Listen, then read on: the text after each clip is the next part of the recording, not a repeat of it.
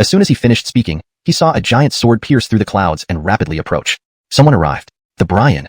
Enrique immediately recognized him. Marty had mentioned him before, and Enrique remembered. On that giant sword sat the most revered figure of Yunxiao sect. Enrique's recognition shocked the others, especially the outer sect disciples. They had only heard tales and never seen him. In an instant, all other outer sect disciples fell to their knees, sincerely kowtowing. "Greetings, sect master," they shouted loudly. "Barton, you've killed again." A cold, emotionless voice rang out, echoing through everyone's ears. Its sound reverberated throughout the space. "I admit my mistake, master." Barton dared not say more but lowered his head and honestly confessed. The sect Brian was strikingly handsome, appearing no more than in his 20s. However, the profound world weariness in his eyes hinted at a life far older than his youthful looks suggested. Standing on the giant sword, he gazed down upon Barton, who stood with his head bowed. The sect master said, "Barton, you killed 2 fellow disciples by accident. But considering your past contributions to the sect, I will punish you as follows. You are forbidden from claiming spirit stones for 5 years, and within 1 month, you must slay 10 demons from Blackwind Mountain. Do you have any objections?" The sect master's voice echoed throughout the Yunxiao sect, ensuring that everyone could hear him. This was the voice of authority within the entire sect, one that everyone revered. His word was law, unquestionable and undisputed. Isn't it too lenient? Shouldn't someone who kills be punished more severely? Barnabas felt most aggrieved at this moment. In a sense, the 2 women who died were his choices, arranged by his father for him. Now, he felt an intense anger building up inside him. He couldn't hold back and knelt down, looking up at the sect master standing on the giant sword. With a respectful yet assertive tone, he asked, "Lord Sect Master, why is the punishment so light for Barton, who killed 2 disciples? And what do you suggest the punishment should be?" The sect master looked down at him, as if he were nothing more than an ant. "Huh." Barton also couldn't help but laugh disdainfully at Barnabas, his face filled with ridicule. Seeing this, Barnabas suddenly felt a chill run down his spine, realizing his mistake. He knew he had spoken out of turn. Still, after clenching his teeth, he seemed to make a huge decision and declared loudly, "A life for a life is just and fair. To seek death." Enrique muttered these words to himself, unable to believe what he was hearing. After all, Barton was the sect master's own disciple. Trying to demand Barton's life here in Yunxiao sect was like a dreamer's fantasy. It was utterly unrealistic. The sect master was undoubtedly the strongest person in Yunxiao sect. Anyone he took as a disciple was surely of exceptional talent, a genius among geniuses. And those whom Barton killed were merely 2 ordinary female disciples. To ask for his life was laughable indeed. Therefore, when Barnabas dared to challenge the sect master's decision, the latter's brow instinctively furrowed. He hadn't expected such defiance from an insignificant ant. Alansat, given his high status, he found it beneath him to argue or explain further. So, the sect master turned his gaze to Enrique and asked, "What is your name?" Enrique thought he might be hallucinating. The sect master was actually speaking to him, a mere outer sect disciple? He hurriedly replied, reporting to Lord Sect Master, "My name is Enrique." "Enrique, huh? Interestingly, you share a surname with a deceased friend of mine, which can be considered a kind of fate. And for some reason, looking at you, I feel an inexplicable sense of closeness. Given this, I will give you an opportunity. If you can achieve first place in the upcoming outer sect examination and even break through to the condensation realm this year, I will take you as my disciple." As these words left the sect master's mouth, the entire crowd erupted in astonishment. No one expected such an offer from the sect master. Even Barton looked visibly surprised. The other outer sect disciples, needless to say, envied Enrique intensely. Despite how slim this chance was, it was still a glimmer of hope. Meanwhile, they didn't even have this slightest of chances. This outcome was far beyond expectation, especially for Barnabas, who stared at Enrique with burning envy. At 17, Barnabas had already reached the 2nd level of the condensation realm and possessed a 4th-class spirit vein. His talent and potential were well known in the inner sect, making him one of its celebrated geniuses. Alansat, he did not get the chance to become the sect master's disciple. And now, Enrique, who couldn't compare to him in any way, had this opportunity. He refused to accept it. He was nearly driven mad by it. "Lord Sect Master, at 17, I have already reached the 2nd level of the condensation realm, while this guy is only at the Hayden extreme realm. Why does he have the chance to become your disciple and I don't?" Barnabas couldn't contain himself and shouted, even questioning the sect master. In his mind, Enrique didn't deserve this. Although talented, Barnabas's excessive arrogance and disrespect infuriated the sect master. "Since you're dissatisfied, then I'll give you an opportunity. Once Enrique becomes an inner sect disciple and matches your realm in the future, you may duel him. Whoever wins, I will take as my disciple. What do you think?" Hearing this, Barnabas was overjoyed and quickly thanked the sect master. In his eyes, this arrangement was almost guaranteed to succeed. Barnabas smirked coldly at Enrique. "If you manage to break through to the condensation realm this year and match my realm, will you dare to face me on the life or death stage?"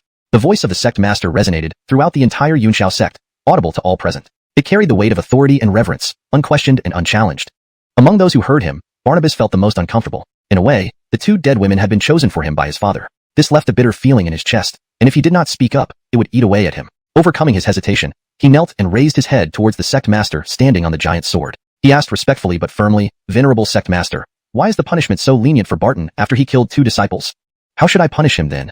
The sect master looked at him as if he were a mere insect. "Huh." Barton also laughed sarcastically at Barnabas's words, mockery evident on his face. Seeing this, Barnabas felt an icy chill and realized he had spoken out rashly. Nevertheless, gritting his teeth as if making a huge decision, he declared loudly, "An eye for an eye. It's only fair." Seeking death. Enrique thought to himself upon hearing Barnabas's statement. How could he possibly challenge Barton, the sect master's disciple? Barton being the sect master's disciple made any attempt to seek his life seem like a pipe dream, totally unrealistic. Who could deny that the sect master was likely the strongest figure in the Yunshao sect? Anyone the sect master took under his wing would be considered a prodigy, a genius among geniuses. And yet, Barton only killed 2 ordinary female disciples. How could anyone seriously expect him to pay with his life? This struck Barnabas's words as utterly laughable. The sect master's brows furrowed involuntarily. He hadn't expected his judgment to be challenged, especially by such a foolhardy insect. Alansat, due to his stature, he chose not to engage or explain further. Instead, he turned his gaze towards Enrique and asked, "What is your name?" Enrique suspected he had misheard. Could the illustrious sect master really be addressing an outer sect disciple like him? He hastily replied, reporting to venerable sect master, "This humble disciple's name is Enrique." "Enrique? It's interesting since you share the same surname as one of my deceased friends, perhaps a bond by fate. Looking at you, I inexplicably feel a strange sense of familiarity. Given this, I shall offer you an opportunity. If you can achieve first place in the outer sect examination soon and break through to the Qi condensation realm this year, I will take you as my disciple." When these words came from the sect master's mouth, the crowd erupted in astonishment. No one had anticipated such an offer from the sect master. Even Barton appeared surprised. As for the other outer sect disciples, they looked at Enrique with envy. While this chance seemed slim, it still offered a ray of hope, a hope they themselves lacked. No one could have predicted this outcome, especially Barnabas, who stared daggers at Enrique, jealousy brimming in his eyes. At 17, he had reached the second layer of the Qi condensation realm and possessed 4th-grade spirit veins, making him a renowned talent within the inner sect. Alansat, he had no such opportunity to become a disciple of the sect master. How unfair. Why does he get the chance when I don't? He is merely a Tianji realm martial artist, while I am already at the second layer of the Qi condensation realm at age 17. Why is he favored over me? Barnabas couldn't help questioning aloud, his tone tinged with defiance. In his view, Enrique didn't deserve this privilege. If Enrique had a shot, shouldn't he have a greater claim? Though Barnabas showed talent, his arrogance and disrespect infuriated the sect master, leading him to dislike Barnabas. "If you feel aggrieved, then I shall give you an opportunity. After Enrique becomes an inner sect disciple and reaches the same cultivation level as you may duel him. The victor will become my disciple. What do you think?" Hearing this, Barnabas felt overwhelmingly pleased and immediately prostrated himself. "Thank you, venerable sect master, for your kindness." In his mind, victory seemed certain. A smug smile graced his lips as he coldly regarded Enrique. "If you manage to break through to the Qi condensation realm and reach the same level as me this year, dare you face me on the deathmatch arena? Disciple acknowledges my mistake." Barton did not dare to say much, but bowed his head and admitted his guilt frankly. The Freddy of Yunshao sect had a strikingly handsome face, appearing as young as in his 20s. Alansat the Tongsong, signs of age and experience, in his eyes revealed he was far from young. At this moment, standing atop a massive sword and looking down upon Barton, who kept his head lowered, he said, "Barton, you have mistakenly killed 2 fellow disciples. Considering your past contributions to the sect, you are hereby punished with no access to spirit stones for 5 years and must slay 10 demons from Blackwind Mountain within 1 month. Do you have any objections?" The Freddy's voice echoed across the entire Yunshao sect, audible to all. This was the voice of the sect's most revered leader, an authority that no one dared challenge. No one could remain unrespected by him. His words represented the rules, beyond question and indisputable. If killing someone were so easily resolved, shouldn't there be capital punishment? Barnabas felt the most discomfort, for in a sense, the 2 deceased women were chosen by his father for him. He harbored resentment deep in his chest. If not expressed, it would feel stifling. Kneeling, he looked up at the Freddy standing on the massive sword and asked boldly, "Freddy, why is Barton's punishment so lenient for killing 2 disciples? How should I punish him then?" The Freddy looked down at Barnabas, as if he were an insignificant ant. "Haha." Barton sneered sarcastically, clearly mocking Barnabas. Barnabas immediately felt a chill run down his spine, realizing he might have misspoken. Nevertheless, after clenching his teeth as if making a huge decision, he shouted, "Murder requires retribution. It's only natural." Seeking death. Enrique thought when hearing Barnabas speak thus. This Igor's senior brother was actually the disciple of the Freddy of Yunshao sect. To demand Barton's life here was a pipe dream, an impossible fantasy. Who was the Freddy? Likely the strongest individual in Yunshao sect. A disciple of such a person must be exceptionally talented, undoubtedly a genius among geniuses. The 2 victims were just ordinary female disciples. Expecting Barton's death was absurdly laughable. Thus, seeing Barnabas speak up, the Freddy's brows involuntarily furrowed, surprised that his judgment was being challenged by this presumptuous ant. However, considering his status, he deemed it beneath him to quarrel or explain further. Turning to Enrique, he asked, "What is your name?" Enrique suspected he had misheard. Could the great Freddy truly be addressing him, a mere outer sect disciple? Hurriedly responding, reporting to Freddy, "This lowly disciple is named Enrique." "Enrique? Curiously, you share a surname with a deceased friend of mine, a kindred spirit indeed. Seeing you gives me an inexplicable sense of familiarity. Therefore, I will give you an opportunity. If you can achieve first place in the upcoming outer sect exam and reach the Qi condensation stage this year, I will take you as my disciple." As soon as these words left the Freddy's mouth, everyone was stunned. No one expected the Freddy to offer such a proposition. Even Barton appeared shocked. The outer sect disciples watched Enrique with envy. Though the chance seemed slim, it was still an opportunity they lacked. This outcome took everyone by surprise, especially Barnabas, whose gaze bore intense jealousy towards Enrique. At 17, Barnabas was already at the second level of the chi condensation stage, possessed fourth-grade spirit veins, and was considered a notable talent within the inner sect. Alan thought he had no chance to become the Freddy's disciple. How could Enrique, a nobody, get this opportunity? He was furious. Why does this person have the chance to be your disciple while I don't? I am 17 and already at the second level of chi condensation, while he is merely a Hayden extreme realm martial artist. On what grounds does he get this chance? Unable to hold back, Barnabas loudly questioned, almost accusingly. To him, Enrique was utterly unqualified. If Enrique qualified, he should even more. Though gifted, his arrogance was unbearable, lacking respect and daring to challenge the Freddy. Since you're displeased, I'll give you a chance. Once Enrique becomes an inner sect disciple and reaches your cultivation level, you two may battle. Whoever wins will be taken as my disciple. How does that sound? Hearing this, Barnabas was overjoyed, bowing gratefully. Thank you, Freddy, for your consideration. In his view, victory was virtually guaranteed. With a smug smile, he cast a cold glance at Enrique. If you somehow manage to break through to chi condensation this year and reach my level, would you dare to meet me on the life and death arena? Chapter 215, Clash. Barnabas not only sought to snatch the opportunity for Enrique to become the master's disciple, but also intended to kill Enrique to avenge Reagan. This was truly malicious and wicked. A battle on the life or death platform, once our realms are equal? Given how eager this person was to kill him, Enrique naturally would not let him off. To allow him to live longer? That was simply out of the question. Thus, Enrique immediately said, there's no need to wait until then. Once I successfully condense my chi, I will come to the life or death platform to take your life. His words genuinely shocked everyone present. Even the Yunxiao sect master couldn't help but glance at Enrique multiple times. What tremendous audacity this kid has. Or perhaps, he was overly confident. Indeed, if this news spread, many would find it laughable. After all, Barnabas was already at the peak of the second layer of the chi condensation realm. By the time Enrique successfully condensed his chi, Barnabas might have reached the third layer. At that point, the gap between them would be even greater, with his chances of victory almost non-existent. Each breakthrough in the chi condensation realm added a new source of spiritual power within the body, doubling the strength incrementally. For this reason, Barnabas laughed out loud. Haha, so be it. If you're so eager for death, I'll definitely oblige when the time comes. Then let us await that day. Enrique also laughed, harboring intense confidence in himself. He understood where Barnabas's sense of superiority came from. To Barnabas, Enrique was just an ignorant outer sect disciple, as insignificant as an ant. But in Enrique's view, Barnabas was nothing more than a cowardly bully who preyed on the weak. Barnabas's talent was even laughable. At 17, he had only just condensed his chi in the resource-rich Yunxiao sect. And Enrique? In a place like the Qin Kingdom, where spirit energy was scarce, he achieved his current cultivation in merely months. Including the future breakthrough, it wouldn't even take a year. Enrique truly couldn't understand what gave Barnabas such a sense of superiority. Suddenly, a voice echoed in his mind. I hope you can give me a surprise. It was the voice of the Yunxiao sect master. But, he clearly hadn't spoken aloud. Surprised, Enrique couldn't help but look up at the sect master. Then he heard another voice. No need to be surprised. This is the method of telepathic communication used by Yuan Dan realm cultivators. Only you can hear it. Now, Enrique understood. He respectfully bowed. Thank you, sect master, for giving me this opportunity. I won't disappoint your hopes. This time, the sect master did not speak but nodded and left using sword flight. Once he was gone, Barnabas couldn't resist taunting. You don't really think you stand a chance, do you? Barnabas saw that Enrique was very confident in his own strength, which greatly annoyed him. This kid was completely unaware of his true self, or thought Barnabas was trash. Even if he didn't reach the third layer of the chi condensation realm, he could still easily crush Enrique. Not to mention, he possessed various secret arts and much more abundant spirit energy, twice as much as Enrique's. This stark difference was a significant demonstration of their strength disparity. Cultivators in the chi condensation realm had limited spirit energy, which determined the power of their spells. Thus, deeper realms meant stronger power. Enrique felt belittled by Barnabas's words. Growing increasingly uncomfortable, he responded, Do you think after condensing my chi, you can defeat me? Let me see reality first. Suppress your strength to the level of a Tianji mirror warrior and fight me. I promise I won't use any chi condensation realm techniques, not even martial skills. Barnabas appeared very confident, intending to make Enrique realize the vast gap between them. However, before he finished speaking, a blur approached rapidly, and a slap struck his cheek.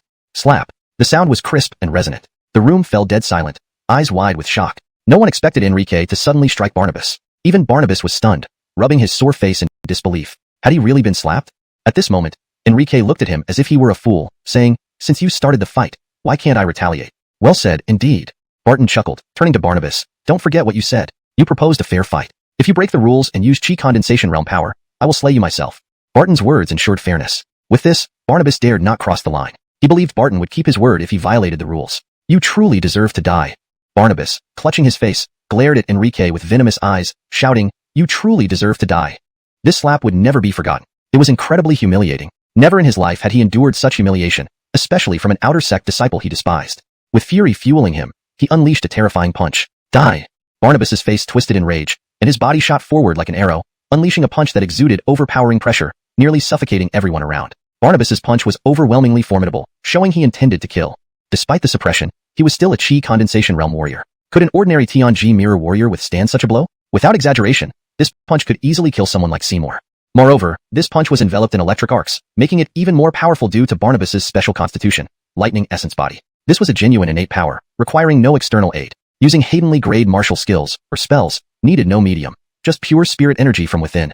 Comparing Kimball, whom Enrique met in the Qin capital and claimed to possess a lightning essence body, to Barnabas, it was a joke. Kimball merely inherited a bit of the attribute from his ancestors, like his heart-piercing thunder technique, which Barnabas could unleash effortlessly without any props. Kimball wasn't even worthy of being compared to Barnabas. This punch was terrifying, yet Enrique stood his ground, not attempting to dodge. Many wondered if he had been scared into immobility. Was that possible? Of course not. He chose not to dodge because he wanted to gauge the strength of Barnabas's suppressed attack. Normally, Enrique wouldn't dare, as there was an insurmountable gap between mere warriors and cultivators. But now, things were different. Barnabas did not dare to use the powers of a cultivator, but only unleashed the strength of a martial artist. This allowed Enrique to dare to experience Barnabas's power for the first time. Next, he chose to throw a punch. Boom! Their fists collided suddenly with a loud roar, as two powerful forces clashed explosively, emitting brilliant light. Whoosh! Both separated, instinctively stepping back. However, Enrique was forced to retreat several steps, while Barnabas staggered back nearly a dozen meters. Clearly, in this head-on clash, Enrique had the upper hand. This fact was evident in Barnabas's changed gaze when he looked at Enrique. He felt utterly incredulous. In Barnabas's eyes, even though he suppressed his power to the level of a martial artist, he was still a Chi condensation realm cultivator. In terms of raw strength, he had an absolute advantage. Thus, Barnabas believed Enrique would be easily crushed in all aspects. But the outcome? He ended up at a disadvantage. Did this mean that if they were at the same level, he would undoubtedly lose and even be crushed? Barnabas truly couldn't understand how a boy from a mundane kingdom could be so formidable. Not only that, after the fist exchange, Barnabas felt his own hands go numb and ache. Is this kid really that strong? Enrique's fist-to-fist clash with Barnabas was genuinely shocking. The outer sect disciples were filled with disbelief in their eyes. No one expected Enrique to gain the upper hand in the fist exchange with Barnabas. Even Barton was impressed. At that moment, he had merely disliked seeing Reagan, an inner sect disciple, bullying an outer sect disciple. He hadn't anticipated witnessing the rise of a true talent through this simple act of kindness. From just this one punch, Barton was certain. If nothing unexpected happened, the future Yunxiao sect would surely have a place for this Indones. To save face, Barnabas couldn't help but praise Enrique. I admit you're strong. Your talent might even match mine. But I will make you understand that the gap between us remains insurmountable for you. Then, he prepared to unleash his strongest move, determined to suppress Enrique, boasting, if I can't defeat you in 3 moves, I concede defeat. Upon hearing these words, Enrique looked at him with mock seniority and sneered, so you know you'll lose in 3 moves. Nice, you've already found yourself an easy way out. Alonso's, I admire your intelligence. Everyone around was startled, sensing that both sides wanted to end the fight quickly within 3 moves to decide the victor. Thus, each of the 3 moves would be all out, intense battles, leaving them nervous yet eager to see what would happen. At the same time, a thought emerged in their minds. Could Enrique really win? Deep down, they hoped Enrique would win. After all, they had no grudges against Enrique. Now, he represented the outer sect disciples. If Enrique could win, it would curb the arrogance of the inner sect disciples and boost the morale of the outer sect disciples. The outcome would be thrilling to imagine. Die! A deep, furious cry came from Barnabas's lips. His expression was cold as he lunged at Enrique for the final clash, enveloped in electric arcs and exuding overwhelming aura, making him seem invincible. Facing this, Enrique remained unperturbed. With calmness, he formed a fist seal and thrust it forward. Though his fist wasn't large, it created a piercing whistle upon striking, incomparably fast. Despite being a simple punch, its force was immeasurable, capable of toppling a small mountain effortlessly. The next moment, the two engaged in fierce and terrifying combat, trading blows rapidly. Having tasted defeat once, Barnabas now gave everything, holding nothing back. 3 moves passed swiftly, barely more than a dozen exchanges. Though the battle was short, every move was deadly, leaving the surrounding outer sect disciples on edge. They were confident that either blow would kill them. After the battle, it wasn't clear who won. From appearances alone, it seemed they were evenly matched. However, post-clash, Barnabas's face was grim, whereas Enrique remained calm. Eyeing each other without another strike, the situation fell into a stalemate. Moments later, Barnabas cast a deep glance at Enrique, turned to leave, and left a message. It seems I underestimated you, managing to hold your ground against me for 3 moves. Therefore, I count this as your victory. But once you break through to Chi condensation, it will be your fatal day. Hearing this, everyone was surprised. They never imagined such haughty inner sect disciples would say something like this. Nor did they expect Enrique to actually last 3 moves against Barnabas. Barton couldn't bear to hear Barnabas's shameless words and couldn't help but sneer, hey, hold on, we need to get this straight. With a swift movement, he blocked Barnabas's path, stopping him from leaving. Barnabas's expression soured as he coldly stared at Barton blocking his way. Senior brother Igor, why are you blocking my path? Heh, you can leave if you want, but we should clear this up, right? What do you mean by counting Enrique as the winner? Barton chuckled coldly. Those outer sect disciples may not notice anything, but do you think I can't tell? If you don't spit out that mouthful of blood and admit you lost to Enrique today, do you think I'll let you walk away? Chapter 216. The anticipated battle. Upon hearing this, Barnabas's face immediately turned ashen. He angrily retorted, "He's just an outer sect disciple. How could he possibly injure me? Senior brother Igor, are you deliberately humiliating me with these words?" In response, Barton remained unperturbed and earnestly warned, "Junior brother Chin, don't get angry. I'm doing this for your own good. If you don't expel this internal bruising in time, it might leave you with lingering injuries." At that moment, the onlookers were truly moved by those words. They began to doubt whether Barnabas had indeed been injured. After all, Barnabas had suppressed his cultivation level, but he was still at the condensation realm, while Enrique was a genuine Hayden extreme realm martial artist. If Barnabas was really injured, how terrifying must Enrique's combat prowess be? Of course, most people didn't believe it. Especially Morris, he was even more skeptical. He knew all too well the gap between the Hayden extreme realm and the condensation realm. Throughout the Yunshao sect's 1,000-year history, there had never been such a case where any genius, no matter how dazzling, could bridge this gap. It was a chasm of life and death, not something trivial or easily achieved. In the face of absolute cultivation suppression, everything else seemed insignificant. But even if Barnabas had not emerged victorious and still suppressed his true strength, Enrique, as a newcomer, was already enough to instill deep respect. After all, he had defeated Morris, the second strongest outer sect disciple. Now, facing off against the inner sect genius Barnabas without falling behind, it was indeed intimidating. This was hard for them to accept, given the immense psychological blow. Enrique had only been a disciple for so long, yet he had risen so rapidly and unknowingly defeated Morris, the second strongest outer sect disciple. Such talent and combat ability would make anyone tremble upon hearing about it. Wouldn't he defeat Arno, the first among the outer sect disciples, at the upcoming outer sect evaluation? They dared not even imagine it. The mere thought of a Hayden extreme realm disciple challenging a condensation realm cultivator was beyond their comprehension. Alansat Enrique managed to hold his ground without showing any disadvantage. Thus, many people looked at Enrique with awe, especially when they saw what Enrique did next. They were utterly shocked because it was something they had never dared to imagine. Since senior brother Igor has said this, then let me see it for myself. Enrique suddenly swung a punch at Barnabas. He knew this move couldn't catch Barnabas off guard, so he used all his strength, unleashing an incredibly powerful strike to force Barnabas into a direct confrontation to determine the winner. Sure enough, Barnabas immediately dodged and retaliated with a full-force punch. The 3 previous exchanges had made him no longer underestimate Enrique. However, due to Barton's warning, Barnabas did not dare to use his condensation realm strength.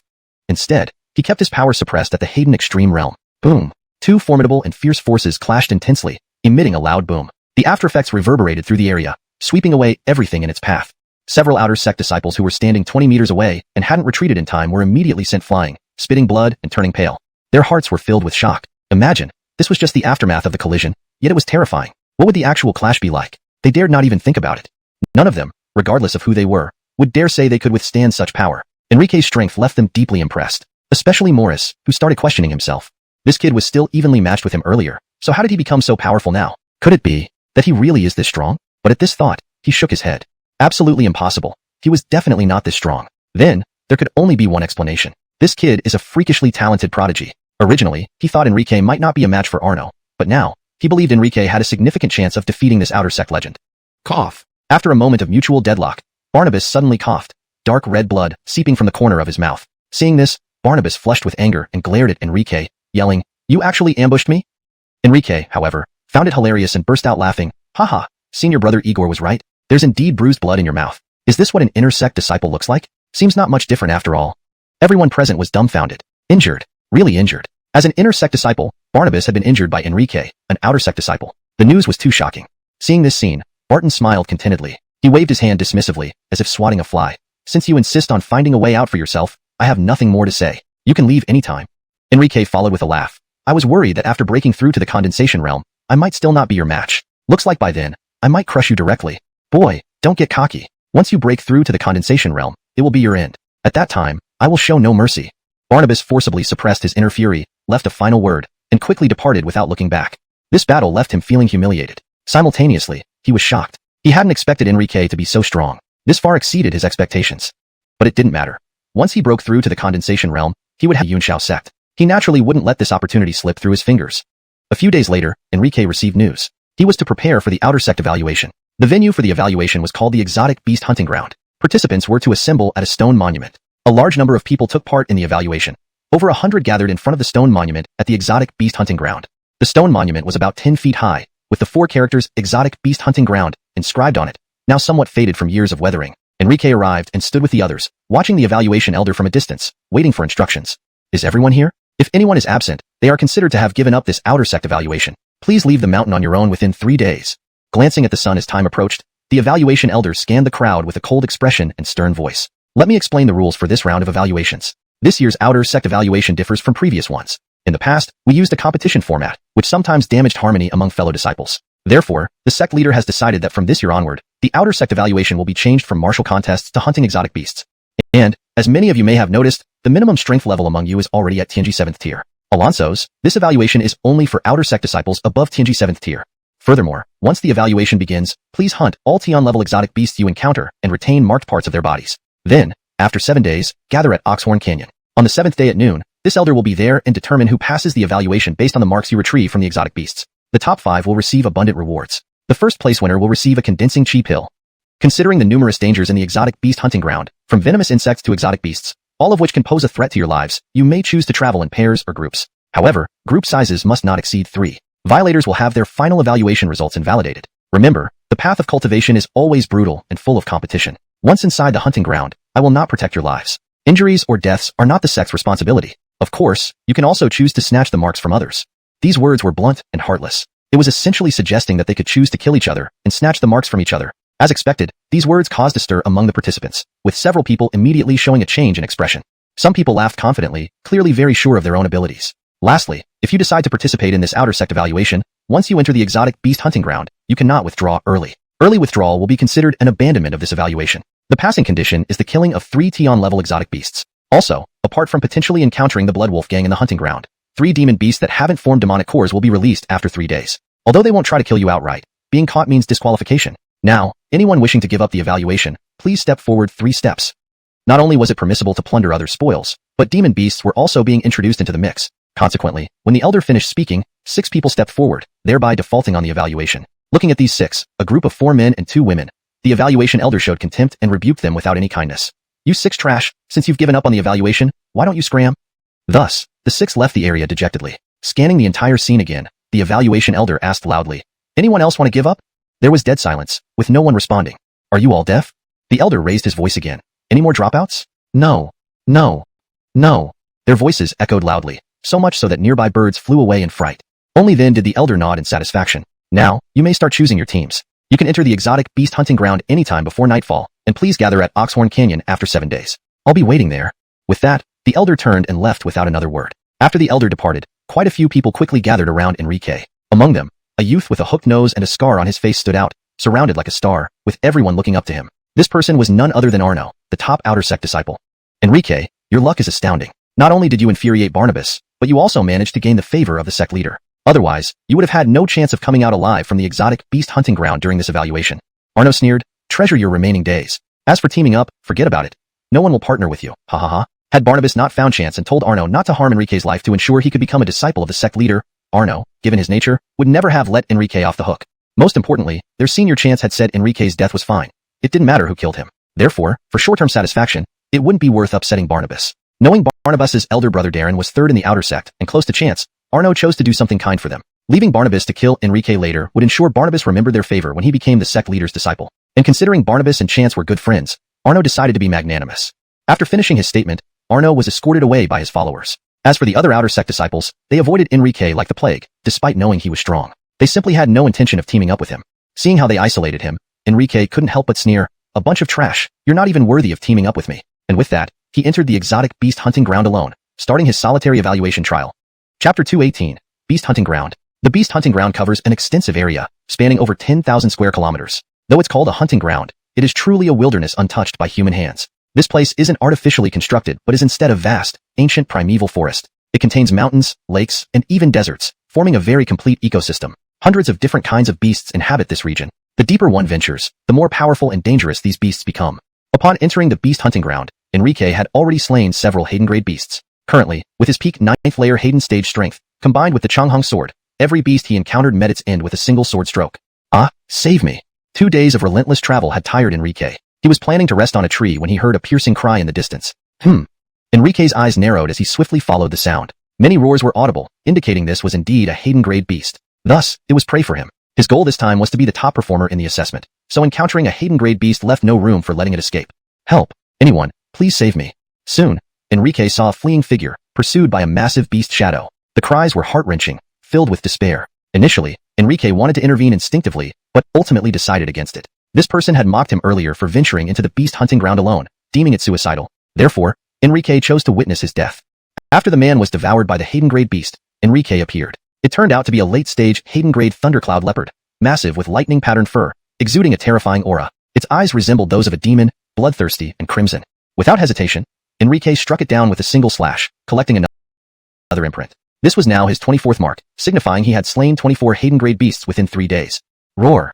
Another leopard's roar echoed from a different direction. Another one. Enrique swiftly pursued. He then saw 2 8th-layer outer sect disciples fall victim to the leopard. Again, he did not act. Only after their demise did he appear to slay the second thundercloud leopard. Damn, Enrique, you're really amazing. Suddenly, a cheer sounded nearby. Looking over, Enrique saw a fat youth climbing out of the grass. Around 20 years old, covered in twigs and leaves, wearing a bamboo hat, he approached with a pleading smile. Enrique, you're incredible. Killing a thundercloud leopard with one strike. I think you're the top outer sect disciple. Puzzled, Enrique asked, are you Gary? Shocked, Gary responded. You actually recognize me? Enrique admitted, I only know the 10th-ranked outer sect disciple is described as a rather hard-to-describe fatty. Gary was indeed very overweight, his face like a basin, and his arms thicker than Ferdy's thighs. 3 Enriquez would probably weigh as much as Gary, who looked like a big meatball from afar. Seizing the moment, Gary suggested, Lou brother, since we've met, why don't we team up? No thanks, I prefer solitude. With a cold look, Enrique rejected him. Do you really not want to team up? Boring. As Enrique turned to leave, a wolf's howl echoed behind him. He froze, turning back to see Gary grinning at him. Lou brother, I have beast attractant. If you join me, Hayden-grade beasts will come seeking us instead. Gary revealed a small box emitting an unpleasant smell, the dried blood of herbivorous beasts. Soon, another deafening roar was heard. If you have that, I might reconsider. Enrique's interest peaked. Getting beasts to come seeking them was better than searching. Gary assured, rest assured. All imprints go to Lu Xiao as a token of friendship. With the beast attractant, Hayden-grade beasts soon arrived. In less than an hour, the area was soaked in blood. Just as they planned to move on, Enrique sensed an overwhelmingly sinister aura approaching. It's here. A towering beast shadow appeared before Enrique. It stood upright, a black emperor ape. Black emperor ape. Gary swallowed nervously. The black emperor ape, a supreme-grade Hayden beast, was known as the king among Hayden-grade beasts. Even ordinary chi condensation realm cultivators felt fear facing such beasts. Apart from intelligence, they differed little from demons. Standing 2 zhang tall, the ape's appearance was ferocious, and it carried a strong bloody scent. Instead of fur, its body was covered in scales, dark and gleaming like metal under the sunlight, resembling sharp blades. Its bloodthirsty eyes stared coldly at Enrique and Gary, exuding terrifying killing intent as a formidable aura erupted from within. To your death. Startled, Gary shouted, his voice shaking the air, momentarily stunning both the black emperor ape and Enrique. Unexpectedly, as the ape lunged forward, Gary turned and ran, faster than a hare. Enrique, thinking he would fight, was shocked. Lou brother, run. The black emperor ape is the strongest beast in the hunting ground. Together we can't stand a chance. Run or we'll die. Gary hurriedly shouted while running faster. Despite his bulky frame, his speed was impressive, moving nimbly like an obese monkey. Is this beast really so powerful? The strongest in the hunting ground? Initially wanting to try his luck, Enrique reconsidered upon learning the black emperor ape's reputation and quickly fled. Their speed was great, and the black emperor ape's movements were relatively slow. Soon, it lost track of them. Ultimately, in a fit of rage, it could only pound its chest wildly, roaring incessantly. The sound reverberated far and wide, causing countless beasts to tremble in fear. Damn, Brother Lou, we can't just stay in one place hunting Hayden-grade beasts anymore. Otherwise, we might end up attracting that black emperor ape again. 20 li away, the two had fled into another old forest. Gary was sitting on the ground, panting heavily and cursing his bad luck non-stop. Such high-speed running put quite a strain on the body, especially for someone as fat as him. Even though he was a martial artist, he still needed some rest. This efficiency is still a bit too low. That elder said we're allowed to seize others' imprints. I think we should head straight for the Horn Canyon and wait for them to come. The idea of seizing imprints had already stirred something inside Enrique. Brother Lou's suggestion isn't bad. Arno has already started seizing others' imprints. If you don't do the same, you'll never catch up with Arno. Gary agreed, knowing this firsthand as he had been robbed by Arno before they met. He had barely sat down when he suddenly screamed and sprang up immediately.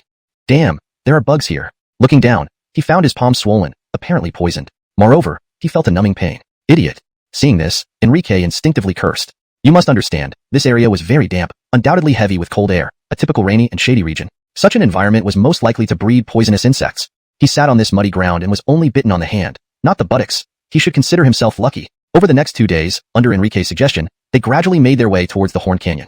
Along the way, the duo cooperatively hunted many demons. Enrique did the killing while Gary lured the beasts. Together, they accumulated 43 imprints. As they approached the Horned Canyon, their destination, everything became eerily silent. No demons were found. For some reason, Gary had a terrible premonition. He couldn't help but say to Enrique, Brother Lou, demons have appeared. Is there a possibility that those 3 demons are already waiting for us in the Horned Canyon?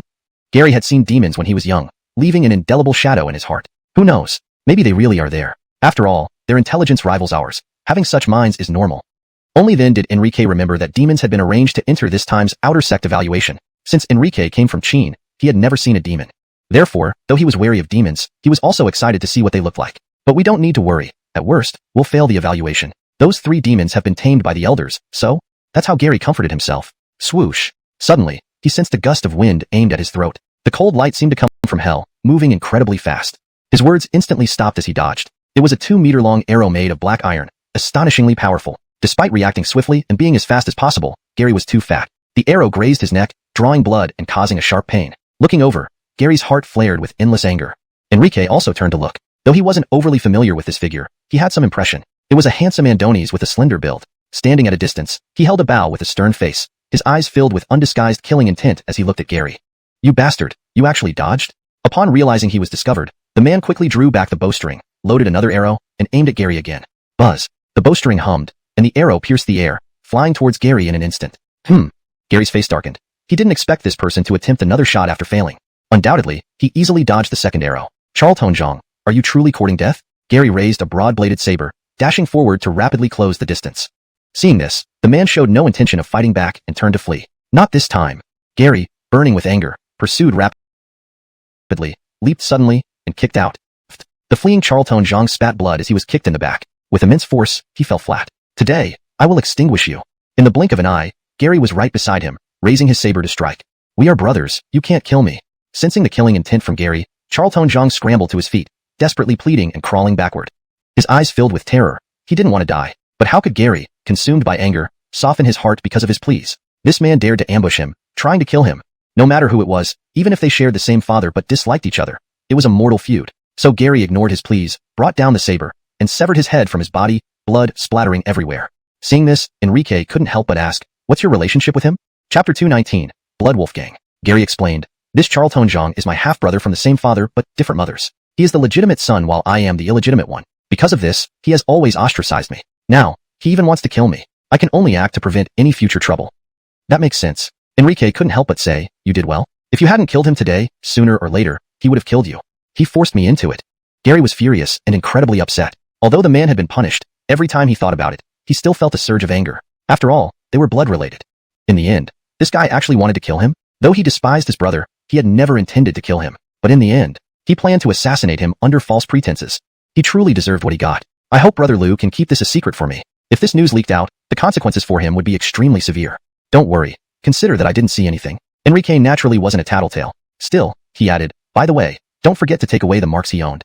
"Got it," Gary honestly replied and began sorting through. There were 11 marks in total, which was quite a substantial haul. Enrique didn't know how to comfort people. After some thought, he finally just patted Gary on the shoulder. "Dead is dead. Don't take it to heart. These marks belong to you now. You've already passed the outer gate test sufficiently. We should set off immediately for Oxhorn Canyon and prepare to snatch other spoils."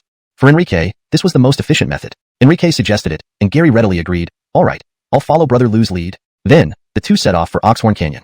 As night fell, the journey became monotonous and desolate, with very few beasts encountered. Instead, they saw signs of a recent struggle covered in blood. They decided to find a relatively safe place to rest, planning to continue their journey the next day. "Brother Liu, look, what's that?" Suddenly, Gary pointed at something far ahead, making a discovery. Looking in the direction he indicated, not too far from them, they saw several points of firelight in the darkness. It seemed as if something had been set ablaze, sending up rolling smoke.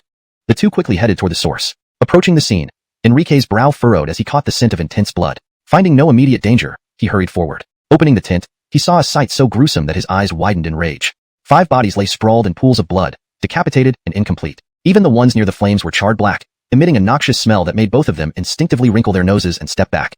These 5 individuals were undoubtedly other disciples participating in the outer gate examination. "Save me!" A feeble cry of suffering came from nearby.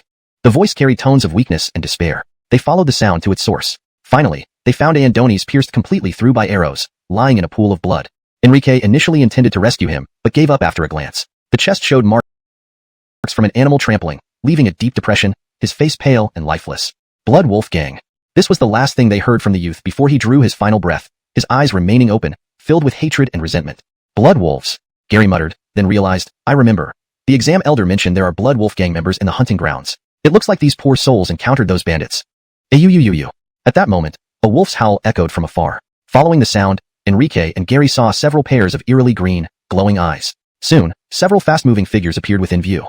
Without doubt, the Blood Wolf Gang members had arrived. These Blood Wolf Gang members were burly men, exuding heavy malevolent energy, with countless lives on their hands. Each of them bore a ruthless gaze, clearly evil men. At that moment, they rode atop fierce wolves, their eyes fixed on Enrique and Gary. The wolves' fur was a fresh red like blood, their green eyes merciless and cruel. Especially their cries were chilling, eerie under the moonlit sky. Oh, another pair of Cloud Peak sect's Outer Gate disciples. On the back of an especially large and ferocious wolf, sat an ugly Kenneth with a vicious demeanor. He stared boldly at Enrique and Gary. His eyes gleamed with bloodlust and murderous intent, his voice rough and gruff. Positioned at the front, he seemed to be the leader, radiating terrifying killing aura. Sky Extreme Realm, 9th Layer Peak. Enrique and Gary ignored him, slowly standing up, their gazes cold and indifferent, fixed upon him. For some reason, the leader, under Enrique's stare, felt as if struck by lightning, shivering uncontrollably. Steadying himself, he pointed at Enrique with his long saber, taking advantage of his elevated position on the wolf's back to bark. "Brat, didn't you hear me?" His ferocity was overwhelming, his expression full of menace, undoubtedly a vile person. Additionally, his wolf beneath emitted a low growl, revealing fangs as sharp as daggers. These were blood wolves, a more savage and larger breed compared to ordinary wolf-type demons, making them even more dangerous. For example, the blood wolf he rode stood over 2 meters tall, more menacing than any common tiger.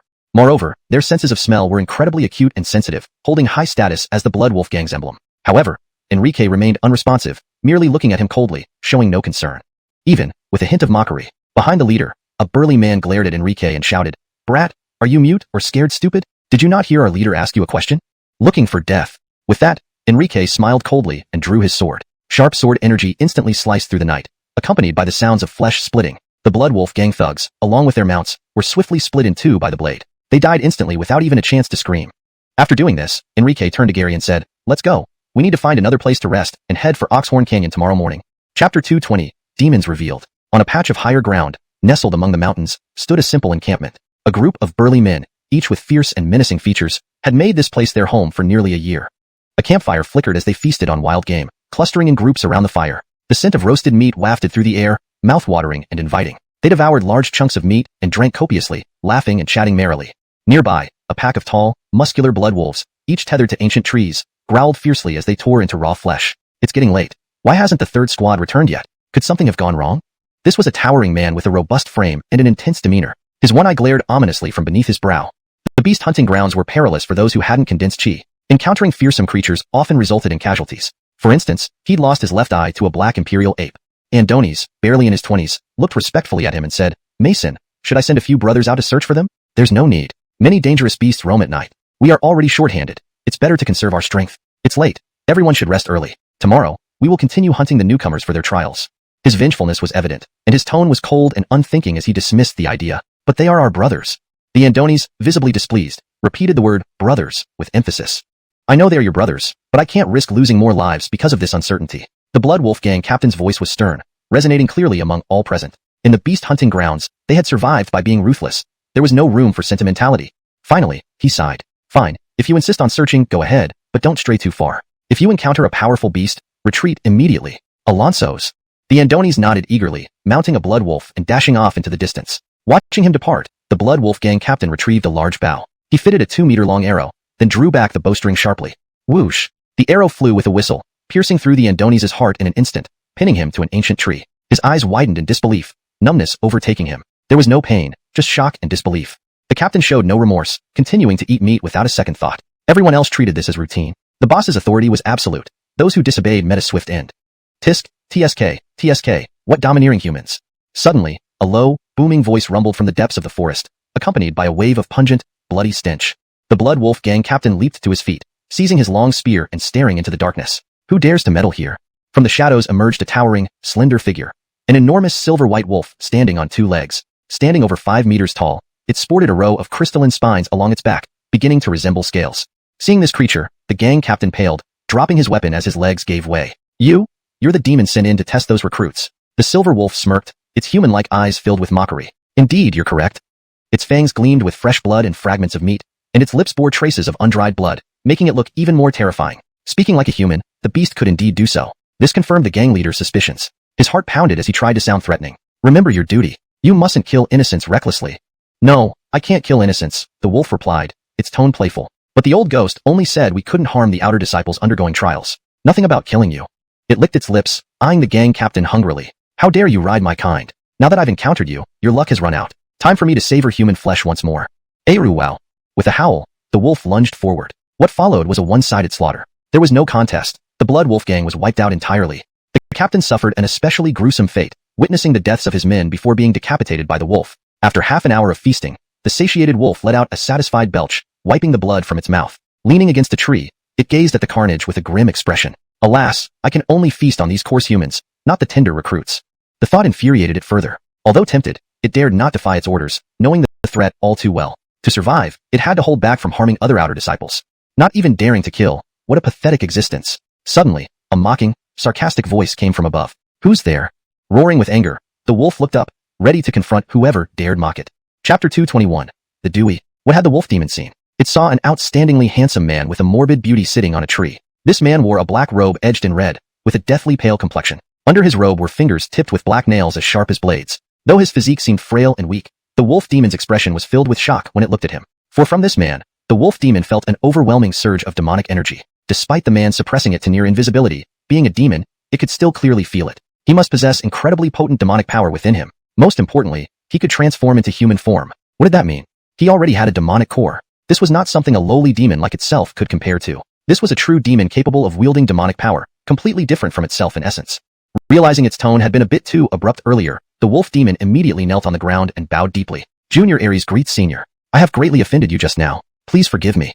Its body trembled uncontrollably. The wolf demon knew very well that this demon, who possessed a demonic core and could transform into human form, could easily kill it with a mere gesture. Thus, it took on a very humble attitude and knelt down right away. You little wolf, your demeanor is indeed proper and quite sensible. The pale-faced man chuckled lightly, showing great magnanimity. He gracefully leaped off the tree. With cold, emotionless eyes, he looked at the wolf demon and said, if it weren't for your usefulness to me, I would have devoured you alive to savor your freshness. Leader? What did that imply? This was a demon with backing and power. The wolf demon, being quite intelligent, instantly understood the other party's identity from his subconscious remarks. Leader, if you have any tasks, please command me. I will face any danger. It quickly added, if Leader wants to taste fresh prey, I can guide you to a sheep and a pig. Clearly, these were the two demons the elder released. Though this leader possessed a demonic core and was already a powerful demon, eating other demons wasn't an easy feat. Such opportunities were rare. To do so, one needed to be enemies with another faction. Otherwise, being of the same faction, how could it dare act recklessly? Thus, upon hearing it might get a chance, the leader stepping on its head instantly cheered up and revealed a rare smile. If you can make me taste fresh prey, I may let you join in as well. Thank you, Senior. Thank you. The wolf demon expressed gratitude repeatedly, lowering its head deeper, not daring to lift it. The wolf demon had long been coveting those two prey. 4 demons of their level. Before obtaining a demonic core, strength differentiation was simple, based on species. Being a wolf, sheep and pigs naturally weren't its match, but killing them required time. Unfortunately, losing its freedom after being caught by human cultivators, how could it dare act rashly? Although entering the monster hunting field offered an opportunity, those two were wary of it and always acted together. Against one, it had confidence, but against two, it wouldn't stand a chance. Thus, it abandoned the thought. Moreover, it harbored a significant question. Wasn't the monster hunting field under the jurisdiction of Yunshao sect? How did such a powerful demon end up here? Senior, why are you here? Could it be that you were also captured by Yunshao sect's cultivators? The wolf demon asked cautiously, fearing to offend the other's dignity. Do you think why I could roam free for over 300 years, consuming thousands of humans yet remaining unharmed? That's because my true form is the Dewey, adept at hiding. Soon, I will gain my 4th demonic core, increasing my power dramatically. The transformed demon laughed disdainfully and spoke confidently. Unless Yunshao sect's elders capture me personally, those useless disciples have no hope of succeeding. 9 out of 10 would end up as my blood meal. His tone was arrogant, but full of confidence. After all, committing evil deeds for centuries without suffering damage, how could it be an ordinary demon? Hearing this demon was about to have 4 demonic cores sent a wave of shock through the wolf demon. He exclaimed hurriedly, Senior is mighty and strengthens our demonic might. Then he pleaded, since Senior can enter this hunting field, you must be able to leave easily. If you help me regain my freedom, I am willing to serve you for life. To encounter such a powerful demon about to obtain 4 demonic cores, the wolf demon believed this was its opportunity. It must seize it. The Dewey lifted its foot off the wolf demon's head. Seeing the extremely respectful kneeling wolf demon, it nodded. Wanting freedom depends on your performance. If you help me capture all the human brats during this trial and show me your value, then you can have your freedom or serve me. All at once. The Dewey's words made the wolf demon gulp deeply. That was bold. And what great enmity to kill everyone. This made it have a bold guess. The wolf demon asked cautiously, could Lord be from Blacktooth Mountain? The Dewey glanced upward. You little wolf knows my origin? The only place with such deep enmity towards Yunshao sect should be Blacktooth Mountain. Hearing this, the wolf demon continued. When I learned Blacktooth Mountain would be attacked by Yunshao sect, I wanted to join, hoping to contribute. But I was captured by Yunshao sect cultivators halfway. Ah, so you had intentions, the Dewey replied. It knew half of what the wolf demon said was true, half false. But since it intended to join Blacktooth Mountain, it didn't expose the lie. After all, useful and smart minor demons were valuable. So you entered the monster hunting field with a mission. What was it? Chapter 222, Oxhorn Canyon. The wolf demon hurriedly replied, reporting to my lord, Ailbe's task was to eliminate the outer sect disciples. Moreover, there was a special mission, to specifically target a handsome and young human boy. That old ghost Xingqi told us that if any one of the three of us could capture him, only that one would have the right to live. It was fated that only one among them would survive. Or perhaps all would die. Tisk, TSK. Sending the three of you to catch him means this kid must be under special attention, doesn't it? The Ganon instantly understood. This must be a talented human. Otherwise, why would they single him out for such training? The wolf demon nodded vigorously. Alonso's. This boy is definitely a genius. It seems he deserves to die 10,000 times over. Each genius represented a potential threat to their demonic future. Therefore, eliminating geniuses wasn't just about competition between human sects, but also applied to demons. They all chose to nip threats in the bud. Alonso's, he must die. The Ganon smiled. But we don't know where he is. Anyway, they'll eventually head to Oxhorn Canyon. If so, he won't be able to escape when the time comes. We should set off for Oxhorn Canyon now and wait for him to come to his doom. As he spoke, the wolf demon noticed the throat of the Ganon, who had taken on a human form, move. There was saliva faintly dribbling from the corner of its mouth. It immediately understood what that meant. It was craving food. The wolf demon hurriedly said, "If so, my lord, please follow Ailbe to Oxhorn Canyon. After all, whether it's those two prime blood meals or the young human, they are all awaiting your tasting." Speaking, the wolf demon kneeling on the ground couldn't help drooling. This demon capable of transforming into a human had said that it too would get to taste. The Ganon looked at it, subconsciously wiping away the saliva from the corner of its mouth, then ordered, "Lead the way. I, your leader, have already devoured over a dozen young humans in this monster hunting ground. Once I eat that human genius and reach 100, I will have barely completed the great king's task, after which I can take you back to Blacktooth Mountain." "Thank you, my lord. Thank you, my lord." Without raising its head, the wolf demon quickly thanked him, then stepped forward to guide the way. But it reconsidered, deeming it improper. Then, the wolf demon rapidly lowered itself on all fours, kneeling before the Ganon, pressing its head against the ground, respectfully saying, "My lord, please sit here."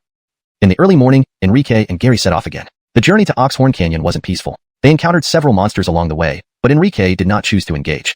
Gary, however, started taking action. If any blocking monsters couldn't be swiftly dealt with, Enrique would intervene. After a long journey, as the duo arrived at Oxhorn Canyon, it was nearing dusk. The sky was filled with a vast expanse of fiery clouds, tinged with a bloody red hue. Oxhorn Canyon, seen from afar, resembled a pair of bull's horns, hence its name. Upon entering Oxhorn Canyon, Enrique reminded again, "Be careful, something feels strange." It was eerily quiet, so quiet that even birds weren't visible in the sky. There were no signs of demons. Enrique and Gary ventured deeper directly. Whoosh!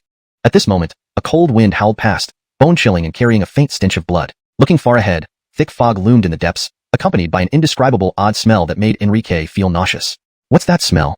Gary also smelled it, feeling equally uncomfortable. "Let's go see. Perhaps someone who arrived earlier is cooking something, maybe to repel demons?" Enrique voiced his speculation. However, upon reaching the canyon's depths and seeing the source of the fog, both men froze. Their pupils contracted sharply. They witnessed a scene they would never forget. The fog came from a large black cauldron, several meters wide. Beside the cauldron stood a massive figure, a silver giant wolf standing upright. Nearby, bloodstains marred the area. The water in the cauldron boiled, crimson red like blood, with 3 human heads floating on top. They were actually boiling people. Such a horrifying sight felt like hell descending. Enrique and Gary instantly vomited. Additionally, not far off, were a dozen bound outer sect disciples. At that moment, their eyes were filled with fear and numbness, mouths gagged, struggling frantically and moaning helplessly. One person particularly caught Enrique's attention. It was Arno, the top-ranked disciple of the outer sect. Now, he was nearly reduced to being demon fodder. What truly shocked Enrique visually was the man standing beside the large cauldron, pale-faced, frail-looking, yet handsome, wearing a black robe with red trim. He held a human leg bone in his hand, feasting greedily, enjoying every bite. He was eating a human. Enrique watched him. The man noticed him as well. He turned his gaze to Enrique with a smile, though the exposed fangs made the smile look grotesquely cruel. Enrique instantly understood. This guy isn't human. No wonder he was eating humans. He's a demon capable of transforming into human form. Danger. Extremely dangerous. Enrique knew very well that demons capable of transforming into human form were exceptionally powerful. Moreover, upon spotting Enrique, the silver wolf pointed at him and shouted, "My lord, it's him, it should be him." This kid fit the description perfectly. Confronted with such a terrifying scene, Gary was utterly terrified, trembling legs. He instinctively hid behind Enrique, speaking shakily, "Elu brother. This is a demon that can transform into human form." Even without him saying so, Enrique understood. This man exuded a strong demonic aura and a pungent blood smell. This was the lingering scent from recent killings. The wolf demon behaved like a subordinate before him. Undoubtedly, this was an extremely powerful demon. Alansat, the elder in charge, had clearly said only 3 small demons incapable of transformation, so why was this one here? Only one explanation was possible. He sneaked in. That was the only explanation. Otherwise, it made no sense. For a moment, Enrique felt an overwhelming sense of death. "You, demon, have quite the audacity to invade our Cloud Peak sect territory. Are you tired of living?" Despite his inner terror, Enrique remained composed, glaring at the Ganon, loudly rebuking, "You wretched beast, do you want to die?" Don't you think it's best to flee now? Chapter 223, The Consequence of Greed. Heh, do you think you can scare me away with this? The Ainsworth's voice was full of disdain. Your Cloud Peak sect attacked my Black Tooth Mountain, causing massive casualties. My purpose here is to make you understand what it means to pay blood debts in blood. Then, he added arrogantly, moreover, that old ghost Xingqi has no clue about my whereabouts. Otherwise, I wouldn't be feasting here now. He only dares to come by noon tomorrow. Now, I am the ruler of this place. As he spoke, he resumed eating and kicked the wolf demon's buttocks, ordering, I'm giving you a chance. Bring these two boys to me. Huh. Seeing the wolf demon hesitate, the Ainsworth's expression turned cold instantly. They are just two boys who haven't even reached the chi condensation realm. If you can't handle them, then your fate will be like theirs. The wolf demon shuddered involuntarily. It still remembered that scene vividly. They were devoured alive. And it wasn't fear but a momentary shock that made it hesitate. Therefore, upon receiving the command, it opened its mouth wide and charged fiercely towards Enrique and Gary.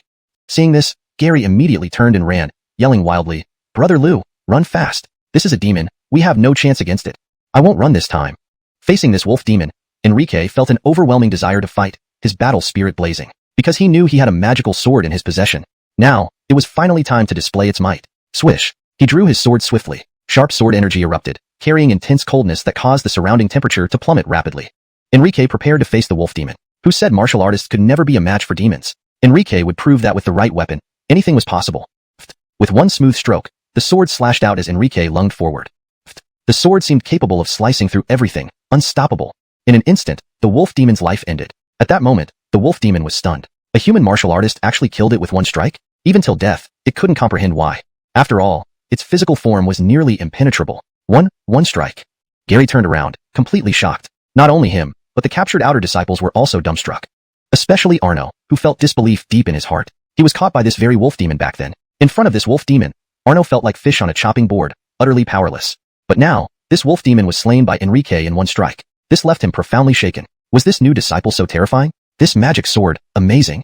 The Ainsworth was also stunned by this spectacle. The power of the sword was truly horrifying, and its grade must be high. Only a high-grade magic sword could generate such power through its sharpness, allowing a martial artist to easily kill a wolf demon.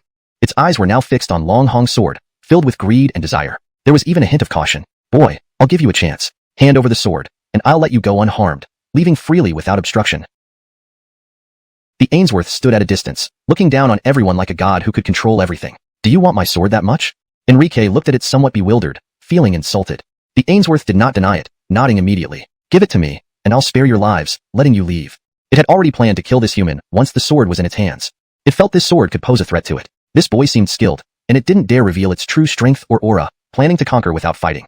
Enrique found it amusing. Hand over the sword, remove your hesitation, and then kill me? Very well, then I, the leader, will kill you and take the sword myself. Roaring angrily, the Ainsworth's body began to transform from human to a standing ape, standing nearly 2 meters tall, covered in black scales that shimmered like metal. All black except for its stark white face, creating a striking contrast. Its face was hideously ugly, like a fierce ghost, surely scaring children into nightmares.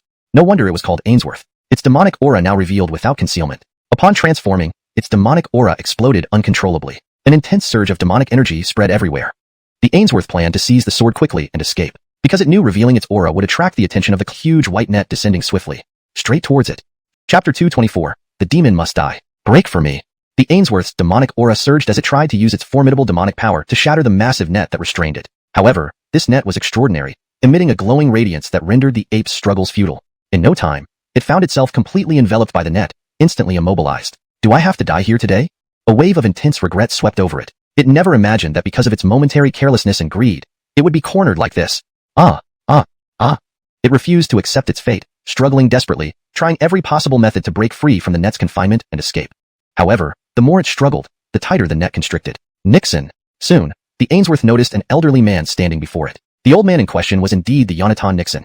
Of all creatures, it's you. Sensing the demonic aura, Elder Nixon rushed over. Upon seeing the Ainsworth, his expression changed abruptly. He glanced at the bloodshed nearby and the floating skulls in the pot, the air filled with a bloody stench. What did this signify? The pot likely contained human blood. Seeing the outer disciples tied up around the area, Elder Nixon flew into a rage. You beast, how dare you come here to commit atrocities? Do you think your Black Tooth Mountain is ready to be wiped out?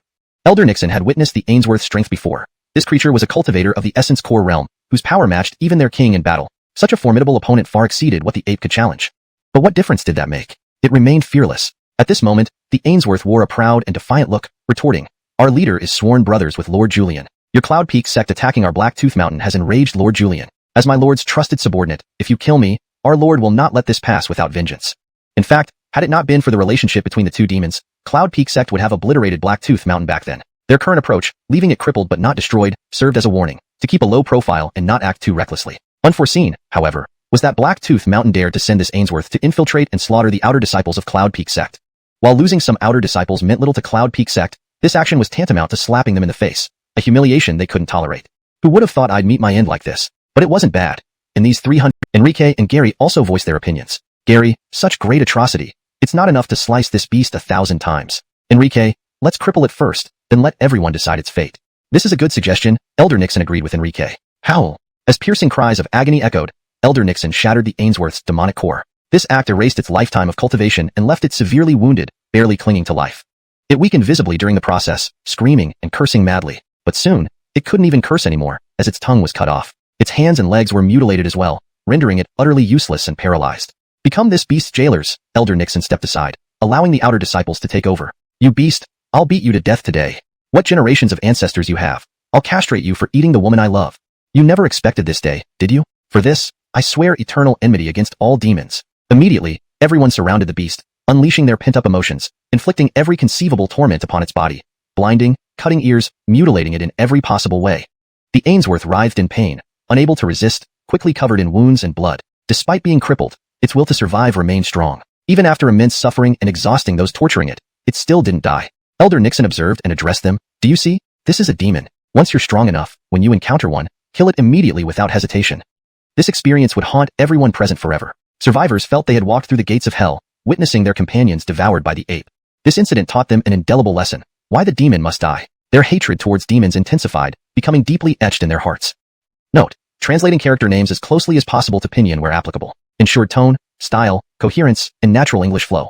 Chapter 225. Breakthrough interrupted. Finally, after Leaf conducted an investigation and gathered statistics, he discovered that the surviving outer sect disciples shared a common trait. Their skin was relatively rough. Leaf speculated that this might be because they had poor skin care, making them unappetizing to the Ainsworth, which allowed them to survive. Meanwhile, most female disciples with delicate skin were eaten first.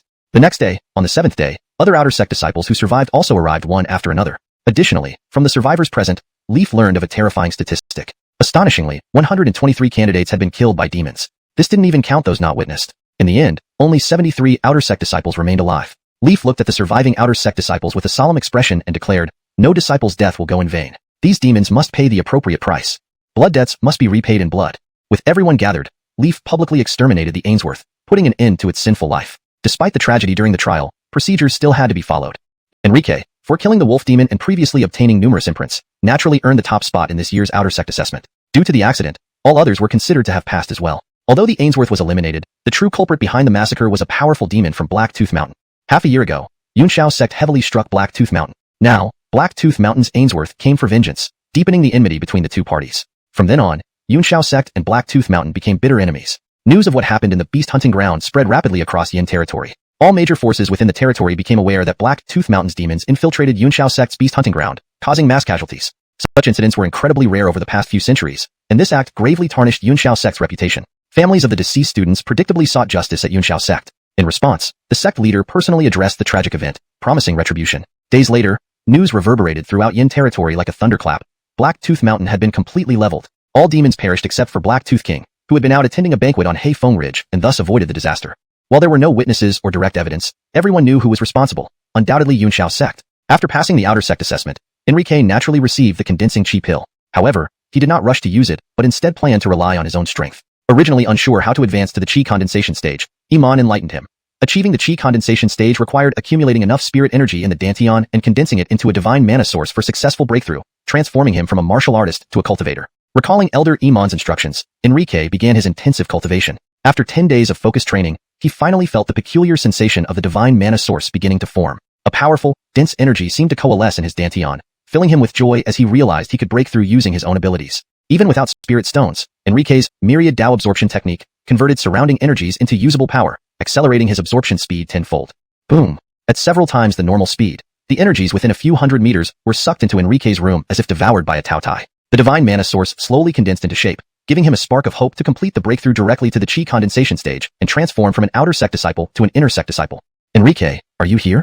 Just as Enrique's divine mana source was about to form, a loud bang echoed as his door burst open, immediately startling him. He couldn't believe someone had disturbed him. He had explicitly stated that he should not be disturbed while cultivating. Alansat, he was interrupted. In that instant, Enrique spit out a mouthful of blood, breaking his meditative state. Disturbing a practitioner during a breakthrough can ruin everything or worse, cause spiritual damage or even death. Thus, this interruption nullified Enrique's hard work over many days. His heart burned with anger as he snapped, "Who is it?" A gray-haired elder stood before him, looking wise and kind, yet appearing arrogant when faced with Enrique's enraged expression. "I am Franco, the elder responsible for the outer sect under the law enforcement hall. You may call me Abdullah." The sword was also Enrique's sword. What did his words mean? Was he planning to take it for himself?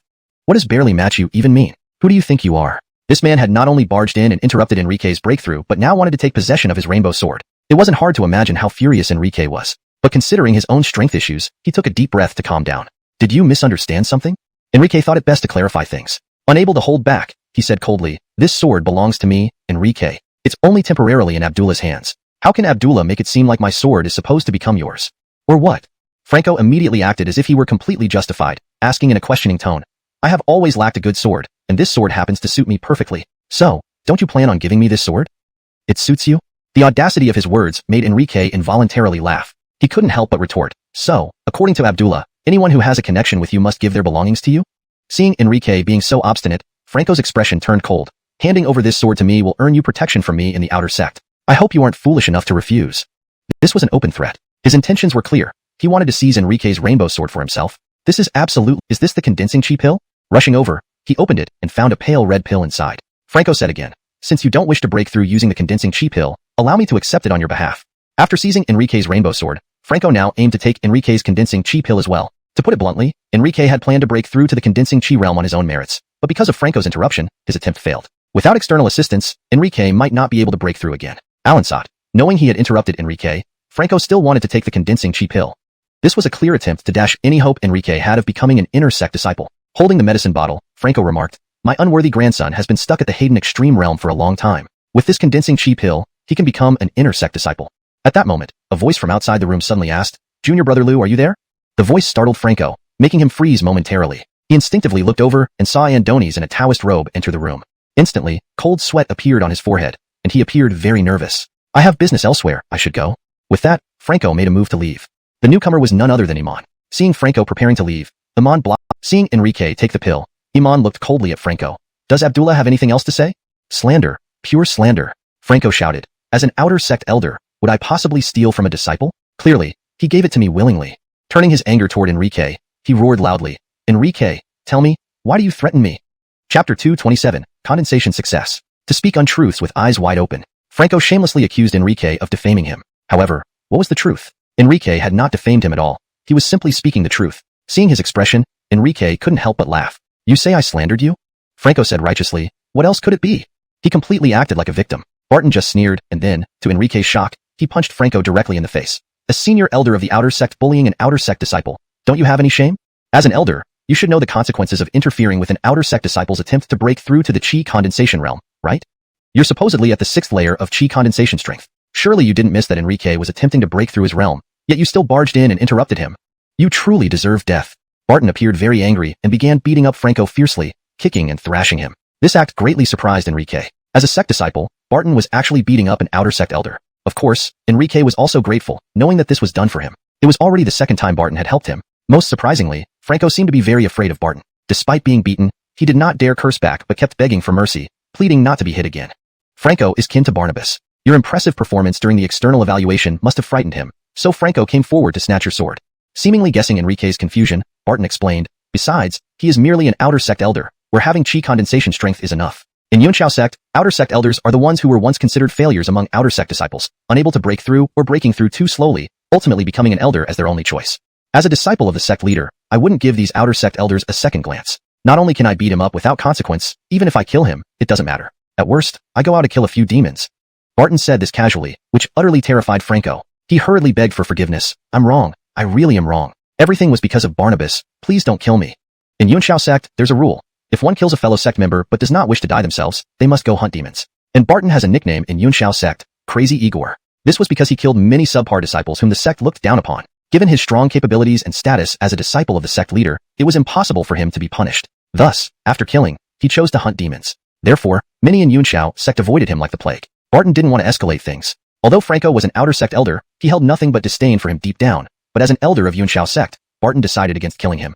Instead, he commanded, "Leave everything that shouldn't be here, then kowtow 3 times to Enrique and admit your wrongdoing, and you may leave," making him kowtow to a mere outer sect disciple. Franco felt humiliated. Had it been to Barton, he would have hesitated not a bit. But to Enrique? For a moment, he remained frozen, unwilling. "Well?" Barton immediately rebuked. "What are you waiting for?" His eyes turned cold, and a wave of killing intent surged forth. Knowing Barton's reputation, Franco knelt down before Enrique and kowtowed 3 times, saying, "I'm wrong, I'm wrong, I'm wrong." Satisfied, Barton dismissed him. "Go." With that, he kicked Franco out of the room. Turning to Enrique, Barton proposed, "Brother Lou, your breakthrough was disrupted by this dog and failed. You might have suffered foundational damage. How about we make a deal? I'll perform a baptism for you if you agree to do something for me. What do you think?" Enrique asked instinctively, "What do you ask?" Barton responded seriously, "I need you to help me kill Mr. Heath in the future." Mr. Heath, whom Enrique heard about from Marty while in Qin, was a powerful demon from Blackwind Mountain, stronger than even the Yunxiao sect leader. His father, the first demon of Yin territory, was the old black dragon. Without hesitation, touching Mr. Heath was beyond reach. Alan sought. Now Barton was asking Enrique to help him kill Mr. Heath in the future. Enrique couldn't help but ask, "Brother Igor, Mr. Heath is the offspring of the old black dragon. Are you sure you want my help to kill him?"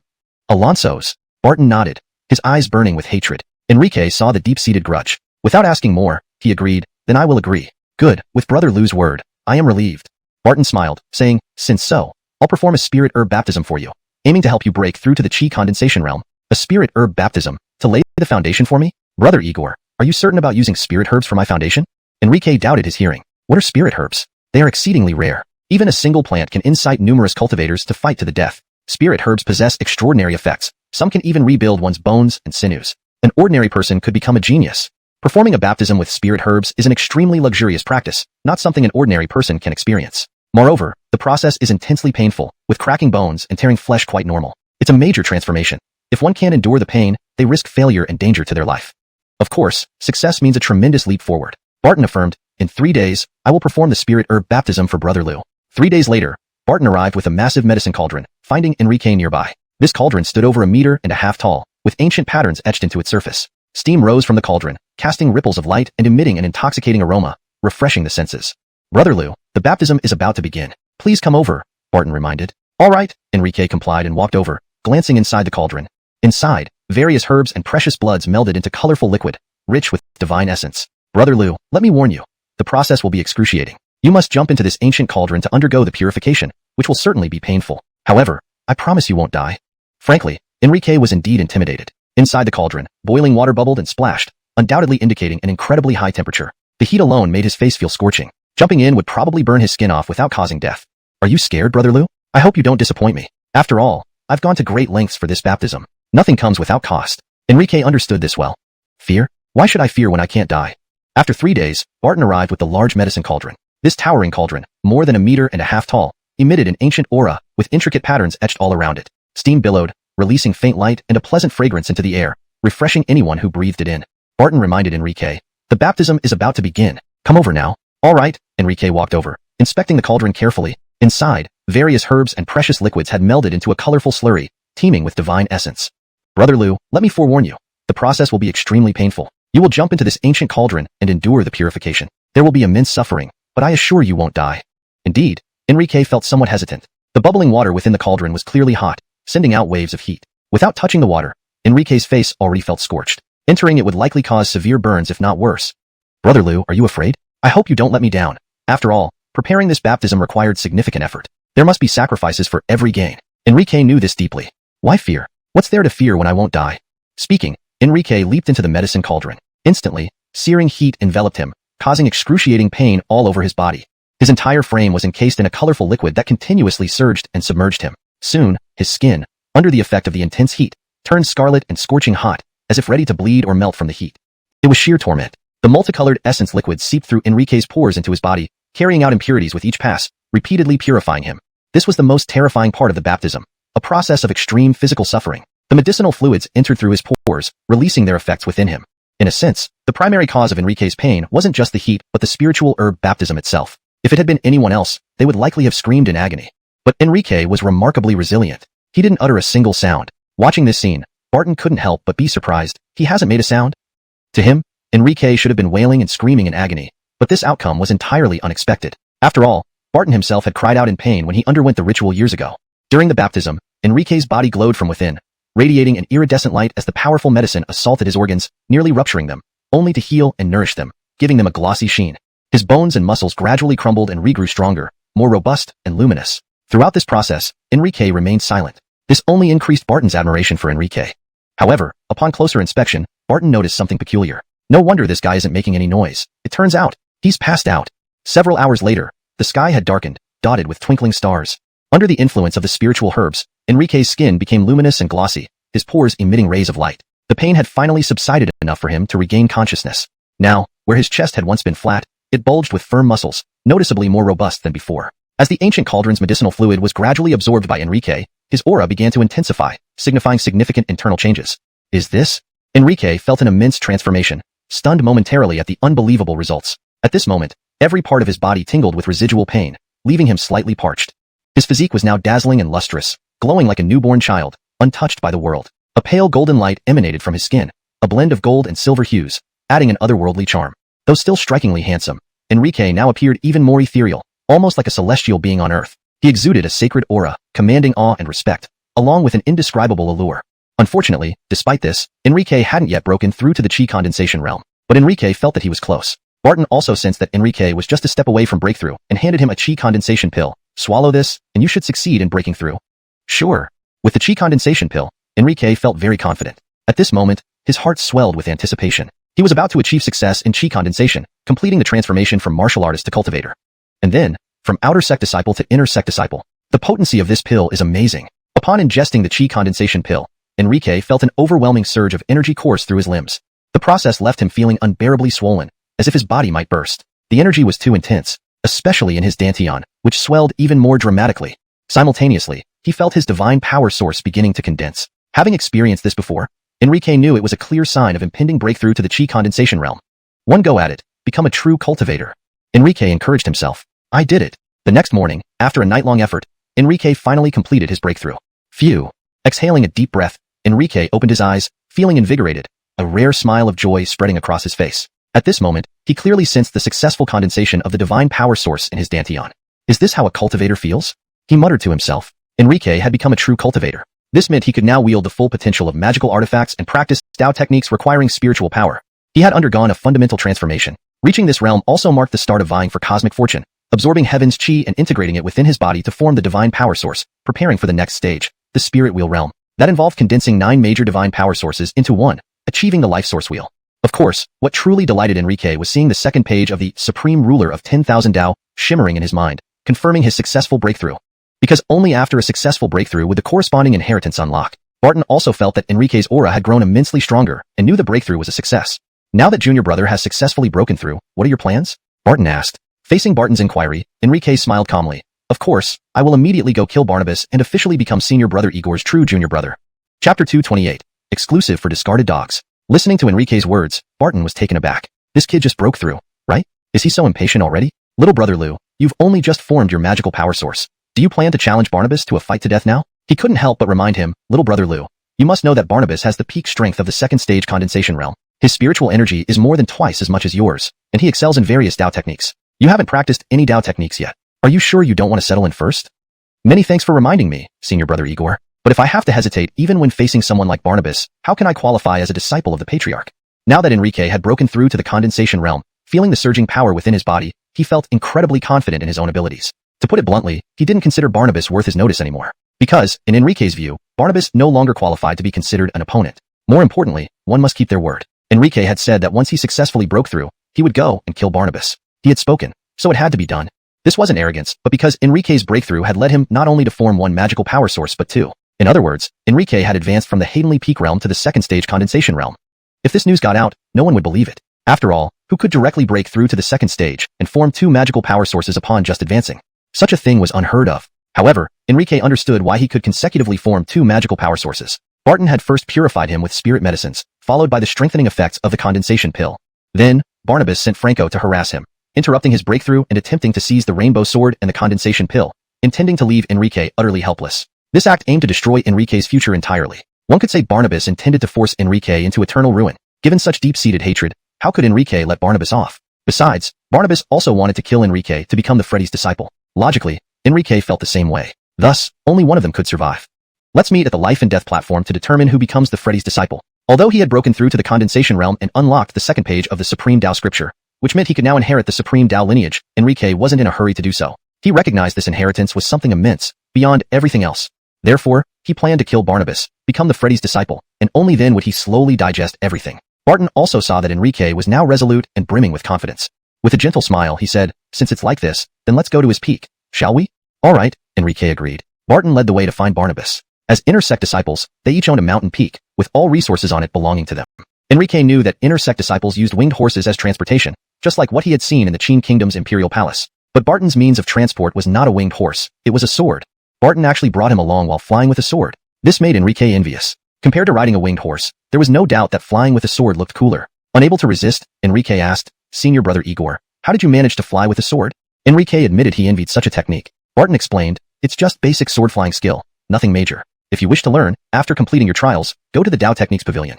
"Got it, thanks for telling me." Enrique knew Cloud Peak sect had strict rules about teaching Dao techniques between disciples. If violated, one would be stripped of cultivation and expelled from the sect. So, those wanting to learn needed to visit the Dao Techniques Pavilion themselves, after completing the required trials. This trial wasn't just necessary to enter the Dao Techniques Pavilion, but was mandatory for every inner sect disciple, to hunt demons. Only after hunting demons would one truly be regarded as an inner sect disciple. Barton flew quickly, and soon they arrived at Barnabas's mountain peak. Enrique loudly shouted down, "Barnabas, your grandpa's here. Hurry up and come out." Enhanced by spiritual energy, Enrique's voice spread across the entire mountain peak. Everyone present was stunned. No one expected the famous young genius Barnabas to be challenged so brazenly. Things were about to get ugly. Barnabas, who was about to indulge with a female outer sect follower, was immediately interrupted and lost interest. With an unhappy expression and a menacing look, he left his room. "I want to see who dares to challenge me." "It's you." Seeing Barton and Enrique as he exited, Barnabas was astonished. He hadn't expected Enrique to break through so quickly. "Indeed, it's me." Looking down on Barnabas, Enrique coldly declared, "Barnabas, remember to go to the life and death platform at noon today. I'll be waiting for you. If you wish to hide like a coward, don't show up." He issued his challenge. Without waiting for Barnabas's response, Enrique and Barton left, appearing unwilling to talk further. Especially Enrique's look annoyed Barnabas immensely. That disdainful gaze made Barnabas feel seriously provoked. The arrogant tone was maddening. "Go to your death indeed? Looks like you can't wait to die." Left unsaid, such feelings festered, causing displeasure. Hence, Barnabas yelled despite them leaving, "Enrique, if you seek death so desperately, then I'll grant it." Just breaking through, challenging him. This disregard was unbearable. Was he being treated like an easy target, thought of as weak? Barnabas planned to use overwhelming power to reclaim his dignity and teach Enrique the cost of his arrogance, letting everyone see the price of crossing him, death. News of this incident swept through the entire Cloud Peak sect swiftly. Everyone knew of the contest over the Freddy's position. Before noon, the life and death platform gathered countless people. Inner sect, outer sect, even some idol elders came to watch. Everyone was curious about this newcomer who achieved top scores and condensed energy quickly. How daring was he, deciding to fight Barnabas to the death just after breaking through? The Freddy has arrived. As the announcement rang out, the bustling area suddenly fell silent. All mouths closed, and eyes filled with reverence turned skyward, seeing the figure descending. The Freddy of Cloud Peak sect had come, astonishing everyone present. Because none of them had anticipated that this matter would actually draw the personal attention of the sect leader. Pay respects to the sect leader. At that moment, everyone present shouted in unison, and regardless of who they were, all bowed their once proud heads. "That's enough, you may rise." The sect leader of Cloud Peak sect, standing atop his flying sword in the sky, casually spoke a sentence. Alansat, he seemed like a god high above, bestowing grace with such simple words, making many hearts flutter with excitement among the sect disciples. "The sect leader has spoken to us directly. What an honor. Where is the person?" Time was running out. Barnabas had already arrived on the scene, standing on the life and death platform, waiting for his opponent Enrique, who hadn't shown up yet. This piqued the curiosity of many. Had he regretted his bold words and planned to stand him up? If so, it would be foolish. It would be courting death, as if he no longer wanted to remain in Cloud Peak sect. Just as time was about to reach its limit, Enrique finally appeared. Behind him, he dragged a rather shabby-looking coffin. On the lid of the coffin were 4 striking characters. "For discarded dogs." Seeing this, Barnabas couldn't help but laugh mockingly. "Discarded dog, you've finally come. You really know your place by even preparing your own coffin? You're wrong. This is prepared for you. Did you know that the last person I put into a coffin now has weeds a yard high growing over their grave?" Enrique said with a smile, then leaped up onto the life and death platform. Note, I've replaced jung with yard for better fluency in English, and to ensure the measurement makes sense in context. Under the watchful eyes of the crowd, Enrique placed the coffin on the ground. Then, opening it, he took out a precious sword, the very long rainbow sword Franco had tried to seize. Now, Enrique drew the sword from its scabbard, pointing the blade at Barnabas, and coldly declared, "Barnabas, this coffin is prepared for you today. This sword is called Funeral Escort, symbolizing sending you to your grave. Die." In the next moment, Enrique dashed forward with the long rainbow sword, launching the first attack. From the moment they stepped onto the platform, the battle had begun. Swish, swish, swish. Instantly, sword shadows layered upon each other, filled with killing intent. Sword chi stretched for tens of feet, sharp and startling. The final strike aimed straight for the center of Barnabas's forehead. However, Barnabas wasn't an ordinary man. He easily dodged this strike. With ease. Seizing the moment, Barnabas mocked, truly amusing. You dare to dream of slaying me with one sword strike? Enrique, do you know how utterly wrong it was for you to provoke me? Because you have no idea just how vast the gap between us truly is. I can responsibly tell you, this day next year will be the anniversary of your death. Barnabas's voice was full of arrogance, as he also drew his sword from its scabbard, and as he spoke, he moved as if in an instant, appearing right above Enrique. This sword slash descended to strike down on Enrique's head. Starting off with a fatal blow, this Enrique is in danger. Many watching felt a chill run down their spines, marveling at how fast Barnabas's speed was, blindingly fast, so fast they couldn't see where he was. Ding! But at the last critical moment, when Barnabas's sword was about to cleave Enrique's head in two, his action suddenly froze, stiffened in place. The sharp edge of the sword stopped just a foot above Enrique's head, unable to advance any further. What happened? Everyone's eyes widened, first seeing Barnabas's expression sharply change. His face was swollen, straining to pull back his sword. Then came the astonishing sight. Enrique extended a hand. More precisely, 2 fingers, and clamped down on the blade. Those 2 fingers looked casual, but no matter how hard Barnabas tried, he couldn't free his sword. This sight was too shocking. Even the sect leader's gaze held a hint of surprise upon witnessing this. It's over. Under everyone's watchful eyes, Enrique raised his arm and delivered a lethal punch towards Barnabas. The speed was incredible. Before Barnabas could react, the punch slammed into his face. No! In his final moments, Barnabas desperately tried to block the punch, sensing the imminent threat of death. But Enrique's punch was far too quick, faster by an untold margin, completely beyond reaction time. Thud! Instantly, his head exploded, like a balloon bursting. Enrique had delivered the killing blow with a single punch. Staring at this scene, the entire area fell silent. No one spoke a word. All watched in stunned silence.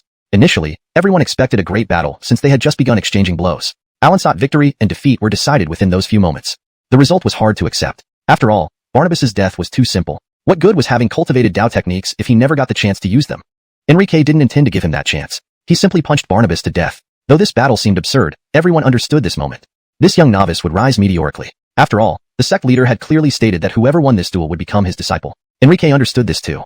Thus, he was extremely excited. He was now effectively a disciple-in-waiting of the sect leader. Of course, he didn't forget his pre-battle declaration. Glancing at Barnabas's headless corpse, he kicked it into the coffin. Chapter 229, Cloud Peak Sect. After doing all this, Enrique looked at the surrounding gazes filled with awe, envy, and jealousy. He knew that from this moment on, he was truly about to soar to new heights. The reason he had ruthlessly killed Barnabas was precisely to show the sect leader how formidable a genius he was. Only then could he receive true recognition. In the sky, while hovering midair by his sword, the sect leader of Cloud Peak Sect gazed down at Enrique on the stage, sternly declaring, "Enrique, as per our agreement, since you have killed Barnabas, you are now my disciple. From this moment forward, anyone who dares to harm or insult you will be considered an enemy of mine." His voice boomed throughout the entire Cloud Peak Sect. At this moment, Enrique understood that he finally had a strong backer within Cloud Peak Sect, the strongest one possible. No one would dare to look down on him anymore. Noticing his trance, Barton urged, "Young Master Lu, shouldn't you pay respect to your master?" Disciple Enrique pays homage to master. Recovering from his shock, Enrique bowed deeply towards the sect leader under everyone's watchful eyes. Good. The sect leader acknowledged him thrice, officially recognizing Enrique as his disciple. This guy has really made it big now. Alansoa, I didn't expect Barnabas to actually die in his hands, and with just one punch too. He's just broken through but already possesses such power, truly terrifying. Barnabas was too overconfident. If he had used his strongest technique right from the start, with his superior realm, this kid wouldn't stand a chance. What a pity. Many people marveled aloud. At this moment, all the outer and inner disciples looked at Enrique with envy. To be a direct disciple of the sect leader was every Cloud Peak Sect member's greatest dream, and the status and position were unprecedentedly high. Like Barton, his ability to act tyrannically within the sect came not only from his own strength, but also because he was the sect leader's disciple. I've succeeded. At this moment, Enrique felt an overwhelming sense of excitement and unreality. He hadn't expected to ascend so quickly after joining Cloud Peak Sect, becoming a direct disciple of the sect leader. In a way, he owed this to Barnabas, who sacrificed himself to make it happen. Without him, this opportunity might never have come. Enrique, as my disciple, I don't require you to possess godlike talent, but you must have a strong will and most importantly, a righteous heart dedicated to punishing evil and eradicating demons, said the sect leader sternly. Additionally, remember this. If you commit any unforgivable sins, I will not only expel you but execute you myself. Do you understand? Disciple understands well. Enrique replied with seriousness. Good. Since you have become my disciple, let me bestow upon you a magic weapon. This statement stirred excitement and envy among everyone present. Thank you, master. Enrique hastily thanked him. Another magic weapon would significantly boost his combat strength. The sect leader nodded and summoned something with a wave of his hand. Instantly, the tinkling sound of weapons approached, growing louder. Everyone looked up in amazement as dozens of colorful beams pierced through the clouds, changing the color of the sky. A breathtaking sight. I specialize in sword cultivation, so my magic weapons are all swords. Choose one that suits you. Soon, The multicolored lights converged around the sect leader, dozens of long swords varying in size and type, each gleaming brilliantly with different properties. Some burning with flames, others swirling with storms, lightning flashing, and even heavy blades resembling mountains. Only cultivators who had reached the primordial core realm could perform such feats of summoning objects mid-air. Most outer disciples rarely saw magic weapons, so this display was like witnessing the most beautiful spectacle in the world. These are all magic swords. Choose one that fits you. With these words, the sect leader controlled the swords, presenting them before Enrique. There are good ones and lesser ones, and you only get one choice. What you select depends on your fate. By letting Enrique choose himself, the sect leader hoped to test his capabilities. Rather than always protecting him, he wanted his disciple to endure countless trials and become genuinely capable, not a pampered flower in a greenhouse. Achieving his hidden aspirations required self-reliance. Alonso's master. The sudden happiness left Enrique speechless. So many exquisite swords before him to choose from. How should he decide? Enrique wished he could take them all, but he knew that was unrealistic. His decision-making became increasingly difficult. Blue flame sword, purple fire heart sword, 9 wind sword, sky-piercing sword. Each hilt bore the engraved name of its magic weapon. Enrique's eyes sparkled with interest as he found himself drawn to several swords, unable to make up his mind due to their unique qualities. What should I choose? Even someone usually decisive like him hesitated now. Why is he taking so long? The sect leader, apparently impatient, frowned in apparent displeasure. Barton whispered urgently, "Junior brother, hurry up. Master hates indecision." Changing his usual tone, "Hurry, hurry." Enrique still couldn't decide among the selected swords. He wished he could take them all, knowing it was impossible. Choose your magic weapon. The sect leader's impatience grew, prompting him again. Feeling the increasing pressure, Enrique gritted his teeth and made his choice. A sword seemingly forged from ice. It shimmered blue-white, emitting bone-chilling cold. The moment he gripped it, he felt like plunging into an icy abyss. Swish! Upon gripping the sword, a brilliant blade of light soared upward, humming sharply as bone-chilling energy swept out with incredible force. Enrique believed this sword could easily cleave through a mountain.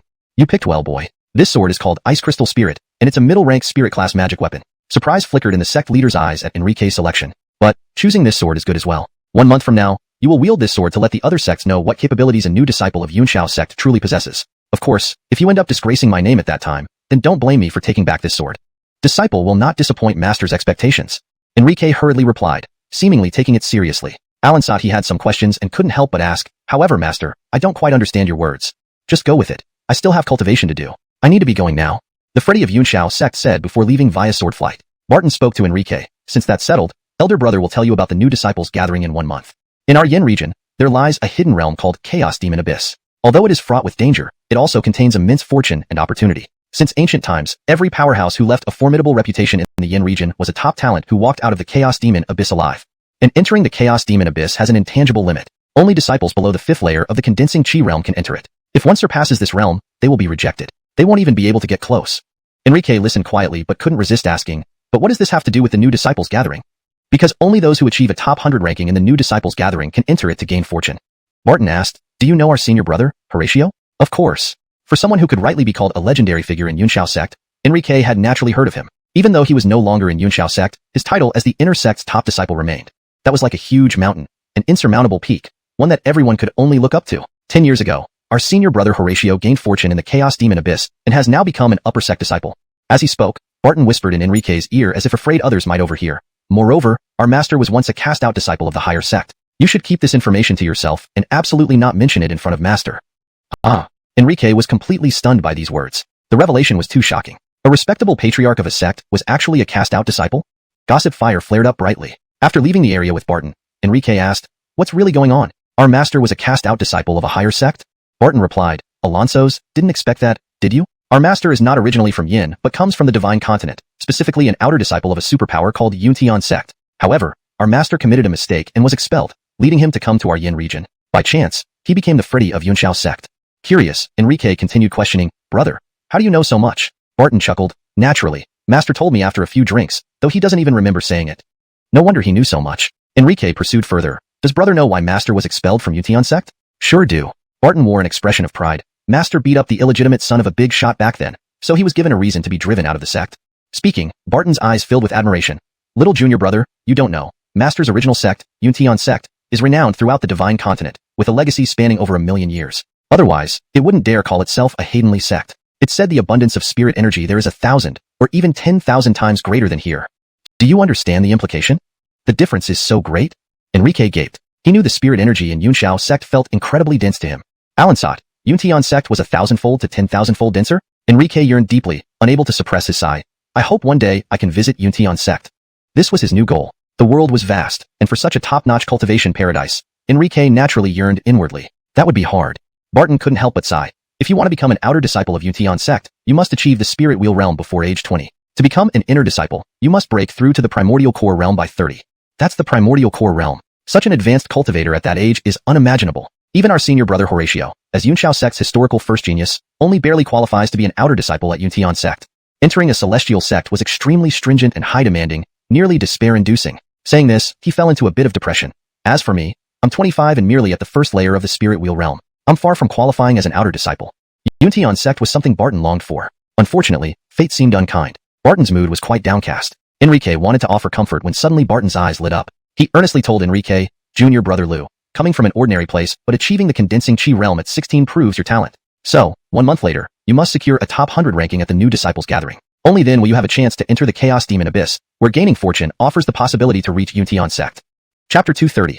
Enrique's Requirements. In Barton's opinion, Enrique's talent was more outstanding than his own. Although he had already reached the chi condensation stage at the same age as Enrique, Barton clearly understood that he had achieved this in the Yunxiao sect where spiritual energy was abundant, whereas Enrique came from a mundane place. Although they were of the same age and both at the chi condensation stage, their growth environments were different, and thus, their potential was not the same either. Therefore, Barton believed that Enrique still had hope of entering the Yunxiang sect. Enrique happened to have caught the opening of the chaotic ink abyss, which occurred once every 10 years. If he had good luck and received enlightenment from within, his chances would be much greater. For instance, the former senior disciple Horatio quickly broke through and eventually joined the Yunxiang sect after receiving enlightenment there. Enrique could sense Barton's expectation of him from his eyes and tone. This made Enrique ask involuntarily, "Senior brother Igor, what kind of enlightenment is there in the chaotic ink abyss? Why must one enter it to gain the qualifications for Yunxiang sect?" Barton replied, "No one knows what kind of enlightenment awaits inside the chaotic ink abyss because everyone who comes out has no memory of anything inside. It was as if once someone entered the chaotic ink abyss, they couldn't carry any memories with them upon exit. Hence, no one knew what was inside or what kinds of enlightenments were available." This answer left Enrique surprised. So mysterious? Barton smiled faintly. What's so amazing about this? Mysteries in this world are countless. Take an easy example, the barth. Little brother, do you know how large its true form is? Enrique subconsciously asked, "How big?" "Several miles long," Barton said with a smile when he saw Enrique's amazed expression. "Surprised, right? Beyond your wildest imagination. A demon as large as several miles. It far exceeded Enrique's comprehension. He swallowed hard and nodded dumbly. "Indeed, I never imagined." Barton continued, "Little brother, do you know there's a kind of flame that can reduce even an origin core master to ashes with just a touch? So terrifying?" Enrique was genuinely alarmed. "What kind of flame is that?" Barton explained, "This flame is known as mystic fire, which legend says is born from heaven and earth. It can burn everything in the world." Then Barton spoke about many other mystical things, shocking Enrique greatly. Of course, his knowledge also increased significantly. "Little brother, now that you've become an inner disciple of our Yunxiao sect, you can choose a mountain peak and receive 10 middle-grade spirit stones monthly." Finally, Barton returned to the main topic. "Do you have a peak in mind?" "Not yet." Hearing this response, Barton suggested, "If so, why not choose a peak next to mine? Let's go with senior brother's suggestion."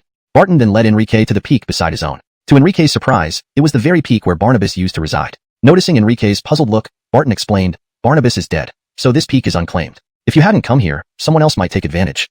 Enrique nodded. "All right." Their arrival caused turmoil. Barnabas's previous servants murmured nervously, uncertain of what to do. They knew Barnabas was dead, but they didn't understand why Barton and Enrique had come. Soon, they understood. Barton declared after landing, "Barnabas is dead. This peak is ownerless. I announce that from today onward, this peak will be managed by my junior brother Enrique. You all must leave immediately." A servant couldn't help but ask, "What should we do?" Barton's face was cold. "Find a new master. Those who disobey, die. Everyone leave." Enrique showed no mercy either as he echoed the command. Sighs filled the air. The servants had hoped to stay on the mountain, but realized it was impossible. They felt regretful since serving the disciples of the sect head was prestigious. After driving everyone away, Enrique asked, "Senior brother, you've expelled all these people. How am I supposed to manage this peak?"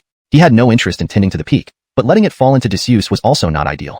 "Of course, you'll need to recruit new servants," Barton chuckled. "Don't forget, you're the sect head's disciple. With just a word, countless outer disciples will line up to serve you." Barton's experience confirmed this. Being an inner disciple servant had its rewards, 5 low-grade spirit stones per month plus rewards. That was why so many outer disciples desired to follow or serve inner disciples, gaining not only resources but also protection against bullying. Upon hearing Barton's words, Enrique realized this. "Alonso's, senior brother, that makes sense. Let's spread the word and select some servants from the outer disciples tomorrow." Barton asked, "What requirements do you have for the servants?" Becoming a servant of an inner disciple, especially one of the sect head's disciple, was no simple task. Any stringent conditions would be understandable.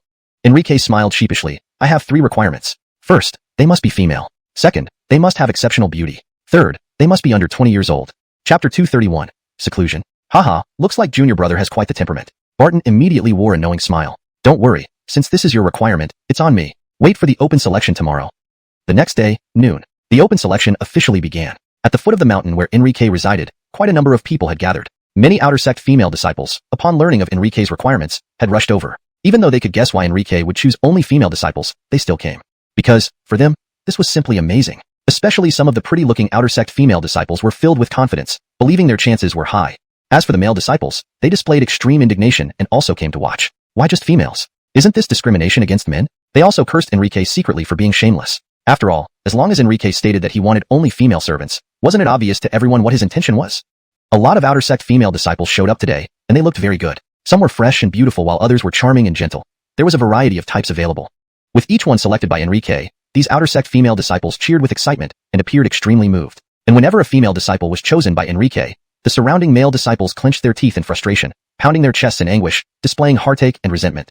Not until the sun set did this open selection finally come to an end. This time, Enrique chose a total of 20 servants. But these 20 people would not be allowed to enter the mountain directly as servants. They first needed to go through training. This task was handed over to the etiquette elder, who would inform them about certain rules and their responsibilities. The training period lasted 3 whole days. 3 days later, when the training ended, the 20 female servants headed towards the mountain where Enrique resided. Of course, Enrique also gave this mountain a name. Xiaoyao Peak. For this reason, Barton specifically came to see Enrique and teased him, saying, "It seems junior brother intends to change your name to Adnoao?" In the main hall of Xiaoyao Peak. Today, 20 gracefully positioned figures gathered. Their appearances were absolutely top-notch. Every single one was a young woman with exquisite features, each having their own charm, making them a delightful sight. As Enrique arrived at the main hall, they all bowed neatly, respectfully addressing him, "We greet master." Enrique nodded. He relished this feeling of being respected. "Calling you here today, I also have something to discuss with you. There are too many of you, and I can't remember all your names in a short time. So, I will use numbers to call you, from 1 to 20. On my Xiaoyao Peak, there are no specific restrictions on you. You should do whatever you are responsible for. As long as you complete your daily tasks, you can do as you wish, and I won't interfere. After all, the etiquette elder has already instructed you on this, so there's no need for me to repeat it. Furthermore, I will not interfere with your departure either. Just remember to inform someone before leaving. Don't leave without saying goodbye." Enrique's gaze swept over everyone present, eventually focusing on a purple-dressed woman with peak 8th layer Tianji realm strength. "Here, you have the strongest power. Therefore, you will be Christiana, their leader. Go ahead and assign numbers based on age. As my personally appointed leader, I hope you can maintain order on the mountain during my closed-door cultivation period. After all, I don't want anything unpleasant to happen while I am in seclusion." "One understands, master, rest assured." The purple-dressed woman smiled and made a firm promise. Seeing this, Enrique nodded in satisfaction and prepared for his closed-door cultivation. All matters that needed to be communicated were almost done.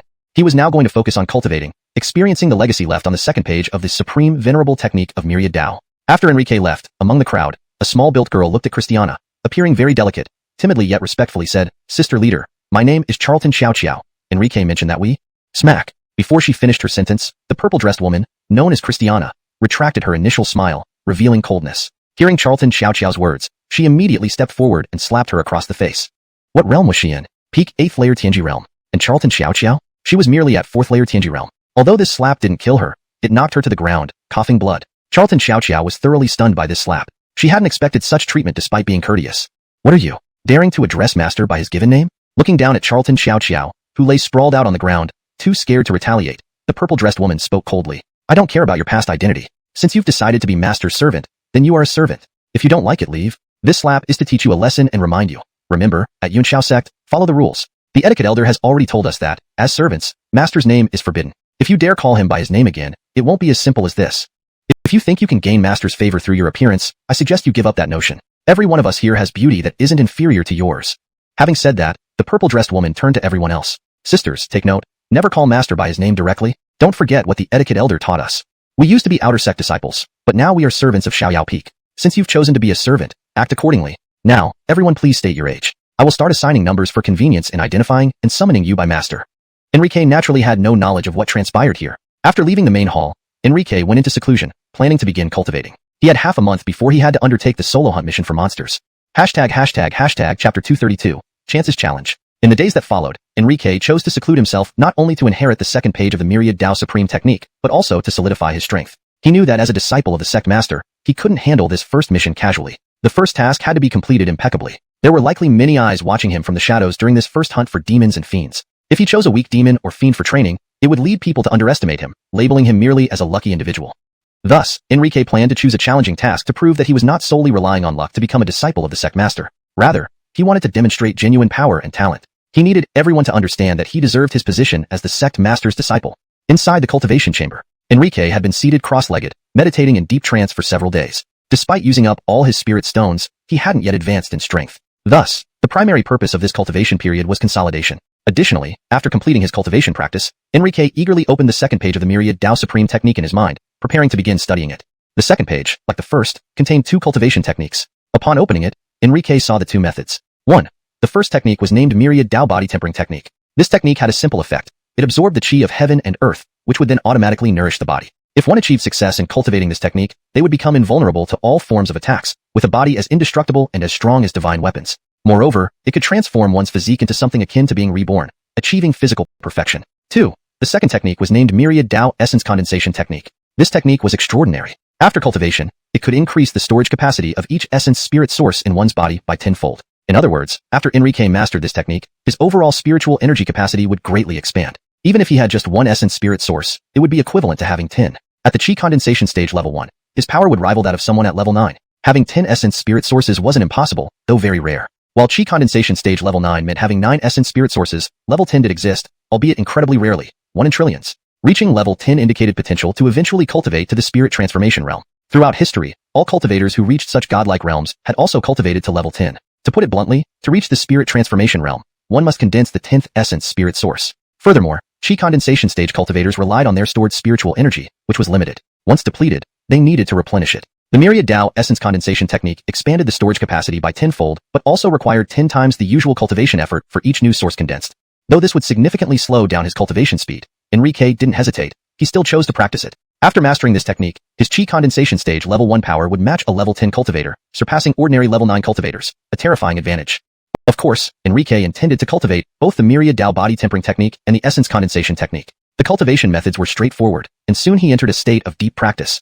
Has the master not finished secluding yet? Outside the cultivation chamber, the purple-robed woman designated as Christiana by Enrique anxiously stood guard at the door, sighing repeatedly. 7 days had passed since Enrique began his seclusion, while the Cloud Peak sect faced upheaval. Though Enrique became a disciple of the sect master, he hadn't truly secured his position yet.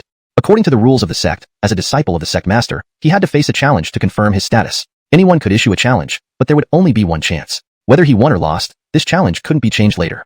Christiana anxiously awaited Enrique's emergence to inform him of the news. Someone was challenging his status as the sect master's disciple. That person was Chance. Despite knowing this was dishonorable due to the vast gap between them, refusing would make Enrique seem cowardly. Agreeing would be like throwing oneself against a stone. Meanwhile, Chance took advantage of Hicks's absence to provoke Daly.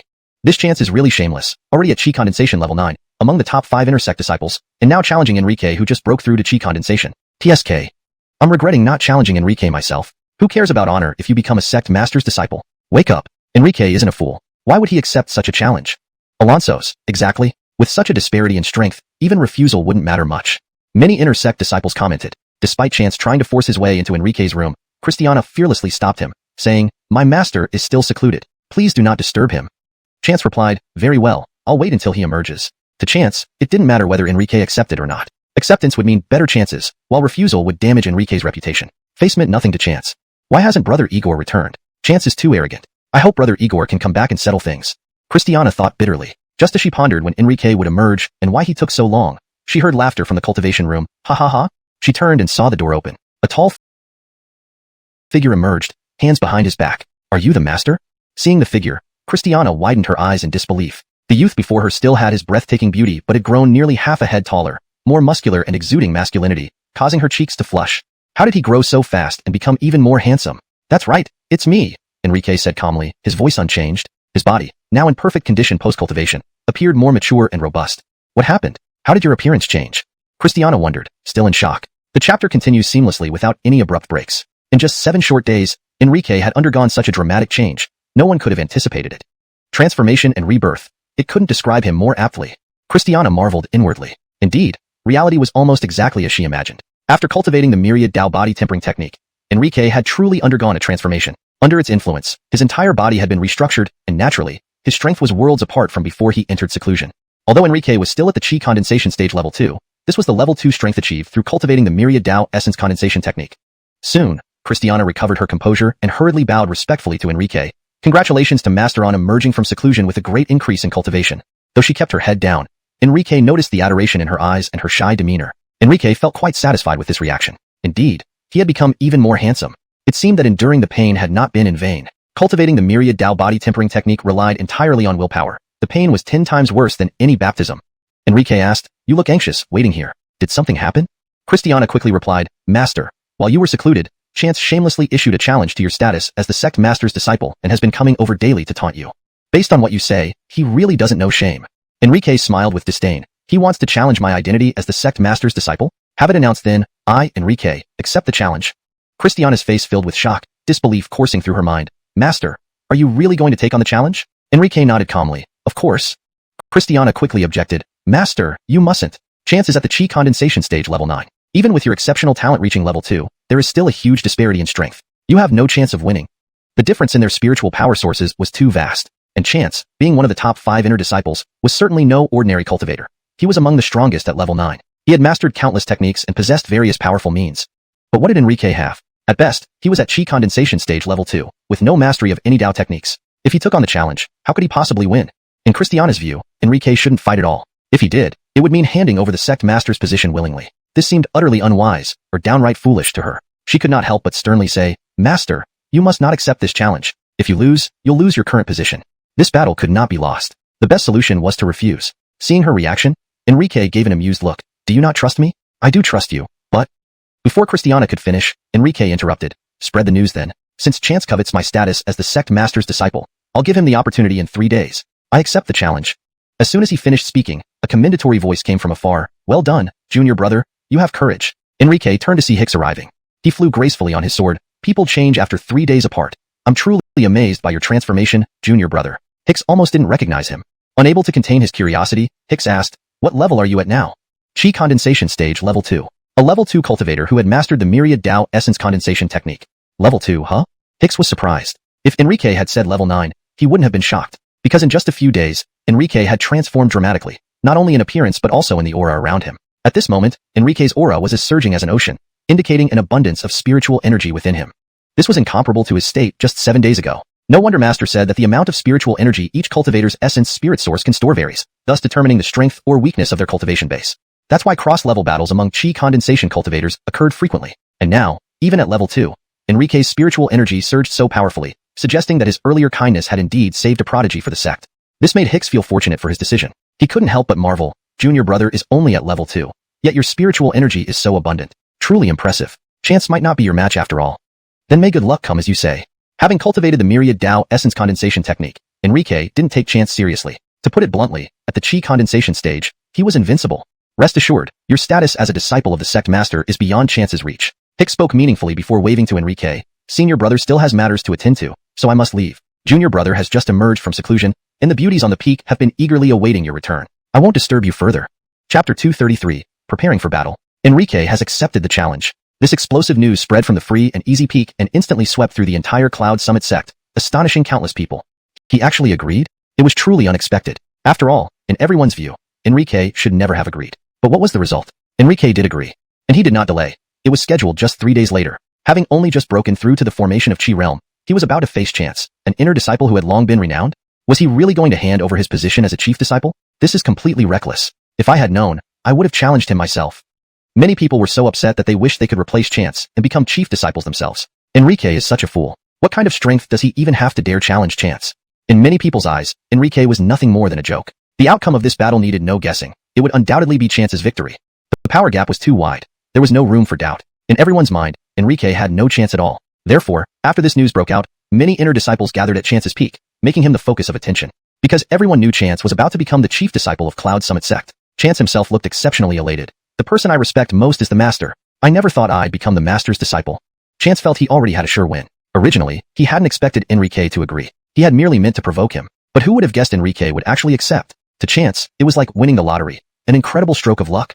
After sending off guests that night, just as Chance was about to engage with an inner sect female disciple, his door was kicked open. "Who's there?" Caught off guard, he jumped up, eyes filled with anger. Then his pupils contracted sharply. Igor Fengzi. Barton had arrived. Chance was very surprised by Barton's sudden intrusion but immediately put on a flattering smile. "Senior brother, what brings you here so late?" Since he was soon to be a chief disciple, Chance addressed him as senior brother instead of senior brother Igor. Barton looked coldly at him. "What do you think you are to call me senior brother?" Chance's expression fell. Clearly, Barton was not there to chat. "Now that you've issued a challenge to my junior brother, remember to show up in 3 days." Barton said. Chance laughed. Of course I will attend. Is there anything else, senior brother Igor? Chance asked cautiously. Barton coldly added. I heard you visited my junior brother's free and easy peak while I was away? Chance nodded subconsciously. Alonso's? Smack. Before he finished speaking, Barton slapped him across the face. Do you know what you're doing, daring to enter my junior brother's territory without permission? Do you not understand the rules within the inner sect? In Cloud Summit sect, each peak was private territory. Entering without the owner's permission showed disrespect. Therefore, Barton could not stay silent when he found out about this. Seeing as my junior brother will teach you a lesson in 3 days, I'll spare you now so that you can still face him. With that, Barton turned and left. Looking at his retreating figure, Chance burned with deep hatred, but knew he was no match for Barton. In 3 days, I will cripple you, you little brat. Ultimately, Chance blamed everything on Enrique. Without Enrique, how could this situation have arisen? 3 days later, at the Wind and Cloud platform. Today was the day Chance challenged Enrique's position as chief disciple. Even more people came compared to Enrique's previous duel with Barnabas. Although the outcome was obvious, many still came. Because despite knowing the outcome, everyone was curious about Enrique's courage and confidence to challenge Chance. Gillis has also arrived. Gillis was a powerful elder from the Punishment Hall, highly influential within the sect, with hopes of becoming the next Hall Master. His towering presence was commanding. Beside him stood Chance, ready to compete against Enrique for the position of chief disciple. Many looked at him enviously. Today's duel would see Chance officially become a chief disciple.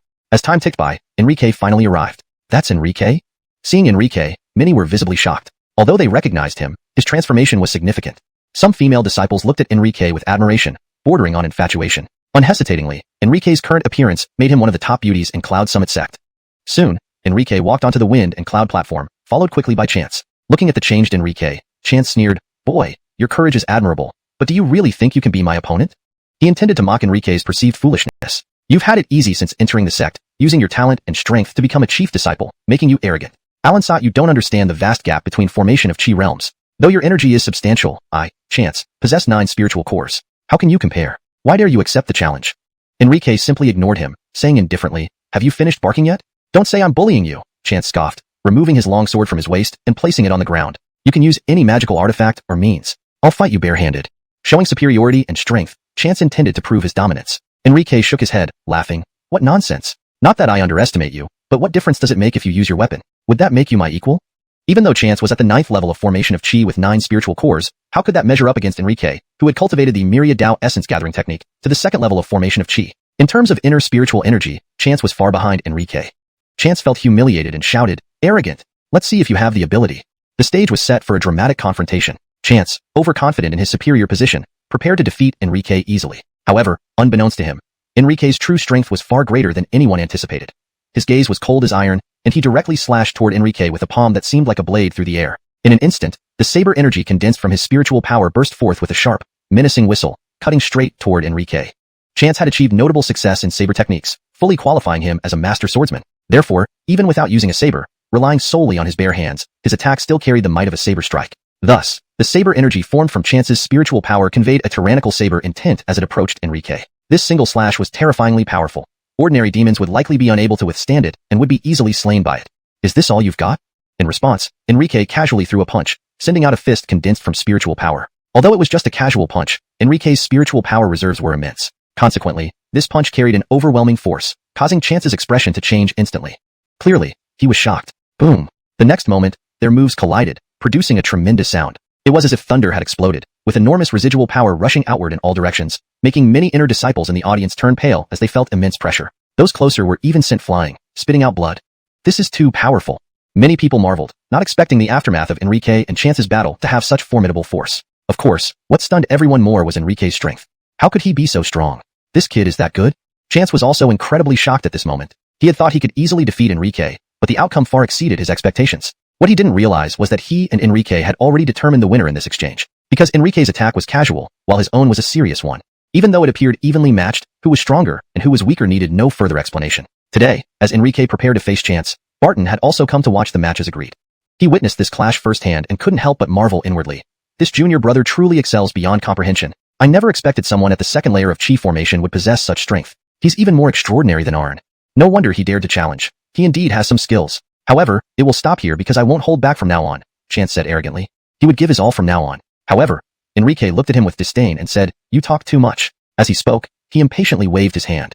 Bang! A surge of vigorous energy erupted immediately, transforming into visible wind that evolved into a small, terrifying tornado sweeping directly toward where Chance stood. This was the whirlwind fist technique, which Enrique, now at the chi formation stage, executed. Its power was vastly greater compared to when used by mere martial artists. The power increased exponentially. Staring at this unprecedented move, Chance didn't dare take it lightly. He mustered all his strength and defended against Enrique's casual waveformed attack with utmost resilience before declaring proudly, "Your Taoist technique is strong. Ordinary people can't endure it. But I, Chance, am not an ordinary person. If you think you can defeat me with this move alone, you're only dreaming." Enrique chuckled. "Taoist technique? You've got it wrong. It's merely a martial skill I once practiced." "Just a martial skill?" Chance froze in surprise. Not just him, but the outer disciples and inner disciples watching were equally astonished. When did martial skills possess such power and momentum? It was unheard of and unimaginable. Barton was also startled by this revelation. If it was true that this was just a martial skill, it was terrifying to consider the power it would have if it were a Taoist technique. Just thinking about it made one shudder. Therefore, Chance refused to believe it and retorted immediately, "Are you taking me for a fool?" as Midwinter, causing an intense fear. Immediately, he launched a swift punch. The punch made Enrique as fast as lightning, instantly sending Chance flying backward. The speed of the punch was blinding, leaving everyone stunned and unable to react. Everything happened in an instant. Even before Enrique's words reached them, the punch struck Chance mercilessly. Phew! Struck by this punch, Chance spat out a mouthful of blood, his chest caving in, indicating severe injuries. How is he so strong? Enrique's display of power left countless spectators dumbfounded. Wasn't Enrique just at the chi condensation stage? How could he do this to Chance? Unbelievable. Is this real? Many people muttered to themselves, refusing to accept this reality. This scene was too bizarre, completely altering their perceptions.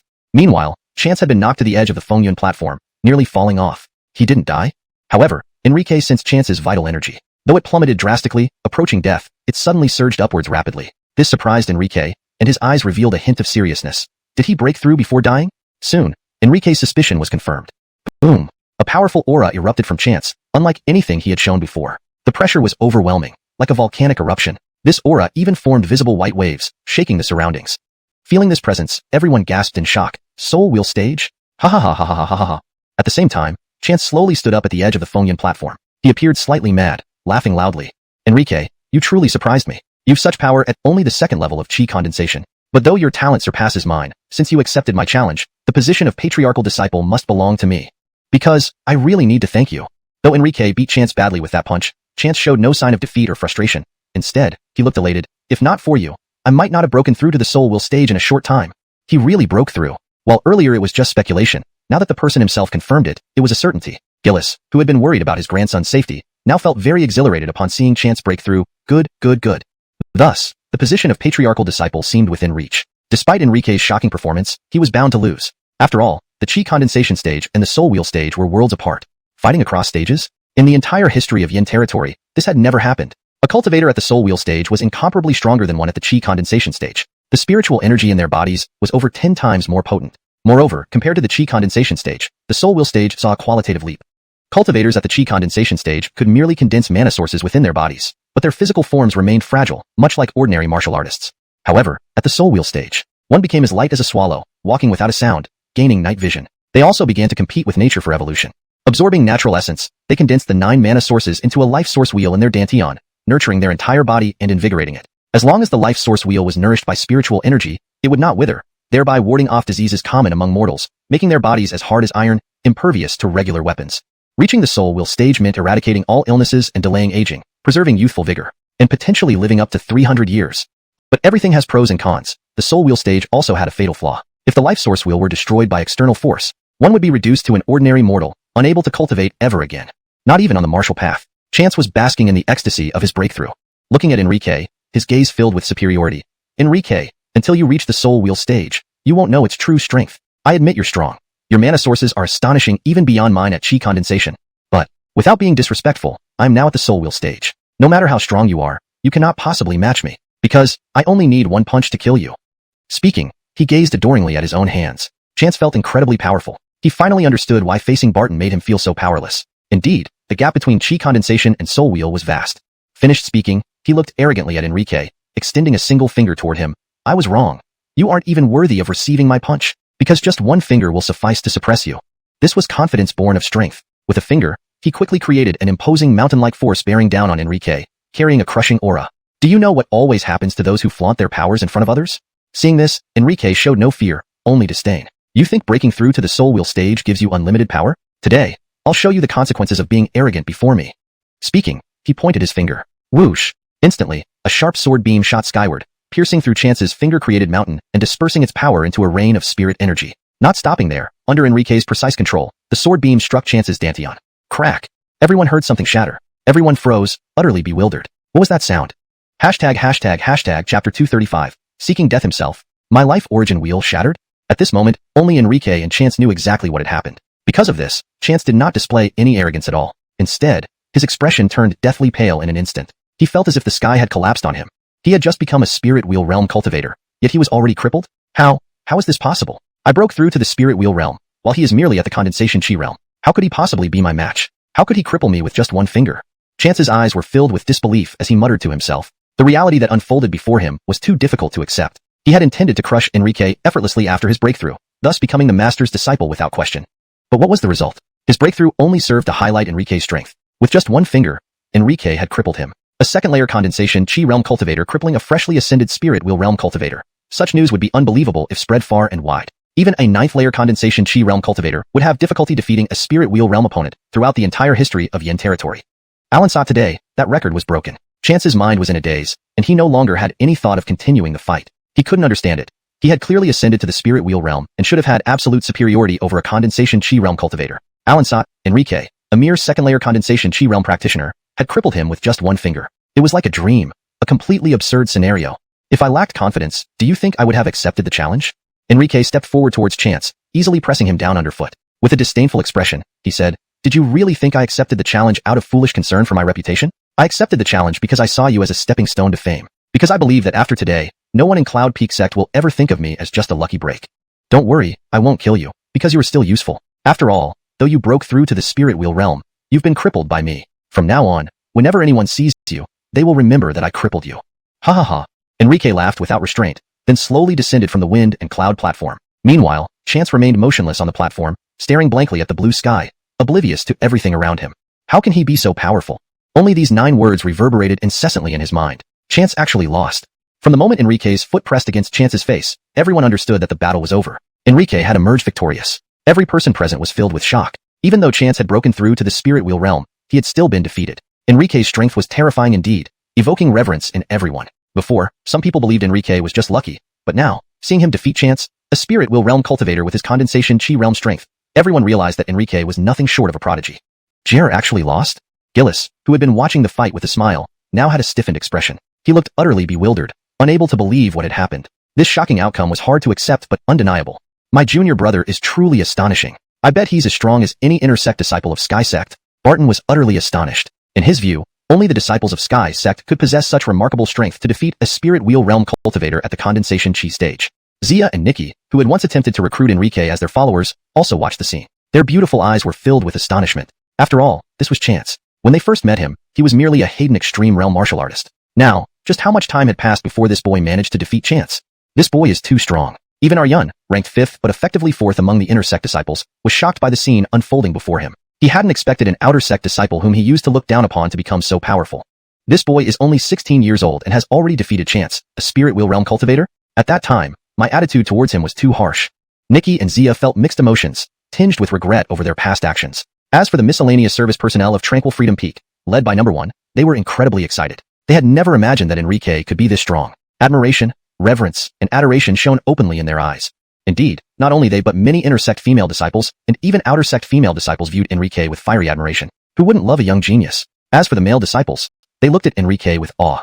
After today, I doubt anyone in Cloud Peak Sect will dare to cause me trouble again. Just as Enrique was feeling this way, he heard a furious voice scolding him. Enrique, what did you do to my elder brother?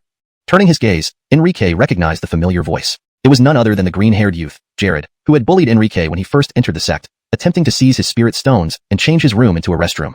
Frankly, if it weren't for him creating enmity with Enrique, Chance might not have faced his current predicament. Seeing Jared come forth with such bravado, Enrique couldn't help but smirk and asked, "Have you forgotten what I told you last time?"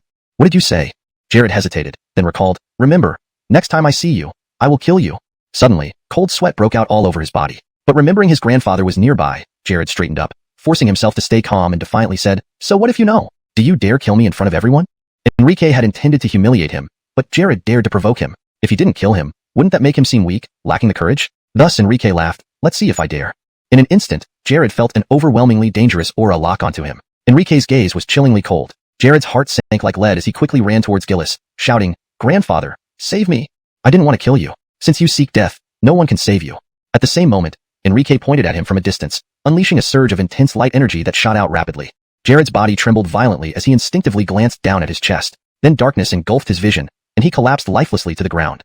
Chapter 236, Barton's Story. Killing with a single finger from a distance. It was truly terrifying. However, what was even more terrifying wasn't the power but the audacity.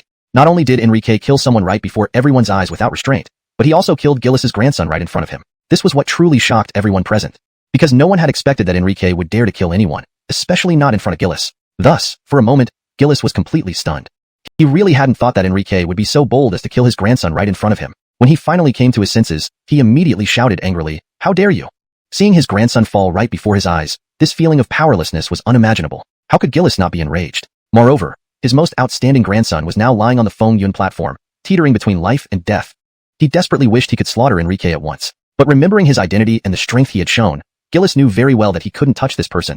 Facing Gillis's furious question, Enrique appeared indifferent. What is he? Just an outer sect disciple dared to provoke me? To doubt whether I would dare to kill him? Since he sought death, I fulfilled his wish.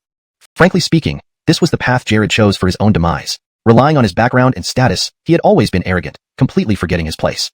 Others might have feared his background and status, but Enrique didn't belong to that group. It was well known in Yunshao sect that outer sect disciples must greet inner sect disciples respectfully, never shouting or even looking straight at them.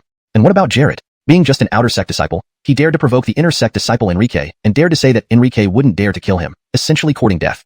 In the face of sect rules, his death was in vain. Enrique then continued, and I held back when it came to chance. I didn't kill him, but I accidentally destroyed his spirit wheel. So, although he didn't die, he's as good as dead. He spoke casually, but others felt thunder strike their hearts when they heard this. Chance, who had already broken through to the spirit wheel realm, was now crippled.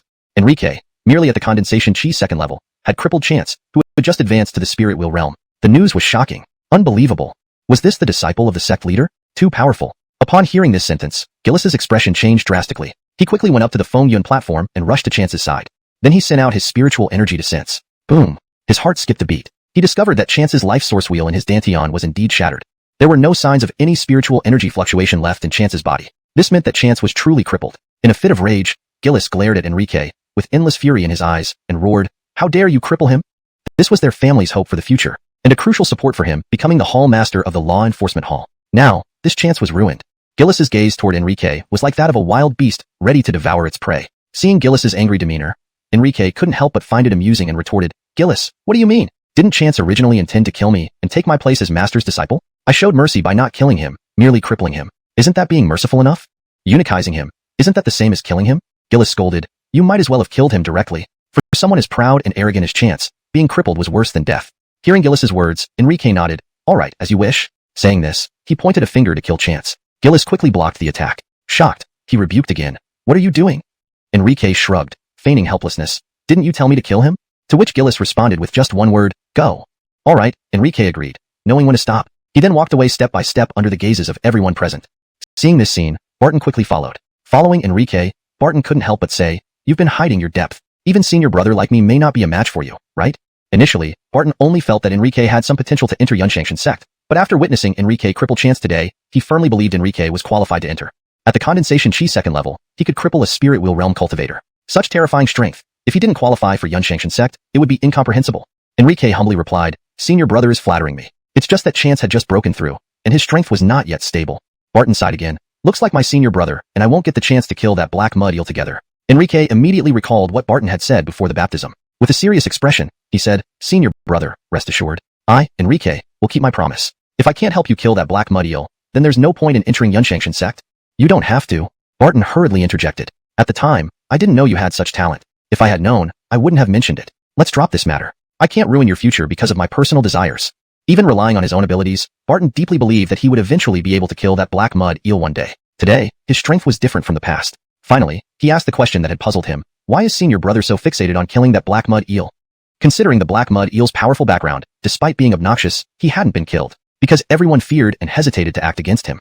Alan thought Barton was determined to kill him. This piqued Enrique's curiosity about the reason. Since junior brother asked, "I'll tell you. After all, it's not a big deal," Barton smiled wryly and continued. 15 years ago, I lived in a village with my loving parents. But that year, demons invaded our village, and everyone except me fell victim to those demons. My parents were also devoured by the demons. If not for Master happening to pass by and saving me out of pity, I would have met the same fate."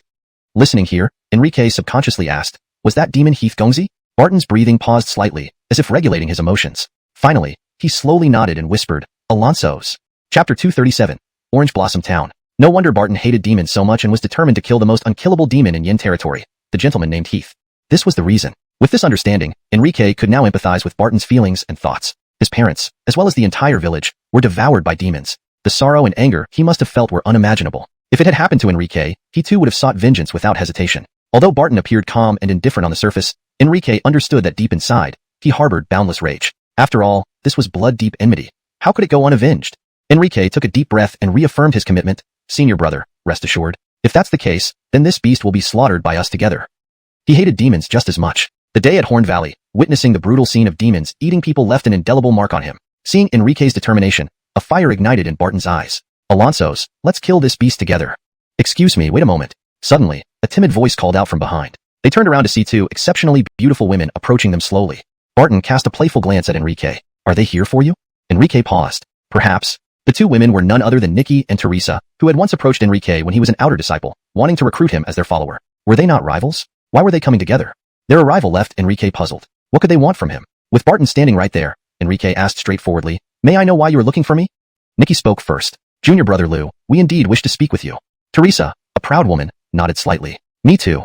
What is it? Enrique asked. Nikki continued, that day, our ignorance led us to approach junior brother Lou, proclaiming to take you as a follower. We hope you won't hold it against us. Oh, indeed, if not for their reminder, Enrique might have almost forgotten about it. At that time, it felt like a humiliating experience. Enrique asked again, so, you want to apologize? If apologies could resolve this, it would be a relief. The two women's faces lit up with joy. Exactly our intention, they said quickly. Enrique glanced at Barton. Would you please attend to your matters first, senior brother? Barton gave a knowing look and flew off with his sword. Without junior brother's reminder, I might have forgotten I needed to attend to some matters. Once they were alone, Enrique spoke meaningfully. If you truly wish to make amends, come with me to Free and Easy Peak and discuss how you can compensate me. After exchanging glances, the two women nodded. Agreed. 3 days later, Enrique forgave them for their past disrespect. Indeed, cultivators had incredible physical endurance. Enrique found the experience incredibly satisfying and delightful. Walking down from Free and Easy Peak, Enrique felt refreshed. He prepared to leave the mountain to undergo trials and exterminate demons to earn the qualification to enter the treasure vault. Enrique was quite eager to learn Taoist techniques. That Randy is too strong. It's heard that several people have already been killed by it, making it very difficult to handle. The Randy isn't particularly powerful itself but excels in concealment and transformation, which is what makes it so dangerous. How pitiful for the civilians there. Many have already been drained dry. Upon arriving at the reward hall, Enrique overheard these discussions. A Randy? Very strong and troublesome? I'll take care of it. Initially unsure which mission to undertake, Enrique now knew what to do. He walked in directly and said, if that's the case, I'll take responsibility for dealing with this beast. It's Enrique. Seeing Enrique, the surrounding inner disciples regarded him with awe. This newcomer became an inner disciple soon after joining the sect, having killed the genius Barnabas and crippled Chance of the Spirit Wheel realm. Enrique was now a legend among inner disciples. Enrique looked at them and asked, where is this Randy, and what is its strength? This Randy is extremely dangerous. It last appeared less than 300 miles from Cloud-Piercing Sect, near a place called Orange Blossom Town. Several days ago, Lewis went there and hasn't returned. If Lewis hadn't returned, it likely meant he was dead. Understood. Taking the mission scroll, Enrique read through it and departed immediately. Orange Blossom Town. It wasn't a large town. The walls were barely 10 meters high, bearing the marks of age and decay, giving the place a sense of desolation or even ruin. After entering the town, Enrique's attention was soon drawn to a crowd gathered by the roadside, pointing and whispering. Curiosity piqued, Enrique hurried over, and people moved aside for him. There, he saw a young woman in white funeral attire kneeling on the side of the road, her black hair covering her face. Judging by her figure, she seemed to be a young girl. In front of her lay a sheet of paper with large red characters at the top. Sell body to bury mother. Below the title were neat lines of writing. I, a alien, live in Lotus Town. I am 16 years old, working as a washerwoman. My mother fell ill and passed away, and I lack the means to give her a proper burial. This shows my filial inadequacy. Now, I beg for charity. 5 low-grade spirit stones are needed to properly bury my mother and repay her nurturing kindness. I excel in needlework, brewing wine, am chaste, abide by the virtues of a good wife, and remain unmarried. If you don't despise me, I'm willing to serve you forever, no matter the role. The writing was in fresh red ink, clearly written in blood. It didn't seem like a scam. TSK, the girl has a nice figure. Lift your head, let me see if you're pretty. If you are, I'll buy you to be my personal servant, a richly dressed, lecherous fat man in the crowd remarked, leering at the begging girl.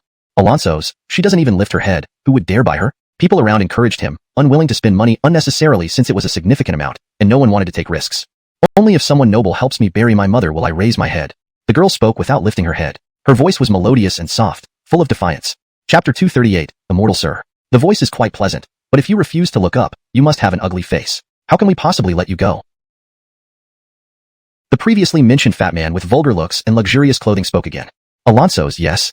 This comment immediately sparked a chorus of agreement. Seeing this scene, Enrique also approached. Light shone from his palm as 5 low-grade spirit stones were thrown to the ground by Enrique. He looked at the young woman dressed in white mourning clothes who could not be clearly seen and said, "Here are 5 low-grade spirit stones. Take them to give your mother a proper funeral. Come back here in 3 days, I will take you away." He believed that 3 days would be enough to exterminate that rat demon. Crazy, absolutely crazy. Where did this nouveau riche come from? Witnessing Enrique's lavish spending on spirit stones, the onlookers were stunned, looking at him with disbelief. Wasting 5 low-grade spirit stones so casually and easily was simply too extravagant.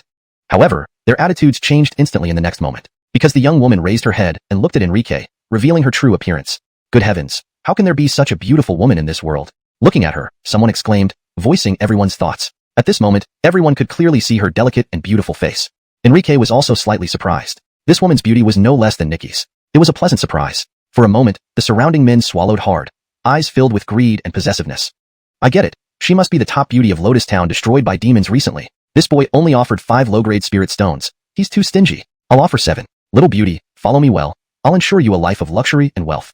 Having lived for so long, this was the first time the fat man had seen such a beauty. Therefore, he boldly bid 2 more low-grade spirit stones. I'll offer 10. Another person joined in the bidding, his gaze fiercely hot. I'll offer 12. I'll offer 15. I'll offer 20. Soon, the price escalated to an astronomical level. Undoubtedly, all the bidders were men. 1 mid-grade spirit stone. The price continued to rise, reaching an unquestionably exorbitant level before finally stopping. All of you shut up. My father is Li Fugue. What are you compared to me, daring to compete with me? The richly dressed, ugly-looking fat man seemed to have a significant background. After speaking, the few who were competing with him fell silent, no longer daring to speak or argue. He pointed at Ai Lian in her white mourning clothes and beautiful face, saying, her mother, I, Li Yukai, will arrange a proper funeral for. It's none of your business. If you dare say another word, don't blame me for being ruthless. It was a blatant threat, but one they could do nothing about. Clearly, he came from a powerful background. Otherwise, it would have been impossible for him to intimidate so many people. There was obviously substantial backing. Then, he looked at Enrique, giving him a glance and realizing that there was no trace of martial arts aura on him.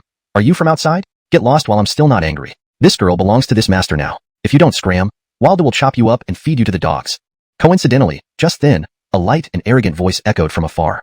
Fatso, I'm giving you a chance now. Get lost. Otherwise, I'll chop you up and feed you to the dogs.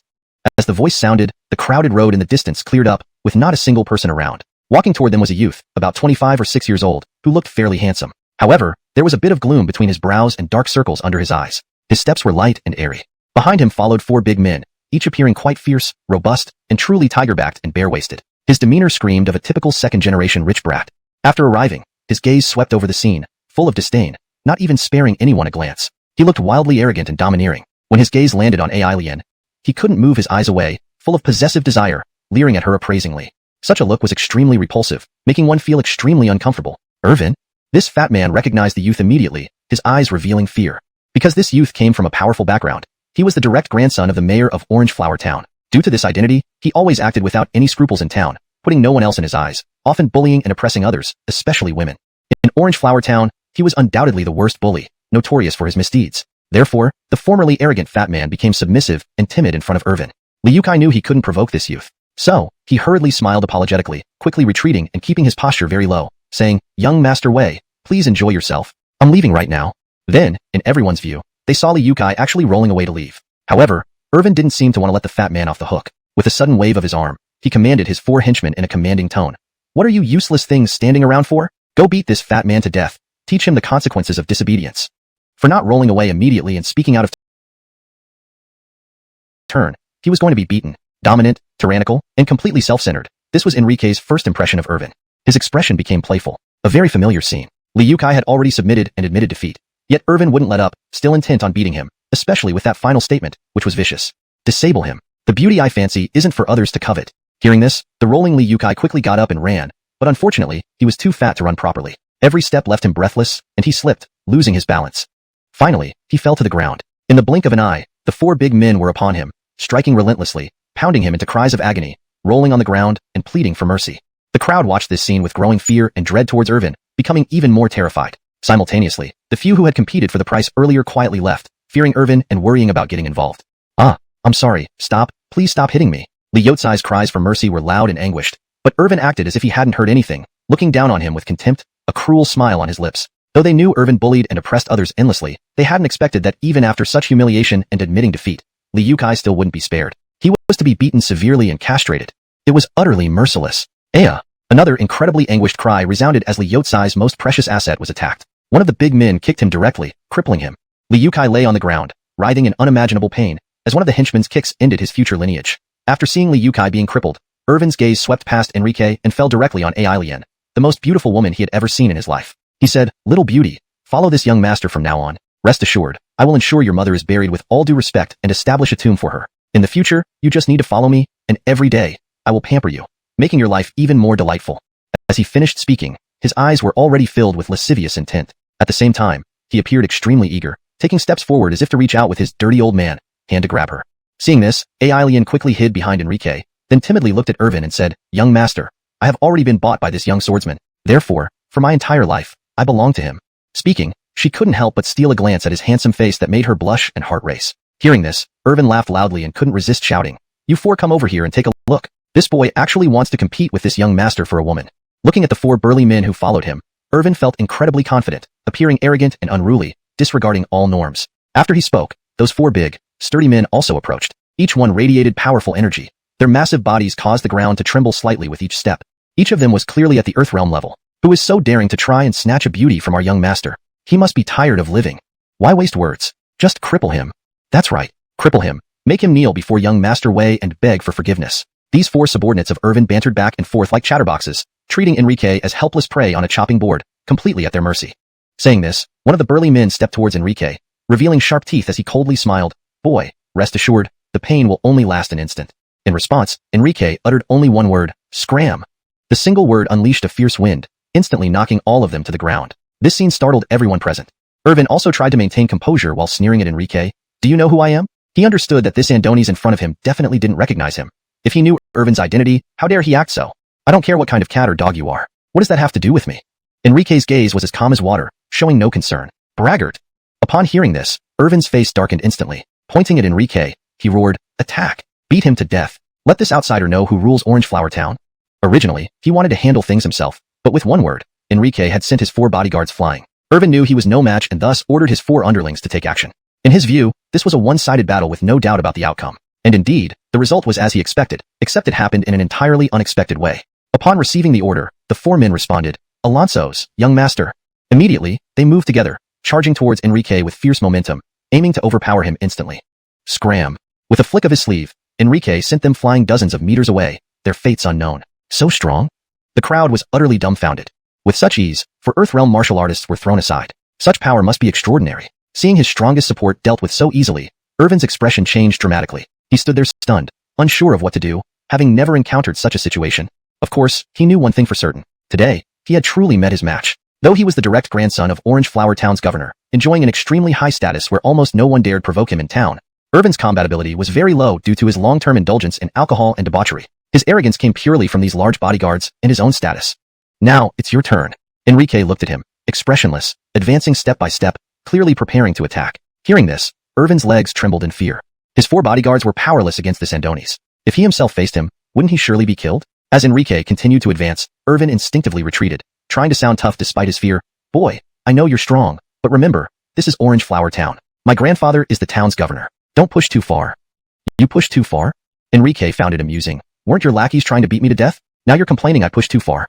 Irvin whined, his voice tinged with crying. "If I knew you were so strong, how could I dare provoke you?" So, he was bullying the weak and fearing the strong. "I always treat others as they treat me. Since you wanted to kill me, I'll kill you first." Enrique said this nonchalantly, raising his arm. Simultaneously, a massive palm, several yards wide, condensed in the air. "He's an immortal, sir," someone shouted, and immediately everyone knelt down, prostrating themselves before Enrique. "Are you an immortal, sir?" Irvin stared, dumbfounded. Seeing this Andonies was actually an immortal, sir, Irvin was astonished beyond words. Thinking of this, Irvin hurriedly kowtowed and pleaded, "Immortal, sir, spare my life, please." Chapter 239, The Fox Demon. Too late. The moment Irvin decided to kill Enrique, his fate was sealed. A palm descended, and his figure was obliterated. Witnessing this scene, everyone recalled a phrase, "Do not insult the immortal." And besides, Irvin had dared to try and kill an immortal. This was an unforgivable sin. Soon after, the magistrate of Chunghua Town learned of the incident and rushed to the scene. There was no trace of anger in his eyes. Seeing Enrique, he immediately knelt and paid his respects, saying, "I did not know you had arrived, immortal. Please forgive my failure to welcome you properly. Rise." Enrique glanced at him. He was a spirited old man with the power of Tianji Mirror. After rising, the magistrate couldn't help but ask, "Immortal, are you here to slay demons?" Enrique nodded. "That's right. Were you alone when you came here?" The magistrate couldn't help but sigh dejectedly. Seeing the puzzled look on Enrique's face, he explained, "You should know that several days ago, another immortal visited our town but ended up being devoured by a demon. You are so young, and you're here alone. I fear you might not be a match for that demon." Several days ago, the other immortal? It must have been Lewis. It seems he really died. Lewis was only at the third layer of condensation realm, not even comparable to chance. How could he be compared to me? Thus, Enrique calmly replied, "Just a mere Randy. I am more than enough to handle it alone. If so, please follow me back to the mansion. Allow me to explain the matter concerning the demon." That evening, the magistrate of Changhua Town set up a banquet for Enrique, during which he told him about the Randy. After a few rounds of drinks, Enrique excused himself to use the bathroom. In truth, he felt a powerful aura and an unfamiliar musky scent. It must be the Randy. Following the aura and the smell, Enrique stealthily pursued the source. He soon found himself in a courtyard within the magistrate's mansion. In the center of this courtyard stood a large stone bed. Beside the bed were two figures intertwined. A voluptuous young woman with bewitching beauty and a white-robed gentleman. They were engaged in their intimate activities without restraint. However, Enrique didn't watch for long. As the white-robed gentleman trembled, he noticed the woman's fingers transform into furry fox claws and her eyes turn bright red. Then, the white-robed gentleman's body rapidly withered, and white mist emerged from his body, entering the Randy's nostrils. All his essence gone. Within seconds, he became a dry corpse. After absorbing the gentleman's essence, a look of ecstasy appeared on the Randy's face, but it quickly vanished, replaced by unfulfilled desire. Evidently, consuming a mortal's essence was like drinking poison to quench thirst for this Randy. Seeing this, Enrique stood on the roof eaves, intrigued. He couldn't help but clap. He understood why some would willingly risk death to enjoy such a night with a Randy. It truly was an ultimate pleasure. At least, the white-robed gentleman went peacefully, without any pain. "Who's there?" The sudden applause made the Randy change expression. She instantly looked toward Enrique's location. In an instant, her icy eyes blazed with heat, transforming into her true form. A 10-meter-long, pale purple fox with 3 tails. A 4th tail was barely visible. Enrique had already gauged the Randy's strength. This must be a Randy with 3 demonic cores, close to becoming a great demon. Fox demons' ranks are easy to identify based on their number of tails. Normal foxes have 1 tail. 2 tails mean they've become spirits, making them demons. 2 tails signify small demons, 3 tails indicate leader-level demons, and 4 tails signify great demons. Each additional tail grants them an extra life. When a Randy is near death, they can sever their tail to survive but will drop a rank. This Randy, with 3 tails, is not only a leader-level demon but has 3 lives. Since consuming the white-robed gentleman's essence wasn't enough, seeing Enrique's vast life force awakened its craving again. Looking at Enrique with excitement, her voice trembled. "A cultivator, another practitioner. The aura is even denser than the last one. No wonder it smells so sweet. Since you've come, I won't hesitate." Immediately, she moved like a purple lightning bolt, opening her massive jaws and pouncing at Enrique. She was extremely confident in her strength, her jaw wide open, ready to devour him whole. Human cultivators are filled with abundant essence. Consuming them directly is far better than just absorbing essence. Swish! Enrique easily dodged the attack, turning danger into safety. Though the Randy's attack seemed ferocious, to Enrique, it was riddled with flaws. He could see that though her realm wasn't low, she wasn't skilled in combat. Moreover, considering her frivolous behavior, Enrique guessed she was likely a partner of a greater demon. After all, Randys are known for their beauty and skills in the world of demons, making them excellent partners for any demon. Physical pleasures aren't just cherished by humans, but also by demons, often more intensely and wildly. "Good, you can still fight back. That makes it more interesting," she said with excitement in her voice. Previously, her prey had been boring. Now, encountering Enrique ignited her interest. Insolent beast. Enrique was enraged. He hadn't expected the Randy not to recognize him and consider him prey. In an instant, the rainbow sword appeared. Instantly, Enrique was surrounded by sword chi, and dust swirled around. Seeing this, the once arrogant Randy's expression changed dramatically. Her icy eyes were filled with horror as she shrieked, "You're a sword cultivator?" After 10,000 years, the Randy felt the surging sword intent from Enrique. Hence, in that instant, all her arrogance vanished. Among human practitioners, none are more feared by demons than sword cultivators. Though Enrique hadn't attacked yet, the Randy could sense the overwhelming sword chi, especially the sword in his hand. It exuded a powerful aura. Killing her would be effortless. Knowing she wasn't good at fighting, the Randy lost all will to fight. Without a word, she turned and fled. In a flash, she was out of the courtyard. But how could Enrique let her escape? Watching the direction the Randy fled, Enrique swiftly pursued with his sword raised. "In front of me, do you think you can escape?" As Enrique spoke, a dazzling blade of light fiercely slashed toward the Randy. This single strike severed her chances of survival. Though it seemed like a casual swing of the sword, Enrique's strength was formidable, likely surpassing that of the spirit wheel realm. Combined with the extraordinary nature of the long rainbow sword, every strike he made was incredibly terrifying. For instance, this particular strike was not only swift and fierce, but also contained immense power. To put it bluntly, if there were a 10,000-pound boulder in front of him, Enrique's sword could effortlessly shatter it, leaving no room for resistance. The moment Enrique swung his sword, the Randy's fur stood on end, resembling a spooked cat. It felt an unprecedented sense of crisis wash over it. This sword strike was simply unstoppable and impossible to evade. As the Randy's massive body came into contact with the sword light, the overwhelming sword intent erupted, unleashing destructive force. Roar!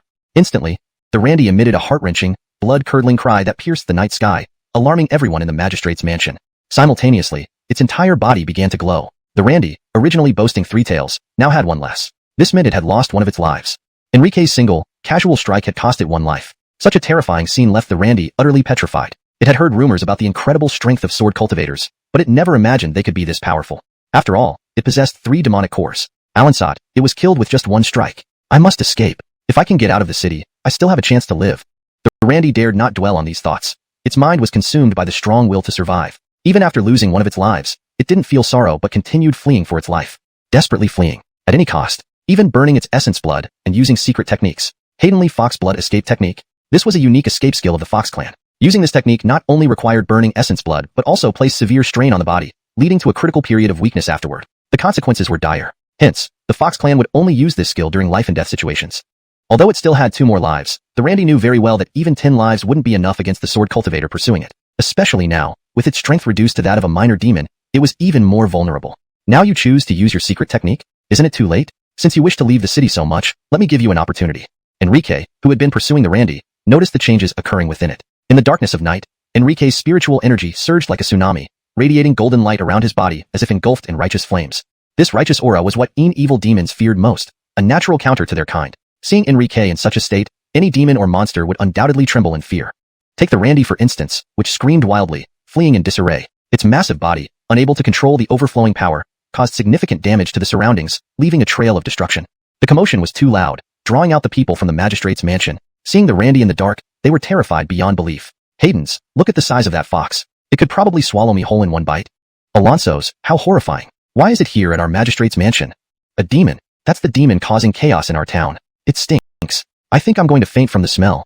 Many people cried out in panic. The news spread rapidly as the Randy fled. The demon responsible for killing people has appeared and is being pursued by today's visitor. It's doomed.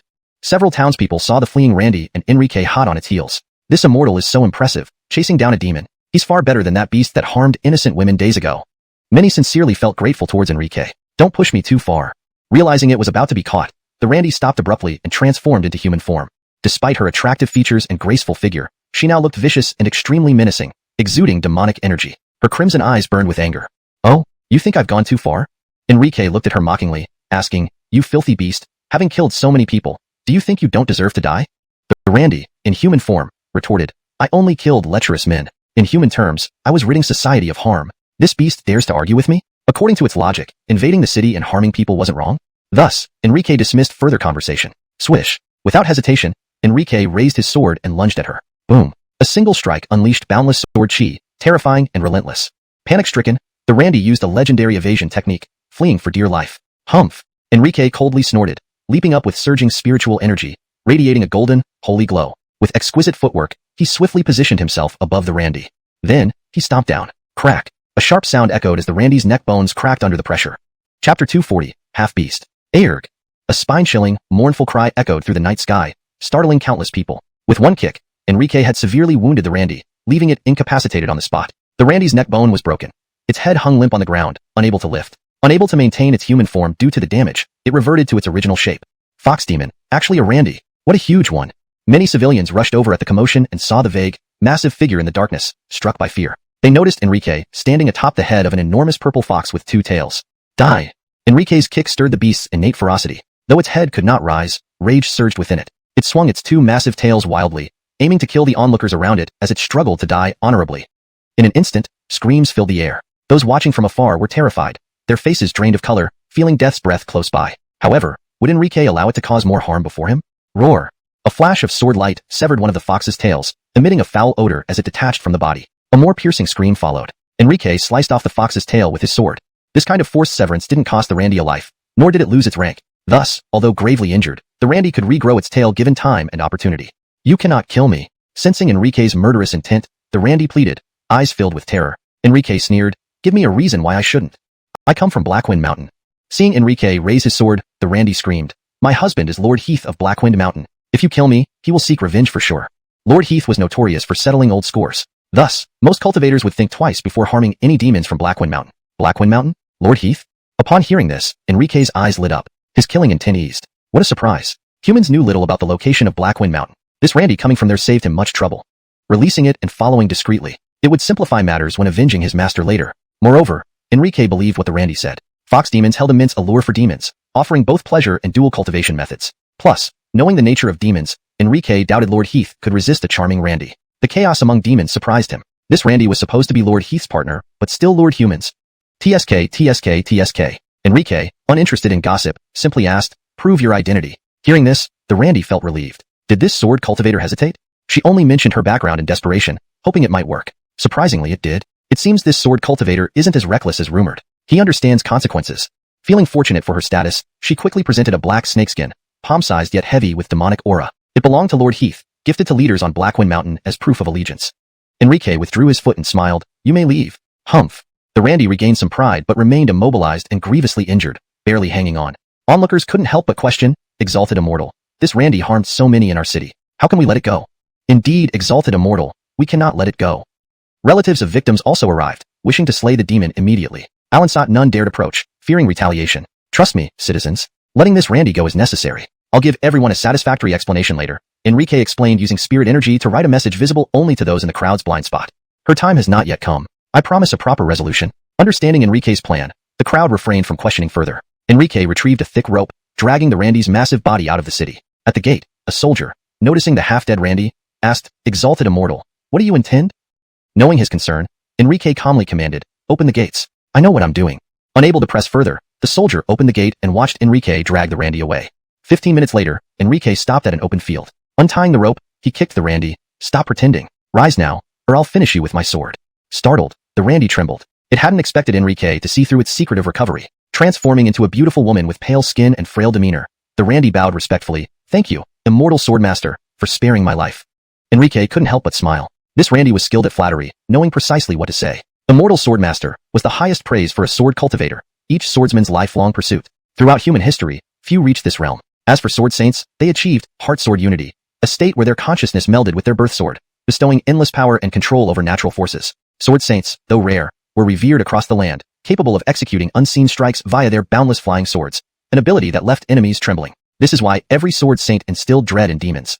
Even the most formidable demon king would have to avoid their sharp edge. One must understand that sword saints possess the ability to wound from afar with their swords. This means that if demons do not stay far away from a sword saint, it's as if an invisible, lethal sword perpetually hangs over their heads, and they can strike with destructive force at any time. Therefore, within a 1,000-mile radius of where a sword saint resides, there are no traces of demons.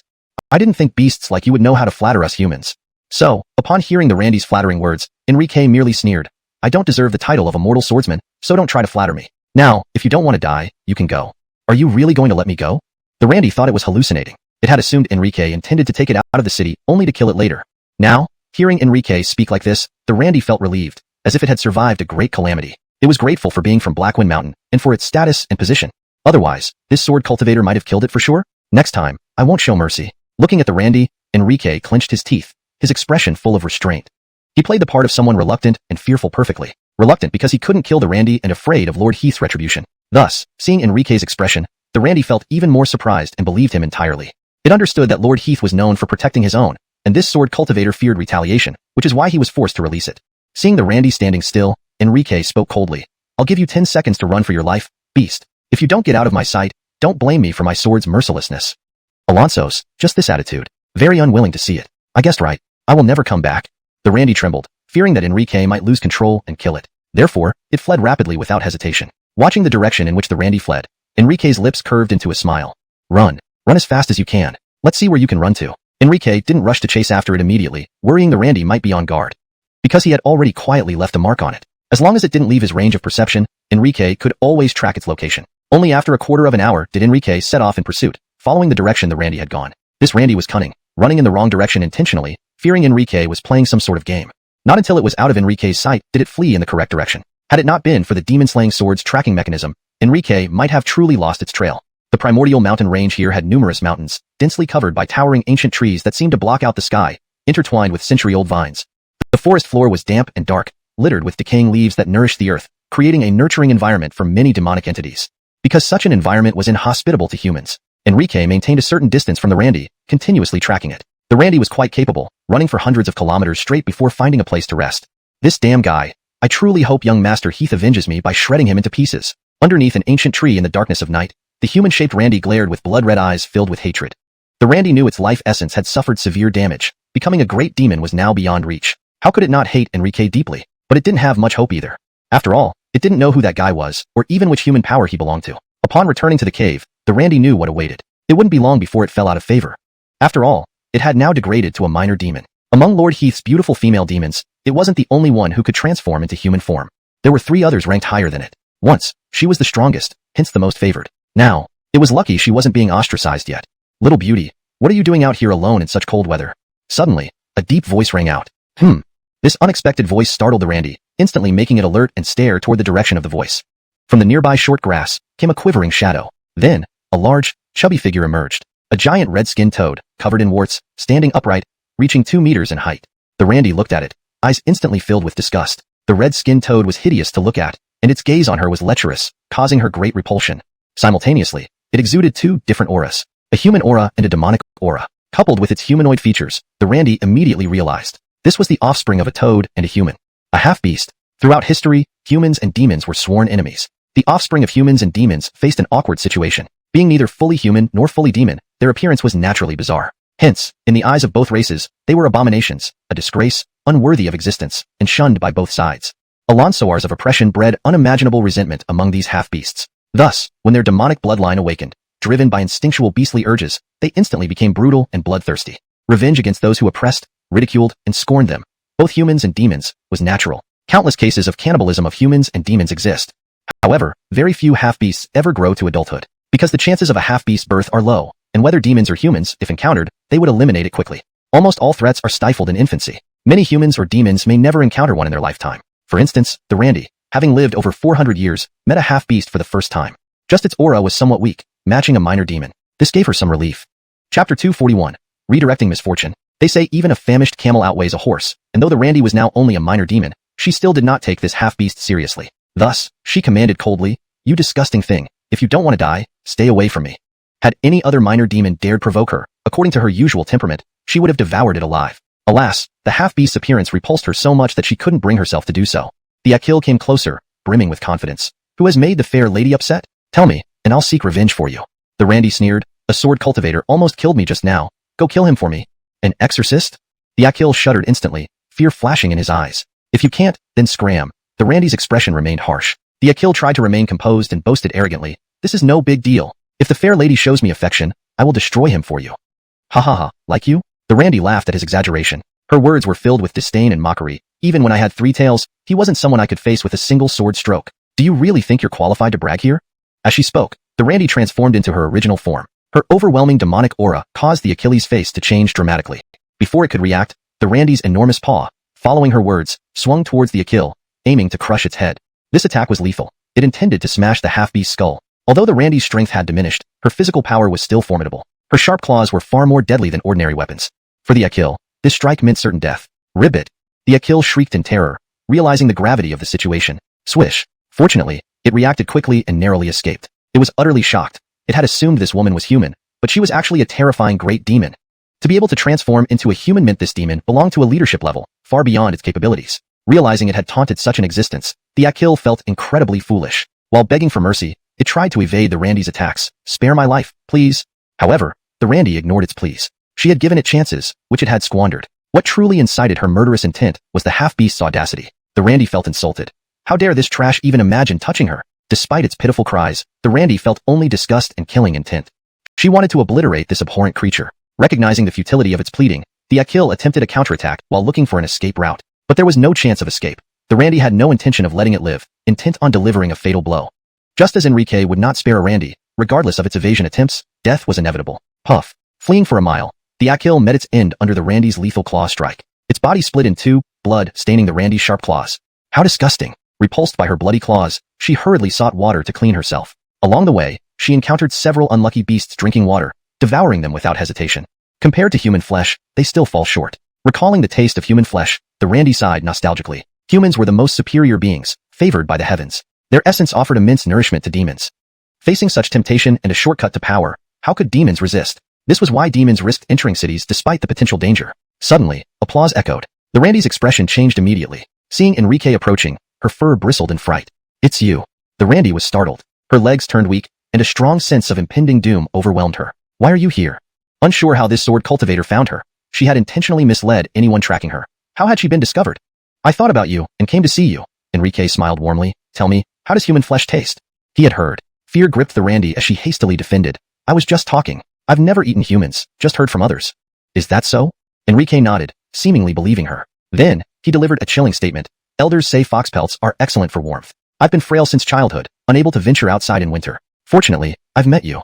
The Randy's heart froze. The implication was clear. He wanted her life. Frailty among cultivators was unheard of. Believing Enrique desired her pelt, she panicked. Don't believe rumors, Sword Immortal. Our fur offers no warmth. For warmth, bear demon pelts are the best. Oh. Enrique looked at her curiously, but all I see is a fox pelt. Chilled to the bone, the Randy sensed a sharp sword intent emanating from Enrique. Spare me, Sword Immortal, she screamed. Not far from here, within 30 miles, there's a Gwillem who has committed countless atrocities, eating many people. If you need a pelt for warmth, target it. Previously, the Randy had encountered this black bear and despised it. Seizing the opportunity to redirect misfortune, she falsely accused the bear of consuming countless humans. Knowing human cultivators despise demons who harmed humans, the Randy hoped to manipulate Enrique. True to her expectations, Enrique's eyes flashed with intense sword intent. You say this bear demon commits numerous atrocities and eats people? The Randy nodded fervently. Absolutely true. I saw it eat a child myself. Enrique ordered, lead the way. The Randy pleaded, I can guide you, but please don't kill me. Enrique replied, all right, as long as I slay that Gwillem, I will not kill you. Thank you, Sword Immortal. Thank you, Sword Immortal. Seeing Enrique agree, the Randy was instantly moved to tears and hurriedly led the way. Please conceal your aura first, Sword Immortal. Once I lure the Gwillem over, then you can strike it down. Enrique nodded slightly. Very well. The Randy eagerly led Enrique in the direction of the bear demon. To make herself more noticeable, she transformed into her original form, making it easier to expose her whereabouts. Roar. Before long, a bear roar echoed from afar. Enrique saw a colossal bear standing there, its entire body black, with 2 rows of bone spikes on its back like spears, resembling a small mountain. Roar. At this moment, the mountain-like bear demon glared at the Randy with cruel eyes and let out a warning roar. The sound was deafening, the shock waves powerful enough to blow off many leaves even from such a distance. Aerf. Unfazed by the roar, the bear demon roared again, trying to intimidate the Randy. However, the Randy remained undeterred, continuing forward without retreating. Seeing this, the Gwillem grew furious and spat out human words. Since you want to die, I'll fulfill your wish. It then charged at the Randy ferociously, opening its foul-smelling maw to swallow her whole. The Randy stood still, watching as the Gwillem rushed towards her. Just as the Randy had anticipated, Enrique stepped out from behind her. Upon seeing Enrique holding his sword, the Gwillem bristled with fear and halted mid-charge. It didn't try to escape but knelt right there, pleading for mercy. Sir, spare my life. I've never ventured into human cities or harmed anyone. Please don't take my life. Many demons knew the reputation of sword cultivators, and this Gwillem was no exception. Indeed, Enrique sensed no bloodlust or killing intent from it. Demons who had slaughtered humans always bore undeniable bloodlust and killing intent. So, what the Gwillem claimed was true. Enrique was surprised. He hadn't expected to encounter a demon free of bloodlust. Turning to the Randy, Enrique's lips curled slightly, revealing a faint smile. Seeing Enrique smile at her, the Randy felt as if she had plunged into an ice cave. She hadn't expected there to be a demon that didn't harm humans in this world. But Enrique didn't bother questioning her deception further. Instead, he looked at the Gwillem and said, I originally intended to kill this Randy to use its fur for winter clothing, but it told me bear fur is better for the cold. So it brought me here to kill you. Upon hearing this, the Gwillem's eyes turned bloodshot as it glared at the Randy, understanding what had transpired. Enrique then looked at the Randy again. Now, I'll give you a chance. If you can bring me this bear's skin, I will consider sparing your life. Otherwise, I'll flay you alive. He then turned to the Gwillem. Similarly, if you can bring me the fox's skin, I'll let you go. The Gwillem instantly understood. Enrique wasn't going to intervene. He wanted them to fight each other. Living all its life cautiously, avoiding humans for fear of trouble, it had still encountered misfortune. The Gwillem was seething with rage. This fox, it must die. To divert disaster onto an innocent, it hated the fox to death. Now, hearing Enrique's words, the Gwillem's killing intent exploded. I'll give you 15 minutes. If either of you fails to end the other within 15 minutes, then after that, I will take both your skins. Enrique's voice was cold as death, resonating chillingly in their ears. This made both demons realize he wasn't joking. There was no room for negotiation. Only one could survive, and that was the winner. A battle for survival was about to commence. You damn thing, I'll kill you. The Gwillem understood that without the Randy's existence, it wouldn't be in this predicament. It blamed the Randy for this mess. Otherwise, how could it become prey? In fact, it was grateful to Enrique for explaining the situation and giving it a chance to live. With Enrique's command, the Gwillem wasted no time, instantly charging at the Randy. Damn! The Randy hadn't expected Enrique to let them fight each other instead of just killing the bear. Facing the attack, the Randy was furious. If not for Enrique's repeated injuries weakening her, dealing with this bear would have been easy. Unfortunately, there were no ifs. In terms of realm, the Randy was still weaker than the Gwillem. But despite her weakened state, the Randy had compensatory strengths. For a moment, the two fought fiercely, evenly matched.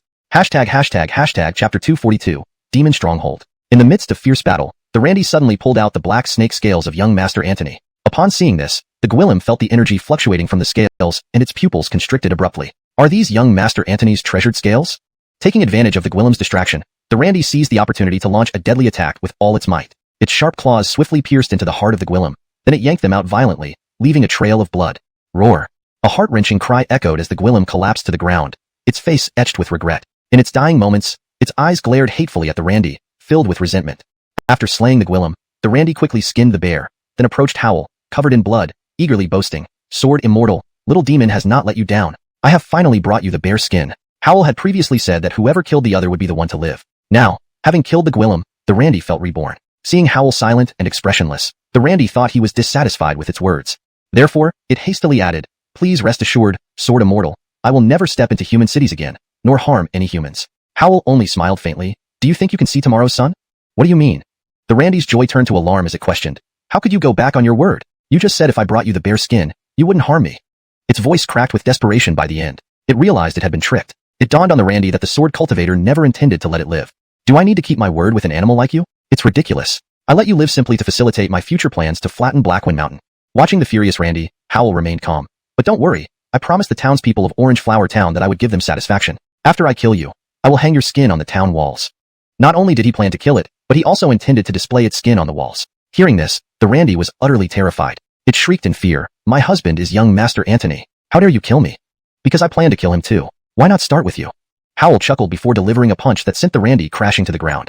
The Randy regretted not using its secret escape technique earlier or arguing with him further. Most of all, it regretted underestimating him and pushing its luck. Unfortunately, it was too late for regrets, too late for second chances. With each blow from Howl, the Randy grew weaker. Finally, on the 10th punch, it breathed its last breath and perished, its life force rapidly fading. Until death, the Randy couldn't understand how Howl dared to ambush it without fear of retaliation, especially since he planned to display its skin.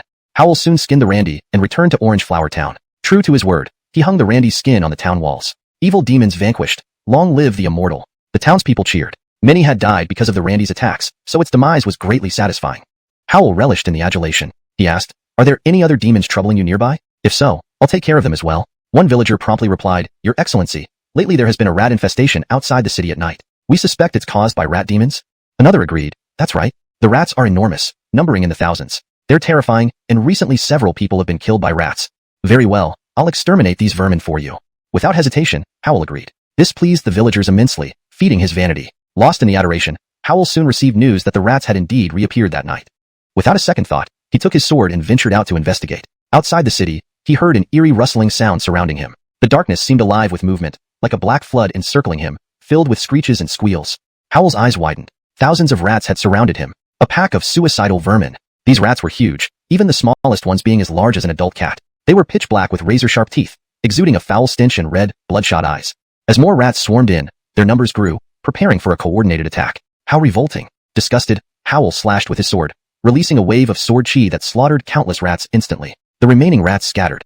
Among the fleeing rodents, a particularly blood-red rat stood out. Howl noted the stark difference. "So, it's a demon after all. Cuckoo, you humans are quite bold to come alone." The blood-red rat laughed shrilly, transforming into a short, shifty-eyed Kenneth with a mustache and blood-red eyes. His appearance was both menacing and repulsive. "So, you're a blood rat from the underground, capable of demonic transformation. Blood rats feed on the blood of corpses and occasionally transform into demons, causing mass deaths among humans whenever they emerge. Dare to address me directly? Call me Master Rat." Master Rat fumed, "I despise humans most. You've hunted and eaten my kind, deserving of death yourselves. You, an animal, aren't worth much. Even the Randy met its end at my hand. And now you dare to challenge me?" Master Rat's expression changed sharply. "Which Randy did you kill?" Howl countered, "What else?" Master Rat roared, "You have tremendous nerve to kill someone affiliated with young Master Antony. Enough chatter. If you encountered me and didn't flee, prepare to die." The blood rat initially dismissed Howl's words, but was startled when he saw the sword fully drawn. Its fur bristled in fear, eyes wide with terror.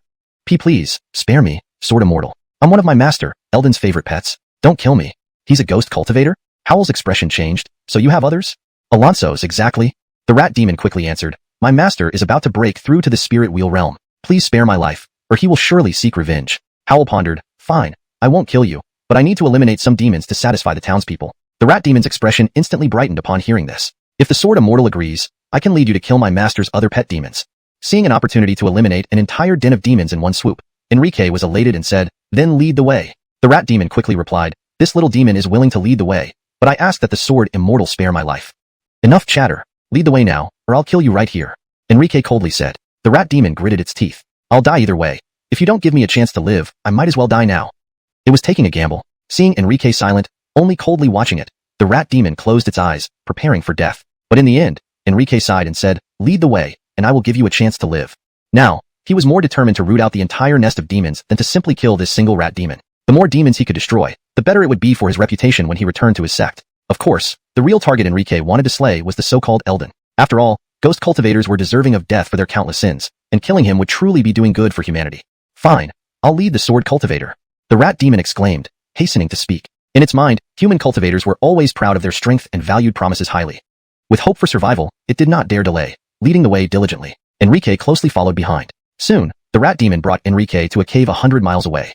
This cave was dug by me. Please follow me inside, the rat demon said. Lead the way. Though they were about to reach what seemed like the stronghold of the demons, Enrique felt no fear, only excitement. He understood a major battle was inevitable. All right. The rat demon's eyes flickered with caution as it led the way, and Enrique quickly followed. The rat demon ahead was shocked, wondering how such a young human could be so daring, showing no sign of fear. It was truly unfathomable. Deep within the cave, a fat man sat on a throne, half naked with a large belly, his body bloated. He had a square head, big ears, and a nose pointing straight up. A voluptuous woman dressed in scandalously revealing clothes fed him, looking every bit like she was serving him. On either side of him sat 6 others who exuded intense demonic energy. Their appearances were grotesque and bizarre, far from normal humans. At the center, numerous dancing girls swayed erotically to music, and coarse laughter echoed around them. You demons sure know how to indulge yourselves. Suddenly, a voice cut through the air. From the shadows emerged a tall figure. As the words landed, a wave of spiritual power rippled through the room. In an instant, the grand hall fell silent, all eyes fixed on the unexpected intruder. Anger flashed on their faces, clearly provoked by his words. Enrique stood with his hands behind his back, calmly meeting their gazes without any trace of fear. What? Isn't what I said true? It's impressive, boy. Catching this blood rat shows some skill. But you're too arrogant to come here alone. You'll be our next meal, the naked fat man sneered, his body exuding strong demonic energy. The other demons deferred to him, clearly recognizing his superiority among them. A powerful demon. Recognizing the features of the fat man, Enrique couldn't help but sneer. How about I find 2 green onions to stick up your nose? Looking for death. The fat man realized the human cultivator was mocking him and glared fiercely. The scantily clad woman serving him fled in panic, along with the dancing girls. The rat demon glanced at Enrique, unable to resist whispering, I've brought you here, elder. Please keep your promise and spare my life. All the rat demon wanted was to escape as far away as possible. Otherwise, even if Enrique spared it, the other demons certainly wouldn't. Both cultivators and demons despised betrayal, considering it the most contemptible act. You may go. Enrique looked at the rat demon and spoke calmly. Relieved, the rat demon turned to flee. But just as it turned, its body shuddered violently. Flash. A cold light flashed, and the rat demon died instantly, cleaved in 2 by Enrique's sword. It reverted to its original form, a massive blood-red rat. Chapter 243, Tracy. Looking at the dead snake demon's corpse, Enrique sneered. I did give you a chance to live, but unfortunately, you were just too slow. Sword cultivator? With one strike, Enrique had easily exterminated the rat demon. Examining the dazzling blue sword in his hand that exuded a chilling aura as if forged from ice essence, many of the demons present showed noticeable changes in their expressions. Their eyes revealed a deep-seated dread. A sword cultivator not only represented power but also carried within them a righteous heart, always striving to punish evil and promote good, embodying justice and taking the responsibility to eliminate demons and monsters. It wasn't an exaggeration to call them the nemesis of all demons. Therefore, seeing Enrique slay the rat demon with one stroke and holding a sword, the onlookers naturally assumed he was a sword cultivator. We are merely servants under the command of the Tracy. If you have grievances with our master, find him directly. Why must you trouble us? Or are the legendary sword cultivators known for bullying the weak and fearing the strong? The naked chubby giant looked at Enrique with a hint of wariness, for it was his first encounter with a legendary sword cultivator, especially after witnessing how Enrique could kill the rat demon with a single strike. This made him realize that this Andonies before him must be incredibly formidable. Otherwise, why would such a ruthless being like him hesitate so much?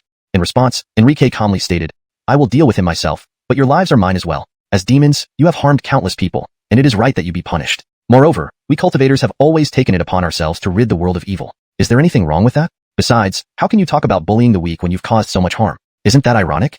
Seeing the dense shadowy aura and the malevolent energy radiating from his brows, Enrique knew that this pig demon must have harmed many innocent people, deserving severe punishment. However, what Enrique didn't expect was that his words would provoke an unprecedented reaction from the pig demon. Filled with overwhelming anger, he retorted forcefully, Boy, your words are laughable. It's true that we demons kill and eat humans, but aren't humans no different in killing animals for food? The creatures running in the mountains, swimming in rivers, and flying in the sky. Haven't you hunted and eaten them all? It took us immense effort to attain sentience, absorb the essence of heaven and earth, and become stronger than mere mortals. Alansat, mortals slaughter our kin and feast on our flesh. Why can't we do the same to them? For a moment, Enrique was speechless. The pig demon's words deeply resonated with him. Cultivators claim to uphold justice by exterminating demons, while humans hunting and eating wild animals is considered normal. But if animals became demons, why couldn't they kill and eat humans? They sought revenge for their kind. Shouldn't that count as justice? Ultimately, there is no absolute justice or distinction between good and evil in this world. Only survival of the fittest exists. The path of cultivation is about seizing resources, competing against heaven, earth, and all living things. Only the strong can obtain the Tao. Whoever holds the power stands on the moral high ground and deems everything contrary to their wishes as defiance. In this age, the human race reigns supreme. Thus demons naturally became labeled as evil. If one day demons ruled the world, perhaps humans would be seen as the evil ones? To humans, demons devouring people is evil, but humans slaughtering livestock for food. Isn't that perceived similarly by demons? Perhaps humans and demons are destined to be eternal enemies. At its core, there is no such thing as true justice in this world. However, following this logic, Enrique realized that even though he understood this truth, he still preferred humans to slaughter cattle and sheep over demons eating people. It all boiled down to differing perspectives, and he saw no point in arguing about such complex issues further. Upon careful thought, the pig demon's words were indeed logical. There was no clear division between good and evil in this world, only the divide between the strong and the weak. So-called good and evil exist only from certain viewpoints. Hence, Enrique understood that as a human, he must view things from a human perspective. Thus, slaying demons was just. Wasting no more time on idle talk, Enrique glanced at the demons transformed into human-like beings and declared calmly, "Today, I've come to eliminate you demons. If you don't want to surrender without a fight, then let's begin." The pig demon's eyes flashed with menace as he bellowed, "Attack! Kill this boy together." The roar was thunderous, echoing throughout the palace. The sound wave shattered countless wine glasses, shattering sounds ringing continuously. Additionally, the other 6 demons immediately attacked, lunging at Enrique. One of them, dressed in colorful attire, vanished without a trace as if disappearing into thin air. Cat, tiger, rhino, rabbit, leopard. These demons' bodies underwent transformations, revealing their animalistic features, which Enrique quickly identified. One, however, was completely invisible, even its presence indiscernible, causing significant concern for Enrique. He feared hidden ambushes more than overt attacks because the enemy's location remained unknown, especially in a surrounded situation, posing a fatal threat.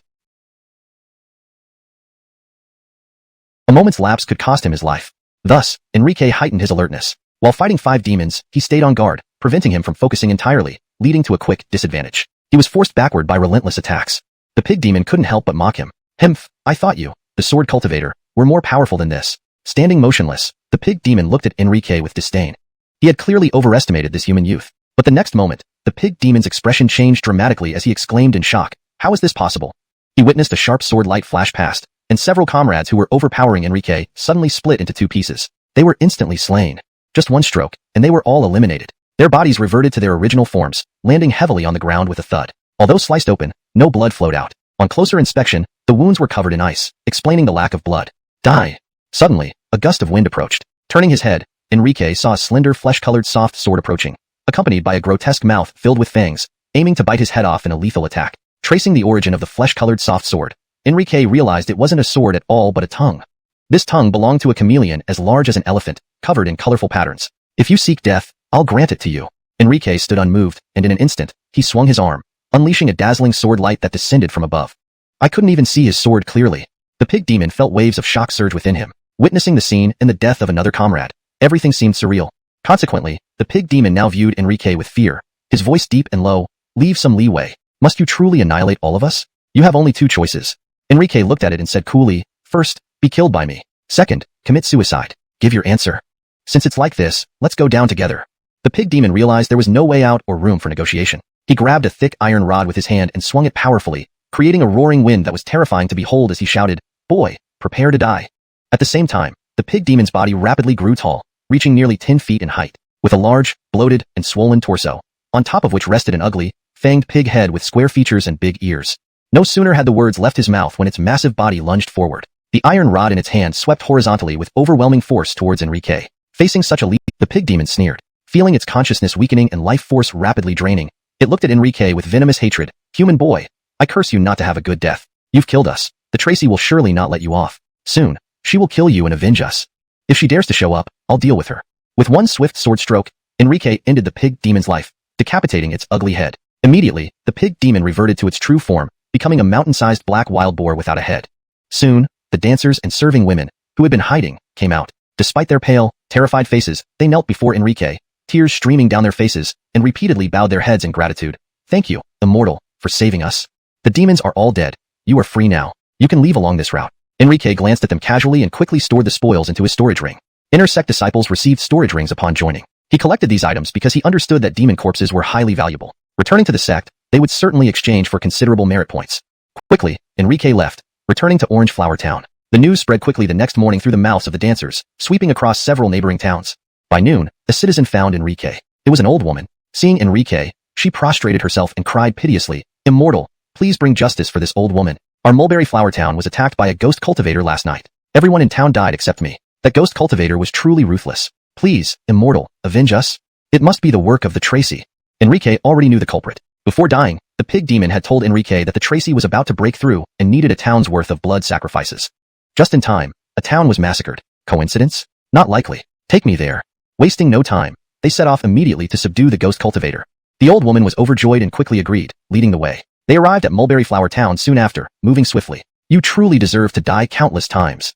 Seeing the gruesome scene, Enrique's eyes turned red, unable to find words to express his indignation. The town was eerily silent, with most buildings collapsed. Blood covered the ground, now dried and formed black clots. Bodies littered the streets, each face frozen in terror, their chests punctured. Clearly, their hearts had been extracted. Additionally, the sky was filled with dark, sorrowful clouds, and the air reeked of blood and decaying corpses, a mixture so revolting. Upon hearing Enrique's words, the old woman was startled. "How did you guess my identity?" ###Chapter 244, Corpse Soul Flower. "You can go down and ask Darius yourself?" Enrique didn't bother explaining, swiftly drawing his sword and attacking. The question was so absurd that Enrique felt his intelligence insulted. What kind of ordinary people could move so fast, even outpacing him? Moreover, the pig demon had mentioned that the Kelly was a woman. Initially, Enrique hadn't suspected anything, but when the Kelly couldn't wait to lead the way, he knew. This elderly woman before him was indeed the notorious Kelly. He hadn't revealed her identity earlier for fear of harming innocent civilians. Now, with no one around, Enrique attacked without any reservations. Each slash of his sword was lethal. This Kelly lived up to her title as a ghost cultivator. "My precious child, come out." An old, confident shout echoed from her lips, and to Enrique's shock, blood mists began swirling around him. Roars followed as monstrous figures emerged from both the mists and beneath the ground. "Ghosts!"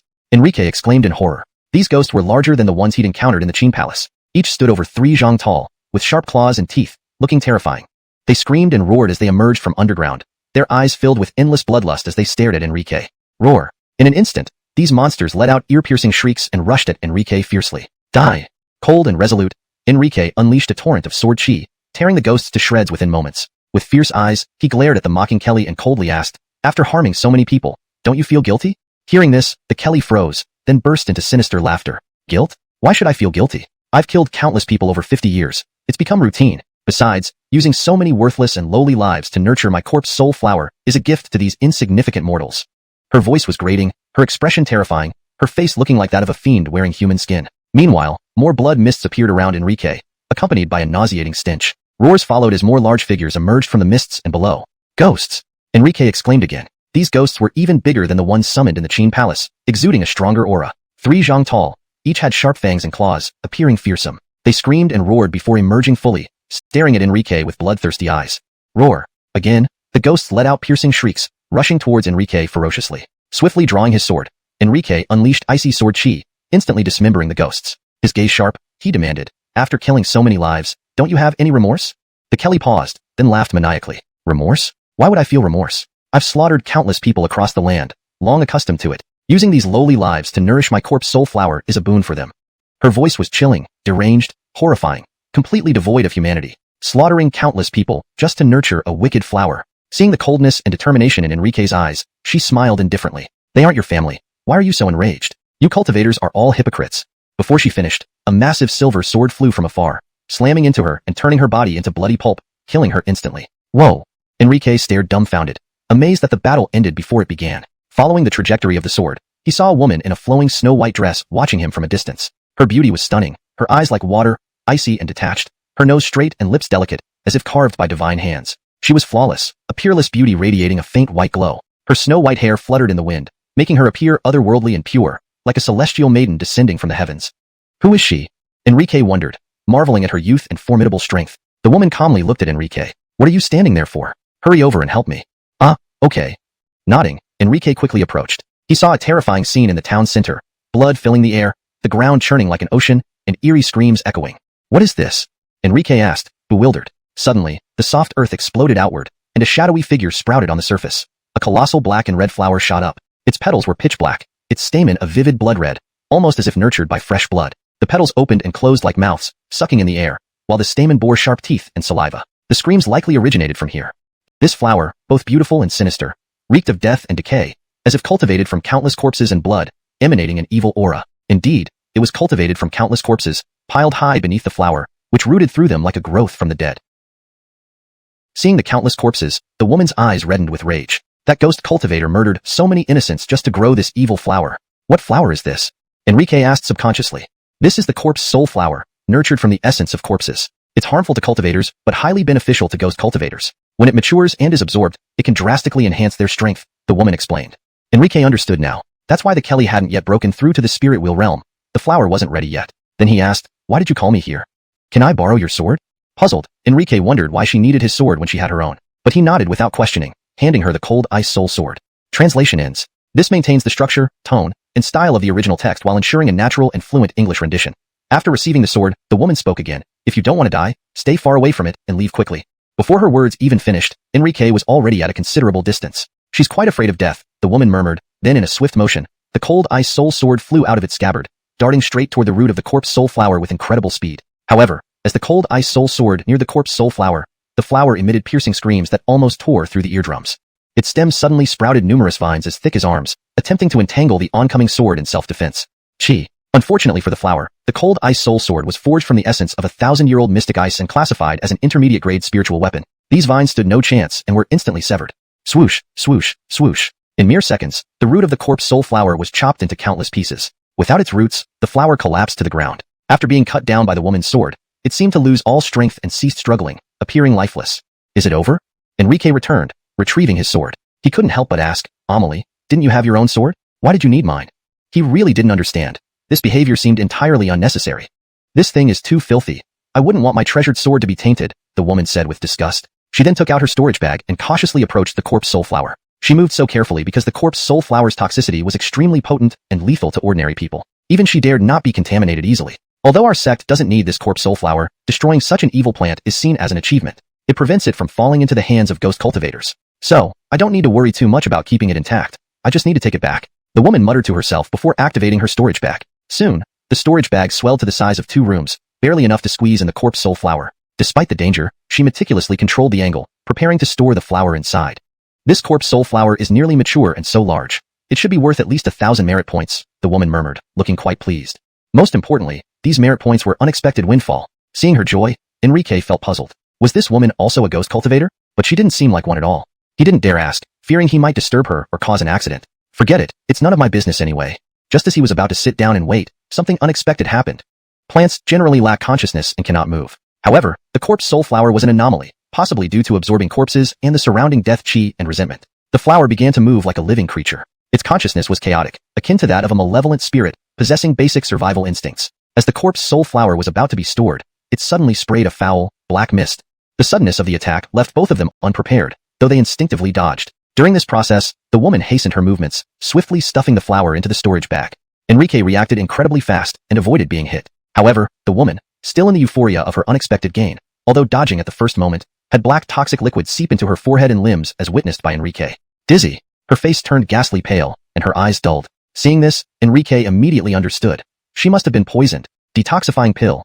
He remembered carrying detoxifying pills and quickly administered one to the woman who looked increasingly confused and in pain. However, even after taking the pill, several breaths later, Enrique was horrified to find it ineffective.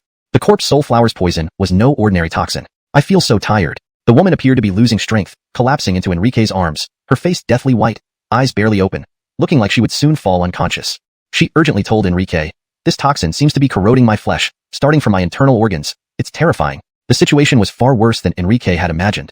I think I'm dying, so sleepy. Her voice was weak and carried a faint sob. Seeing her like this, Enrique was at a loss. Such a beautiful woman, about to pass away like this? It was too tragic. Alan thought he could do nothing to save her. Finally, Enrique thought for a moment and said, Amelie, please tell me your name. When you pass, I will set up a cenotaph for you.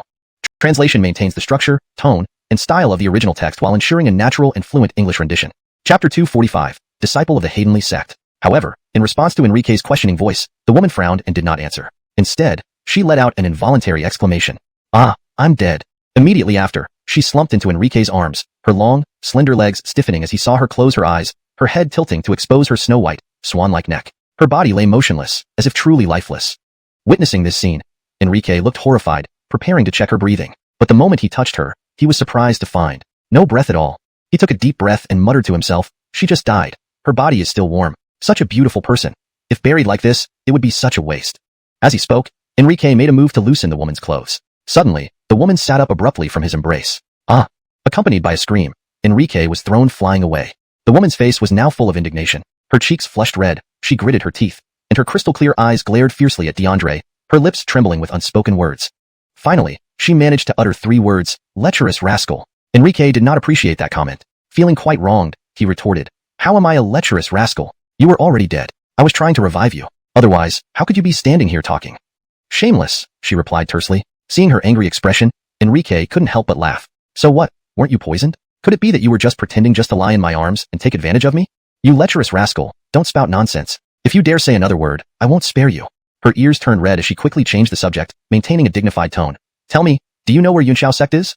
Enrique nodded, realizing that this woman far surpassed him. He did not continue dwelling on the implicit topic. Seeing that she wanted to change the subject, he complied and nodded. "Of course I know." Enrique was also intrigued. He wondered why this woman was asking about Yunxiao sect. "So, can you take me there?" Her tone carried an unmistakable command. This annoyed Enrique, and he immediately shook his head. "I have a demon left to kill. If you want to go to Yunxiao sect, wait for me to finish it off before I return to the sect. Otherwise, find someone else."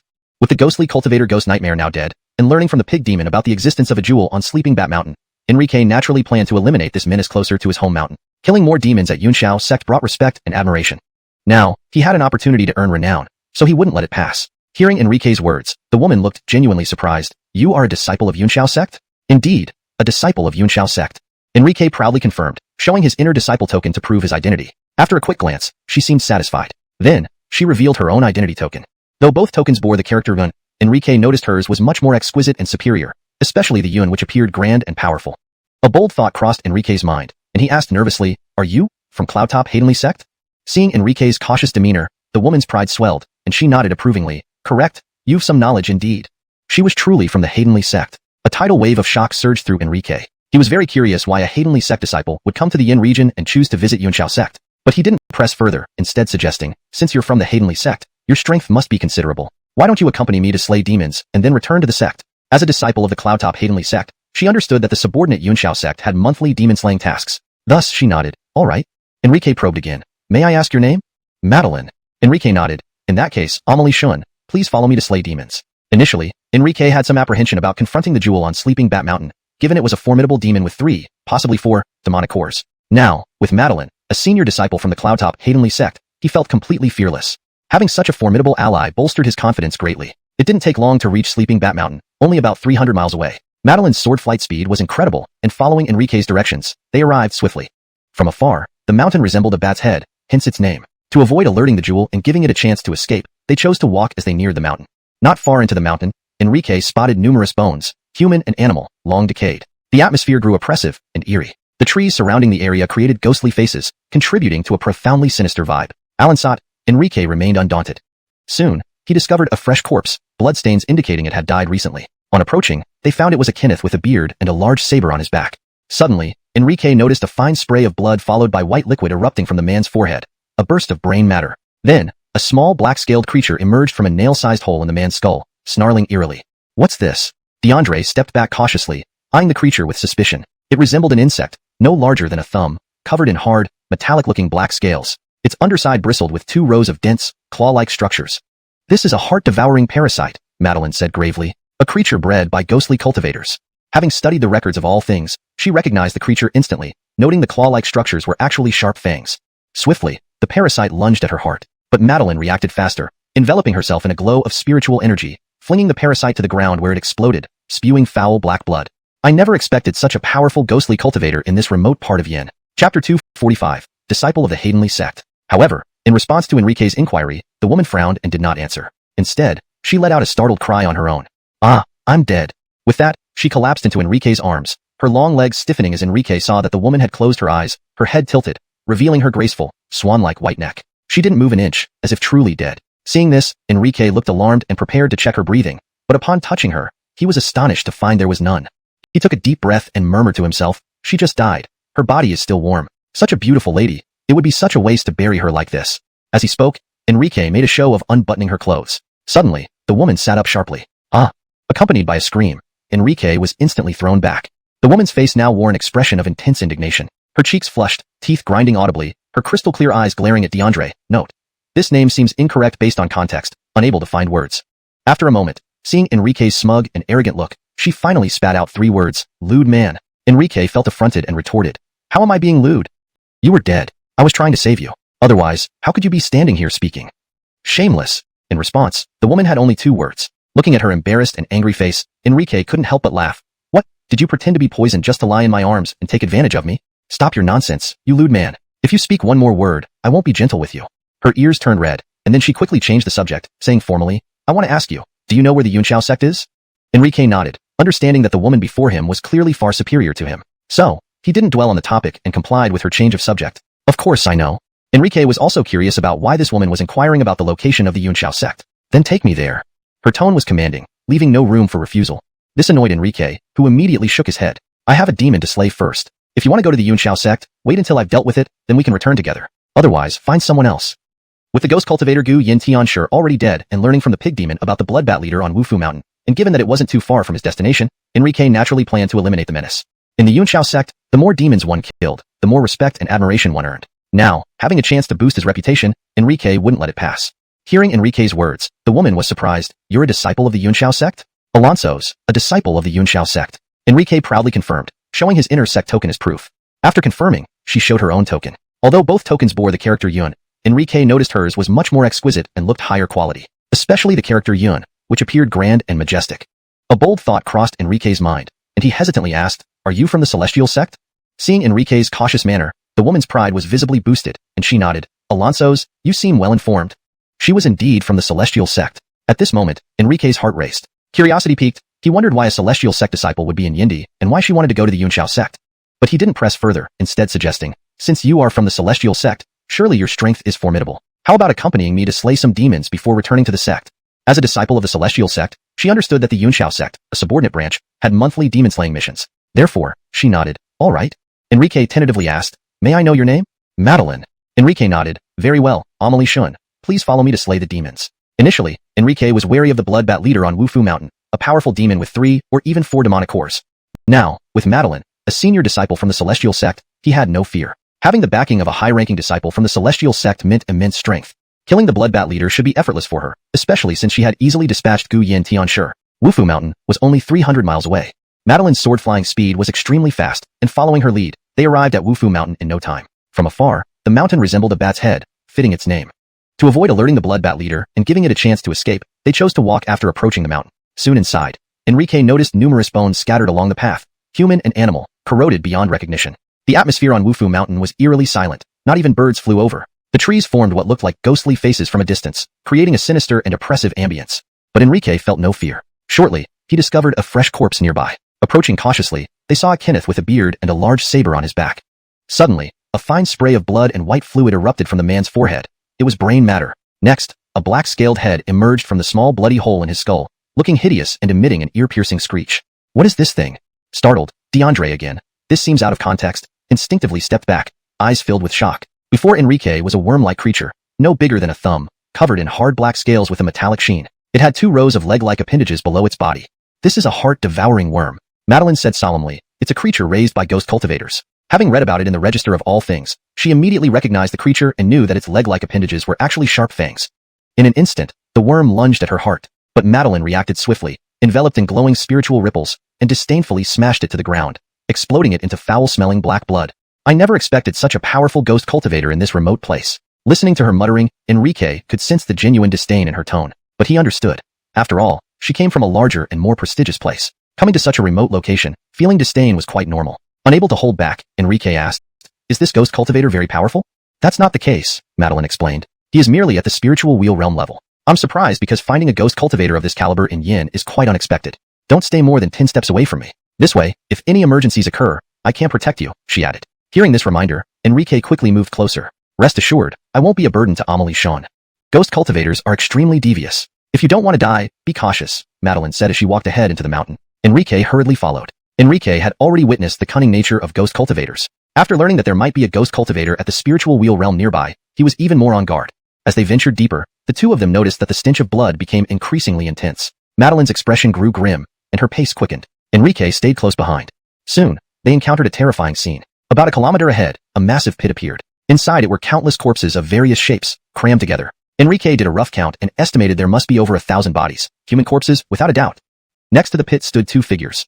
One was a short, withered old man, and the other was a giant bat standing upright, completely red like blood, with an extremely grotesque and fearsome face. Both Enrique and Madeline saw them, and naturally, they saw Enrique and Madeline as well. Just two little kids come here to seek death.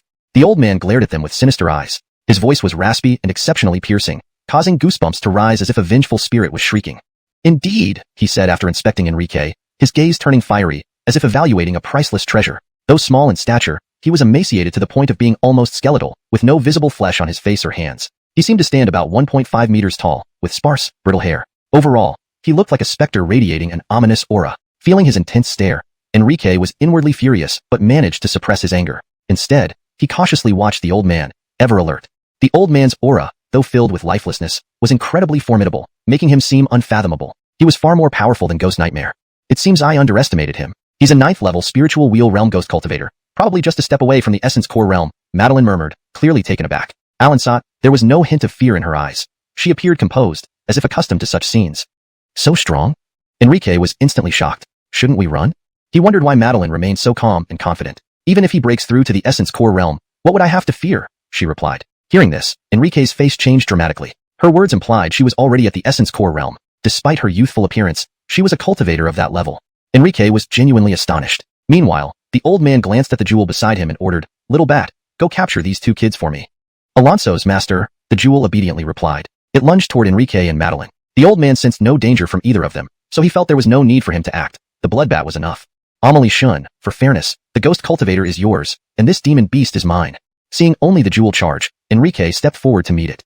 Clang! The jewel's sharp claws clashed with Enrique's sword. Despite its strength, it held its ground. In fact, it seemed stronger, slightly overpowering Enrique. After just a few exchanges, Enrique began to feel overwhelmed. Enrique felt incredibly fortunate. Had he come alone, he would surely have perished today. Not only was he no match for the jewel, but there was also the far more powerful ghost cultivator to contend with. Realizing he couldn't hold his ground, Enrique hesitantly called out to Madeline, blushing. "Amelie Shun, this demon beast is quite formidable. Please lend me a hand. This beast has 4 demonic cores. You're only at the 2nd stage condensation chi realm, so it's natural you're not a match. That you haven't been killed instantly is already impressive," Madeline commented. As she spoke, her jade finger pointed outward, releasing a beam of light that struck the jewel's forehead, leaving a bloody hole before it collapsed onto the ground. Seeing this, the old man's expression changed drastically. He exclaimed in shock, "You're an essence core realm cultivator?"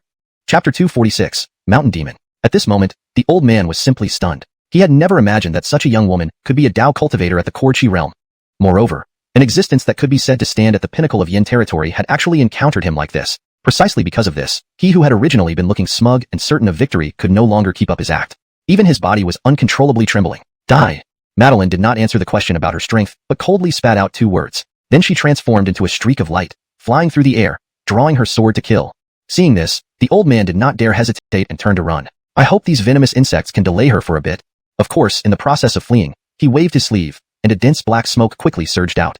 But upon closer inspection, it could be astonishingly discovered to be worms. Heart-devouring worms. An uncountable number of heart-devouring worms. However, just as the core heart-devouring worms were about to collide with Madeline, they disintegrated into powder after colliding with a layer of golden ripples from about 10 feet away.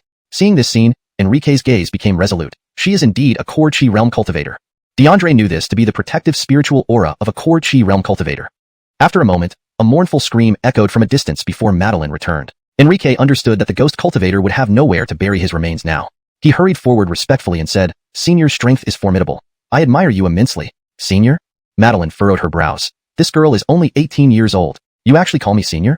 Hearing this, Enrique was stunned. 18-year-old core chi realm? One must know that even Yunshang Tian sect requires outer sect disciples to achieve the spirit will realm by the age of 20 and inner sect disciples to achieve the core chi realm by the age of 30. But this girl had reached the core chi realm at just 18 years old. Even in Yunshang Tian sect, she would likely be considered a top genius. Alan thought such a genius had come to Yin territory and was going to Yunshao sect. Enrique couldn't be more surprised. Alonso's. Seeing his expression, Madeline felt even more delighted. Surprised, right? Indeed. Enrique nodded without denying it. "All right, the demon has been punished, and we've done a good deed for the people. Since you're heading to Yunshao sect, follow me then. Lead the way ahead." The primeval mountain range consisted of numerous towering mountains, stretching endlessly. The terrain was perilously steep, and ancient trees stood tall and thick, casting their shadows over the sky. Centuries-old vines also entangled around them. The forest floor was dark and damp, covered with layers of decaying leaves, providing nutrients for the earth. Naturally, many dangerous creatures also lived here. Some even claimed that a mysterious race resided within these primeval mountains, rarely known to anyone. This was also the inevitable path for mortals seeking to reach the immortal gates. Inside one particularly steep mountain in the primeval mountain range, several massive humanoid beast silhouettes could be seen standing atop cliffs, overlooking a group about to enter this area, ready to strike. Below, the number of people preparing to climb this mountain wasn't small, about 30 strong men carrying various weapons, scanning the surroundings cautiously. In the center of their formation was a quite lavish carriage, driven by an elderly man with graying hair but full of vigor, exuding a powerful aura. Just as they were about to enter the mountain, they stopped. A robust Andonies in his 20s at the front turned to face the carriage and politely asked the elderly driver, "Claude, the terrain ahead is very steep and may be hard to pass. For some reason, I feel uneasy, worried we might encounter those things. Why don't we bypass it?" Before he could finish, Claude interrupted sternly, "This is the only path to Yun Shao sect. How can we bypass it?" He continued, "Even if we do encounter those things, so what? They are merely brutish beasts. As long as I'm here, no matter how many come, I'll slay them all." The Andoni sighed helplessly, "Fine, I just hope we don't meet those things." But just as he was about to turn back, Claude added, "Your concerns aren't useless. If you're uneasy, go scout ahead and report any abnormalities." The Andonies hesitated, clearly reluctant, but under Claude's impatient urging, he reluctantly moved forward. "Uncle Emilio, why did the carriage stop?" A soft voice came from inside the carriage. Claude replied to the curtain, "Amelie, the road ahead is treacherous, requiring caution. We'll continue once we confirm it's safe." This was the last response from the carriage, which fell silent afterward. Moments later, the scouting Andonies returned, reporting no anomalies. Thus, the group entered the mountain. All went smoothly until they reached the halfway point. Roar! Suddenly, ominous growls erupted from above. These deep, resonant sounds put everyone on high alert, swords drawn and ready for battle. "Everyone, stay together. Be ready, they might be coming. Protect the carriage. Don't let those hideous beasts near." Claude watched the green silhouettes descending the cliff warily. The two strong horses pulling the carriage grew agitated, obviously afraid. "Uncle Emilio, what's happening?" The familiar voice from inside the carriage asked, tinged with concern.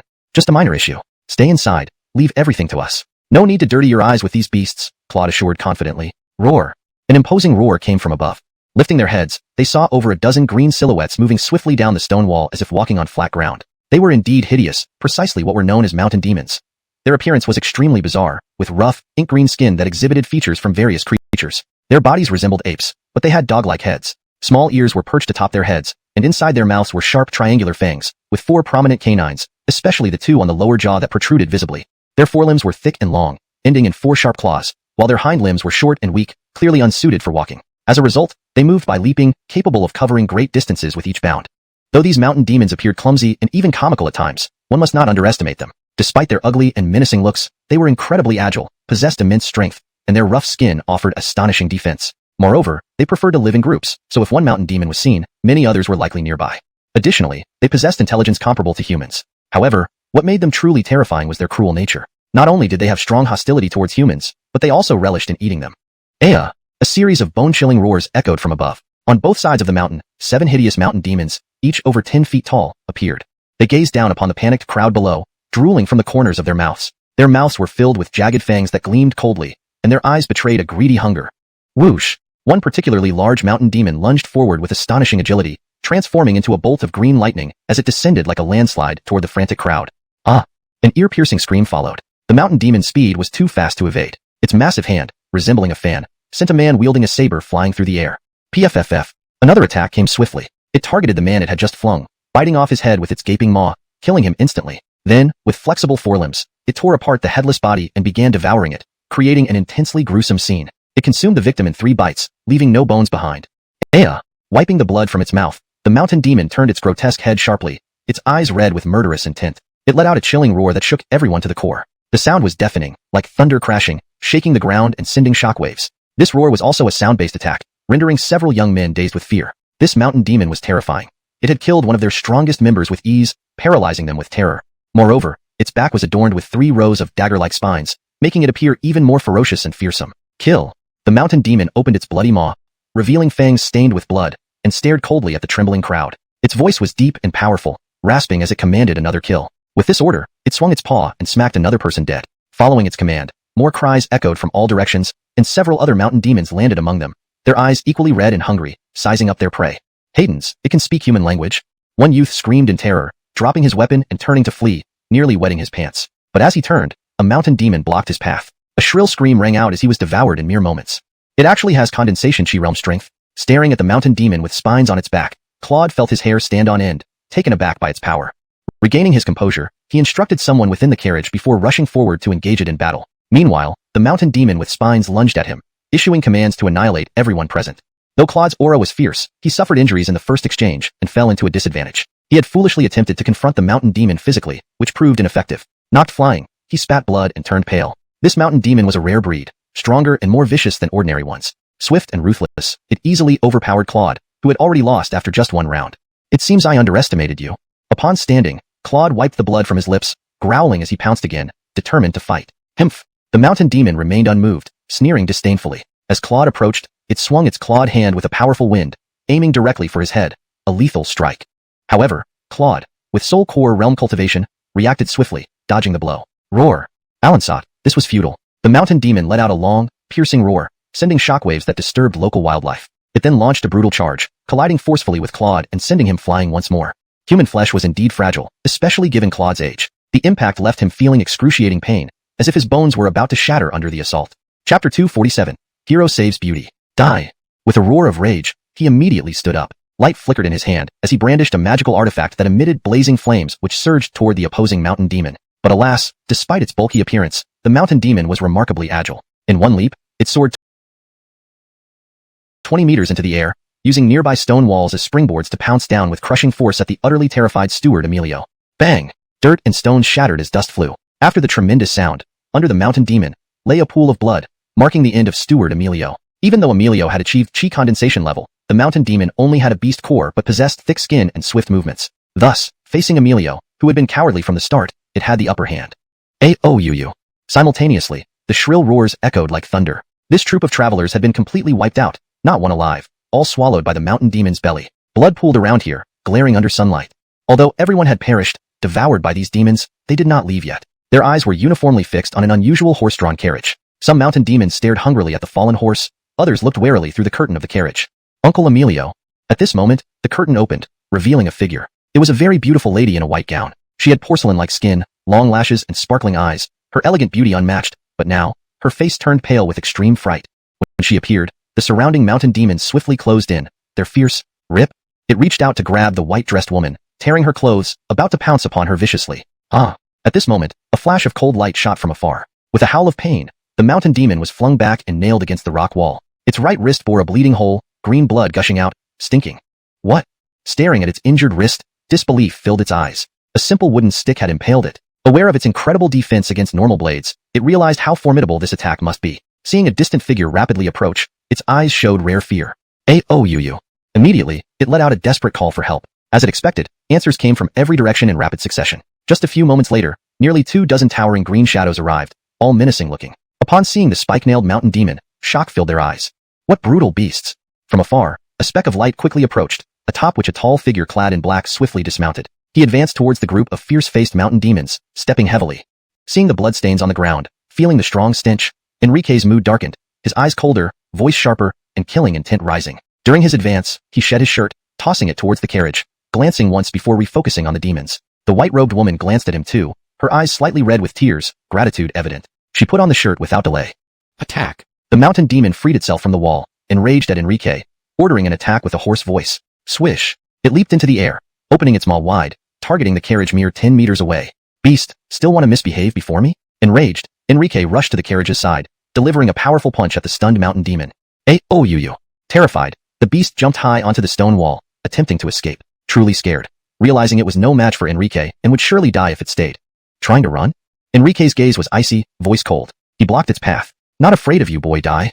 Seeing its escape was hopeless, the mountain demon was filled with rage. It lashed out with its massive, razor-sharp claws, green light surging as it launched a full power strike. Foolish! Enrique gave a cold laugh and countered with an uppercut. Golden light radiated from his fist, imbued with spiritual energy. His blow seemed casual but contained astonishing force. The mountain demon tried to dodge, but it was too late. It couldn't control its movements. Thump! It was sent flying backward, spewing large amounts of green, filthy blood. Moreover, since Enrique's punch struck its abdomen, its entire body trembled violently. Please spare me, please spare me. It rolled on the ground, wailing in pain, begging for mercy loudly. But how could Enrique be lenient? He moved swiftly, kicking away 7 or 8 mountain demons that blocked his path, and arrived in front of the mountain demon still writhing on the ground with bone spurs growing from its back. Without hesitation, he delivered another punch. This punch was simple yet brutal, devoid of any fancy moves. Thump! It tried to rise and flee but was too slow. Enrique's punch landed squarely on its face, causing blood to spray from its nose and mouth. Its facial features were indented by the impact, and its jaw was even knocked askew. This mountain demon truly had a high tolerance for punishment. It was indeed an extraordinary breed, far stronger than ordinary mountain demons, with thick skin and tough muscles. It managed to withstand several punches from Enrique without losing its ability to act, a feat that was truly remarkable. After all, just moments ago, the few mountain demons who dared to block Enrique's path were killed with a single kick. Alan thought this one endured multiple punches and could still try to flee. Enrique was genuinely shocked, finding it unbelievable. It seems my strikes are still too light. Enrique muttered to himself, reflecting seriously, then charged forward again, raising his golden fist to deliver a deadly blow. This time, Enrique was dead serious, putting all his strength into the punch. The air roared around his fist, golden light bursting forth, cleaving the ground beneath him. The oppressive aura permeating the air made everyone feel suffocated. Alan Salp, the exceptional mountain demon, screamed in terror, its face contorted with shock and fear. Goosebumps covered its body. It no longer wanted to fight and turned to flee. Accept death instead. Just as it thought it could escape, a cold and menacing voice rang in its ears. Hearing the voice, it instinctively raised its arms to defend against Enrique's terrifying punch. But how could it withstand such a blow? Thump! Its body was sent flying once more, the punch hitting its abdomen again. This time, it spewed out green blood mixed with bile, its abdomen caving in. What are you all standing there for? Stop him! Furious, it shouted at the other mountain demons, who remained stunned. You have been abandoned. Enrique smiled coldly. As the mountain demon spoke, the other mountain demons quickly climbed up the stone walls, trying to escape.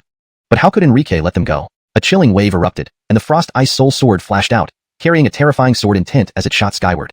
Instantly, the green, bulky figures of the fleeing mountain demons plummeted, their bodies torn apart, raining green, foul-smelling blood across the sky. One sword swing, total annihilation. Inside the carriage, the white-dressed woman watched this scene with eyes wide in horror. Even her black-dressed companion showed a fleeting glint of shock, though it vanished instantly. That sword strike was too frightening. During the silver-white flash, she felt an icy chill run through her, leading her to a bold hypothesis. No one could resist that strike. It was fierce and overwhelming. Are you being too ruthless? The bone-spurred mountain demon slowly rose, staring at the severed halves of its kin scattered on the ground, stained with green blood. Its eyes were filled with shock and fury. After all, they were its own kind. You reap what you sow. Enrique's cold words resonated, finding the mountain demon's comment absurd. Didn't these creatures know what they had done? If Enrique was considered ruthless, what about the mountain demons? They ambushed travelers and devoured them, driven mad by hunger, utterly unforgivable. This was simply karma catching up. He was avenging the souls lost to these demons. You kill my kin, I kill yours. What's wrong with that? Swoosh. The sword flashed, and the Frost Ice Soul was now firmly in Enrique's grasp, its blade radiating a lethal killing intent. His sword was forged to slay monsters and uphold justice. If you think I'm ruthless, then I'll be ruthless to the end. At this moment, Enrique's expression was grim. Holding the Frost Ice Soul, exuding righteous might, he stepped toward the terrified mountain demon with bone spurs, each heavy step leaving an imprint on the ground. Intense fear grew within the mountain demon, watching Enrique approach. It instinctively moved backward, its eyes filled with wariness and dread. Chapter 248, Sister Flowers. This was because it saw ruthless and icy killing intent in Enrique's eyes. Death was not painful. It was but a fleeting moment. But nothing was more agonizing than waiting for death, each second a torment, the heartstrings tightening bit by bit with time until they could no longer bear the immense pressure, snapping and crumbling. For instance, this mountain demon already knew that it was doomed to die today. Therefore, it had no fear of death. However, this process of awaiting death made it feel suffocated, a torment, a torture from the depths of its soul. Compared to physical torture, this mental anguish was far harsher, making one feel utterly hopeless. Damn it, I'll take you down with me even if it means my death. Finally, this mountain demon, bristling with bone spines on its back, could no longer endure the psychological pressure. With an angry roar, it lunged at Enrique as if it had gone mad. Boom! Its greenish glow grew brighter during the charge, and the aura it exuded intensified greatly, reaching unprecedented levels. Its eyes turned blood red, its body swelling, and in the end, it looked like a balloon about to burst. This mountain demon intended to self-destruct, wishing to take Enrique down with it. Enrique still stood where he was, watching the mountain demon charging towards him, intending to self-destruct. A mocking smile tugged at his lips. As the demon was about to reach him, he moved, like an arrow released from a bow, charging forward explosively. With a blood-curdling scream, the large mountain demon, which had 3 rows of bone spines on its back, was split in two by Enrique's sword strike, dark green blood gushing out, staining the sky. It planned to explode in front of Enrique, hoping to take him down. Unfortunately, though its speed was fast, Enrique was faster by a margin. Thus, he did not give the demon a chance to detonate, splitting it into halves with a single, seamless strike. This sword swing lacked any flamboyant moves. It was swift, brutal, and simple, capable of destroying everything, unstoppable. So strong. Far away, on the carriage, the white-robed woman observed this scene. Her beautiful eyes widened in shock, and she subconsciously swallowed her saliva, thoroughly astonished. Enrique's sword move was incredibly fast, and before she could make sense of it, it was done. She saw only a flash of sword light amidst the chaos.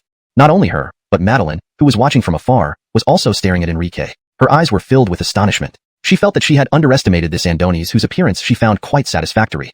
If there are no surprises, he must be the genius Emile spoke of. Madeline mused to herself. Unfortunately, I'm still one step too late. Standing still, gazing at the surrounding bloodstains, Enrique felt a bitter taste in his mouth, slightly blaming himself. If he had arrived earlier, perhaps everything would have been different. In fact, when he heard the mountain demon's first scream, he ignored it, having become accustomed to the howls of animals in these primitive mountains. At this moment, the white-robed woman, who was originally in the carriage, came up to Enrique. She bowed politely and said gratefully, "Thank you, young swordsman. If it weren't for your help, my sister and I would not have escaped such a perilous fate." The woman's voice was gentle, and her words brought Enrique out of his self-blame. Seeing her bow, Enrique responded courteously, "You're welcome, you're welcome. You haven't told me your esteemed name yet." The white-robed woman spoke again, her voice softer now, blushing slightly due to never being so close to a man or being stared at so intensely. Undoubtedly, this white-robed woman had an alluring presence. Not only was she exceptionally beautiful and refined, but her figure was well-proportioned, adding to her allure. Despite wearing a loose black robe that concealed all her skin, it remained extremely tempting. The thin fabric accentuated her contours subtly. Cough. Realizing his indiscretion, Enrique quickly averted his gaze, pausing for a moment before saying, "I am honored. My surname is Ran, and my given name is Fong. I'm from a humble background, nothing worth mentioning." He then asked, "May I know the lady's esteemed name?" "My name is Cher," the white-robed woman replied with a sweet smile, pointing to the black-dressed woman nearby and adding, "That's my younger sister, Muexiandang." As she spoke, she motioned for her sister to come over, who finally approached, albeit reluctantly. Her tone was cold as she thanked Enrique, seemingly lacking sincerity. Without a doubt, Muexiandang appeared aloof and emotionless. Enrique couldn't help but wonder if she noticed his lapse in composure. Suddenly, Enrique adopted a lecherous demeanor, causing the white-robed woman to instinctively step back. "No need for thanks. It's just doing what I should do. After all, those beasts dared to snatch business on my turf. Naturally, I had to deal with them. Now, I plan to handle this deal myself." Enrique grinned, boldly inspecting both women. "I'd like to escort both beauties back to my stronghold and make you my consorts. What do you think?" Upon hearing this, Cher turned pale with fright, instantly shielding her composed sister behind her. From the wolf's mouth into the tiger's den, her eyes welled with tears, looking at Enrique disbelievingly, her voice choked. For a moment, Enrique was speechless. This was not at all what he intended. He simply wanted to lighten the mood. Seeing the terrified white-robed woman, he hurriedly reassured her, "Come on, no need to be so serious. It was just a joke. I'm just a passerby, not some bandit chief. If I've offended you, please accept my apologies." He bowed sincerely to express his regret. Muexiandang gave Enrique a cold glance. Humph. Although brief, her sharp eyes had indeed noticed the flicker in his eyes moments ago. Indeed, Enrique's character and judgment were rock solid beyond question. If it were anyone else, they might have taken advantage of the situation, facing two defenseless and stunningly beautiful women, in a place where no one would ever know what happened. After all, there was no one around to witness anything. Seeing that the black-dressed woman had not been friendly from the start, Enrique didn't bother saying more, realizing his earlier indiscretion had been noticed. Therefore, he didn't want to waste time lingering. He politely bowed again and said, "In that case, I'll bid you both farewell. Let's part ways here." With that, Enrique turned and walked away, not looking back, his gaze never pausing on either of the women as he strode off. However, before he had gone far, a voice called out from behind him, "Young swordsman, please wait, please stop for a moment." Turning, he saw Cher, dressed in her black robe, looking delicate yet ethereal, with an elegant figure. His voice brimming with impatience, he asked, "What is it? I've already apologized. What more do you want? Are you really not a bandit chief?" Her voice was small, almost timid, filled with nervousness. "Do you think my brain doesn't work right? I already told you, I'm just passing through, not some damn bandit chief. At most, I'm just someone who likes to find trouble and add to my own problems." At this point, Enrique had lost any sense of chivalry. His words were harsh and unsparing. Moreover, his last statement wasn't idle talk. His divine senses had detected several powerful energy waves rapidly approaching from all directions. Despite this, he remained unperturbed. Though these energies were strong, Enrique was utterly confident and unafraid. He added, "If I were really some damn bandit chief, do you think I'd be wasting my time talking to you here?" The implication was clear. If he were a bandit chief, would he let you go? Cher wasn't stupid. She understood his implied teasing and blushed immediately. "Given that, I have a request. Would the young swordsman please consider it?" Her face grew even redder, her tone shy and hesitant. "Speak plainly, don't beat around the bush." Enrique's voice was cold, disliking this manner of speaking. "I fear that after you leave, if my sister and I encounter another mountain demon or other terrifying beasts, we won't survive." Her voice grew softer, almost inaudible, choked with tears. Crystal tears welled up in her eyes, threatening to fall at any moment if he refused.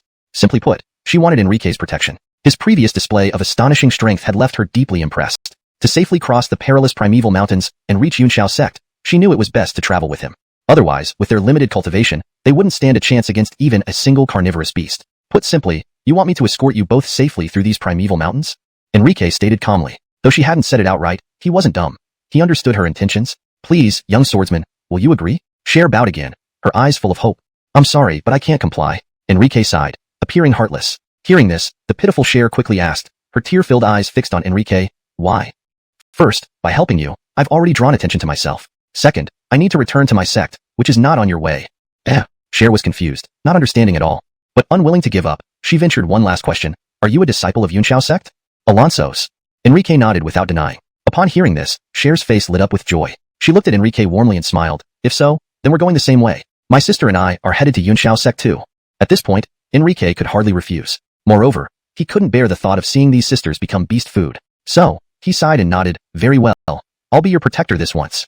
But before we set off, we should resolve this issue first, he added, shifting his gaze to the stone wall above. You. At that moment, chilling howls echoed from above, sending shivers down everyone's spine. Clearly, the trouble Enrique mentioned had arrived. Chapter 249, Displaying Great Might. Now, as twilight approached, dark green, bulky shadows of massive beasts appeared on the rock walls surrounding this valley. Whoosh, whoosh, whoosh. The sounds echoed incessantly. Above the valley, numerous mountain demons had gathered. All were formidable and possessed at least one demon core, with most having two. In no time, the top of the valley was filled with these mountain demons, each eyeing Enrique from above with cold, menacing gazes, organized and disciplined in their approach. Each of these mountain demons exuded a thick aura of killing intent. Standing atop and around the valley, they surrounded Enrique here. Facing several dozen to over 100 terrifying mountain demons, Enrique's brow furrowed deeply. This was not a good situation. In fact, it could be considered extremely dire. He looked up. Seeing Madeline's lack of response, Enrique understood she wanted to test his capabilities. So many mountain demons, each with 1 or 2 demon cores, represented a significant force. They could raise ordinary small sects and easily destroy large towns. They were not to be underestimated. Even powerful cultivators in the spirit wheel realm would shudder at the sight of so many physically strong, immensely powerful mountain demons.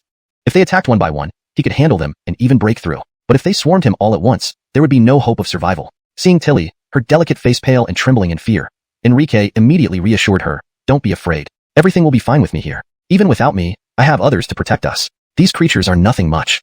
At this moment, he exuded a strong sense of manliness, standing in front of the two sisters. Then, using brute strength, he punched a hole into the rock wall, indicating for them to hide inside. Suddenly, Enrique sensed an even more dangerous life force approaching. This aura was incredibly powerful, its spiritual pressure far exceeding that of the mountain demons surrounding the valley, a qualitative leap in strength.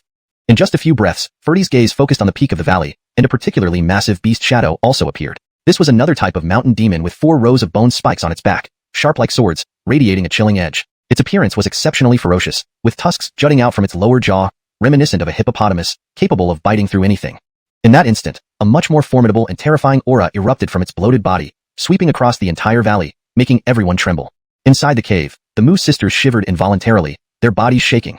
The sheer pressure of this realm surpassed any they had ever faced. Had Enrique not been blocking them, they might have fallen to the ground in submission. 4 demon cores. At this point, Enrique's brows really knitted together, his voice slightly hoarse, eyes filled with astonishment. This kind of strength was truly daunting. For him, the danger here far outweighed facing 100 similarly leveled mountain demons. She wouldn't let me die, right? Enrique muttered to himself, only hoping that if he wasn't strong enough, the young girl from Haydenley's sect would come to his aid. Confronted by this 4-core mountain demon, Enrique felt genuine fear. I need to accelerate my cultivation when I return to the sect. Fortunately, I cultivated the 10,000 Dao origin condensation method.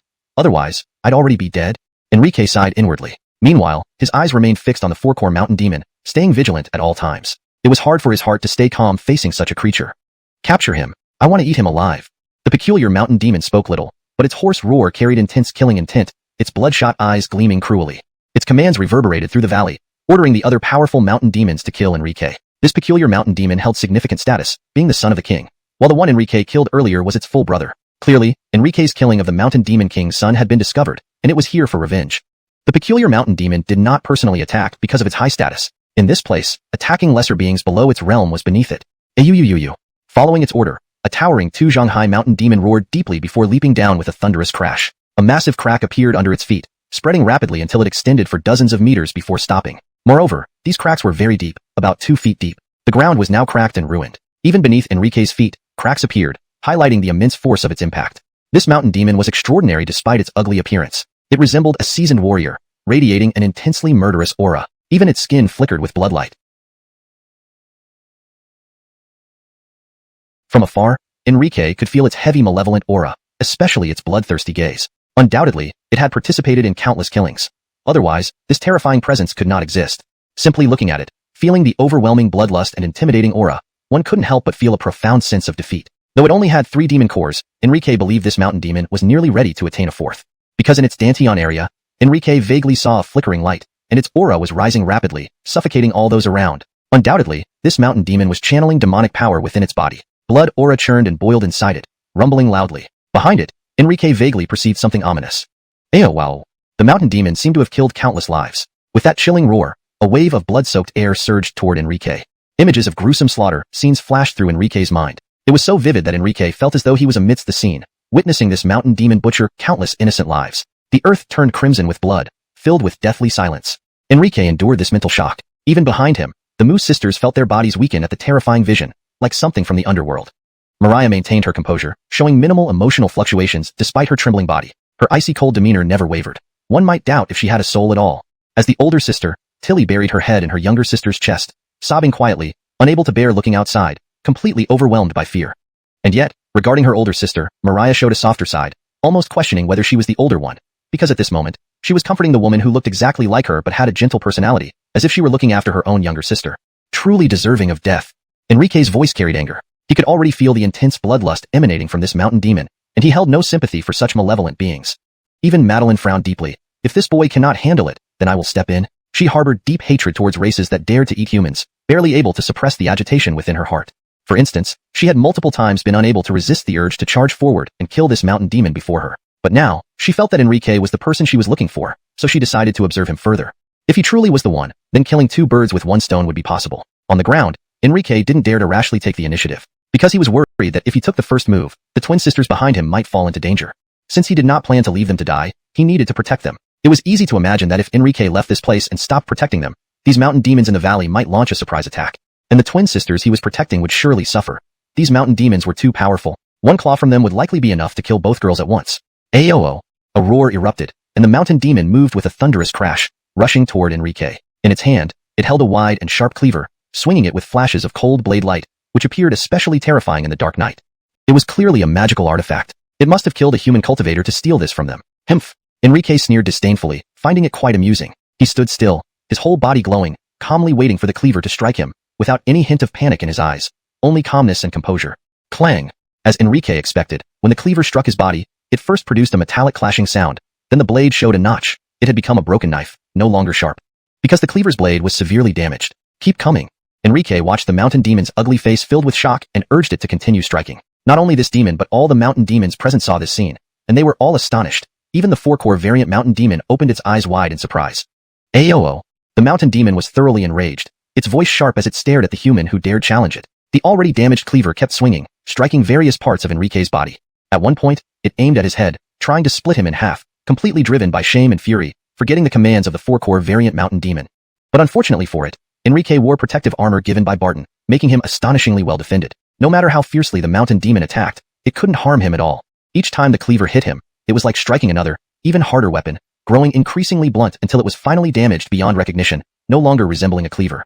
You've been moving around long enough. It's my turn now. Enrique stretched his limbs and extended his palm. In front of 100 astonished eyes, he lifted the mountain demon and hurled it upward toward the other mountain demons watching from above, who were stunned. In his hands, the mountain demon was like a deadly weapon. With this terrifying throw, several mountain demons on the cliffside were knocked off, quickly plummeting to the ground.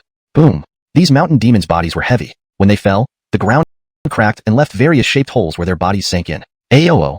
Several piercing roars echoed. The mountain demons that were knocked down, along with the one full of bloody killing intent, trembled, their eyes filled with humiliation and rage as they glared at Enrique. Not convinced? Come over, and I'll blast you away with one punch. Enrique looked at them with an amused smile, not taking these mountain demons seriously at all. To him, these mountain demons were nothing more than cannon fodder. It didn't matter how many came at him. As long as they didn't all attack at once, there was no real danger. They couldn't harm him.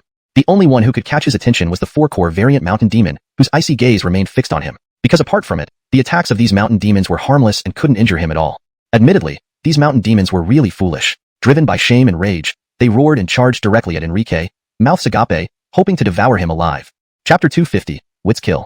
These mountain demons surrounded and attacked from all sides, leaving Enrique with no place to retreat. They aimed for a decisive kill. In fact, Enrique had never considered retreating. He rolled up his sleeves, leaped into the air, and aimed a swift sword strike at the mountain demon. The sword's energy roared. Icy winds swept across the sky, and the scene was dazzling and shocking. Moreover, Enrique harbored deadly intent, making this strike exceptionally powerful. Poof! Instantly, the thick claw of the mountain demon was pierced through. Yet Enrique did not stop there, but chose to press his advantage. Bang bang bang! In a flash, he delivered several consecutive strikes, exterminating the remaining reckless mountain demons in one go. There were no flashy moves, just raw, primitive attacks, yet the destructive power was unimaginable, leading to instant annihilation. Ancient texts have recorded that true sword cultivators are unrivaled masters of the sword, capable of traversing the world unchallenged. It is said that legendary sword immortals can cleave the seas with a single strike. Among equals, sword cultivators are synonymous with invincibility. Although Enrique was not a sword cultivator, he wasn't far off. Armed with a sharp sword, he became as formidable as any sword cultivator, exhibiting astonishing strength. However, his opponent, this mountain demon, was no easy target. One cannot deny that the physical resilience of this mountain demon was indeed impressive. If it were any other mountain demon, Enrique would be confident in slaying it with a single strike. But facing this particular one, after several rounds of combat, he could not guarantee a quick kill. Because its combat experience was truly seasoned, it could dodge. Its speed was astonishing. Moreover, these mountain demons were very cunning. Each time he engaged in crucial attacks, they suddenly counterattacked, forcing Enrique to divert his attention to protect the two Mu sisters. I really don't want to waste my precious time dealing with you worthless creatures anymore. Enrique felt both disappointed and enraged. If Madeline had helped, things would have been much simpler, but she didn't even lend a helping hand, and he couldn't understand what she was thinking. At the same time, he didn't want to waste any more time. It was already late at night, and dawn would break soon, so he needed to finish this quickly. Swish! As the sound faded, a golden beam of light shot up into the sky, illuminating the dark valley that had an oppressive atmosphere. Clearly visible now, Ferdy wielded a brilliant long sword, enveloping the valley in a strong sword intent and a chilling, lethal aura. This was the rainbow sword. Meanwhile, Enrique moved instantly, his figure becoming ethereal and almost impossible to track as he swiftly weaved through the valley. One could see that the valley was filled with the shimmering glow of sword lights and deadly, radiant sword chi. Cold flashes periodically erupted accompanied by shrill cries. At this moment, Enrique seemed to transform into a killing machine, wreaking havoc everywhere. Wherever his figure passed, the mountain demons perished under his blade. His displayed strength was such that even the three-spined mountain demon above was visibly stunned. Clearly, this exceeded its expectations. Initially, it had only wanted to gauge Enrique's abilities, but now the situation was completely out of control. Ah! A scream of agony rang out. A large, ugly mountain demon saw Enrique charging towards it and, terrified, tried climbing up the stone wall to escape. However, in vain. A bloody scene unfolded as its body was sliced in half by a streak of sword light. Green, foul-smelling blood spewed like a fountain. Under the moonlit night, in the valley below, Enrique, wielding the rainbow sword, emitted a glaring radiance, appearing like a god of swordsmanship. The brilliance was dazzling and blinding. Facing these savage mountain demons, he showed no mercy, mowing down their lives relentlessly. A single sword strike could sweep away a large area. Soon, the valley reeked of death, littered with corpses. Many mountain demons attempted to flee, but none escaped. All were swiftly executed by Enrique's sword. The three-spined mountain demon atop the valley seethed with anger, continuously issuing endless cries of murderous intent towards Enrique. Alansat, looking at the sword that remained unsullied by blood, it faltered.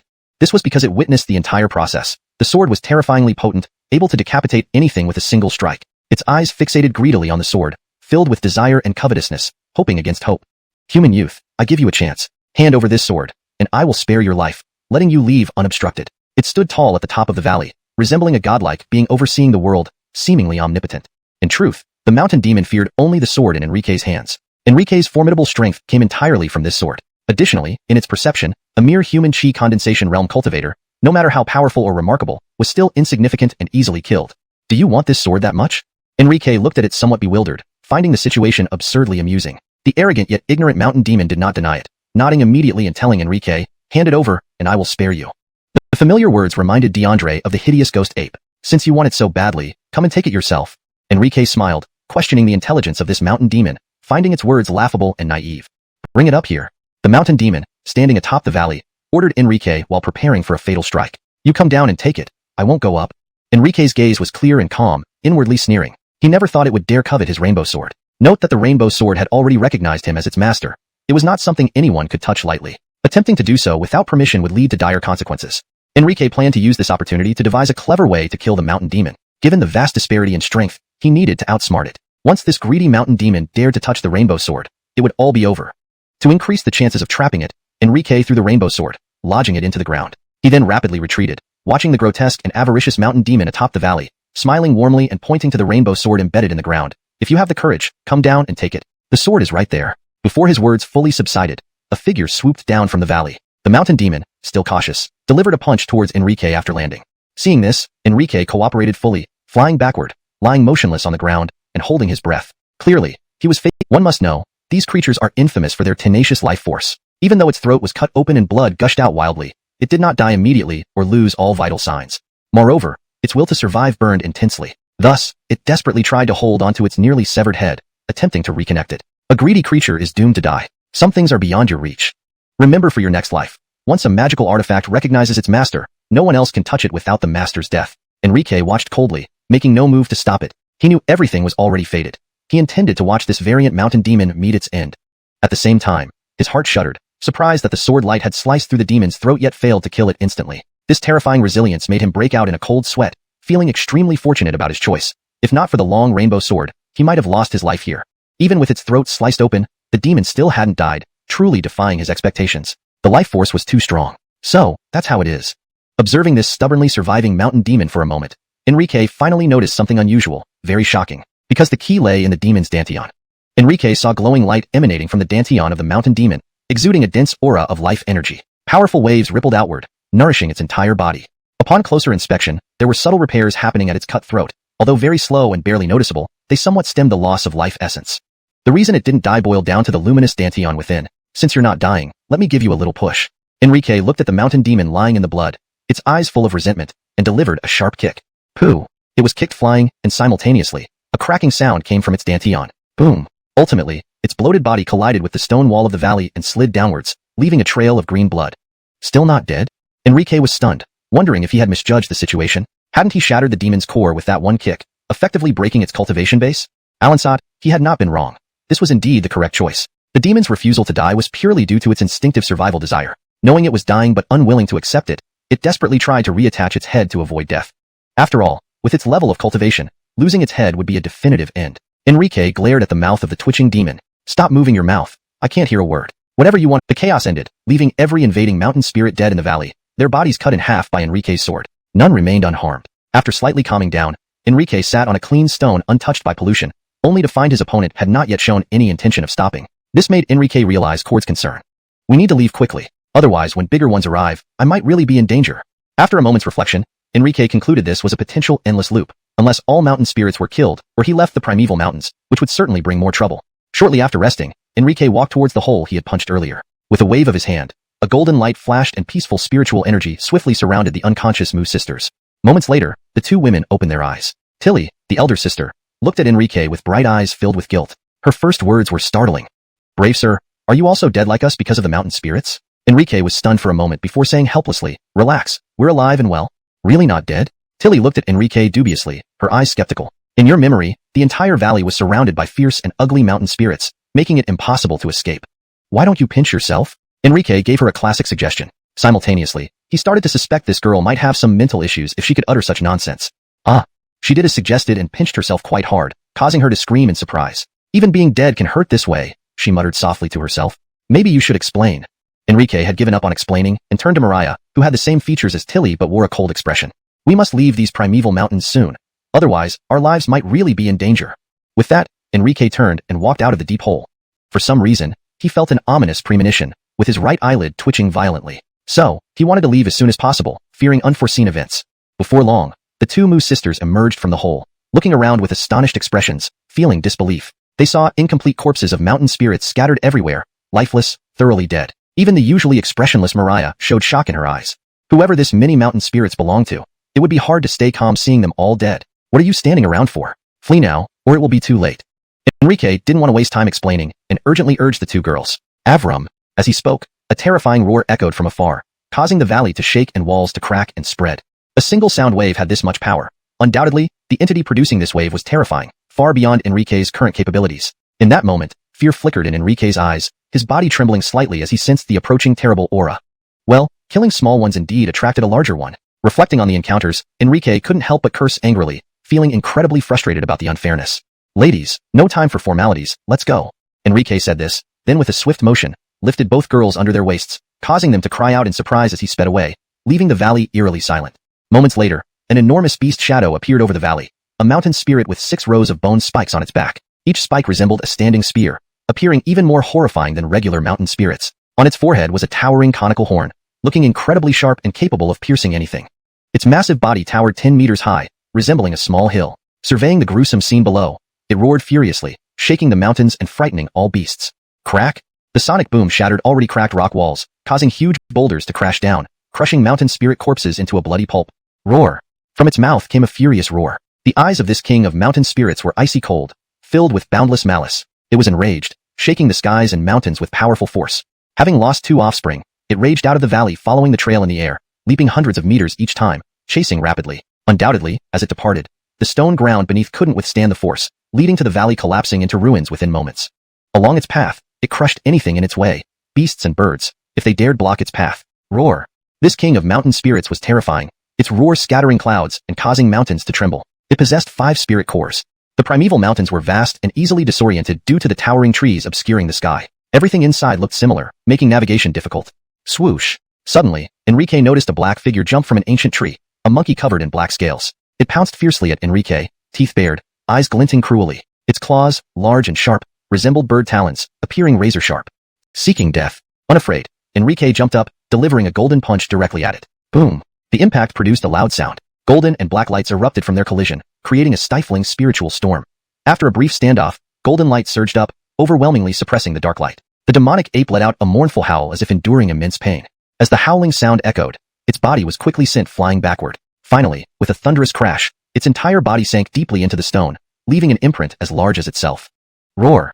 Embedded in the stone, the demonic ape stared at Enrique with bloodshot eyes, angrily roaring. Its voice thundered like claps of thunder, shaking the ground. The 2 women on Enrique's shoulders nearly fell off. Despite not falling, they felt dizzy and disoriented. Quickly, the demonic ape burst out of the stone, turning into a streak of dark light that charged at Enrique once more, intent on engaging him in a fierce battle. Get lost. Watching the charging demonic ape, Ferdy punched it back, causing it to spit out blood profusely. It had to be admitted that the physical bodies of demons were indeed terrifying. Enrique's punch didn't turn it into a bloody mist, which clearly demonstrated their resilience. Roar. The demonic ape grew even more relentless, transforming into a streak of dark light and rushing over recklessly as if driven mad. However, just as it was about to reach Enrique, it suddenly changed direction and attacked the 2 moose sisters on Enrique's shoulders, emitting a fearsome aura. Knowing it couldn't defeat Enrique, it chose to attack the moose sisters instead. Its speed was too fast, like a bolt of black lightning. Seeking death. Enrique felt enraged. His speed exceeded the ape's, covering over 100 meters in an instant. Roar. Startled, the demonic ape hadn't expected Enrique to be faster and realized its sneak attack had failed. So, it immediately exerted its utmost strength, its whole body glowing with dark light, and its black scales expanding with each breath. This time, it attacked with punches rather than claws. Bam! Enrique countered, and cries of agony along with the sounds of bones breaking rang out consecutively. Unsurprisingly, the demonic ape was once again sent flying, with its fist almost shattered, revealing white bone fragments. Its previously intact, black-scaled claws were now bloodied and mangled. After gently placing the 2 sisters down, Enrique launched another powerful punch. PFFF. This sudden blow caught the small demonic ape off guard, hitting it with a golden punch, sending it flying backward as it spewed out thick, black blood. Its chest caved in, oozing black blood. Had Enrique's force been greater, this one punch would have pierced right through its chest. Simultaneously, fists continuously flew. Thump, thump, thump. Golden wind roared around, carrying devastating power, hammering away at the demonic ape's body. Aya! The demonic ape let out continuous cries of agony, roaring toward the sky, seemingly enduring unprecedented pain. Black scales from its body continuously fell. Enrique's punches were purposeful, not blind attacks but precise strikes on different parts of the demonic ape's body. Soon, the demonic ape began swelling, radiating dark light with powerful spiritual fluctuations, almost terrifying. Additionally, the young demonic ape's eyes turned increasingly crimson, displaying madness. Aao! A deafening roar resounded, piercing through the ears, while a huge dark shadow loomed over Enrique. He understood. The mountain spirit king was approaching. The aura fluctuation drew closer, meaning it was rapidly nearing. Time couldn't be wasted any longer. Enrique knew he needed to flee immediately. Die! A low growl escaped Enrique's mouth as he unleashed a horrifying punch, instantly piercing through the demonic ape's chest, shattering its heart. Crack, crack, crack. Simultaneously, strange noises emerged as deep blood marks appeared on the demonic ape's body, swiftly cracking open. Soon, with a loud bang, the demonic ape's body exploded. A gush of black blood erupted from the exploded body. A-oh. Next came a roar that shook all the mountains, so deafening that Enrique nearly stumbled. In the next moment, Enrique was dumbfounded, startled, shivering involuntarily, covered in goosebumps. Boom, boom, boom. Earth-shaking rumbling followed. Enrique saw it. A mere 100 meters away on a nearby hillside, the king of mountain spirits appeared. At this sight, Enrique gulped, his body hair standing on end, eyes filled with profound fear. The king of mountain spirits had arrived. Its eyes cold, mocking Enrique, it said in a raspy voice, "Damned brat, keep running. Let's see where you can go." Chapter 252. The Might of a Sword Cultivator. The king of the mountain spirits was truly colossal in stature, an immense creature in every sense. Each bone spike on its back was as sharp as a spear. Most terrifyingly, it possessed 5 spirit cores. It was undoubtedly a powerful demon with formidable strength that spoke for itself. Such a mighty demon was far beyond what Enrique could contend with. The gap between them was too great. Standing before this creature, Enrique had no chance of victory. At that moment, the mountain spirit king was advancing step by step, each stride causing the ground to tremble violently and rumble loudly. It lowered its head, emitting an overwhelming aura of savagery, its cruel eyes gazing down at Enrique. Even its breath could send Enrique reeling backward, while its fierce countenance induced an uncontrollable chill. Facing it, Enrique felt utterly devoid of any fighting spirit. Just being stared at by it made him feel out of control. The creature's murderous aura was simply too terrifying. Taking a deep breath, he forced himself to calm down, then looked up and shouted, "Lord Tianzong, aren't you going to make a move yet?" "Lord Tianzong?" The Mountain Spirit King's face showed astonishment. What did this mean? Following Enrique's gaze, it looked up. "I didn't even notice." Then it realized there was a woman of extraordinary beauty standing on a massive sword in the sky, looking down at it with an indifferent expression. When did Yinland have such a young core formation realm cultivator? Every core formation realm cultivator stood at the pinnacle of Yinland, none of whom were anonymous. Having lived for nearly a millennium, the Mountain Spirit King naturally knew all of them, but this human woman left no impression on it at all. More importantly, for her to possess such strength at such a young age was simply inconceivable. She must be a genius from outside Yinland. In an instant, it guessed her identity. With this thought, it suddenly looked at Enrique, saying, "You can go now. I will pretend this never happened." The young woman in the sky gave it an intense sense of pressure, especially when she rode on the giant sword like a true sword cultivator. This made the Mountain Spirit King dare not engage in battle. Moreover, such youth coupled with such strength was unheard of. The background behind her must be astonishing. If it could avoid enmity, it would. Otherwise, even if it won, it would ultimately face death. The loss of such a genius here would surely provoke a reaction from her people. After leaving these words with Enrique, the Mountain Spirit King turned around to leave. Staying alive was more important than anything. However, just as it was about to flee, a cold voice rang out from the sky. "Isn't it too late if you think of leaving now?" It wasn't letting it go. Even after it conceded, it still wanted more? What an outrage. Enraged, the Mountain Spirit King couldn't help but raise its head and ask angrily, "What else do you want?" "You're asking me what I want?" Camila, who hovered in the air with her sword, looked down with a cold expression and said, "Of course, I want to kill you." In the next moment, she brandished her sword, radiating a surging and terrifying sword chi as she charged towards the Mountain Spirit King. Its expression immediately changed. Indeed, a sword cultivator. A golden light shot into the sky, dazzling and blinding, brighter even than sunlight. A long sword, glowing with brilliance, slowly formed in Camila's hand, crafted from spiritual energy. Only true sword cultivators could condense their spiritual energy into a sword. To be a sword cultivator meant reaching the realm of Manzord unity. At this level, one possessed a soul-bound sword, indistinguishable from oneself. Once man and sword became one, they were inseparable.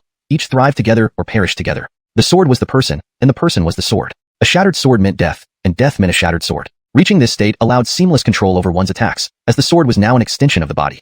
Each strike by a sword cultivator was an all-out assault, fought with everything on the line. This was why they were exceptionally adept in combat compared to other cultivators. One could only be called a true sword cultivator upon reaching the Manzord unity realm. Otherwise, they remained mere swordsmen. In Yinland, true sword cultivators were rare, and Camila undeniably qualified. Above sword cultivators were sword saints, who reached the realm of heart sword unity. Being also at the Haydenly control stage, they earned the title Sword Saint. Sword saints merged their consciousness with their soul-bound swords, infusing life into what was once inanimate. At this stage, natural elemental forces were harnessed, enhancing the sword's power significantly. They could attach their consciousness to the sword, performing unguardable feats like endless flying blade attacks. Unlike the cultivator, the sword emitted no detectable aura, allowing silent, undetectable strikes. Thus, each sword saint struck fear into demons, forcing them to keep their distance. If they didn't, an invisible, deadly sword hung over them constantly, capable of destructive strikes at any time. Hence, within hundreds of miles of a sword saint's residence, no demons dared to appear. As Camila approached, her terrifying sword intent erupted, enveloped in a radiant sword glow that seemed to pierce through the clouds. This sword strike was impossible to resist or evade.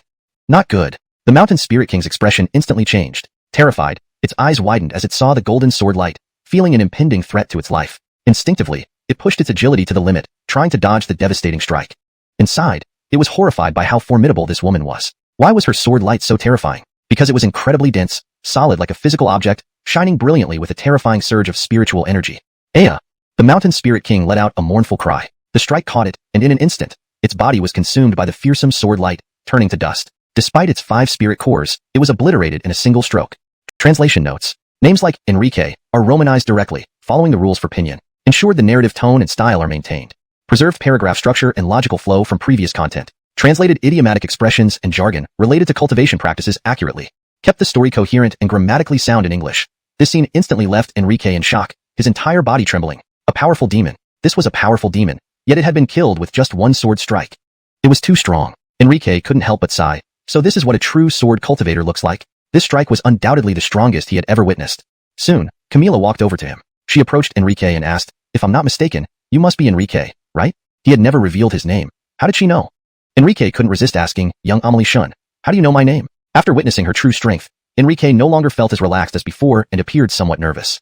This woman was truly formidable. Even DeAndre thought that his master, the patriarch of Yunxiao sect, might not be a match for her. Because I came here specifically for you, Camila smiled. For me? Enrique froze, completely baffled, with a bewildered look on his face. The patriarch of your Yunxiao sect, Alessio, sent our sky above Hayden sect's exclusive messenger pigeon, saying that they discovered a young genius named Enrique who possesses extraordinary talent and exceptional looks. Camila explained, no one else was interested in coming, so I came. Young Amelie Sean, you say that our Yunxiao sect's patriarch is called Alessio? Enrique thought he had misheard. That name. Wasn't it the ghost cultivator uncle who told him to kill someone? He's actually the patriarch of Yunxiao sect? At this moment, Enrique was utterly astonished. Camila couldn't help but ask, didn't you know? Enrique shook his head. I didn't know. Camila then carefully examined Enrique once more. Your appearance does indeed meet my expectations, and your strength isn't bad either. To have reached the power equivalent of the spirit wheel realm at just the second stage of chi condensation is indeed remarkable. I've heard you directly condensed 2 divine sources upon breaking through the chi condensation realm. In that case, I can really consider taking you to the Haydenly sect. Enrique felt even more surprised. You, young Amelie Sean, want to take me to the cloud above Hayden sect? Camila nodded. That's my plan. After all, the strength you've shown now isn't far behind that of our disciples in the cloud above Hayden sect. Since I've already come, taking you back won't be any trouble. She then asked, so, do you want to go with me to the Haydenly sect? Is this something that needs consideration? Enrique immediately replied, of course I would like to. Camila said, all right, once I get what I need, you can come back with me to the Haydenly sect. Enrique asked out of habit, may I ask what young Amelie Shin wants to get? I heard there's a jade horn snake in Yinland, and its horn is an ingredient my master needs for refining pills, so I came here to retrieve it for her. It seemed this trip wasn't entirely for Enrique. Upon hearing this, Enrique felt a surge of joy inside. Camila wanted the horn of the jade horn snake? And wasn't that Heath Gongzi a jade horn snake? Looks like it was doomed. Therefore, Enrique immediately responded, I know where the jade horn snake is. If young Amelie Shin can, please kill it along with getting the horn. It will naturally be killed. As for demons, Camila hadn't planned on sparing them. She wanted both the horn and its life. Camila noticed that Enrique seemed to have strong animosity towards the jade horn snake, so she couldn't help but ask, do you have a feud with it? Enrique replied, young Amelie Shin may not know, but this jade horn snake is infamous in Yinland for countless atrocities, and it is also a mortal enemy of Yunxiao sect. Enrique then told her some significant events involving Heath Gongzi. Camila clenched her teeth after listening. From what you say, this beast truly deserves death many times over.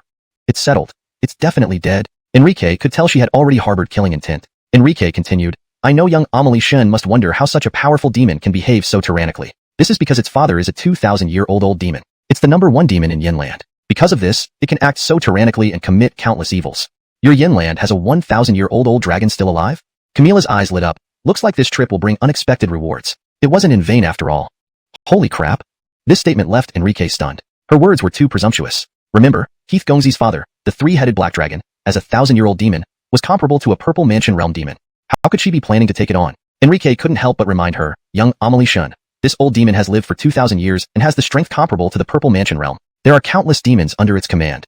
I know it's comparable to the purple mansion realm. Camila nodded. But what does that matter? Since I'm here in Yinland, I should do something for the people of Yinland. Her tone was full of disdain, as if the purple mansion realm was nothing. Enrique couldn't help but think, could she be a purple mansion realm cultivator? Otherwise, why would she talk like that? He couldn't help but ask in surprise, young Amelie Shin, don't tell me you're actually a purple mansion realm cultivator? Translation notes. Names like Enrique are romanized directly, following pinyin rules. Ensured the narrative tone and style are maintained. Preserved paragraph structure and logical flow from previous content. Translated idiomatic expressions and jargon related to cultivation practices accurately. Kept the story coherent and grammatically sound in English. Chapter 253, New Talent Assembly. Madeline shook her head. Not at all. Enrique was even more astonished. Then why does Amelie Shin's tone sound so? Enrique didn't continue, looking like he wanted to say more but held back. Madeline understood what he meant. She must have sounded too confident. Madeline smiled slightly. Although I'm not in the Zifu realm, slaying a 1,000-year-old demon with my current 9th layer Jedon realm isn't that difficult. After all, you, at just the 2nd layer of Ninger Chi, can contend with Dongluan realm cultivators. Enrique looked surprised. 9th grade Jedon? Madeline explained. Since you don't know, let me explain. The Jedon realm is different from other realms. The combat power during this stage is influenced by cultivation methods, realm, supernatural powers, and magical treasures, but also by the grade of the golden core form during Jedon. The spiritual vein represents one's talent, referring to the sensitivity to spiritual energy. It can only increase cultivation speed, not combat power. Jedon is divided into 9 grades. Each grade increases combat power by approximately 2-fold. So, between a 1st grade and a 9th grade Jedon, there is a difference of 9 times in power despite being at the same realm. Now, do you understand where my confidence comes from? Alonso's. Enrique nodded. This made sense now. The gap between the 9 grades of Jedon was similar to his myriad Dao core condensation technique, having a similar effect. Enrique sighed. If everything goes well, you can practically walk sideways here in Yin territory. According to Madeline, with such strength, no one in Yin territory could possibly challenge her. Madeline shrugged. Probably. Compared to the entire Zhongyuan continent, Yin territory is still a spiritually barren land. To be able to form a 5th grade Jedon here is already top-notch. If you don't go to Tianzong with me, your future won't be bright. Your achievements will be limited. Madeline then continued explaining the nuances of cultivation. She mentioned that these 9 grades were based on the concentration of spiritual energy. Insufficient spiritual energy would limit one's potential. Therefore, growing environment was crucial. Enrique grew increasingly interested in Tianzong. Why did Amelie Shun want to kill that 1,000-year-old black dragon? Enrique asked. Madeline remained calm. A 1,000-year-old black dragon is a treasure trove. I killed it for its ingredients to refine elixirs. It was truly a lower-dimensional strike. Enrique realized the difference in perspectives. In Yin territory, the 3 black dragons were nearly invincible, the nightmares of many. Alansat, Madeline from Yunshang Tianzong dispatched them easily. All right, since this beast is dead, will you join me to kill the jade horn snake next? She urged impatiently. To be honest, Enrique was tempted but hesitated. Amelie Shun, let's do it later. There's no rush. I have some important matters to attend to. Madeline frowned. What important matters? Enrique explained. First, I need to report back to the sect. Second, I must participate in the new talent assembly to bring honor to the sect. Third, I need to discuss something important with my master. Madeline, gazing at Enrique's handsome face, paused before replying, all right, we'll wait until you're done. I'm not in a hurry to return to Tianzong either. Consider it as a break. Okay. Enrique nodded. Following this, they headed towards Yunshao sect along with the Mu sisters. Under Madeline's sword-riding skills, they quickly arrived at the entrance gate. The gate was guarded by Elder Todd. Seeing that it's Enrique returning, please enter. Upon spotting Enrique, Elder Todd opened the gate and promptly disappeared. This person has quite deep proficiency in ice concealment.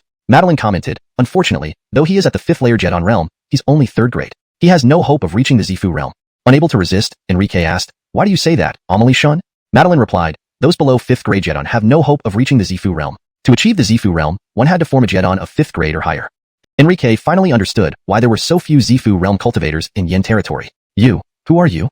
Elder Todd, startled by Madeline's words, emerged cautiously, observing her with alertness and surprise. This girl exuded an unfathomable presence, even oppressive.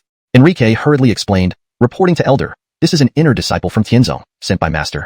While speaking, Madeline indifferently produced her identity token. Seeing this, Elder Todd bowed deeply to Madeline, greetings, honored adult of Tianzong, rise.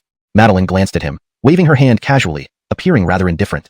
At that moment, the sharp sound of a sword breaking through the clouds echoed from afar. Soon after, the sect Brian arrived. Looking at Enrique with urgency, he said, you finally returned. If you hadn't come back soon, you'd miss the assembly. Enrique knew he referred to the new talent assembly. He then noticed the identity token in Madeline's hand, instantly tensing up and hurriedly apologizing, unaware of the arrival of the Tianzong adult. I failed to welcome properly. Please forgive me. Ignored. Madeline responded lackadaisically. Pointing to Enrique, the sect master introduced, this is the genius I mentioned in my letter. I plan to take him to the assembly to bring glory to our sect and provide him with opportunities. Would the Tianzong adult be interested in seeing this Adonis's capabilities?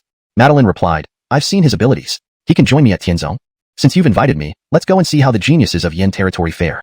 Agreed. The sect master nodded and led the way. As for the Mu sisters, Elder Todd handled them. The so-called New Talent Assembly was a competition among geniuses from various sects, held at Fengshantai within Yin territory. Participants included geniuses from over 30 sects. Gathering countless talents, ultimately only 100 would enter the Chaos Ink Abyss. On the way, Enrique thought about asking the sect master about Qin but decided against it. He figured it was better to ask later. Of course, Enrique did ask one question. Master, why am I the only one representing Yunshao's sect in the contest? Others would only disgrace us. So, you alone are enough. For days later, they arrived on time. 30 sects participating, people filled the area. All were cultivators, ranging from Ning'erchi to Jedon realm.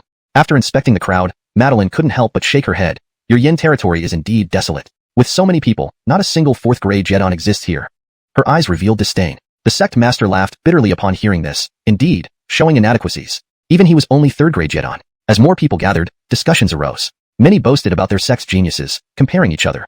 In this year's New Talent Assembly, our Blue Cloud sect will definitely secure several spots in the top 100. If your Blue Cloud sect can, surely ours, the Dangdong sect, can too. The top 100 isn't that hard to achieve. Which sect doesn't have a genius? But the top 10? I would say it's definitely that Snowfrost from Purple Cloud Pavilion. It's rumored she possesses the Cold Sky Constitution and has the strength of the 5th layer Ning'erchi realm. Our Yin territory produces countless talents. Even the competition for the top 5 positions is incredibly fierce. There's Sword Sect Silas, Buddha Hidden Temples Ramon, and Godslayer Sects Hoyt. Any of them has a good chance. The true heirs of major sects are all genuine prodigies. They're not much different from each other. But unfortunately, no matter how strong they are, they can't compare to Erect from Dangyan sect. The crowd buzzed with discussion, but when Erect's name was mentioned, all voices fell silent. Their eyes were filled with boundless reverence. Erect was said to be from an ordinary place. However, his strength and talent far surpassed countless geniuses. Recently, he famously killed a demonic beast with 3 cores using just 3 strikes, making him even more renowned. Although his background wasn't impressive, no one dared underestimate him. It was said that his master was a supreme elder of Dangyan sect. In Dangyan sect, he stood as an insurmountable wall, letting the same-age geniuses of Dangyun sect only look up at him, without any chance of matching him.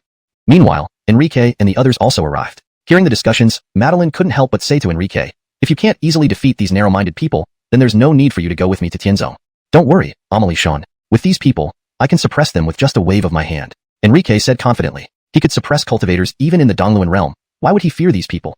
His words immediately drew everyone's attention. Such arrogance. An accusatory voice full of resentment sounded, making Enrique glance over. Not far away, a group walked towards them. Leading them was a Jiedon realm cultivator from Godslayer sect. Behind him stood a tall and muscular youth with cold, glaring eyes and an overwhelming aura. He looked at Enrique with displeasure, clearly feeling offended. This was none other than Hoyt, who was considered to have a chance for the top 5. The sect Brian said calmly, "My disciple is merely stating a fact. If you're dissatisfied, we'll settle this on function platform." Enrique had once crippled Chance who broke through to the Dongluan realm, and this time, he brought only Enrique to participate, precisely for the first place position. The Jiedon realm cultivator from Godslayer sect sneered, "Sect Master Ing, your Yunxiao sect is truly remarkable. A mere second-layer Ninger Chi disciple dares to speak so arrogantly. It turns out it's with your permission." "Beside them," Madeline interjected, "why are you talking nonsense? The disciples sent by your sects are nothing but mediocrities. If Enrique can't suppress them, it's a sign of his incompetence." Seeing Madeline's youth, the Jiedon realm cultivator from Godslayer sect wanted to scold her but felt an intense spiritual pressure from her. She revealed her aura. What a strong pressure. Everyone's expressions changed instantly. At this, Alessio explained, "I forgot to tell you, this is an inner disciple of Yunxiang Tianzong. She came here to test if my disciple qualifies to join Tianzong." Upon hearing this, everyone's faces changed. Yunxiang Tianzong. They knew this name. It was said to be a powerful force beyond Yin territory, renowned across the entire central continent. Her status as an inner disciple made her identity noble. No wonder she was so young yet had such great power. Thus, the attitude of the Jiedon realm cultivator from Godslayer sect changed.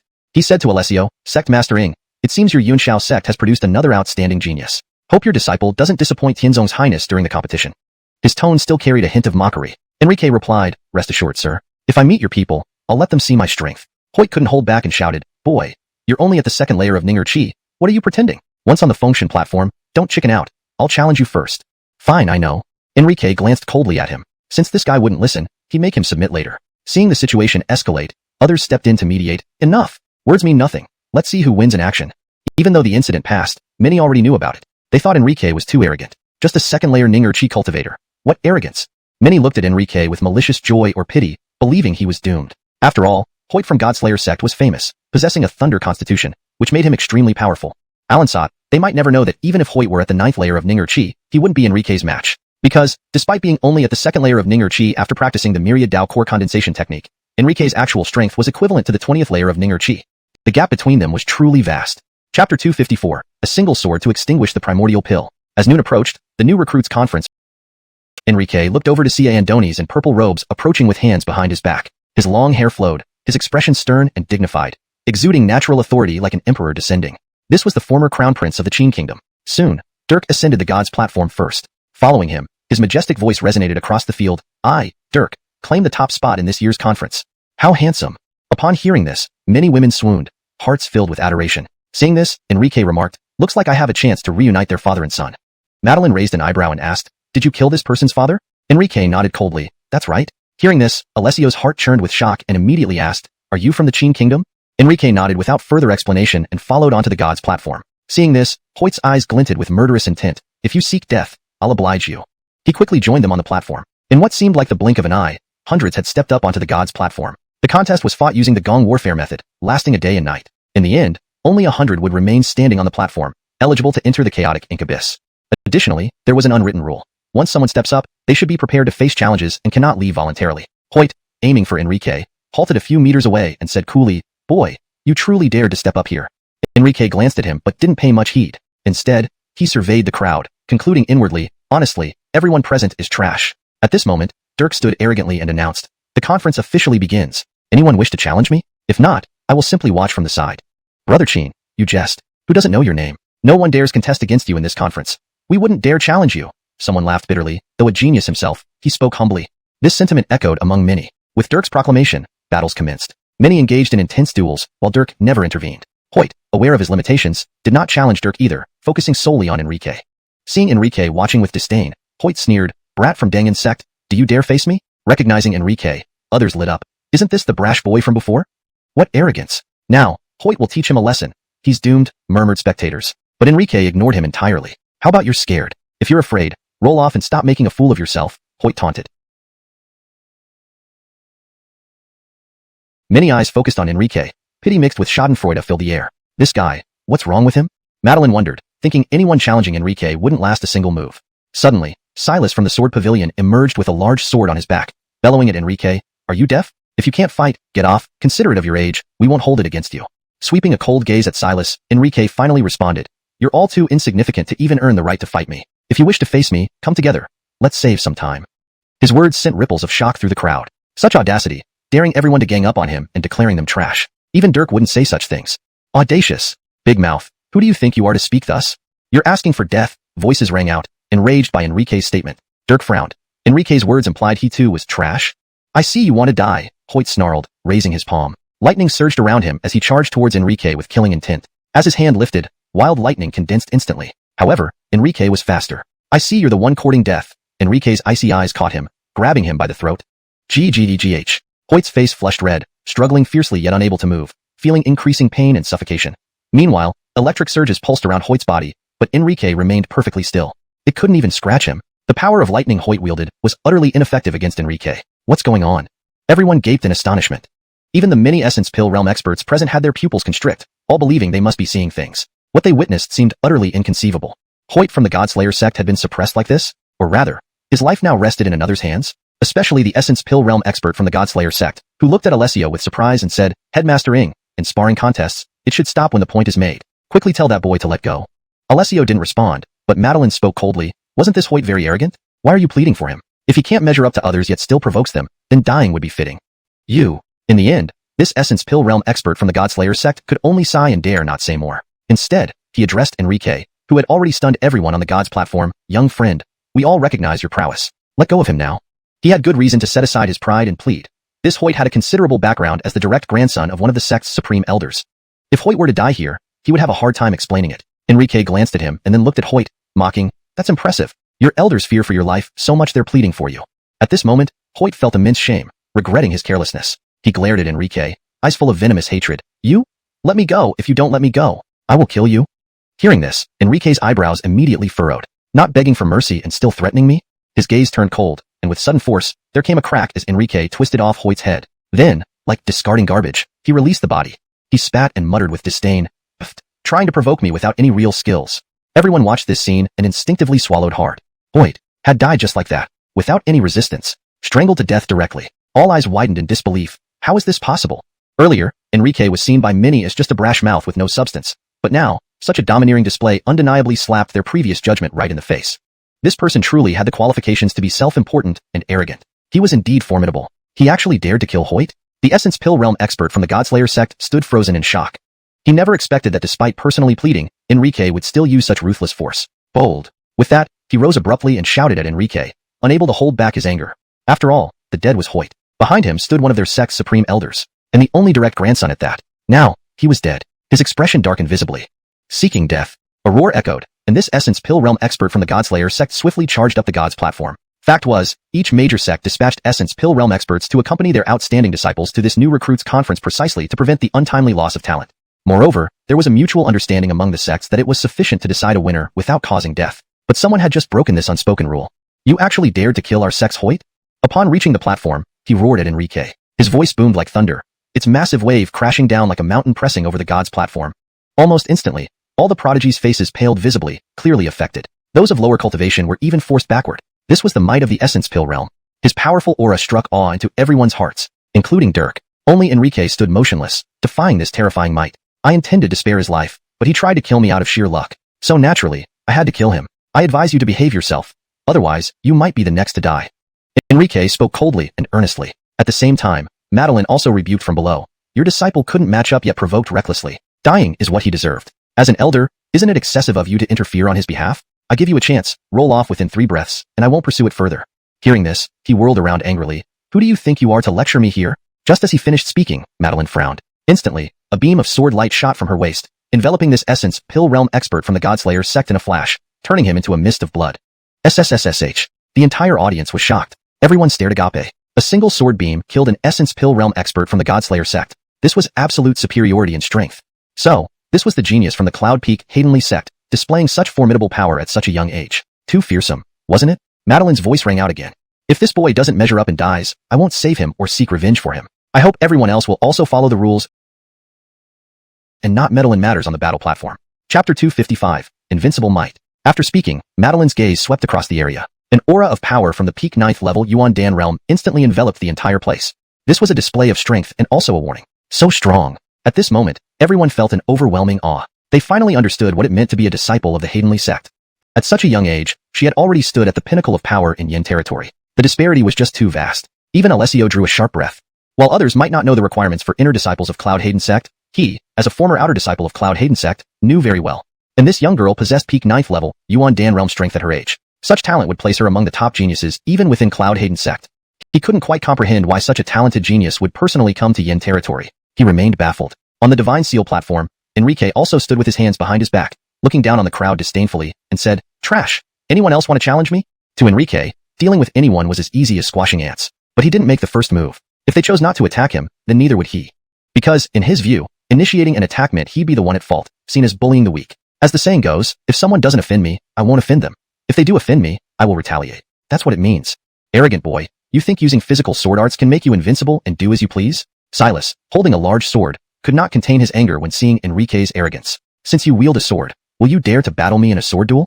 Silas, as the first-ranked sword prodigy of the younger generation in Yin territory, had supreme confidence in his abilities. Although he was only at peak 5th level condensation chi realm, he intentionally held back from advancing, aiming to enter the chaotic ink abyss.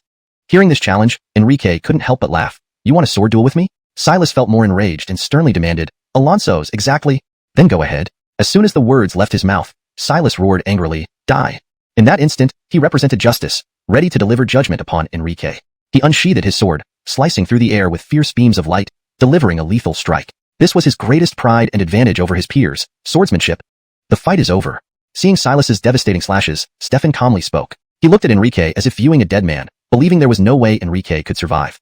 After all, Enrique was only at the 2nd level condensation chi realm. This is the top-ranking prodigy of our generation here in Yin territory. This move is so powerful. The surging sword energy waves were extremely oppressive, looking like huge waves crashing down, creating a terrifying scene. Oh, you were too arrogant and conceited. Even if you killed that brute Hoyt who only knows how to brawl, what does it matter? Faced with Silas's unparalleled sword skills, you're powerless to resist. Many watched in schadenfreude as Enrique faced this attack. Madeline shook her head, finding it amusing internally. Such a useless technique can still be called the best achievement in swordsmanship among the younger generation in Yin territory?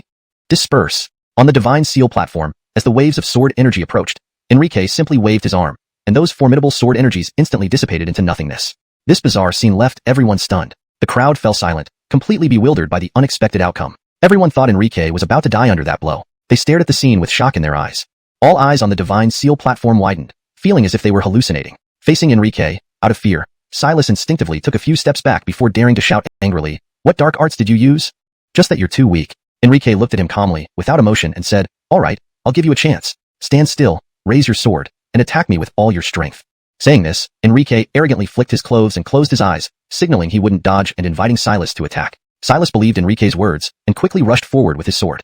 Enrique wore a mocking smile. He immediately threw a punch. Ah! When the fist hit Silas, who hadn't reacted yet, he screamed in pain. Silas felt like he was struck by a massive hammer weighing 10,000 caddies. The pain was unbearable, causing his body to feel like it was splitting apart.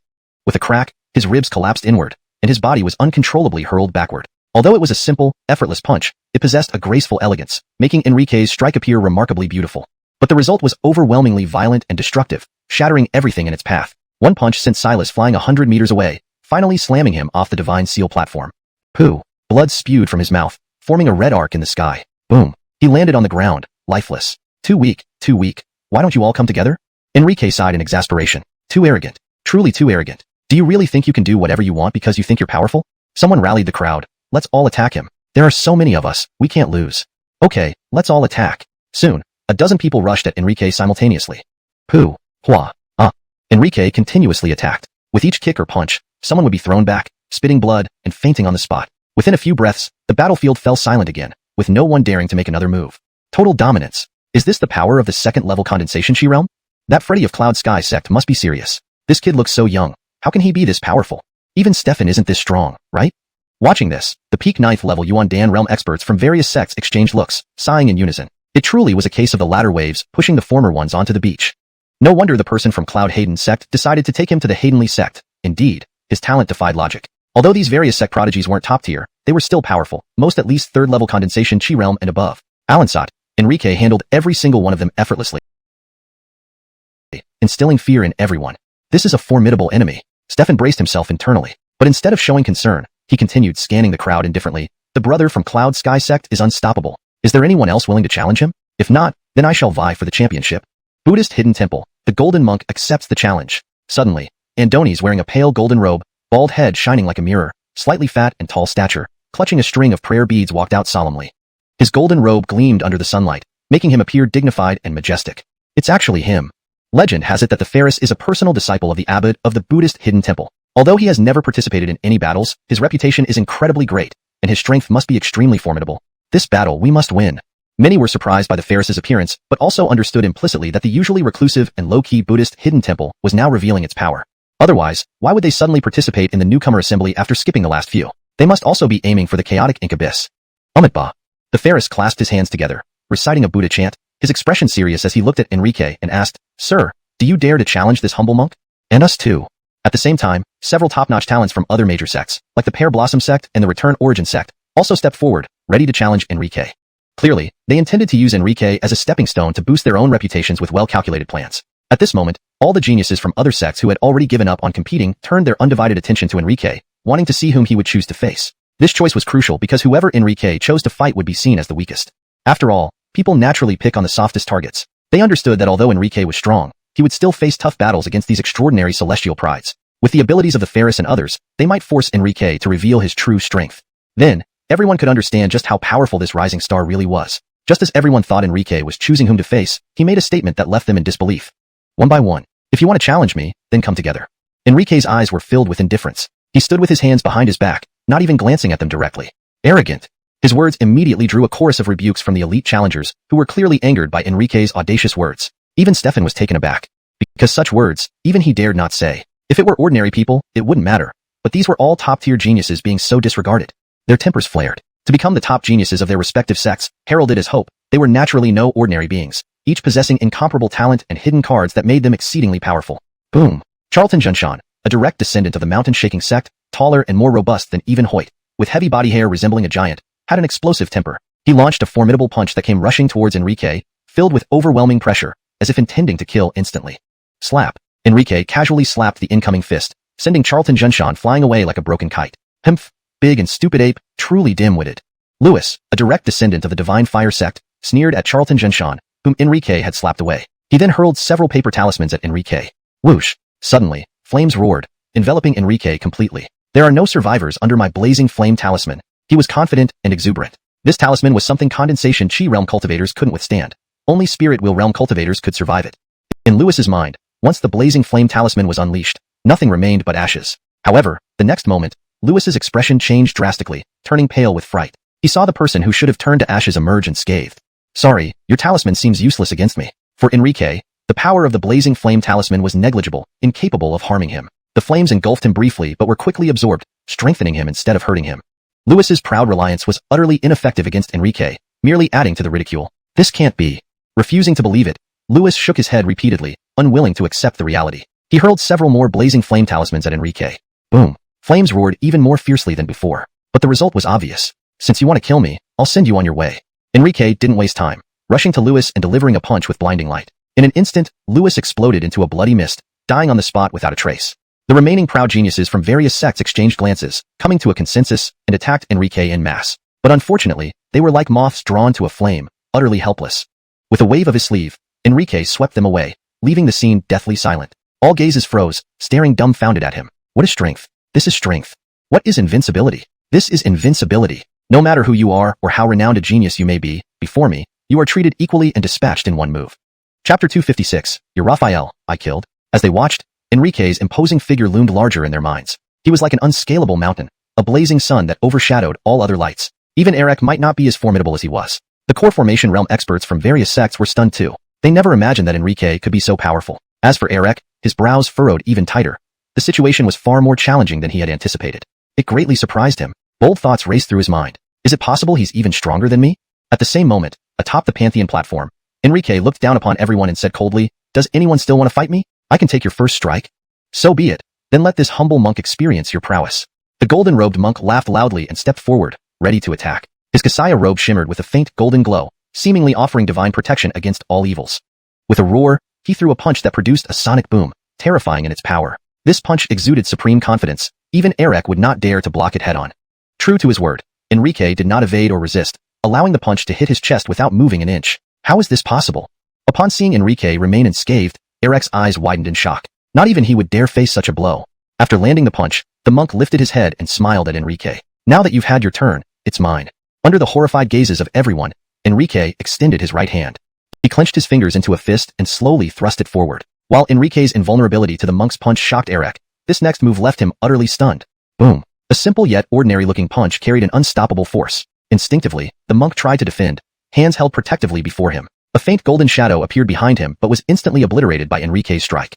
The fierce and overbearing force of the punch hit the monk squarely on his chest, causing him to spurt blood and fly back, disappearing into the distance. One punch, and the monk was dead.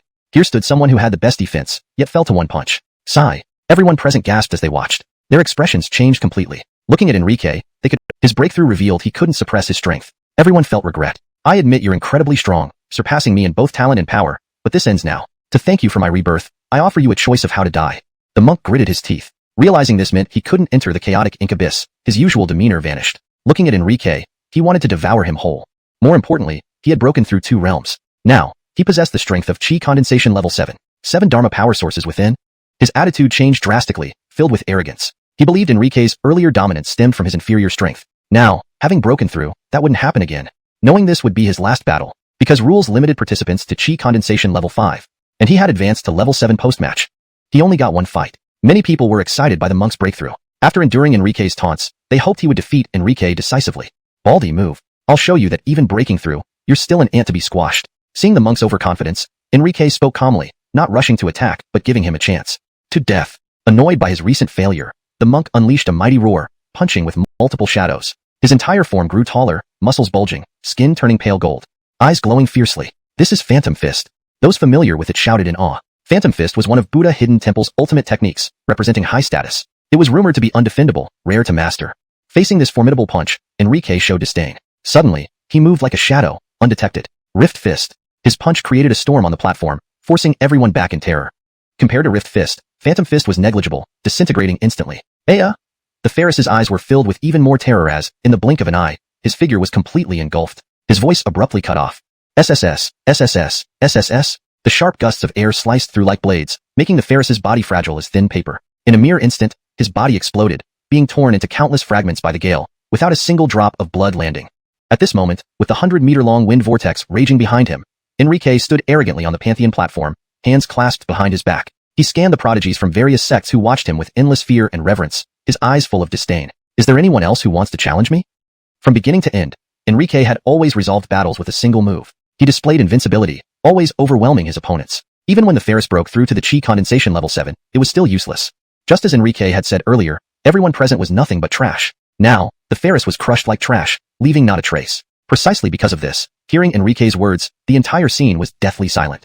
Many people on the Pantheon platform couldn't find words at this moment. This guy is too strong. Everyone was repeatedly stunned by Enrique's combat prowess, their perceptions constantly refreshed. In their understanding, even those geniuses who had once died and become part of history had never shown such astonishing feats. As a result, countless astonished, fearful, admiring, and even loving gazes fell upon Enrique standing on the Pantheon platform. This kid still needs to improve on displaying his divinity before people. Madeline couldn't help but sigh. Although Enrique looked powerful showing off on the platform, he seemed overly deliberate and arrogant. It could only be said that his timing wasn't right. Is there no one brave enough to fight me? Enrique's gaze remained haughty as he asked again. Unprecedented. Absolutely unprecedented. Throughout the history of the Rookie Assembly, no one had ever dared to be so arrogant and provocative.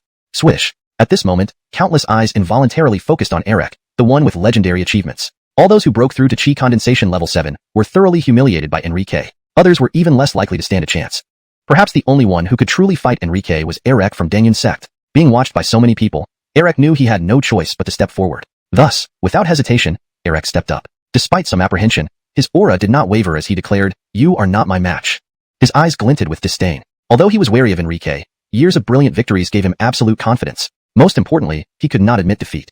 Enrique smiled faintly and said, "Do you know what the difference between you and the Ferris is in my eyes?" "What difference?" Eric subconsciously asked. "One is already dead, and the other is about to die." Eric was Chris's son, the former crown prince. Enrique had long sentenced the person before him to death. Ha ha ha. Not only was Eric not angry, but he laughed heartily. Your combat prowess is very high. You've crushed Silas and caught the attention of an elder from Haydenly sect who wanted to take you there. But unfortunately for you, you've met me. No matter how strong you are, meeting me can only be your misfortune. And today, you will die by my hand. Eric was about to make his move. He was finally going to act. He was going to attack. Because of this, everyone's eyes involuntarily looked at Enrique, who had been arrogant, domineering, and proud, now about to face Eric. Weren't you boasting just now? Now, Eric is about to strike you. Facing Eric, what good does your strength do? Besides kneeling and begging for mercy, what can you do? Resist? It's just futile resistance. Eric was an unbeatable legend, impossible to break. I, Eric, though born humble and from a mundane place, managed to become the sole disciple in Dangyun sect, a famous genius in Yin region, all through my own effort and talent. Eric's expression was proud as he approached Enrique step by step, his eyes full of disdain. He spoke almost to himself. When I break through to the Essence Core realm, I will sweep away all challengers and become the true number one among the young generation. At this moment, he was brimming with accomplishment and confidence. It was as if he were already at the Essence Core realm. Watching Eric babbling on, Enrique couldn't help but interrupt. Are you ever going to stop talking? Why do you keep blabbering on? These words left everyone stunned, thinking they might have heard wrong. They never imagined Enrique would dare speak such words to someone as formidable as Eric. Even Eric was taken aback by Enrique's bold statement. The others looked at Enrique as if he were a madman. This is Eric. Are you from Yin region? To dare speak such words. This isn't just arrogance. It's downright foolishness. I admire your courage. Among our peers, you're the first and last. Who dares speak to me like this? Eric's voice was soft, but it carried a chilling and terrifying intent. He was genuinely enraged. Seeing Eric about to start blabbering again, Enrique immediately interrupted. Stop your babbling. I forgot to tell you. My father, I killed. Chapter 257. Killing, Stefan. Upon hearing this, the smug expression on Stefan's face vanished in an instant. His eyes widened as he instantly glared at Enrique. Stefan suspected he was hearing things. He took a deep breath and angrily asked, What did you say? Enrique smiled and replied, I said, your father was killed by me. Everyone else was momentarily stunned by this statement. Stefan's father, killed by this Indones? This completely caught everyone off guard. Enrique's words immediately sent Stefan into a fit of rage. He charged straight at Enrique with bloodshot eyes, yelling, I'll kill you. Seeing this, Enrique raised his fist and swung it swiftly. As the punch flew out, a vigorous burst of energy surged forth, transforming into visible wind that evolved into a terrifying mini tornado, instantly rushing towards its target. Faced with this scene, Stefan didn't dare to be careless. Mobilizing all his strength, he barely managed to counter this casual blow from Enrique, roaring angrily, Boy, today, I will definitely kill you. If you think you can defeat me with such a move, you're truly delusional. Returning the favor, Stefan shouted, striking back with all his might. Instantly, thunder roared. With this powerful punch, a bolt of lightning condensed into a raging dragon, carrying Stefan's fury, and lunged ferociously towards Enrique. This punch was meant to be a fatal blow. Hayden's, it's the Thunder Dragon Fist. The momentum of this strike was overwhelmingly fierce, stunning many onlookers. A core formation realm cultivator who recognized this move gasped in shock. The Thunder Dragon Fist is the legacy of Dangyun sect, only taught to the sect leader through generations. That Stefan had mastered this was significant. It signaled he was being groomed for the position of future sect leader. No wonder there were rumors from Dangyun sect saying Stefan was the young lord. It wasn't baseless. After all, he had not only learned but also perfected the Thunder Dragon Fist. He was indeed destined to be the future leader of Dangyun sect. Other geniuses from various sects looked on with changed expressions, filled with despair and powerlessness. Stefan's display made them realize how inadequate they truly were, making any comparison seem futile. Despite being of the same age, they weren't on the same level. Although Stefan came from humble beginnings, his strength and talent were exceptional. Among peers in Yin territory, none could match him. It was rumored that if Dangyun sect hadn't restrained his cultivation, he might have already advanced to the Spirit Wheel realm. The reason for restraining him was simple: to participate in the novice assembly and enter the chaotic ink abyss to vie for transformation opportunities, thus ensuring he soared to unimaginable heights. Facing this formidable move, even core formation realm cultivators were taken aback. Enrique's eyes gleamed with derision as he extended his arm and flicked his finger, shattering the Thunder Dragon effortlessly. This move was easily neutralized. How can he be so strong? The spectators were utterly dumbfounded. This guy too strong. Even those core formation realm cultivators who placed immense faith in Stefan were astounded. The current scene seemed unbelievable, like a dream. Especially the other participants were baffled. Such a powerful attack, neutralized with just a flick? This kid was incredibly strong. Madeline nodded in approval. Not bad, decent strength. Do you have nothing better than this? Enrique gazed coldly at Stefan, mocking him. I've heard much about you when I was in the state of Qin. Now it seems you are not all that impressive. If you really have this much strength, then you won't be able to avenge your father. You'll just end up joining him. Don't brag. Seemingly provoked, Stefan's face darkened. He roared, activating his storage ring and tossing out 8 flags sparkling with thunder light. Even Spirit Wheel realm cultivators can be killed by my thunder array. Let's see how you survive this. With a sneer, Stefan activated the 8 flags, causing thunder to roll and lightning to dance as rays of thunder surged towards Enrique. Enrique remained calm, unperturbed by the impending attack. Suddenly, he rose into the air, drawing his Frost Ice Soul Sword. With a swift swing, a vast wave of coldness spread, freezing the entire platform of deification. The temperature plummeted, becoming bitterly cold. Stefan's proud thunder array disappeared without a trace. No wonder you're so arrogant. You have a fine sword. Observing the scene, Stefan was surprised, eyeing Enrique's icy blue sword with envy. He murmured to himself, after killing him, this treasure will be mine. Clearly, he intended to kill Igor Fan and seize the sword. By cultivator rules, all items of a fallen opponent on the stage become the victor's spoils. Unfortunately, Stefan was naive and misjudged the situation. In an instant, Stefan's aura intensified, emitting a terrifying presence as the 8 flags soared around him, positioning themselves in 8 directions, enveloping Enrique within. This is the true form of the array. When the 8 thunder flags landed, thunder boomed, forming a mass of thunderclouds, a sight that left many spectators shocked. Those watching Enrique were filled with schadenfreude. According to Stefan, this array could slay spirit wheel realm cultivators. How could someone merely in the condensation chi realm possibly survive? A core formation realm cultivator from Dangyun's sect couldn't help but remark to Princess Alessio, Princess Ing, if your sect's genius loses, I hope you don't violate the rules. Frankly, Alessio was worried about Enrique. However, Madeline laughed sarcastically. At least this boy has been approved by me. Do you really think a low-quality array can kill him? These words left Alessio shaken. What did she mean? What did approved imply? She dared not ask but chose to wait and see. On the platform of deification, Stefan's thunder array began to activate. Lightning coalesced into fearsome avian shadows, accompanied by deafening cracks, descending like meteors toward Enrique. The scene was horrifying, making the other contestants pale. They knew they couldn't defend against such an attack. Certain death awaited them. He's so strong, incredibly strong. To think he's both a cultivator and an array master. Many envied Stefan for his dual talents. How could this boy possibly remain unscathed under this thunder array? Many sighed. To them, Stefan using the array made him invincible. Despite Enrique's remarkable performance, he was only in the condensation chi realm, while this array could kill even spirit wheel realm cultivators. Facing this array, Enrique was clearly no match. Thus, in the eyes of many, Enrique naturally wouldn't stand a chance against Stefan. Hence, numerous onlookers watched coldly as Enrique was crushed by Stefan's formidable thunder array. Even Madeline, who had unwavering confidence in Enrique, couldn't help but change her expression slightly as she saw the bolts of lightning descending. A look of worry crept into her eyes. Don't worry, everything will be fine. Seemingly noticing her gaze, Enrique turned his head and gave her a faint smile before slowly closing his eyes. Haha, this guy has given up, preparing to meet his doom. It seems he is wise enough to die with dignity. Seeing Enrique's demeanor of waiting for death, several geniuses from various sects couldn't help but sneer. Even Madeline stiffened, thinking that Enrique seemed to have given up resistance. But recalling Enrique's confident words, she decided not to intervene. After all, his tone sounded genuinely assured. Likely, he was just putting on an act for everyone to witness. That arrogant fellow was just boasting. But now Stefan's move? Under everyone's watchful eyes, Enrique stood firm against the attack. However, it was as fragile as an egg hitting a rock, utterly defenseless. At the moment of impact, he exploded into a cascade of light points, like a heavy rainstorm of sparks. This spectacle resembled a thunderous downpour. What's going on? Everyone was stunned, wide-eyed, as if they had seen a ghost. In that split second, they witnessed a golden light barrier enveloping Enrique's body, emitting a dazzling brilliance that almost blinded them. Is this your ace in the hole? Enrique slowly opened his eyes, looking at Stefan indifferently and questioned, is this the thunder array you're so proud of? Not even breaking through my defenses, yet you dare to boast in front of me. Then, he pulled out his sword, running slender fingers along its surface. Signaling Stefan to observe closely, he said with a hint of pride, watch carefully how I dismantled your thunder array. Go! Sword energy soared to the sky, piercing and chilling. A sharp, overpowering blade light instantly swept out, forming a crescent shape, tangible to the eye, bringing an unstoppable force that made the entire scene tense. My thunder flags! In the next instant, Stefan emitted a heart-wrenching wail. He looked entirely unhinged, screaming like a pig about to be slaughtered, filled with despair. Stefan watched his most trusted assets, his powerful thunder flags, shatter like tofu under the icy blade light emitted by cold ice soul, transforming into mere splintered pieces. They lost all their original power. This meant his thunder array could no longer be used. Return my thunder flags. Stefan's eyes were bloodshot, glaring at Enrique, revealing boundless hatred. The destruction of his prized possessions and the death of his father had driven him to lose all reason. He lunged madly at Enrique. Get lost. Seeing Stefan charging like a lunatic, Enrique slapped him away, sending him flying to the ground. This sight thoroughly shocked everyone, rendering them speechless. Everyone believed Stefan would win. Alan saw the outcome was laughably different. A single slap sent him sprawling on the ground. No wonder this boy caught the attention of the Hayden sect elders. He was truly a prodigy and a genius. Compared to him, Stefan had no qualifications whatsoever. The gap between them was too vast, making any comparison futile. Aya! A frenzied roar erupted from Stefan. His aura surged, his eyes brimming with hatred. As the honored young lord of Dangyun sect, holding a status above all others in Yin territory and being recognized as the top genius, being slapped to the ground was an unimaginable humiliation.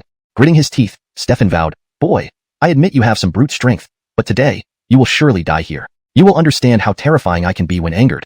Annoying. Enrique's face twisted in disdain, slapping Stefan to the ground again. I might as well send you on your way now. You dare? Simultaneously, a thunderous roar echoed from afar, but it came too late. Before the voice finished, Stefan had already met his end. Crushed to bloody pulp under Enrique's foot. With this one decisive step, Enrique symbolically trampled over the entirety of the young generation in Yin territory. After all, Stefan was widely acknowledged as number one. Alansat, he proved utterly powerless. Stefan, actually dead? All spectators were dumbfounded, staring blankly at what unfolded, unable to recover. Stefan's strength wasn't exaggerated, but widely recognized. And now, he had died a gruesome death. Moreover, Yunxiao sect typically barely made the top 100. Now, someone from there achieved such feats, making it too hard to accept. Thus, everyone felt their perception had been thoroughly refreshed. Facing Yunxiao sect, it seemed like ascending to heaven. Meanwhile, at the base of the deification platform, a venerable old man leaped up. Angry, he glared at Enrique and shouted, "Boy, you are truly daring to kill my disciple. Today, regardless of who comes, your life will not be spared." Chapter 258, Madeline steps in. In an instant, the suppression platform was filled with immense pressure. All eyes were instantly riveted. The Brian actually ascended the suppression platform? And he intended to kill Enrique? Such a scenario did exist, but even when there was retaliation, it only happened after the fact. No one had ever seen a sect master directly ascend the suppression platform right after losing a disciple. TSK, Yunxiao sect lacks grace. They lost a disciple, and now the elders are getting worked up. Lack of grace? If Eric were your disciple, could you resist stepping in? Upon hearing this, the surrounding core formation realm experts fell silent. What was Eric's talent like? Simply unmatched. How many years did it take for the entire Yin region to produce someone like Eric? If Eric were one's own disciple, they wouldn't just jump on the suppression platform. They would have leaped up to slay Enrique the moment before Eric's death. Thinking this way, though people still harbored some resentment towards the Brian, they felt more understanding. At this moment, the pressure on the suppression platform intensified, and all Enrique could do was barely stand his ground. He was only at the condensation stage. Although capable of killing Eric, the gap between him and the Brian was insurmountable, like a vast chasm. Among the strong, differences in realms could mean life or death, paradise or hell, beyond the reach of ordinary people. Even though Enrique practiced the Myriad Dao essence condensing technique, reaching the second layer of the condensation stage, incomparable to the spirit wheel realm, the difference between the spirit wheel realm and the core formation realm was still as vast as between heaven and earth. It was a qualitative difference. Young man, you killed my disciple. Today I shall make you pay with blood. The Brian held a sword in one hand, his face twisted with fury. Enrique felt as if the air around him had solidified. Each step forward felt impossibly heavy, rooted in place. Facing a core formation expert, no matter how extraordinary Enrique's talent was, having killed Eric, he was nothing but an ant. As the Brian slashed out with his sword, the heavens changed color, and everyone present held their breath. Enrique suddenly closed his eyes, seemingly resigning himself to fate. Just then, as the sword chi approached within 3 steps of Enrique, a graceful figure appeared before him. The figure made a hand seal, her cold eyes glaring directly at the Brian. A magical seal formed in her hands, instantly neutralizing the master's sword chi. "Who are you? Why do you interfere?" The Brian raged. This person was none other than Madeline. But Madeline ignored the Brian and instead turned to ask Enrique behind her, "Why didn't you ask for help?" Earlier, though Enrique couldn't move, he could have sought help with just a glance. But he had closed his eyes. Enrique slowly opened his eyes. The oppressive aura vanished, replaced by a refreshing fragrance. "I never believed you'd stand idly by." Enrique smiled slightly. For some reason, Madeline felt warmth in her heart. She arrogantly turned her head away and huffed. "You're mine to watch over. It would be fine if Eric killed you. But if this old man does, what kind of face would I have left?" Enrique chuckled faintly. Others were speechless. With the Brian, a core formation expert, coming to kill them, they still had time for flirtatious banter? After speaking, Madeline turned her cold gaze towards the Brian and sneered. "This suppression platform is for new challengers, where life and death are at stake. Since you, this shameless old man, dared to come up, why can't I?" The Brian was furious. A random woman dared challenge him. If he couldn't eliminate both of them, what would become of Yunxiao sect's reputation? Enough talk. See my sword. The Brian lunged forward with his sword, unleashing his full core formation realm power. This single sword strike was enough to sever a river. However, Madeline remained unperturbed. She extended her hand, causing surrounding spiritual energy to rapidly gather, forming a transparent spirit energy sword, cold yet explosively powerful. When this sword emerged, it seemed the world revolved around that single blade. The Brian's face changed dramatically as he hastily withdrew his sword. However, boom, the two swords clashed, and the entire suppression platform shook violently. Instantly, the part of the platform under the master's feet crumbled into countless fragments. The Brian was sent retreating several dozen feet by an invisible sword chi. The Brian was utterly astonished. He had never expected this woman to possess such strength. A single sword strike had forced him back. What was her cultivation level? Madeline smirked disdainfully. "So easily frightened by this little force? Your cultivation truly is laughably weak. Brat, don't be so arrogant." The Brian, enraged, charged at Madeline again. He was the Brian, a peak 9th layer core formation realm expert. In this crowd, he was undoubtedly the strongest.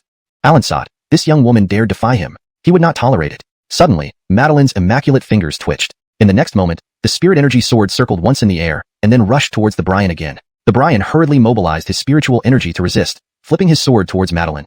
Capture the king first. But the Brian had underestimated Madeline. Before the sword could approach her, the spirit energy sword was already before the Brian.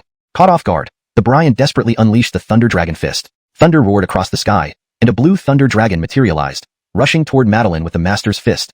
Everyone present gasped. The Brian used the Thunder Dragon Fist too. Its power far exceeded Air X by hundreds of times. With the Thunder Dragon Fist's enhancement, the Master's strength naturally increased exponentially. So that's all? Madeline laughed coldly. That's all? The Brian nearly burst into laughter from anger. How dare she be so arrogant? In the next moment, Madeline waved her hand, and a huge crack appeared in the sky. A long sword carrying fierce power descended from the heavens, slicing through the Thunder Dragon's head in one swift strike. The Brian's Thunder Dragon Fist was immediately interrupted. No. Before he could finish his words, he suffered a backlash, spitting out blood. I surrender. Terrified beyond measure, the Brian dropped his sword and fell to his knees.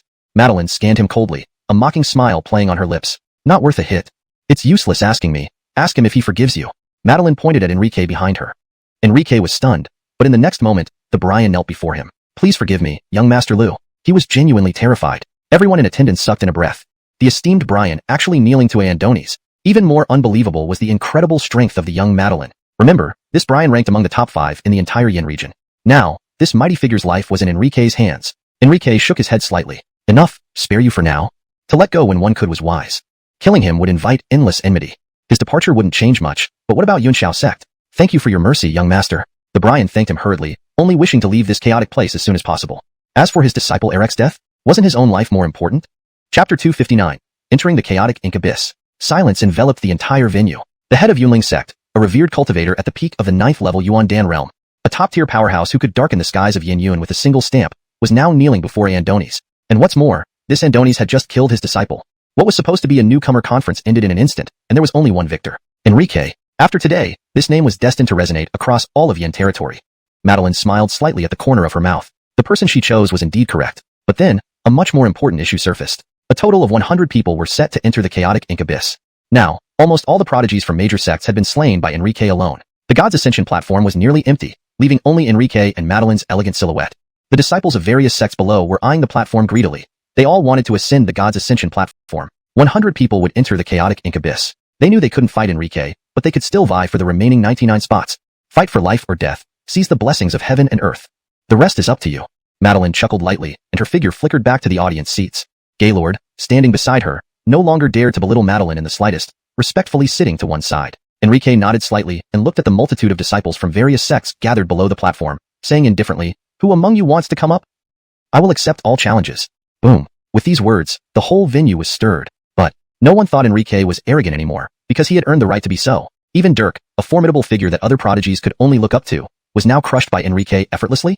At this moment, a disciple of the Godslaying sect suddenly leaped onto the high platform. When everyone thought he was about to challenge Enrique rashly, they saw him bow respectfully to Enrique, saying, "Sir Lu has extraordinary strength. We are far inferior and dare not challenge you rashly. Please give us a chance." "What's your name?"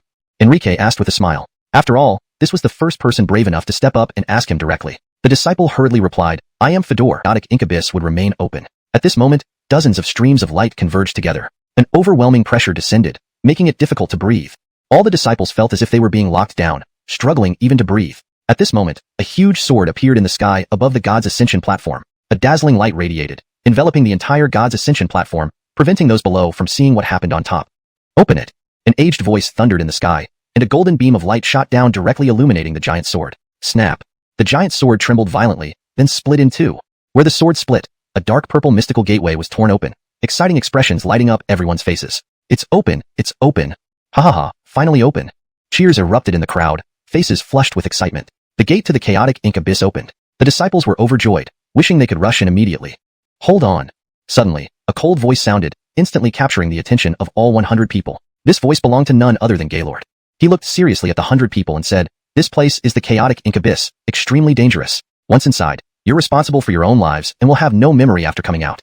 Black vortices emerged from all directions, giving him no way to retreat. "Enrique!" Suddenly, an extremely anxious shout rang out from Madeline. Hearing her voice, warmth surged in Enrique's heart, and he clenched his teeth, continuing forward. In this void of blackness, Enrique felt utterly alone. He sensed waves of sinister demonic energy emanating from the surrounding darkness. The demonic aura carried a destructive will that made his heart tremble. It felt like he was standing on a meteorite, plummeting rapidly into the distance. Dark demonic shadows began emerging from the depths of darkness, grotesque faces appearing in the gloom, exuding chilling vibes. These demonic shadows lunged towards Enrique, claws extended. Enrique's heartbeat quickened, his mind racing, trying to fend off the demonic shadows. His cold sword flickered, emitting a chilling glow. Swish! The cold light sliced through the darkness, leaving behind trails of blood. However, the demonic shadows ignored the wounds and continued advancing. Enrique hurriedly channeled his spiritual power, driving the long sword furiously, sending out wave after wave of cold light, slicing the shadows apart. But his soul power drained rapidly, and soon he was running low. Feeling weak, he staggered. Damn it! Biting his lip, Enrique spat out a mouthful of blood and braced himself. Just then, a massive demonic palm appeared overhead, descending towards him. Enrique's eyes glinted, and he punched upward. Boom! The collision felt like striking solid rock, almost shattering his bones. Pale-faced, Enrique retreated a few steps, leveraging the shock. This monster's physical body is too strong. Enrique's expression turned grim as he faced the immense power of the creature. Enrique gritted his teeth, feeling a wave of fear rise in his heart. Unbeknownst to Enrique, the strength of these monsters was replicated based on his own power. In essence, Enrique wasn't fighting monsters but entities equally powerful as himself. If it weren't for his formidable defense, he might have been severely injured by that monstrous palm strike just now. However, Enrique did not waver. He pressed forward with unwavering courage. He needed to fight, constantly fight, to improve himself. His eyes glowed red, exuding intense fighting spirit, like a fierce beast. Enrique's aura surged as one wave after another of tangible sword auras coalesced from condensed spiritual energy. The speed at which the sword auras formed was astonishing. Within a blink, thousands had appeared. Each sword aura harbored terrifying sharpness, seeming ready to tear through the void. Layer upon layer of sword auras stacked up, forming a thick barrier in the dark void, protecting Enrique within. Break it! With a roar, Enrique swung his long sword, striking towards the descending demonic palm. Clang! A clear metallic sound echoed as the sword aura and demonic palm shattered simultaneously. The force of the collision instantly shook the void to pieces. Spurt! A trace of blood dribbled from the corner of Enrique's mouth as he flew backward. He felt his internal organs churn, his chi and blood roil, and a stabbing pain in his chest and abdomen. Steadying himself quickly, he let the yuan chi within him rapidly repair the damaged organs and meridians, slowly recovering. Enrique sensed that his body was much better, but still far from its peak state. No good, I can't keep this up. Enrique cursed inwardly. He knew that no power lasted forever. Once his spiritual energy was depleted, he would certainly die. Although this place lacked time, space, and all else, it did not mean there were no enemies, only endless foes. Even before entering the chaotic ink abyss, he faced such horrors. What awaited inside? Enrique dared not imagine. Gritting his teeth, his eyes turned cold. He knew this was the decisive moment. He must kill these monsters with all his might to pass through. Taking a deep breath, Enrique once again channeled his spiritual energy, summoning all that remained for one final desperate attempt. At that moment, a massive demonic shadow lunged toward him. Enrique's heartbeat raced. He wildly swung his cold sword, slicing out an astonishing chill. This single slash could cleave a mountain. Break! Rumble! After the thunderous boom, the demonic shadow shattered. Suddenly, Enrique felt a sense of openness. Radiant light filled his vision. Opening his eyes, Enrique saw the world change around him. He stood on a vast, boundless prairie, with an endless ocean stretching out before him. In this sea floated gigantic stars. Is this the chaotic ink abyss? Enrique's eyes revealed awe. It resembled a unique world, even larger than the universe he knew. This was indeed the chaotic ink abyss. Enrique's eyes flashed with determination as he stepped toward the sea. His foot sank into the soft mud beneath him. Not far behind, a massive demon appeared. It was a black creature covered in scales, with double wings sprouting from its back and arms as sturdy as sky-piercing pillars, radiating a dense aura of energy and cold, murderous intent, staring intently at Enrique. Behind this shadow, hundreds of giant monsters followed, each several dozen zhang tall, their legs as wide as buildings, sporting sharp fangs, blood-red tongues, and jagged teeth. Almost every monster possessed 3 magic cores, powerful beyond imagination, terrifying. Facing 1 or 2 such monsters, Enrique wouldn't have feared, but facing hundreds. Even he dared not take the risk. Roar! An enormous black demon bellowed, emitting a fearsome shockwave that rippled outward, making Enrique's blood churn and his body tremble. Taking a deep breath, Enrique cast aside distractions and set his gaze firmly. I have no choice. With a grimace, he burst forward, unleashing one after another sharp sword beams from his cold sword. Swish, swish, swish. The sword light tore through the void, piercing a black demon, creating over a dozen bloody holes in its body, killing it instantly. Biting down on his teeth, Enrique charged again, swinging his cold sword wildly at the other demons. Die! With a roar, an overwhelming force surged towards the black demon as Enrique's sword beam exploded on its body. Bang, bang, bang. A series of sounds followed as the demon's body fragmented under the sword beams, showering blood everywhere. This isn't working. I need to escape. Enrique thought, his eyes flashing with resolve. His figure blurred, turning into a streak of light vanishing from the spot. His silhouette flashed through the void and soon disappeared without a trace. Behind him, the black demon's corpse fell to the ground, staining it red with blood. Time passed before Enrique finally left the dangerous area, appearing on the boundless prairie. Breathing heavily, he surveyed the scene around him, marveling at the sight. The prairie was strewn with corpses of various demons, lying in grotesque positions. Enrique approached to examine the cause of death, which looked suspiciously like the work of human cultivators. Could it be that there were other human cultivators nearby? Chapter 260. Accomplish something significant. Enrique couldn't help but become cautious. If it were magical beasts, it would be easier. He could always retreat if he couldn't defeat them. But for human cultivators, Enrique didn't really trust the character of human cultivators. However, Enrique did get a brief respite. At least from what he saw now, the environment in the entire chaotic incubus was extremely complex. Not only were there deserts, grasslands, and oceans, but stars floated above the sea. The entire chaotic incubus exuded an indescribable eeriness. Chaos? What is chaos? Based on what Enrique observed, time, space, and geography here were chaotic, defying any common understanding. And ink refers to demons, right? Does it mean there are magical beasts inside? In Enrique's view, the chaotic incubus should be called the chaotic demon abyss. Ugh. Enrique sat cross-legged, sensing the spiritual energy swirling around him. Its density exceeded that outside by threefold. Even Enrique hadn't expected the spiritual energy here to be so dense, even more concentrated than he had imagined. No wonder people say the chaotic demon abyss holds great opportunities. With such abundant spiritual energy, how many treasures can this place nurture? Enrique couldn't help but sigh inwardly. His interest in the chaotic demon abyss grew even stronger. Time flew swiftly, with no living beings appearing within 100 zhang radius of Enrique. 5 hours passed in the blink of an eye, and the sky remained bright, showing no signs of darkening. The injuries and depleted spiritual energy on Enrique's body had long since recovered. Due to the high concentration of spiritual energy here, his cultivation had also subtly advanced.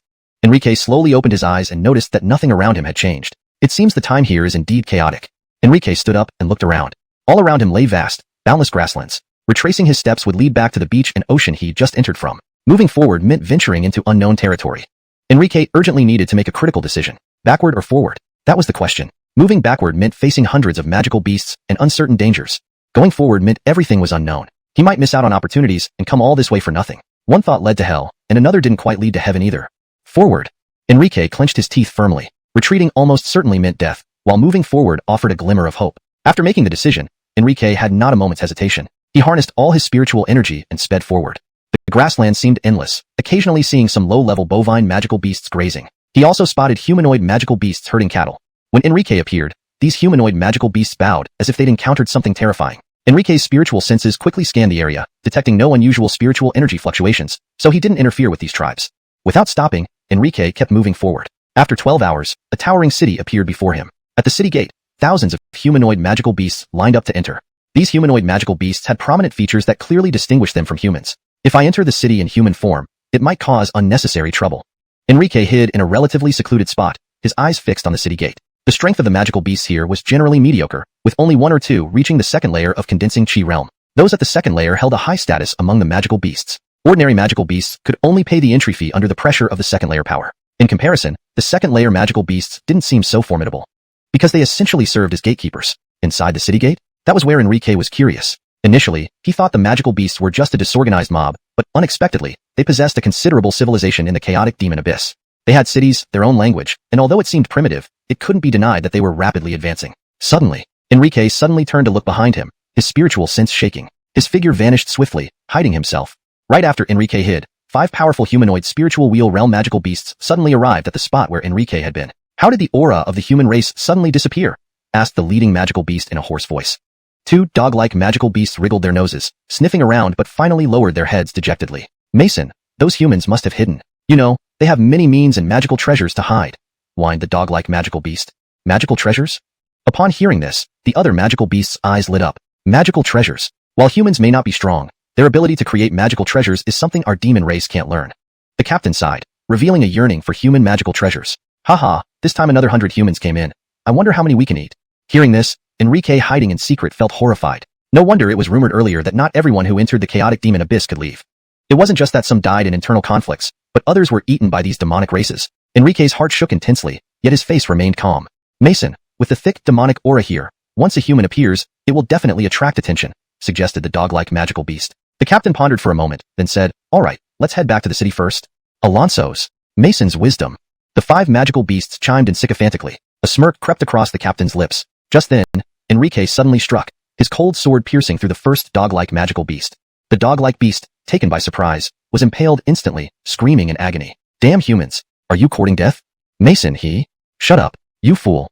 The captain roared in anger, slapping his palm out, rumbling. The impact left a massive crater on the ground, showcasing the astonishing power of the captain's strike. Human, you dared to attack Mason? Courting death. Humph, Mason, we're not weaklings. You killed our comrades, and today you'll pay in blood. The other magical beasts bellowed simultaneously, drawing their weapons. Their bodies exuded a ruthless aura. You're the ones courting death. If so, you'll all die here today. The captain laughed wildly, clapping his hands continuously, unleashing a raging energy forming 2 arms as thick as mountains. These arms were horrifying to behold. Kill. The captain clenched his fists and pummeled towards Enrique, a terrifying pressure enveloping everything. Enrique's expression turned serious. These demonic races were stronger than he imagined. Instantly, the captain unleashed the aura of the fifth layer of the spiritual wheel realm, his muscular arms like hardened steel. This strike carried an intimidating demon essence, making Enrique feel suffocated. Enrique took a deep breath, stomped his feet, and shot forward like an arrow. His long sword traced a dazzling arc, slashing fiercely onto the captain's arm, sending sparks flying. Blood spurted, creating a huge wound. Enrique rolled sideways, evading the assault. With a flick of his wrist, the sword flew smoothly out, piercing the chest of a magical beast. The magical beast screamed, its body exploding in a burst of blood. The remaining 3 magical beasts raged and pounced frenziedly. Enrique swung his sword horizontally, severing 2 of them, and punched the last one away. PHFFD. Enrique grabbed the neck of the magical beast and twisted it violently. Crack. The neck was snapped into a right angle, blood splattering everywhere. This horrifying scene made the remaining 3 magical beasts rage with fury. Damn humans, die. The 2 remaining magical beasts roared in unison, their demonic energy surging to form powerful storms. Enrique gave a cold smile and swung his long sword fiercely. Sword beams blossomed in the air, like silver stars sparkling brightly. PHFFD. A head flew off. A black shadow flashed past Enrique. Enrique's pupils contracted sharply as he thrust his sword forward. PHFFD. Another head flew away. PHFFD. PHFFD. PHFFD. In an instant, all 5 magical beasts were dispatched by Enrique. Looking at the corpse of the squad leader, Enrique suddenly had an idea. He immediately skinned the squad leader with his sword and put on the skin himself. After wearing the skin, Enrique even inscribed runes on its surface, just in case. Satisfied with his work, Enrique nodded. At least this time wasn't wasted. Checking his reflection in the water, even he couldn't recognize his own human features. In this disguise as a demon race, I'll definitely be able to enter the city. A faint smirk curled on Enrique's lips. He then put on the clothes of the demon race over his body. Dressed in these garments, Enrique looked completely different from his original appearance. Walking out of the cave, he headed towards the city gate. When Enrique arrived at the city gate, many eyes immediately focused on him. Standing at around 1.85 meters tall with a well-proportioned and muscular build, Enrique's sharp facial features exuded an air of extraordinary handsomeness. Wearing a black robe that covered his face, he appeared mysterious and unpredictable. Many magical beasts along the way sized up Enrique. Reaching the city gate, a guard suddenly bowed to Enrique. Mason Fenwick has returned. Did you catch any humans? The Lord Bianca has been waiting for you. Fenwick? It was only then that Enrique realized the squad leader he killed was named Fenwick. Shaking his head, Enrique replied, no captures, but I found some leads. I need to return to the city now. Hearing this, the guard asked respectfully, Mason, should we take you to see the Lord Bianca? No need. Enrique waved his hand. I'll rest tonight and visit him tomorrow morning. All right, Mason, please proceed. The guard gestured ahead. Nodding, Enrique followed the guard inside. As they walked, Enrique pondered to himself. So Fenwick was sent out by the Lord Bianca. Now, he actually looked forward to meeting the Lord Bianca. But how powerful was the Lord Bianca here? He needed to see for himself. With that thought, Enrique quickened his pace. Soon, Enrique and the guard arrived at an incredibly luxurious building. The guard stood at the door and bowed respectfully. Lord Bianca, Mason Fenwick is here. Come in. A deep voice called from inside. Enrique stepped into the room. Inside, Andoni sat there. Seeing this youth, Enrique was secretly shocked. He was a peak spiritual wheel realm expert. A peak spiritual wheel realm strength was considered top tier in the human world. But here, there were 3 such experts. Fenwick greets the Lord Bianca. Enrique saluted. The Lord Bianca nodded. Did you have any success? The Lord Bianca had a peculiar appearance, with features resembling both a tiger and a lion. Unable to reveal too much, Enrique answered, no, not yet. The Lord Bianca nodded slightly. This time, I will lead the mission personally. You will assist me. Thank you, Lord Bianca. Enrique responded respectfully. Assist? Before Enrique could react, dozens of spiritual wheel realm experts entered the hall one after another. Once everyone was assembled, the Lord Bianca addressed them. Everyone, the humans have invaded our territory again. This time, none will be spared. Alonso's, Lord Bianca? They chorused. Fenwick, you will lead a team to the west to track down the human intruders, the Lord Bianca ordered. Alonso's. Enrique pretended to respond respectfully. The Lord Bianca then looked at the others and continued, I will lead the rest to the east. Enrique thought to himself, isn't Fenwick just a squad leader? Why did he get to lead a separate team alongside the Lord Bianca? Fenwick, remember, do not engage in prolonged battles. Our goal is to capture these cunning humans quickly, the Lord Bianca reminded. I understand, Lord Bianca. Enrique respectfully responded. The Lord Bianca led the remaining 10 spiritual wheel realm warriors and swiftly disappeared from sight. 30 more spiritual wheel realm experts stood behind Enrique. At this moment, one of them cautiously approached and said, young Lord Bianca, be careful. The human elites are very strong. Those at the 5th layer of condensing chi can match us spirit wheel realm experts, even capable of killing. Young Lord Bianca? Enrique was taken aback. The script didn't go like this. Killing a squad leader who turned out to be the young Lord Bianca. Oh, what a break. Awesome. Cough, cough, given that. You must protect your young Lord Bianca well. Enrique cleared his throat and put on a show of authority. The spiritual wheel realm experts nodded in agreement. Suddenly, a female voice echoed from afar. Fenwick, what are you doing? Hurry up and bring the remnants of the humans back to see me. Enrique frowned. Who is this? Oh no, princess, please, don't say too much. Human cultivators are very strong. There's no guarantee anyone can bring back the humans alive. Fenwick, your brother, shouldn't hear this. A spiritual wheel realm expert hurriedly interjected. At this moment, a woman dressed in white slowly walked toward Fenwick. She had beautiful eyes and a sweet, refined appearance, though her slightly thick lips suggested she disliked being told she had thin lips. Seeing the approaching woman, Enrique inwardly sighed. What a beautiful woman. Fenwick's sister, Allison, had a somewhat displeased expression. Himph, Fenwick, what exactly are you up to? Why haven't you returned yet? I'm looking for them. Fenwick, this is your last chance. If you fail to find the human remnants, don't come back. Allison said coldly. Chapter 261. Invincible. Invincible. Enrique. Turns out the original Bodhi was a Siscon. I understand. I will return as soon as possible, Enrique said in a solemn voice. Before he could finish his sentence, Kyla had already left with an arrogant air. Enrique also had no choice but to leave with everyone else. Though unclear why Bodhi, being the son of the city lord, was just a squad leader, Enrique now knew that he had a mission to carry out. To hunt humans. Specifically, the 99 human prodigies who entered alongside him but were scattered across different regions. After leaving the city, he headed straight for the west. The west was a vast desert, desolate and barren, totally uninhabited. On the way, Enrique learned the name of the person who had initially spoken to him. Aston, a peak 9th tier Dang Will Realm expert. A standout among all Dang Will Realm experts. At this moment, Aston cautiously asked, Young Lord, where did the 4 attendants who were following you go? It's a grave offense for the young lord to be on campaign while they are absent. Enrique thought, you're so smart, surely you noticed this long ago. Yet you've been pretending not to know. Now asking, truly hypocritical. Enrique replied, they are all my friends, training outside. It's fine, don't worry about it. Enrique's tone was casual, as if he didn't consider this a big deal. However, internally, Enrique was contemplating whether he should find an opportunity to take out Aston. Eliminating a 9th tier Dang Will Realm expert would likely count as a significant achievement. But after some consideration, Enrique decided it wasn't necessary. After all, Aston wasn't ordinary. Perhaps he could be useful later. Aston, were the humans you previously encountered very strong? Enrique changed the subject and looked at Aston, asking. Aston shook his head and replied, while humans are formidable, they aren't strong enough to instill fear in demons. We can walk around here pretty much without a care. Hearing this, Enrique smiled inwardly. In this world, a Dang Will Realm expert could dominate a region. Enrique didn't dare ask more questions for fear of revealing himself. So he just kept following them. It didn't take long before they really found 3 people. Upon closer inspection, Enrique recognized one as a disciple of the Godslayer sect and 2 from the Golden Body sect, all at 5th stage condensing chi level. Blaine, go kill the 5th stage condensing chi disciple from the Godslayer sect. Those 2 are from the Golden Body sect. Eliminate them together. Blainleek instructed Andonis beside him. Blaine nodded, transforming into a ball of light and charging toward the trio from the Godslayer sect. The disciples from the Godslayer sect and Golden Body sect hadn't expected to encounter a Dang Will Realm demon expert so soon after entering the chaotic demon abyss. They were instantly terrified and tried to flee. But Blaine's speed was incredible. He caught up to one of the Godslayer sect disciples within moments and unleashed a powerful punch. Bang! The disciple's head exploded, dead on the spot. Seeing this, one of the Golden Body sect disciples hurriedly summoned a spirit weapon to attack Blaine. Unexpectedly, Blaine casually shattered the weapon with a flick of his hand.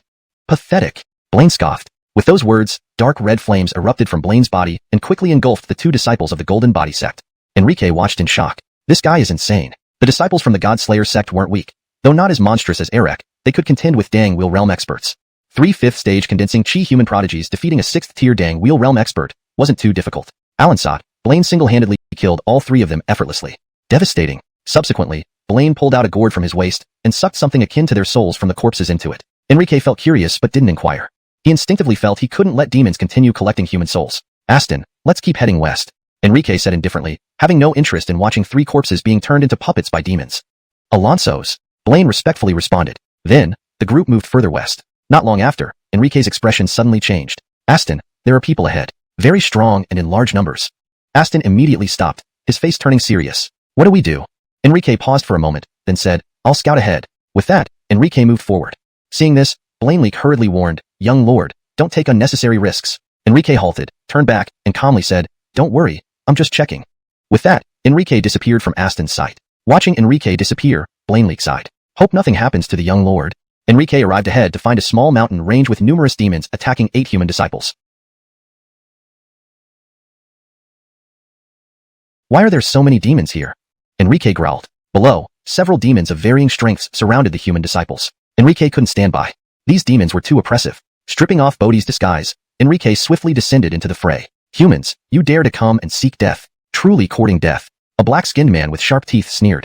I want to see how a mere second-stage condensing chi insect dies. A bulky man in golden armor roared. The human disciples stared in surprise at Enrique. It's Enrique, they exclaimed with joy. Enrique glanced at them and coldly said, Stay behind me. I'll get you out shortly. Alonso's. The disciples hid behind Enrique. Enrique joined the black-clothed demon. You insignificant human insects, you all die today. Haha, your kind is only fit to be butchered by us noble demons. The demon laughed wildly, his crimson eyes filled with cruel intent. Without hesitation, Enrique slashed at him with the sword. You're courting death. The demon raged and swung his massive axe, slicing through Enrique's sword beam. Your strength is much weaker than those useless trash. How could someone like you compare to me? With one strike, I'll sever your neck. Aya!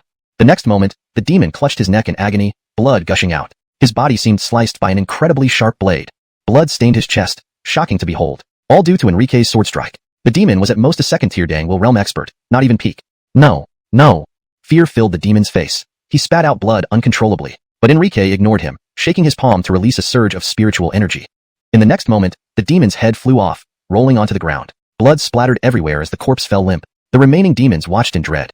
Chapter 262, Rescue. Seeing the situation, the other members of the demon race immediately bared their fangs. To them, it was merely an outstanding human. No matter how strong he was, they outnumbered him. Everyone, attack together and kill this human, then turn him into the city lord for rewards, one of the demons shouted. With those words, the remaining demons revealed their true forms, brandishing weapons as they slowly advanced toward Enrique. Enrique, be careful. At that moment, a female disciple from the human group suddenly cried out. And right then, Enrique made his move. Suddenly, a blue icy aura erupted around him, making him look like a divine figure. His right hand gripped the sword hilt, and with a light swing of his arm, a blade shadow shot out from Enrique's hand. The blade shadow sliced through the sky, moving at an incredible speed. Swish, thud. The blade shadow left one wound after another on the bodies of the demons, and in an instant, a number of them fell to the ground.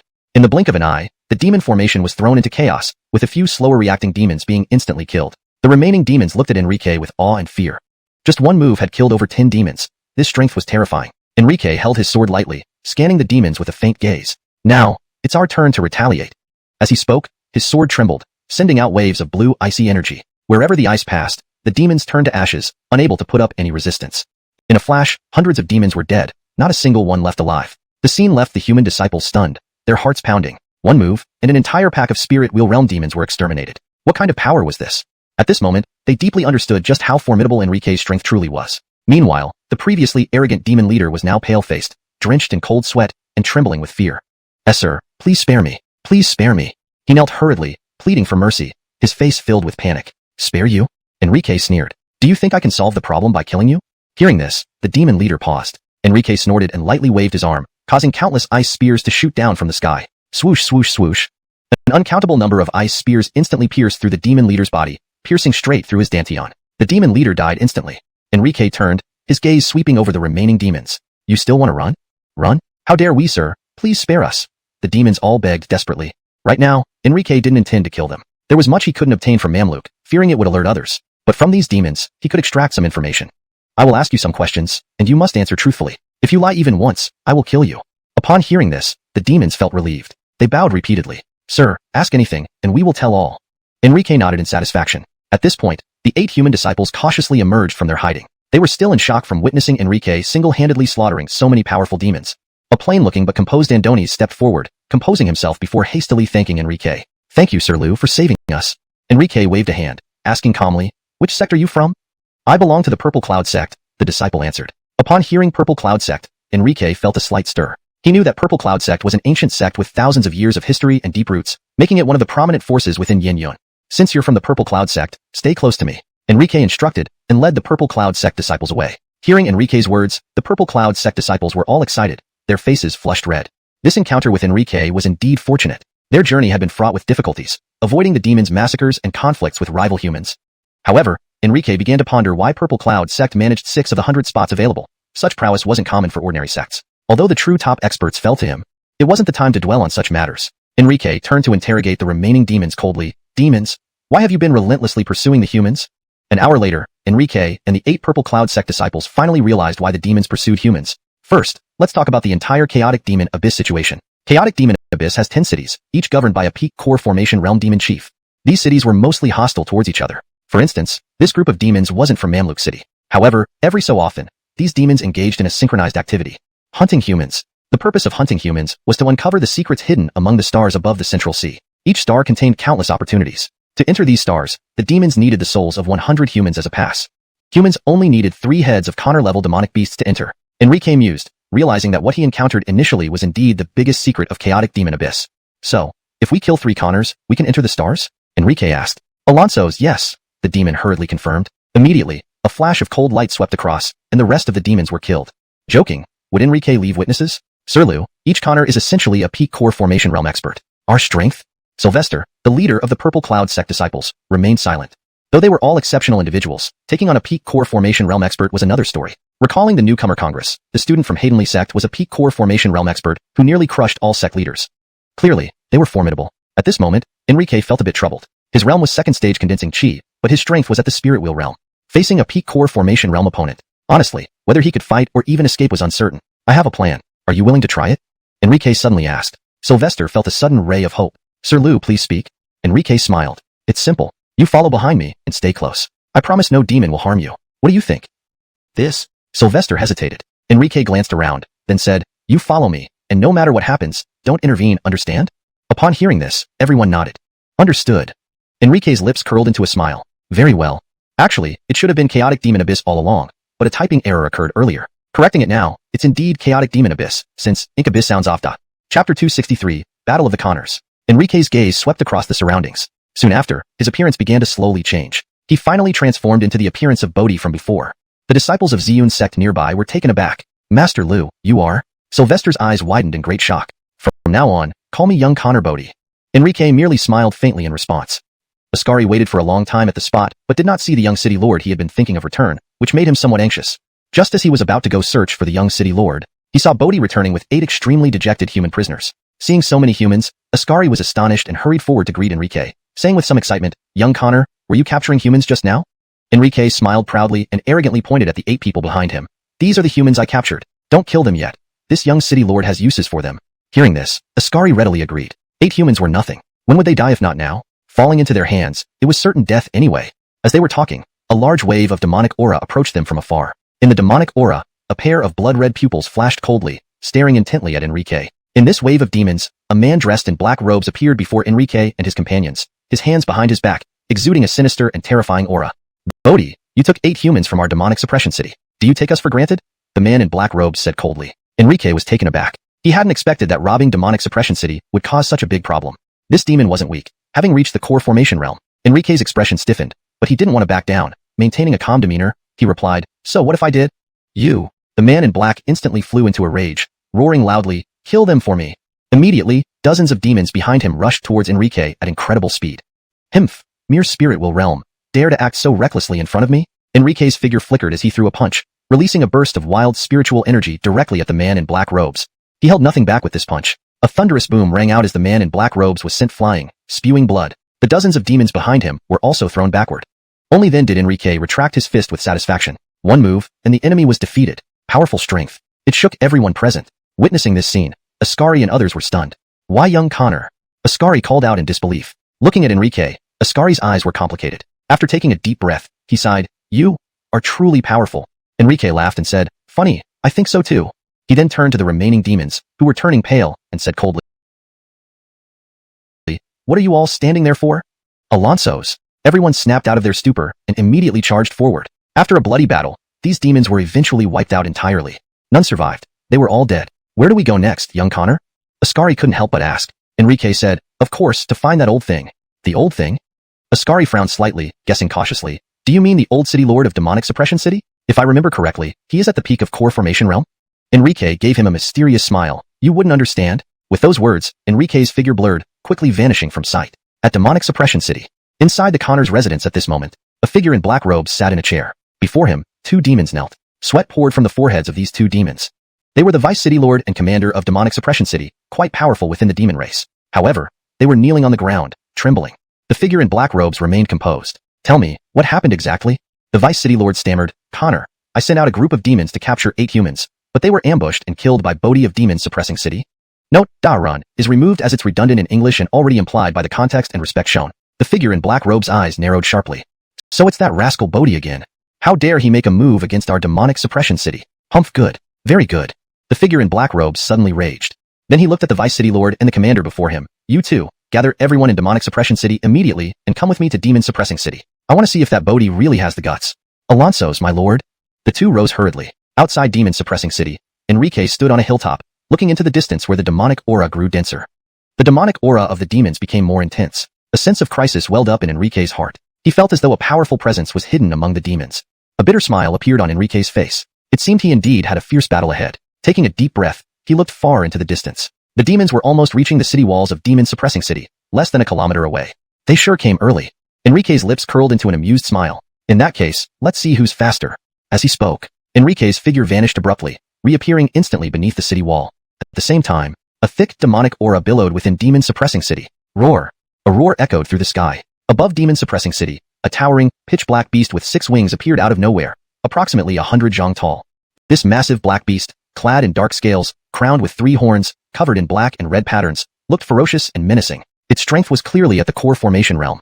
The black beast let out a loud roar to the heavens. Ha ha ha, my children, today, I will destroy Demon Suppressing City completely. Ha ha ha. My children have been hungry and thirsty for this Demon Suppressing City. Oh.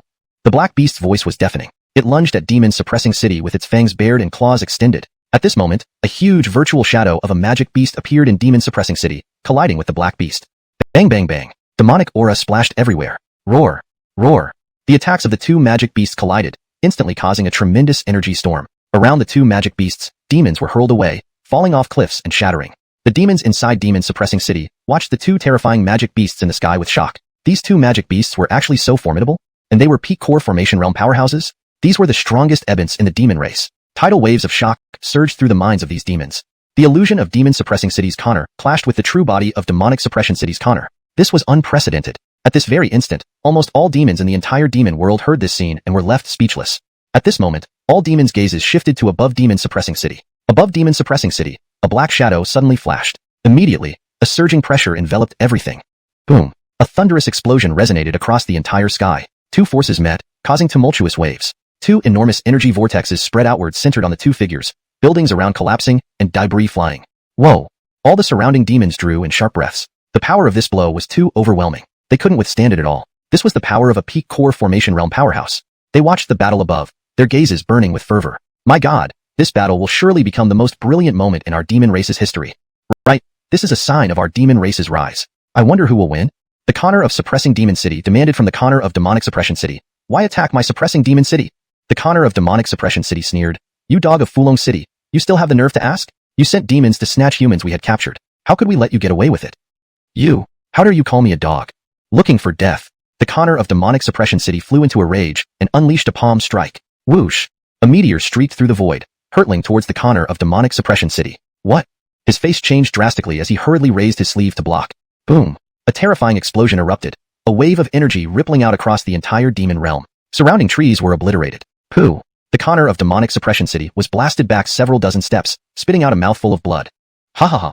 That's all you've got. Today, I'll slay you here. The Connor of Demonic Suppression City's face darkened as he once again transformed into a black shadow, charging towards Suppressing Demon City. The clash of these 2 superpowers instantly triggered massive energy fluctuations. Their figures moved like meteors, colliding midair with deafening booms, unleashing storms that destroyed everything in their path. The Connor of Suppressing Demon City was merely a projection. His strength was no match for the Connor of Demonic Suppression City. Soon, the latter gained the upper hand and struck a powerful punch.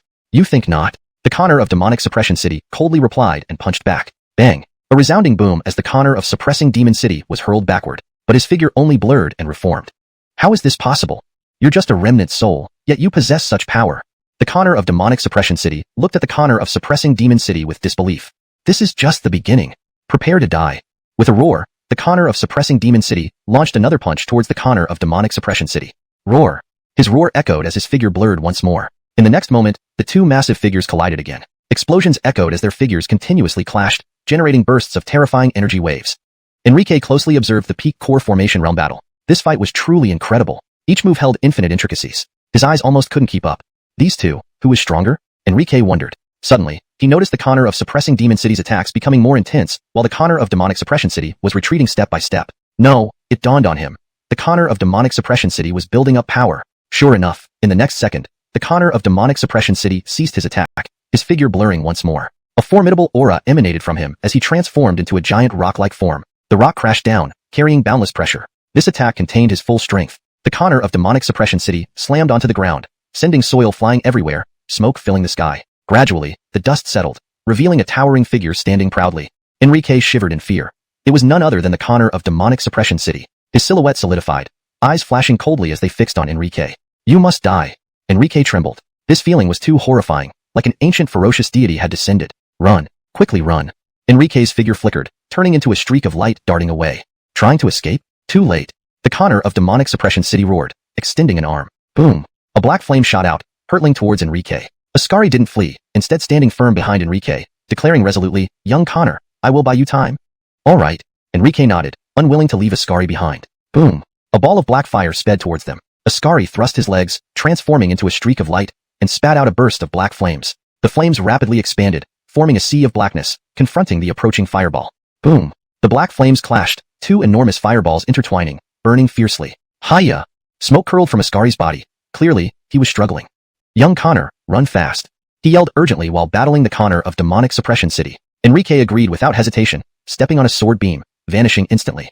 "Humph, a mere child daring to challenge my authority. How foolish." The Connor of Demonic Suppression City scornfully glanced at Ascari and unleashed a palm strike. Kaboom! Thunder exploded. Black lightning raged over Ascari. With a terrible scream, Ascari was torn apart, quickly turning into a pile of flesh and mud.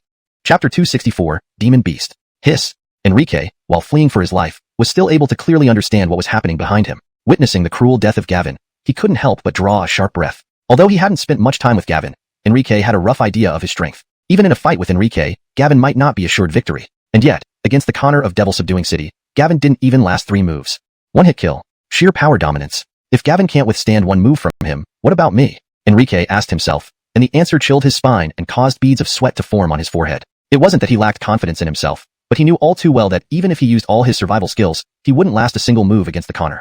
This was an existence at the peak of the core formation realm. Only someone like Madeline might be his match. At this thought, Enrique felt a shudder down his spine. His steps quickened, and his figure blurred as he tried to escape.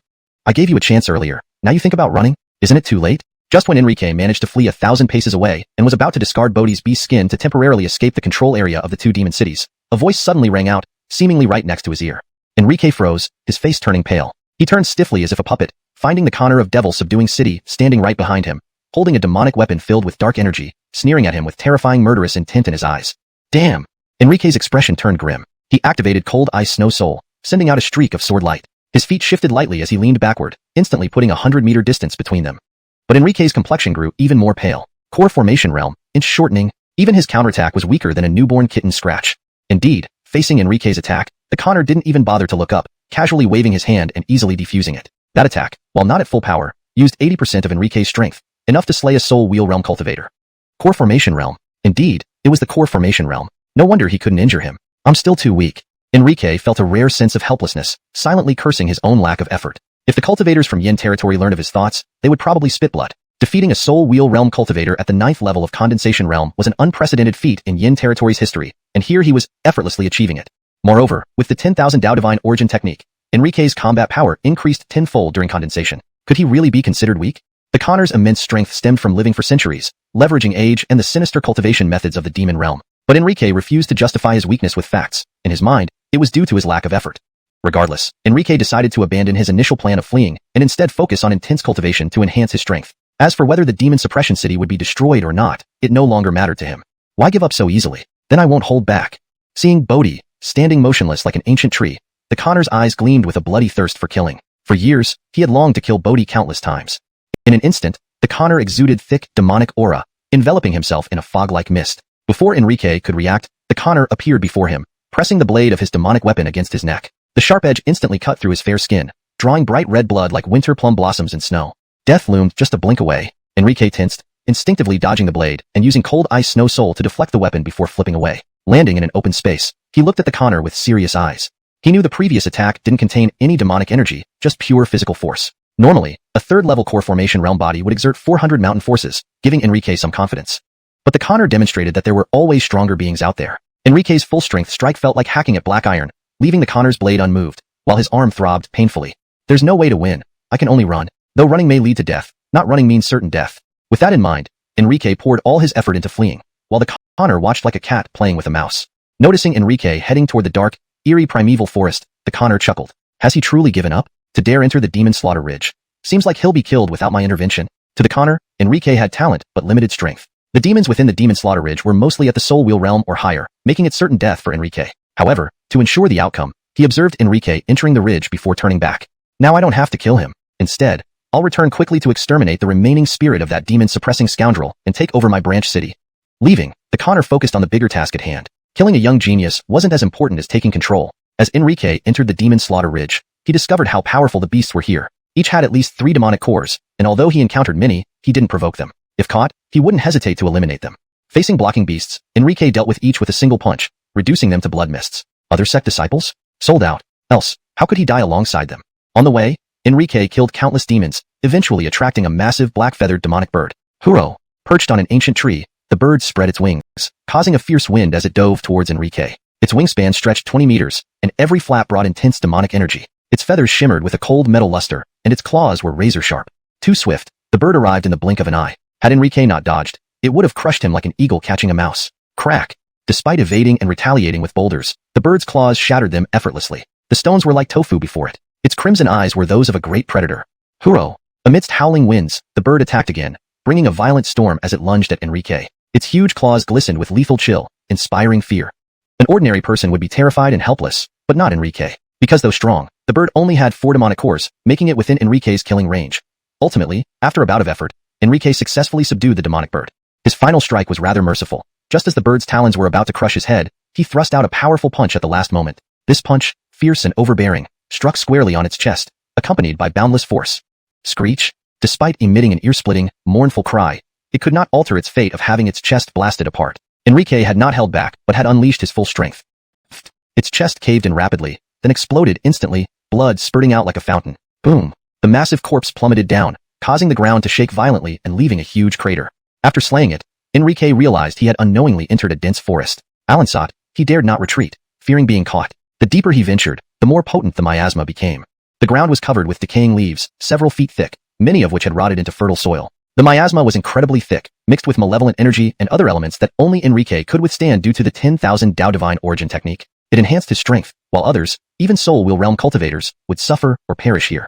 Moreover, the black miasma was visibly dense, like dark fog, causing unease merely by looking at it. Inhaling too much of this miasma affected one's rationality, filled as it was with demonic energy. Many animals became demonic from absorbing excessive demonic energy. Thus, areas with miasma rarely harbored life.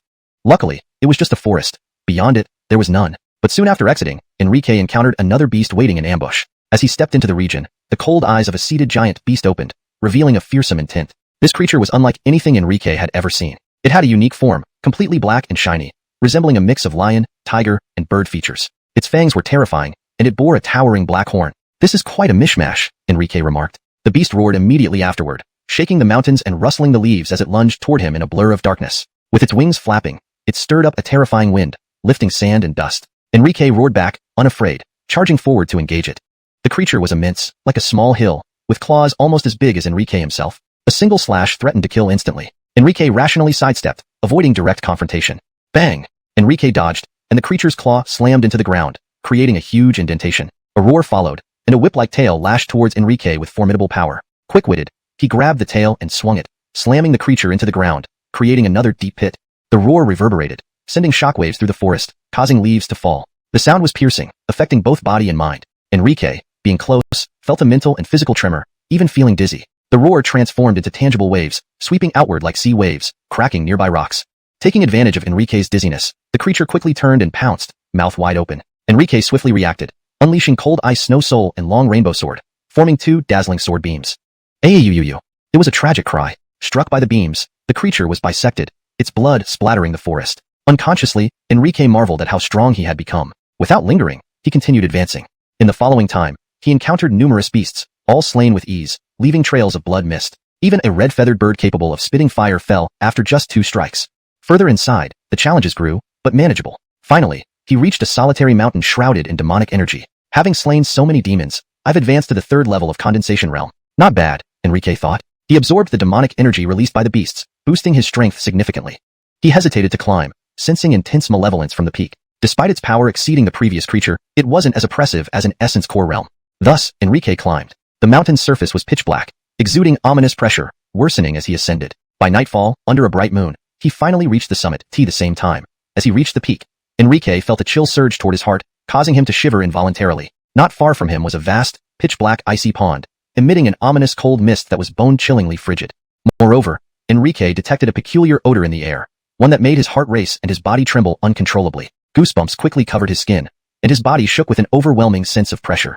Due to the darkness, visibility was poor, but he noticed a pair of ghastly green eyes, resembling lanterns, abruptly open in the distance. They contained no malice, only an unimaginable coldness, striking fear into anyone who looked at them. From this pair of green eyes, Enrique knew he faced a colossal beast. The moment the eyes opened, dark clouds rolled across the sky, accompanied by thunder and lightning, creating a terrifying atmosphere. With the help of the intermittent flashes of lightning, Enrique managed to discern the massive creature's general outline. It was enormous, tens of meters tall, and covered in black, sinister scales that shimmered like metal under the lightning. Its form resembled a wolf, bull, horse, and scorpion all combined, an incomprehensible hybrid with characteristics from various species. On its ferocious wolf-like head, it sported a pair of curved bull horns, and its hooves were like those of a horse. Its large feet ended in a thick, powerful tail that ended in a scorpion-like stinger, pointing upward. Its limbs were robust, exuding immense power, while its 4 giant claws were incredibly sharp, capable of easily tearing through flesh, their tips gleaming ominously. The moment its eyes opened, a massive wave of malevolent energy spread outwards, overwhelming and immeasurable, shaking both mind and spirit. Its black wings, like demonic appendages, along with its ghastly green eyes, resembled the gaze of a ghost or god, unsettling even the soul upon a single glance. This was the demon fiend beast, a fearsome entity formed from condensed malevolent and demonic energies. Bloodthirsty and cruel, it now had its merciless, bloodthirsty, and savage gaze fixed on Enrique. In comparison to this behemoth, Enrique seemed insignificant. Even one of its fangs was larger than he was. The earlier beasts he faced seemed like dwarfs next to this giant. At this moment, the demon fiend beast lowered its head, looking down at Enrique with a condescending stare. Despite the distance, Enrique could feel the sheer terror emanating from this creature, surpassing anything he had encountered before. Although it wasn't yet at the essence core realm, it was close, an unprecedented formidable foe. If not for the 10,000 Dao divine origin technique, he wouldn't have stood a chance. The demon fiend beast's body shimmered with black light, radiating torrents of demonic energy. Its presence alone was terrifying. If it attacked, the result would be catastrophic. Even a normal person gazing into its eyes would feel a deep-seated despair, affecting the very soul. Roar! A thunderous roar erupted from the demon fiend beast's mouth, and in the next second, it lunged towards Enrique. Chapter 265, Fierce Battle. Boom! The body of the demonic beast loomed like a mountain of malevolence, crashing towards Enrique with astonishing speed, its aura of terror making the ground tremble with each step. Swoosh! Its massive, formidable body loomed before Enrique, its gaze devoid of mercy. It raised an enormous claw and brought it down with a powerful gust of wind roaring around it. Despite the terrifying power of this strike, which had the might of mountains collapsing and earth shaking, Enrique did not dodge but chose to clash head-on. Clang! Instantly, a tremendous sound echoed as the two forces collided. A dazzling light burst forth, and sparks flew. This sound was unusually deafening, piercing to the ear, much like metal clashing, causing goosebumps to rise involuntarily all over one's body. This hard confrontation left Enrique in awe. He realized that this demonic beast was far from ordinary. It was truly formidable. If Enrique hadn't given it his all, the consequences would have been unimaginable. Even so, he still felt a tingling numbness in his arms, clearly at a disadvantage under this attack. Kill! With a roar, Enrique surged forward, activating all his potential, his entire body glowing as his energy rapidly ascended. At this moment, the blood within him boiled. This was indeed a worthy opponent for him now. The demonic beast was powerful, but it ultimately had its limits. It hadn't broken through to the essence core realm. Enrique knew it could be defeated. Although the demonic beast was strong, Enrique's mastery of the myriad paths condensing source method multiplied his combat power tenfold, thus he wasn't at a disadvantage in this decisive battle. This was an unprecedented battle, the strength of this demonic beast surpassing Enrique's expectations. Each collision between them produced a thunderous boom, the sound deafening, almost shaking the heavens. Even the dark clouds above were scattered by their collisions, gale winds howling just as loudly. Roar! Every time the ground demon roared, it unleashed terrifying malevolent energy and shock waves that formed tangible shapes, undulating like ocean waves, surging toward Enrique.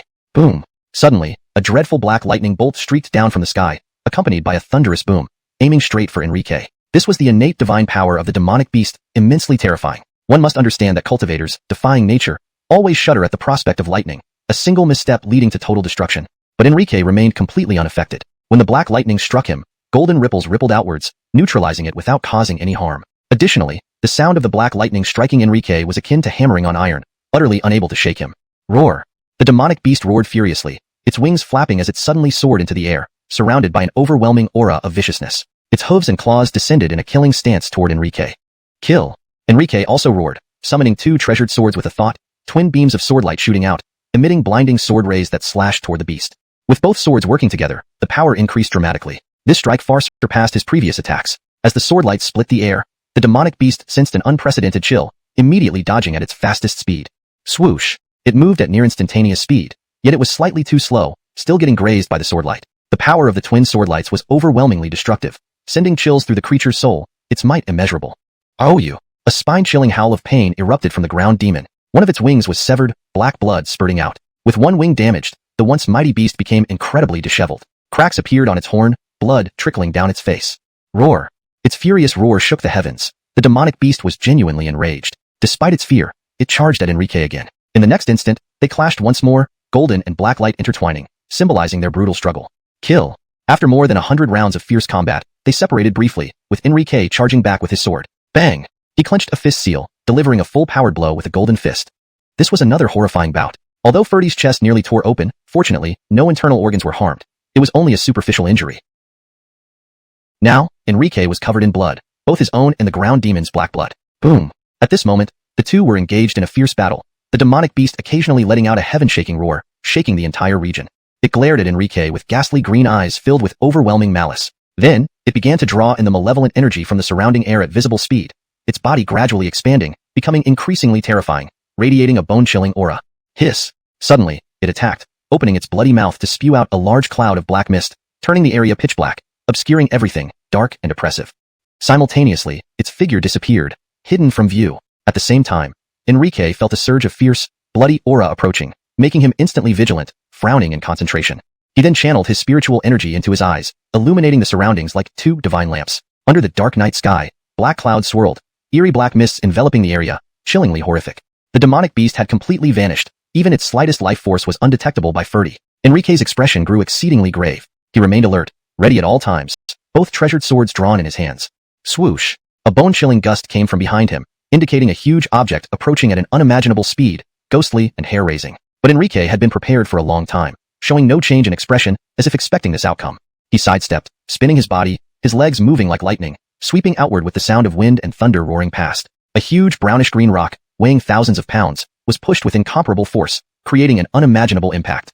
But in front of Enrique, it was still inadequate. Without surprise, the rock exploded into pieces under his kick, causing a tremendous disturbance. Roar!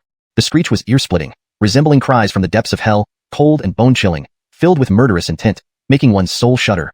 From the source of the sound, two eerie green lights flickered faintly, emerging slowly. They resembled ghost fires, or a pair of enormous green eyes, flickering continuously. The mournful howls echoing in the dead silence of the night were particularly terrifying, capable of scaring anyone to death if they were ordinary people. Especially in this pitch-dark place, with endless darkness covering the sky, where even your hand in front of you is invisible, it was even more terrifying. Especially those ghastly green eyes, twinkling like ghostly flames, exerting a kind of magical power that made one feel like their soul would be lost upon looking at them. The demonic beast lay there, entirely black with a menacing armor-like hide. Its body had become even larger, and its wounds were healing rapidly under the influence of the malevolent energy. For example, the damaged wing, which was struck by the swordlight, had already regrown due to the nourishment of the demonic and malevolent energy. The recovery ability of this demonic beast was truly terrifying. At this moment, the demonic beast quietly lay there, motionless except for its ghastly green eyes, staring at Enrique coldly, filled with heavy malice. Enrique watched it, bracing himself, gripping the two swords tighter, ready to flee at any moment. Enrique realized that this demonic beast, nourished by demonic and malevolent energy, was virtually unbeatable. Seemingly sensing Enrique's intention to escape, the demonic beast revealed a human-like expression, one of disdain and mocking laughter. Boom! Suddenly, it moved, launching an attack. The demon fiend beast swept its scorpion-like tail from behind, smashing everything in its path. Along the way, it hit a massive rock weighing 100,000 pounds, breaking it cleanly in two, with its target being Enrique. This scorpion tail was long and thick, extremely sturdy, each segment of its shell appearing as if coated with black gold, gleaming with a metallic, cold light. Snap! It was a powerful strike, the speed of the scorpion tail astonishingly fast. Everything happened in a flash, accompanied by a piercing sound. Kill! Enrique immediately sidestepped, avoiding a direct clash. His body moved nimbly, gracefully retreating at great speed to evade. But the demon fiend beast's scorpion tail did not relent, sweeping across with overwhelming force, continuing its pursuit. In its path, several ancient trees and boulders weighing thousands of pounds were shattered without a doubt. And just as it was about to stop, whoosh, Enrique dove down, his jet black hair dancing in the wind, displaying an indescribable elegance, dashing like the wind, incredibly swift. Die! A low, rumbling roar emerged from Enrique's mouth. He reached out with both hands, grabbing onto several scales on the scorpion tail, gripping tightly. Then he exerted all his strength, bursting with blinding golden light. Then, Enrique lifted it up, and with a boom, the enormous body of the demon fiend beast was thrown forcefully to the ground by him. Moments later, with a bang, rocks and earth chunks weighing thousands of pounds flew up. The entirely black and exceptionally ferocious demon fiend beast shook its body, slowly getting up. On its body, no signs of injury could be seen. This attack, although powerful, had little effect. It couldn't harm its resilient flesh that had reached a horrifying degree. It was the demon fiend beast, having lived for hundreds of years, nurtured by malevolent and demonic energies, transcending the five elements, unbound by the cycle of life and death. Mysterious and powerful, its infamous reputation sent shivers down the spines of those who heard it. Therefore, To truly injure it was still far off. But its gaze grew even colder and more ruthless, emitting a bone-chilling aura laced with lethal intent. It was astonished. A mere human could actually shake it. Roar. It looked down at Enrique as if he were an ant, roaring deeply and resonantly. Then it swung its massive hooves, enveloped and shrouded by a terrifying murderous aura, bringing suffocating pressure. Whoosh. Enrique's body was agile and very rational. He didn't intend to confront it head-on. Like a nimble ape, he sought to quickly dodge. At the same time, the demon fiend beast's other massive hoof launched a surprise attack, rapid and brutal, blocking his escape route, leaving him unable to avoid. Then, it unleashed a fatal assault, driving him to despair. Whoosh. Both hooves swung together, dark, ominous light flickering under their arms, carrying formidable power, swiftly and brutally attacking Enrique. Enrique found himself in a very awkward position, caught between a rock and a hard place, forced to cross his arms defensively. Bang! The sound of collision rang out. Facing this aerial strike, Enrique took the full brunt of it, flying sideways and crashing into a distant mountainside. Immediately, a humanoid hole appeared, with deep cracks forming. Puff! This blow was indeed terrifying. Enrique coughed up blood from the impact. Thud! His body glowed, shaking intensely, causing the encrusted stone wall to crumble, freeing him from within. He wiped the blood from the corner of his mouth, his eyes alertly focused on the poised demon fiend beast. At this moment, he truly felt the threat of death. Boom! Just as he stood up, the demon fiend beast attacked again, swiftly pressing down, carrying a suffocating aura. Whoosh! Enrique was startled, his body glowing with golden light. He sped up, dodging at his utmost speed. His speed was so fast it was dizzying, like a streak of light traveling great distances instantly. Bang! The demon fiend beast's huge hoof missed, turning the mountain stones below into dust, creating a choking cloud and a terrifying atmosphere. Roar! Accompanied by a deep roar, the giant hoof began sweeping horizontally, rapidly chasing after him. But this was still unable to trap Enrique. Enrique suddenly climbed up, leaping over the walls, stepping on the mountain rocks, rapidly ascending. In the blink of an eye, he had climbed high. Behind him, the massive hooves continued pursuing, cutting through rocks along the way, revealing large cracks and signs of collapse. Enrique had a clear objective. Reaching a certain height, he used the nearly collapsing mountain body as a springboard, agile like a monkey, eventually jumping onto the arm of the demon fiend beast's hoof. He continued running swiftly along the claw arm, aiming for an assault, his legs glowing with golden light. Finally, he ran close to the hideous head of the demon fiend beast, kicking out a terrifying blow with his right leg. The force contained in this kick was unimaginable, instantly wounding the demon fiend beast, making it roar angrily. The roar was deafening, especially to Enrique, who was so close he nearly lost consciousness, feeling a buzzing in his ears. This kick was powerful, and it indeed injured the demon fiend beast, but the effect was minimal, only tearing off a few scales and splattering a bit of blood. Enrique sneered, recalling how he had battled using the rainbow sword, which only reinforced his suspicions. As expected, his subsequent attacks left the fiendish beast completely defenseless, each strike injuring its core essence. He was stripping away its malevolent aura. This was the most effective point. Each slash of Enrique's sword unleashed a terrifying blade light, as if capable of cutting through countless stars. Especially under the influence of the rainbow sword, as anticipated by Enrique, the fiendish beast grew increasingly terrified. Its body began shrinking, and its aura sharply declined, no longer as fearsome as before. However, this did not mean he could completely strip the fiendish beast of its fighting power this way. The fiendish beast, formed from demonic and malevolent chi, was incomparable to other beasts affected by such chi.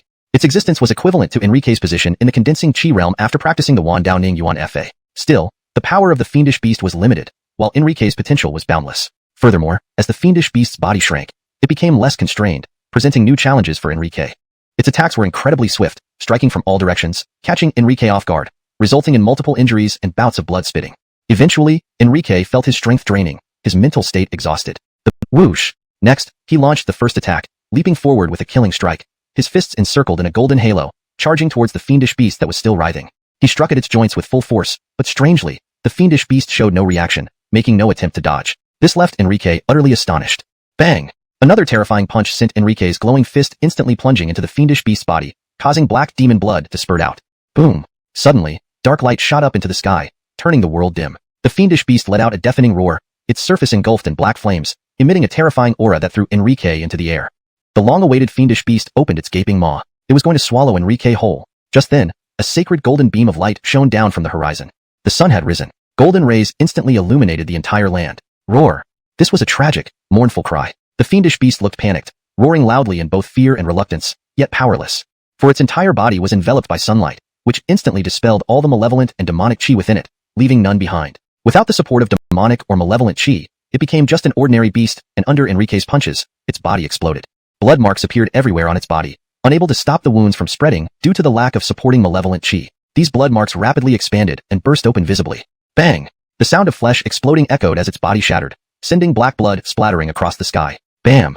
Another loud noise followed, as the enormous body of the fiendish beast hit the ground with a thud, creating a crater and lying dead. Its weight was immense, causing the ground to tremble and dust to rise, while black blood flowed from the wounds, eventually forming a river of black blood. The ground itself was corroded. After its death, the demonic and malevolent chi it carried were rapidly absorbed and refined by Enrique through the wand Dao Na Fa. 3 days later, Enrique completed the absorption. He successfully broke through to the peak of the 5th level of the condensing chi realm, finally broken through. At the moment of breakthrough, Enrique snapped his eyes open. With a deep breath, he exhaled turbid air. In one swift motion, he stood up, hearing the popping sounds from his joints. Enrique clenched his hand, feeling the surging spiritual energy within him, and a smile of joy appeared on his face. He could have broken through earlier, but to prevent instability, he had been suppressing and repeatedly refining the spiritual energy in his dantian. Absorbing the fiendish beast's malevolent chi allowed Enrique's breakthrough to happen smoothly and naturally. As a result, his strength increased dramatically, along with a significant boost in physical power.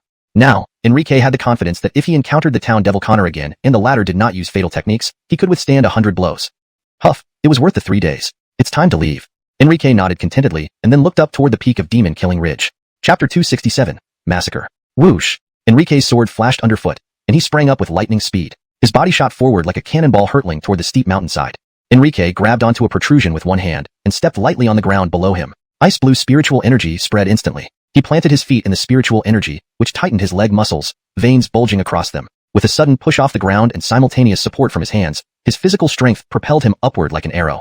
He quickly repeated the process by grabbing another protrusion. About 2 hours later, a hand suddenly emerged from a cliffside in Devil Aura Ridge, followed closely by a figure shooting out and lying sprawled on the ground without any concern for decorum.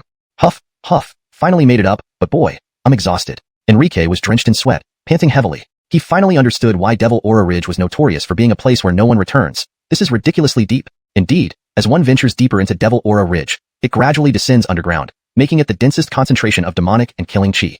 He could jump several zhang high in a single leap, yet it took him 2 hours to climb, leaving him utterly exhausted, his arms sore, and his spiritual energy drained. Considering that his spiritual energy reserves nearly rivaled those at the core formation stage, this climb would have left a regular 5th layer of condensation realm practitioner dead after barely reaching 1/10 of the height. Fortunately, I broke through, Enrique said, wiping the sweat from his forehead, still feeling a lingering fear. Thankfully, his breakthrough had increased his spiritual energy storage. Otherwise, even with the 10,000 Dao absorption technique, he'd have been near death by the time he climbed out. Enrique lay on the cliff edge of Devil Aura Ridge for 10 minutes, cursing the demon suppression Connor for another 10 before he finally caught his breath. Feeling his strength returning, he sat up cross-legged and began running the 10,000 Dao absorption technique to restore the expended spiritual and demonic energy. After half an hour, Enrique stood up again, and as his pupils flickered, his form shifted subtly once more. It's time to go back, Bodhi muttered, the corner of his mouth curving slightly. As soon as he spoke, Bodhi vanished from the cliff edge, so thick with blood. It seems this battle wasn't simple at all. A dark shadow appeared on the road. It was none other than Enrique who had just disappeared from the cliff. The road was unusually desolate, the scent of blood growing stronger. Enrique's brows furrowed tightly. His destination now was undoubtedly Demon Suppression City. After all, he still hadn't obtained what he wanted and had taken a loss. It was only fair to gather some resources. Additionally, he had promised Sylvester and the others protection, and since this entire affair started because of him, fleeing alone felt dishonorable. Thus, Enrique naturally came this way. According to his estimation, Demon Suppression City and Devil Suppression City were evenly matched in strength, with the difference in power between their respective lords not being too significant. The dispute over 8 people shouldn't have escalated so dramatically after his departure. Returning now seemed perfectly reasonable. However, reality differed significantly from his expectations. He found himself in a small village a few thousand meters outside Demon Suppression City. If Enrique remembered correctly, this village used to have at least 100 demons, poor though it was, living orderly lives. But upon arrival, he saw no demons. Everywhere bore marks of battle, with dilapidated houses and an intense stench of blood. This foretold a gruesome scene. Beyond a sigh, Enrique had no other thoughts. He took a step, moving hundreds of meters instantly, but his expression grew grimmer with each stride. Every 100 meters, all life had mysteriously vanished, with signs of carnage and blood heavier than the previous village. Was it really necessary to escalate things over just 8 people?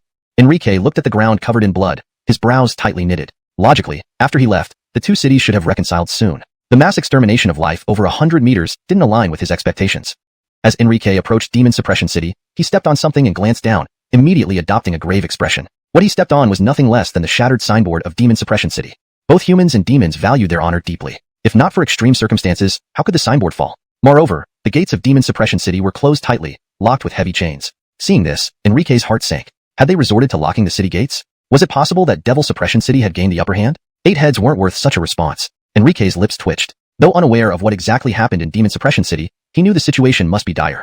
Abandoning his original plan to directly knock and rejoin the group, he hid stealthily instead. Enrique wouldn't easily abandon his strategy, but entering the city rashly was too dangerous. He was unsure of the city's stance and whether the Devil Suppression Connor remained inside. He decided to explore further when darkness fell.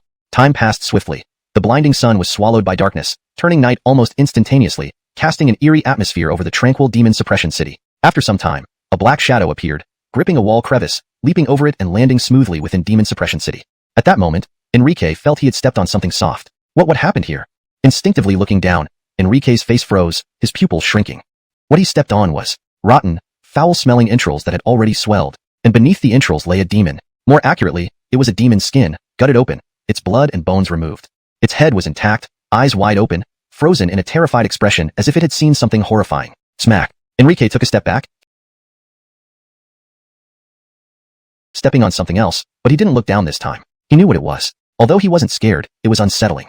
Before he could wonder why the corpses weren't cleaned up, the sight before him explained everything. Demon Suppression City resembled a hellish realm, strewn with dismembered bodies, rotten organs, and stacks of demon skins. Every step revealed at least 2 demon skins, creating a sickening sea of red wherever he looked. Was this a citywide massacre? All because of those 8 heads? Enrique swallowed hard, struggling to believe what he was seeing.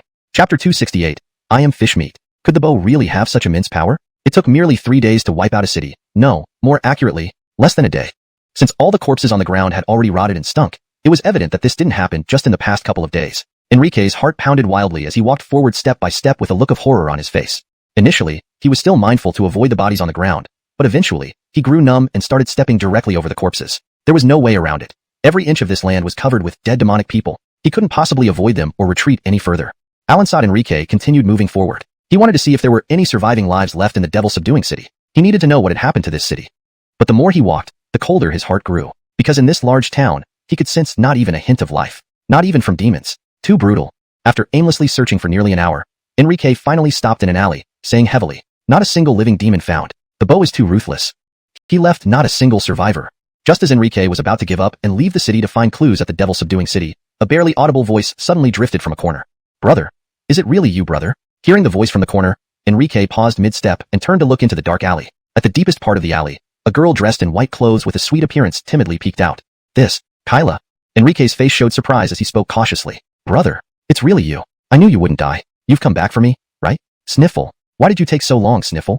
Hearing Enrique's words, Kyla seemed to finally drop all her pretenses. Her light purple eyes instantly brimmed with tears as she pushed herself up and clung tightly to Enrique's chest. Feeling the warm body, Kyla finally believed her brother had returned and couldn't help but sob bitterly.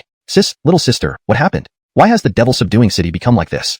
Enrique, caught off guard, nearly fell over from her tackle but quickly asked upon hearing her sobs. Hiccup. "All dead. Brother, our family, our clan. They're all dead. All dead." Kyla's purple eyes, red from being stimulated, seemed as if they might bleed. She was visibly agitated, tears streaming down her face, her body trembling continuously. "It's okay. It's all over now. Your brother is back. Tell me, what exactly happened?" Enrique patted Kyla's back, trying to soothe her emotions. "All dead. Everyone's dead. Ha ha ha. All killed." In response to Enrique's questioning, Kyla didn't answer but instead laughed crazily, repeating herself over and over as if trapped in her own world, interspersing her words with crying. Her previously innocent and pure face turned increasingly pale. "What's wrong? Don't scare your brother. I'm here." Seeing Kyla in this state, Enrique felt a twinge of guilt. As a straight man, he didn't quite know how to handle her crying. "Originally, I only wanted to catch a little mouse, but unexpectedly, I found something pleasant." While Enrique was busy consoling Kyla, who was almost fainting from crying, a cold voice suddenly sounded behind him. Whoosh! How familiar this feeling was. Enrique's body stiffened. Although his face remained unchanged, his inner energy surged urgently. As Enrique held Kyla with one arm, he swiftly drew the Frost Ice Soul with the other hand, stood up, and turned around to lock eyes with the person standing opposite. This person was none other than the bow who had wiped out the city and forced him down the devil-killing ridge. However, his demeanor now was vastly different from his deadly intent 3 days ago. Standing just 3 meters away from Enrique, he exuded no demonic aura. Cloaked in black, arms crossed, his eyes lacked murderous intent and even held a trace of an eerie smile. If it weren't for the horns on his head, he would have looked like an ordinary middle-aged human. "To actually come out of devil-killing ridge, Bodhi, you truly surpass my expectations." The bow looked at the brother and sister pair with a tone that hinted at hidden meanings. But only he knew that this was not a matter of surpassing expectations. It was an unexpected pleasure. Looking at the two, the bow immediately recalled that indescribable delightful taste, his gaze becoming more bizarre. He even licked his lips as if savoring the moment. Upon hearing this nightmare-like voice, Kyla, who was nearly unconscious, regained some consciousness. However, she hadn't expected to open her eyes to see that terrifying demon again. Her small face instantly drained of color, her petite body quaking as if on the verge of fainting. "Brother, he killed father. He's a devil, a madman. Brother, run fast. He ate." Kyla remembered that horrifying scene, her heart pounding wildly. Looking at Enrique, she whispered painfully, unable to finish her sentence before falling into a daze, unmoving in Enrique's arms, as if her soul had been sucked out. You hide somewhere first. Enrique placed Kyla back in the alley, speaking gravely. After ensuring Kyla was safe, Enrique turned to face the bow. Though his expression was impassive, his grip tightened on the frost ice soul, his presence unwavering. To be honest, he didn't want to admit he thought about running away. He understood the true power of the bow. He was no match for him. Furthermore, he was in the center of devil-subduing city surrounded by the Lord's men, leaving nowhere to escape. And even if he did escape, what about Kyla? Though humans and demons were natural enemies, preying on each other, it was reasonable for Enrique to abandon Kyla without a second thought. But the destruction of devil-subduing city and Kyla's suffering had much to do with him. Enrique couldn't just ignore it. Besides, there was no guarantee he could escape, so he could only muster the courage to face the bow again. Why so tense? We are both demons. Uncle just wants to invite you to visit devil-subduing city. The bow acted as if oblivious to his own cruelty, looking at Enrique innocently, even appearing sincere. Haha. A twitch played at the corner of Enrique's mouth. You just exterminated us 3 days ago, and now you're inviting us over as guests? Isn't this clearly a trap? Although the bow didn't show any killing intent, Enrique remained vigilant, even more so. Thus, the two locked eyes, the situation becoming tense. The bow appeared unusually patient, just watching Enrique without making a move. Enrique felt his scalp tingle under his gaze. For some reason, he felt something was very off about the bow. Not only did he emit a foul smell of blood, but there was an evil aura surrounding him. Most importantly, the Lord's eyes were too strange. Looking at him made Enrique feel like he was eyeing some delicacy, swallowing saliva occasionally and licking his lips. Enrique felt goosebumps all over. Doesn't this guy have some weird fetish? The thought in his mind repulsed Enrique, making him shudder involuntarily. No, I need to act first. Prolonging this won't change anything. Enrique changed his mind instantly. He stared straight at the bow, the frost ice soul in his hand emitting a dazzling blue light, instantly freezing everything in the vicinity. Ice spread rapidly beneath his feet, turning the air around him frigid. Enrique's eyes flashed icy blue, unleashing his spirit energy of fifth condensation. The area transformed into an extremely cold field, with snowflakes starting to fall from the sky. Ice-based cultivation techniques? In just 3 days, you've encountered some incredible fortune. The bow commented casually, seeing Bodhi unleash his peak strength. The bow was not only unprovoked but also raised an eyebrow with interest. If he remembered correctly, 3 days ago, Bodhi was still focusing on shadow techniques. In just 3 days, Bodhi's shadow demon aura had turned into frost demon aura. The bow didn't believe for a second that this happened without some incredible fortune. Considering Demon Slaying Ridge as a forbidden zone for demons, anyone who fell and never returned. Even as a Yuan Dan expert, he couldn't guarantee survival if he were to climb out of Demon Slaying Ridge. Bodhi not only returned alive but also intact. Even a fool could tell that this boy had obtained something valuable within the Demon Slaying Ridge. But this didn't matter much. After all, Bodhi was already in his grasp. Regardless of his talent and bloodline, or whatever opportunities he gained from the Demon Slaying Ridge, they would all belong to him. The translation maintains the original tone and style, ensuring it is natural and fluent while being true to the previous context provided. It keeps the same paragraph structure and line breaks as the original text. Chapter 269, The Demon Eater. Ice breaking 9 slashes. Enrique's face was as cold as frost. Holding the frost ice spirit blade, he barked out angrily. The ice blue aura enveloping his body instantly surged tenfold. The frost ice spirit blade in his hand slashed through the air, carrying the bone-chilling aura and instantly struck the mayor of Demon Suppressing City with 9 consecutive sword strikes. The fierce attacks burst toward the mayor. The mayor of Demon Suppressing City was not in the least bit worried. Instead, he stood with his hands behind his back, smiling at Enrique's position. The lethal blades before him seemed like mere breezes, not even making him blink. Before Enrique could feel annoyed, his attacks had already landed, with 9 beams of sword light, each carrying immense energy, fiercely slamming into the mayor of Demon Suppressing City. Frost shattered and snowflakes flew as the mayor's figure was instantly swallowed by white snow. Enrique dared not waste time. He stretched out to grasp Kyla's delicate hand, lifting her waist effortlessly and wrapping her legs with ice blue aura. In a flash, Enrique prepared to leave this place. Alonso's, he chose to flee again, not because he lacked the courage to fight, but because it wasn't worth it. He came to this secret realm to enhance his strength, not to waste it on these people. Most importantly, Enrique did not dare unleash his true power.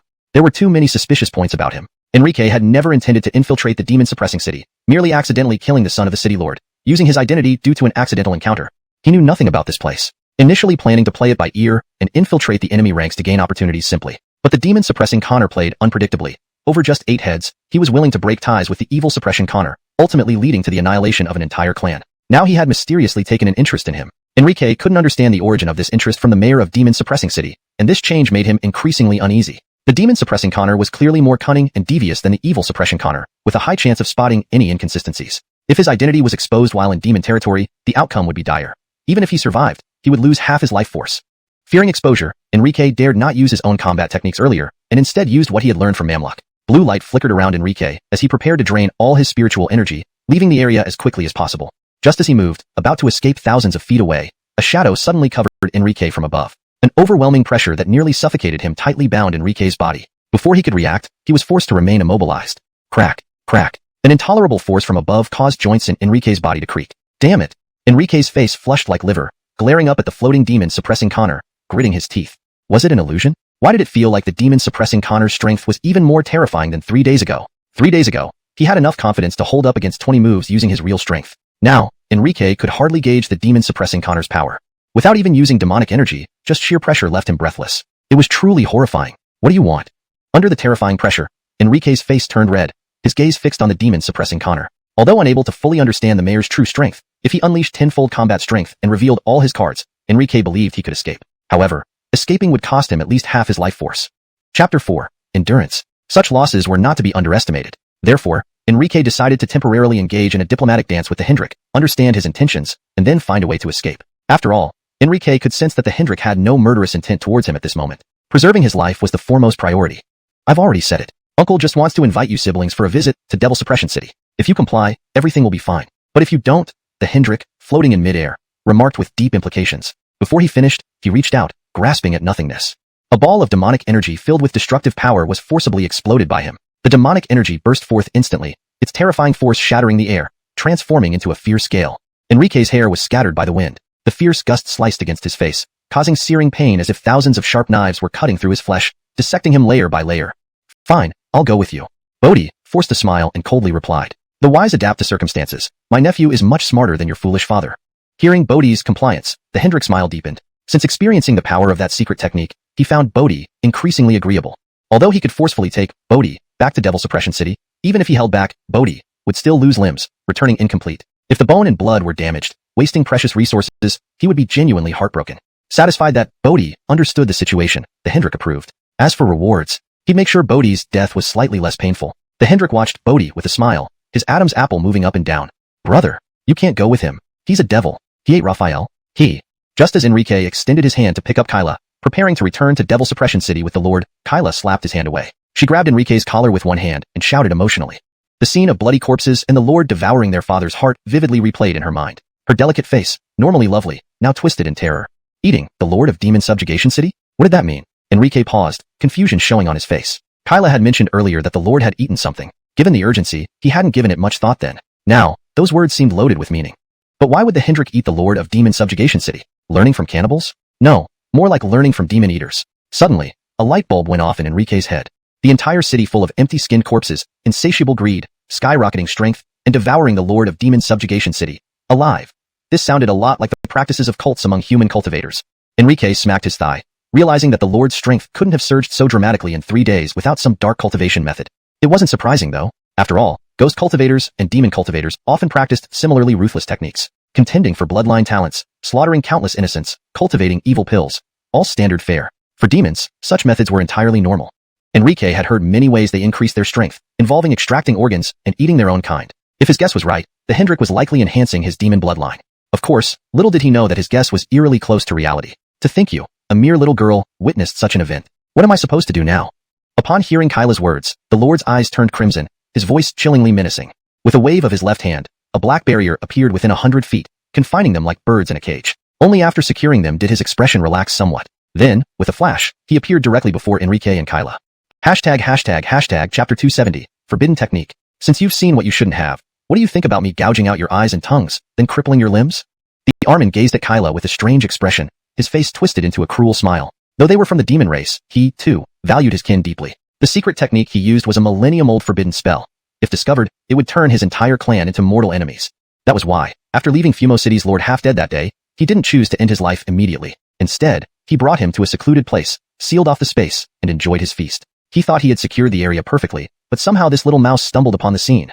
Though these siblings were doomed to die eventually, he still intended to bring them back to Demon Suppression City. After waiting for a significant event to occur, only then could they be devoured. Given the time gap, the Armin didn't dare take the risk. His annexation of Fumo City and the massacre of an entire region's demon population had already caused dissatisfaction among neighboring city lords. If this incident were exposed, even without concrete evidence, those loathsome insects would unite against Demon Suppression City. Thus, the Lord did not intend to give them any chance to speak. You devil, after killing our father and clansmen, you still won't stop. I'll fight you to the death. Kyla's emotions were already unstable, and the provocation from the demon suppression Connor sent her rationality plummeting. Struggling out of Enrique's embrace, she angrily shouted. Calm down. I know you're furious, but with our current strength, we can't defeat him. Calm down. We will avenge our father another day, okay? Our immediate priority is to lower the demon suppression Connor's guard and find a way to stay alive. Enrique watched as Kyla neared losing control. Seeing the murderous intent in the demon suppression Connor's eyes, he felt his heart sink. Gently restraining Kyla, he whispered words of persuasion. He understood her pain.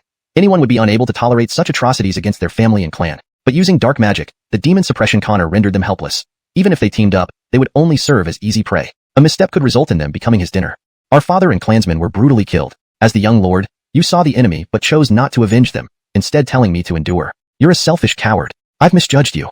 If you're scared, just leave. I'll avenge them. Kyla's mind was clouded by rage. Her body emitted a dark aura as she shoved Enrique away. She knew he was right, but visions of blood and dismembered bodies made her mind blank. Only one thing filled her thoughts: revenge. Armin, my sister is just overwhelmed with grief. Seeing Kyla's state, Enrique felt a headache coming on. Quickly stepping between them, he tried to prevent the impending conflict. Inferno demon slaying. Kyla's face contorted with fury, veins bulging as her entire body's energy surged. With a cold sneer, she uttered 4 chilling words. In the next instant, her arms twisted at odd angles, and her level 7 condensed chi power exploded outward. A fiery red glow enveloped her petite frame. Clenching her jaw, she bit her tongue fiercely, releasing a drop of crimson blood infused with radiant light, which floated mid-air. Do you intend to use essence blood for a forbidden spell? You truly are bold. The demon suppression Connor initially planned to mock Kyla, but seeing the blood, his expression turned grim. An intense rage surged through him, causing his demonic aura to swell dramatically, affecting everything within a 100-mile radius. Clearly, he was enraged. His bloodshot eyes seemed to burn with a desire to devour Kyla whole. He hadn't anticipated such audacity from her. Using essence blood to perform a forbidden spell was a bold move. Not because he feared harm, but because he treasured their essence blood dearly, considering them future assets. Any loss of essence blood pained him immensely. Now watching her squander it, his heart bled metaphorically. He wanted to shatter her head to prevent further waste. His gaze grew more venomous, his aura increasingly malevolent. But Kyla paid no heed. Losing a drop of essence blood left her pale and trembling, yet she remained unfazed. After controlling the flame to consume the blood, a small ball of crimson fire appeared in her hand. Despite its slender appearance, it held terrifying power, illuminating the night with intense heat. Even standing nearby, Enrique felt the searing flames scorching his skin. With a slight raise of his brow, Enrique prepared to intervene. Although Kyla's unexpected resolve impressed him, facing the demon suppression Connor was futile. He planned to stop her, knowing her attack wouldn't hurt the Lord and might enrage him, making their situation dire. By intervening now, though the Lord would still be angry, it would remain within manageable limits. Maybe his pleasing act would save both of them. Logically, he should act decisively. But meeting Kyla's furious eyes and the flickering flames in her hand, he hesitated, slowly lowering his hands. Realizing Enrique wasn't stopping her, Kyla's pupils glimmered again. Her hand movements quickened, causing the slender flame to swirl, forming a vortex that absorbed surrounding mana. Within seconds, the thread-like flame expanded into a glowing sphere, radiating intense heat that distorted the air around it. Kyla gathered all her energy, eyeing the demon suppression Connor with malice, then thrust her hand forward. A blazing fireball instantly detached from her palm, racing toward the Lord. Thinking you can kill me? You're as naive as your foolish father. Watching Kyla grit her teeth, the Lord mocked her. Although she wasted valuable essence blood, he dismissed the attack as trash. As the fireball neared his face at blinding speed, he scoffed, his crimson eyes flashing blue. The fireball froze before his face, then with a casual flick, he redirected it elsewhere. Back at the residence of Fumo Connor, a flash of reluctance crossed Enrique's eyes as he felt his spiritual energy rising. He knew this house was Kyla's last mental anchor. If it was destroyed, her heart might break. This incident involved him. Unfortunately, as Enrique prepared to act, a powerful magical force locked onto him. Overwhelming pressure immobilized him. Turning his head, he met the demon suppression Connor's burning eyes. Within moments, the fireball had hit the wall. Enrique, witnessing this, closed his eyes in resignation. It wasn't that he wouldn't help the girl. No, that's my home. My last possession. Bang. Note asterisk: the translation maintains the original tone, style, and structure while ensuring fluency and coherence in English. Character names like Kyla and Enrique have been retained to align with standard romanization practices. After 3 days of torment, Kyla's body was already weak, and the loss of a drop of essence blood left her on the brink of collapse. She never imagined that the fireball would suddenly change direction. Her small face turned deathly pale with fear. She screamed silently in her heart, extending her magic to desperately try to redirect the fireball, attempting to protect her last refuge. But the fireball seemed like a ferocious dog on a chain. It wouldn't budge. Even as its owner, unable to prevent it, Kyla could only watch helplessly as the fireball she had conjured now threatened to destroy what little remained of her home. The decades-old residence, destroyed by a single act. With a loud bang, Kyla felt her heart shatter along with the house. Gone. Everything is gone. Haha, everything is gone. You madman. What have we done wrong? Why are you hunting us down to such an extent? Looking at the ruins before her, Kyla staggered backward, almost falling to the ground if not for Enrique catching her. Even though her desperate attack hadn't hurt the Armin, Kyla refused to yield. Pointing a finger at him, she accused him in a sorrowful tone. She didn't understand what had happened to the world. Just 3 days ago, she had been with her father and brother, her clan living peacefully. Now, everything had changed. This man, who had watched them grow up like an uncle, had torn away everything she held dear. Kyla was utterly despondent. Her body trembled uncontrollably, and she whimpered like a dying animal. It's okay. We can rebuild our home one day. Seeing Kyla nearing a breakdown, Enrique, still under control, could not bear to watch. He carefully chose his words, gently consoling her. Rebuilding a house or even a city won't make it our home anymore. Brother, our home is gone. Our home is gone. Kyla's tears burst forth, her tear-streaked face showing no hint of comfort. Hearing her words, Enrique choked on his own response, feeling inexplicably pained. He knew Kyla spoke the truth. With Fadi dead, Kyla was truly alone in the world. No matter how many houses they built, it wouldn't be the same. Enrique struggled for words, but found none that could console her. Haha, since my home is gone, so shall yours be. You love my bloodline so much? Then I'll destroy it. Kyla's sudden laughter cut through the despair, her voice tinged with madness. She glared at the Armin like a venomous snake, having heard both his and Enrique's conversation. True bloodline, enhancing heritage? This ruthless devil, since he desired it so much, even coming in the dead of night to find her, that must mean her pure bloodline was important to him. While she couldn't kill him, she could make him watch as what he coveted disappeared. What are you planning? Hearing Kyla's words, the Armin lost his composure. His usually calm demeanor shattered into frantic rage. He clearly understood her intentions, seeing the strange flames surging from her body. The Lord recognized the ancient forbidden spell unique to Fumo City, a ritual where one sacrificed their flesh and bloodline to the Hadenly devil in exchange for power hundreds of times greater than their own. No, he couldn't allow this. If not for Fadi, Kyla would indeed be the reason he had secretly visited Fumo City. Though Kyla's bloodline of the Savage God was not as pure as Fadi's, it was still among the best within the clan. Moreover, she had even received the awakening memory of the Goddess of Night. Two ancient demon deities' legacies, her value was immense. But he hadn't expected Kyla to be this insane. Just because of a few deaths, she would self-destruct to take him with her? Did she realize who she was up against? Her pitiful strength, even amplified 100-fold, wasn't enough to tie his shoes. This wretched creature was truly mad. The Lord's face darkened, his hands shooting out abruptly. In the air, black spiritual hands appeared, descending upon Kyla, intending to crush her instantly. Sacrifices required rituals. Kyla had only begun invoking the name of the Dark Goddess, unable to state her intent when the Armin interrupted her. A flash of fear crossed Kyla's eyes. She abandoned the sacrifice, her fiery aura dissipating rapidly. Interrupted mid-ritual, Kyla's complexion became even paler, but she regained some sanity, grabbing Enrique's arm and crushing a talisman in her hand. Instantly, the two broke free from the Lord's spiritual bindings, teleporting several kilometers away to the edge of the barrier. I'll use the secret technique to open the barrier. We'll escape this place together. Enrique formed seals with his hands, preparing to unlock the barrier. Though strong, the barrier could be breached using the 10,000 Dao source method, multiplying his combat power tenfold. If needed, he would use his life-saving treasure to outrun the Armin. After all, preserving his life was paramount. Don't think too much, go ahead and leave. Don't forget to avenge our father and clan. Hearing Enrique's words, Kyla's expression remained unchanged. Coldly, she replied. What did you say? Enrique froze, turning to look at Kyla in disbelief. You should know that your self-destruction won't kill the Armin. Seeing the resolve in Kyla's delicate features, Enrique knew she wasn't joking. He quickly tried to dissuade her. I know, but my self-destruction will at least severely wound him, giving you years to live and find a chance. Remember, Raphael and I will be waiting below, hoping you will avenge us. Kyla's lips curled into a bitter smile as she whispered those words. Chapter 271. The Extreme of Ice and Fire. Two black crescent blades, resembling blood droplets, flew out from the sleeves of the demon-suppressing Connor, aiming accurately for the faces of the two. A thick wave of bloody chi instantly spread to their nostrils. The unbearable stench of blood made Enrique's stomach churn and his complexion turned slightly pale. But he also understood this was not the time to complain. Ice and fire. Enrique grabbed Kyla's hand, shielding her in his chest and pushed forward forcefully. A ball of icy blue flames instantly formed in his hand. Alonso's, he had learned this move from Kyla. Only his flames contained no demonic chi, just pure cold ice power. The ice blue flames looked dazzling, like a beacon of light in the darkness. He held the icy snow soul to block the deadly twin scimitars. Unlike Kyla's attack that shattered upon impact, the ice blue flames swallowed the city lord's scimitars whole. A thick layer of frost instantly covered the two black blades. Such petty tricks dare show off? Though surprised that Enrique managed to block his attack, it wasn't enough to pique his interest. Smirking, the demon-suppressing Connor extended his hand and clenched it lightly. Dense demonic chi bloomed from the black scimitars, shattering the thick frost into countless crystal fragments. The black scimitars, momentarily delayed by the ice, resumed their assault on the duo. Damn it! Enrique cursed softly as he retreated backward, holding Kyla. He had thought his all-out attack would buy them at least half a minute. To his dismay, it was breached in an instant. He hadn't even retreated a few hundred yards, which was insufficient given the speed of the black scimitars. Indeed, they came at him with blinding speed, slicing through the air to appear before him in a blink. Enrique's pupils contracted sharply as the icy snow soul reappeared in his hand. Gripping the hilt, his spiritual energy surged tenfold, and his eyes turned icy blue, gleaming like gemstones birthed from millennia-old ice.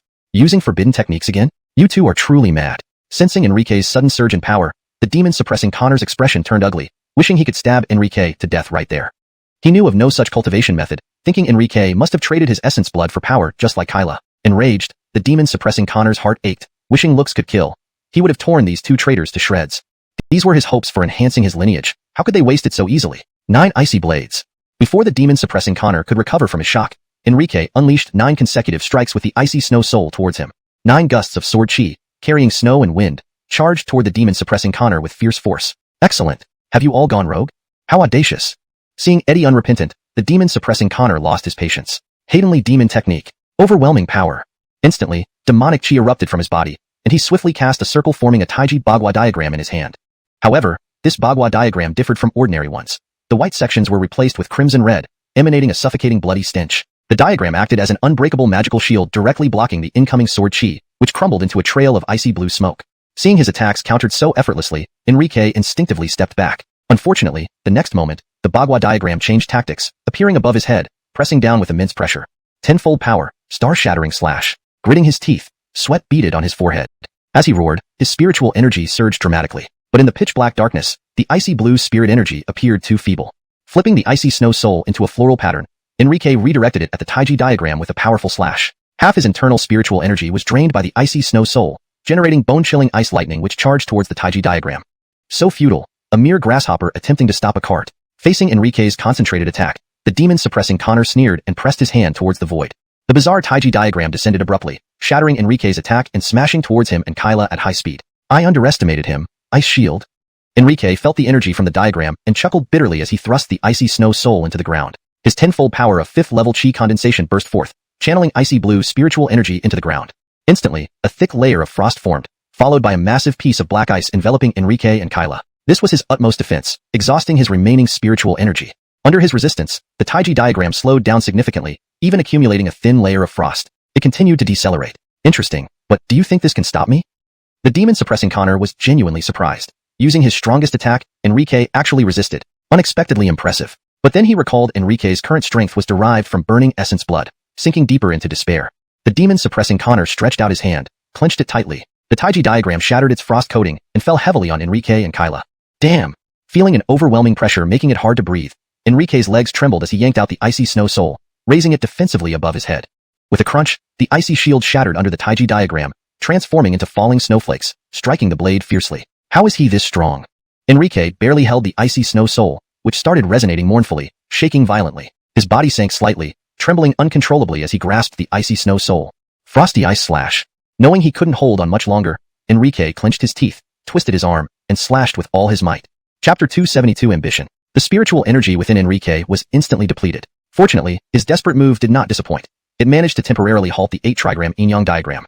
Enrique seized the opportunity and hugged Kyla tightly, rolling them both aside. The 8-trigram yin-yang diagram shattered Enrique's sword chi and struck down fiercely. At this critical moment, Enrique narrowly escaped its insane descent by a mere 2 inches, falling onto the ground with Kyla in his arms. As the 8-trigram yin-yang diagram hit the ground, a deep crater appeared immediately, sending dust flying everywhere. Brother, are you okay? Kyla fell heavily on the ground, and the force of impact made her spit out a mouthful of blood. But she was too concerned about Enrique to care for herself, lifting her head to look at him anxiously.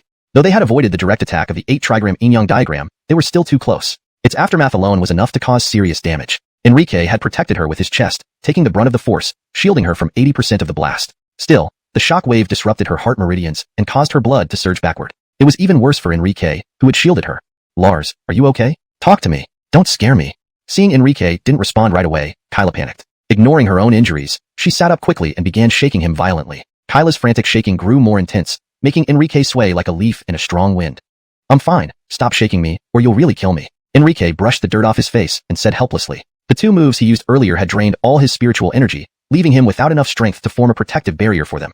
The Connor of Demon Suppression City was indeed a 1,000-year-old antique. His power was much stronger than expected. Even the aftereffects were enough to disrupt his composure. Worse still, his muscles were injured and throbbed in pain. However, his physical strength was formidable enough to prevent his bones from shattering, or else this would have been a devastating blow. Enrique sighed inwardly. If I hadn't survived, it would have been a big loss. Don't die. If you do, go far away. Don't die in front of me and bring bad luck. Seeing that Enrique wasn't in immediate danger, Kyla felt a heavy burden lifted off her heart, but she still muttered coldly with a pout. Her words sounded icy and sharp, as if someone might believe she truly hated him deeply. Of course, if Enrique hadn't seen her red, swollen rabbit-like eyes and detected the tremor in her voice, he might have believed her. He knew this little girl must have been terrified. After all, experiencing such a huge change in just 3 days would be unbearable for anyone. He was her only remaining family member, sharing this identity. Enrique fully understood Kyla's feelings, especially when he thought of their bond. His heart skipped a beat. No matter what, a connection had formed between him and the young demon girl. Though Enrique belonged to the human race and did nothing wrong, he felt somewhat guilty in front of Kyla. After all, lies remain lies. While he admired her character and felt compassion for her, it was impossible for him to stay in the chaotic ink abyss. She would eventually have to face everything alone. All Enrique could do was protect her from the Connor of Demon Suppression City as much as possible. As long as he acted without guilt, other matters weren't his concern. You two siblings have such affectionate feelings. To chat so intimately under my nose. Should I say you're foolish or foolish? Just as they each harbored their own thoughts and made their decisions, a cold voice suddenly broke the silence. The Connor of Demon Suppression City stood in the air with his hands behind his back, watching the scene of brotherly love and sisterly respect unfold, his face full of mockery. Affection? What a nauseating emotion. Just thinking about it made him feel sick. Did he treat these two wastes too kindly? Why did they dare to challenge him repeatedly? Shouldn't they obediently let him beat them half to death? In the face of absolute power, every resistance was merely a waste of time. Knowing it was impossible to escape from him, they still dared to tempt fate. How stupid.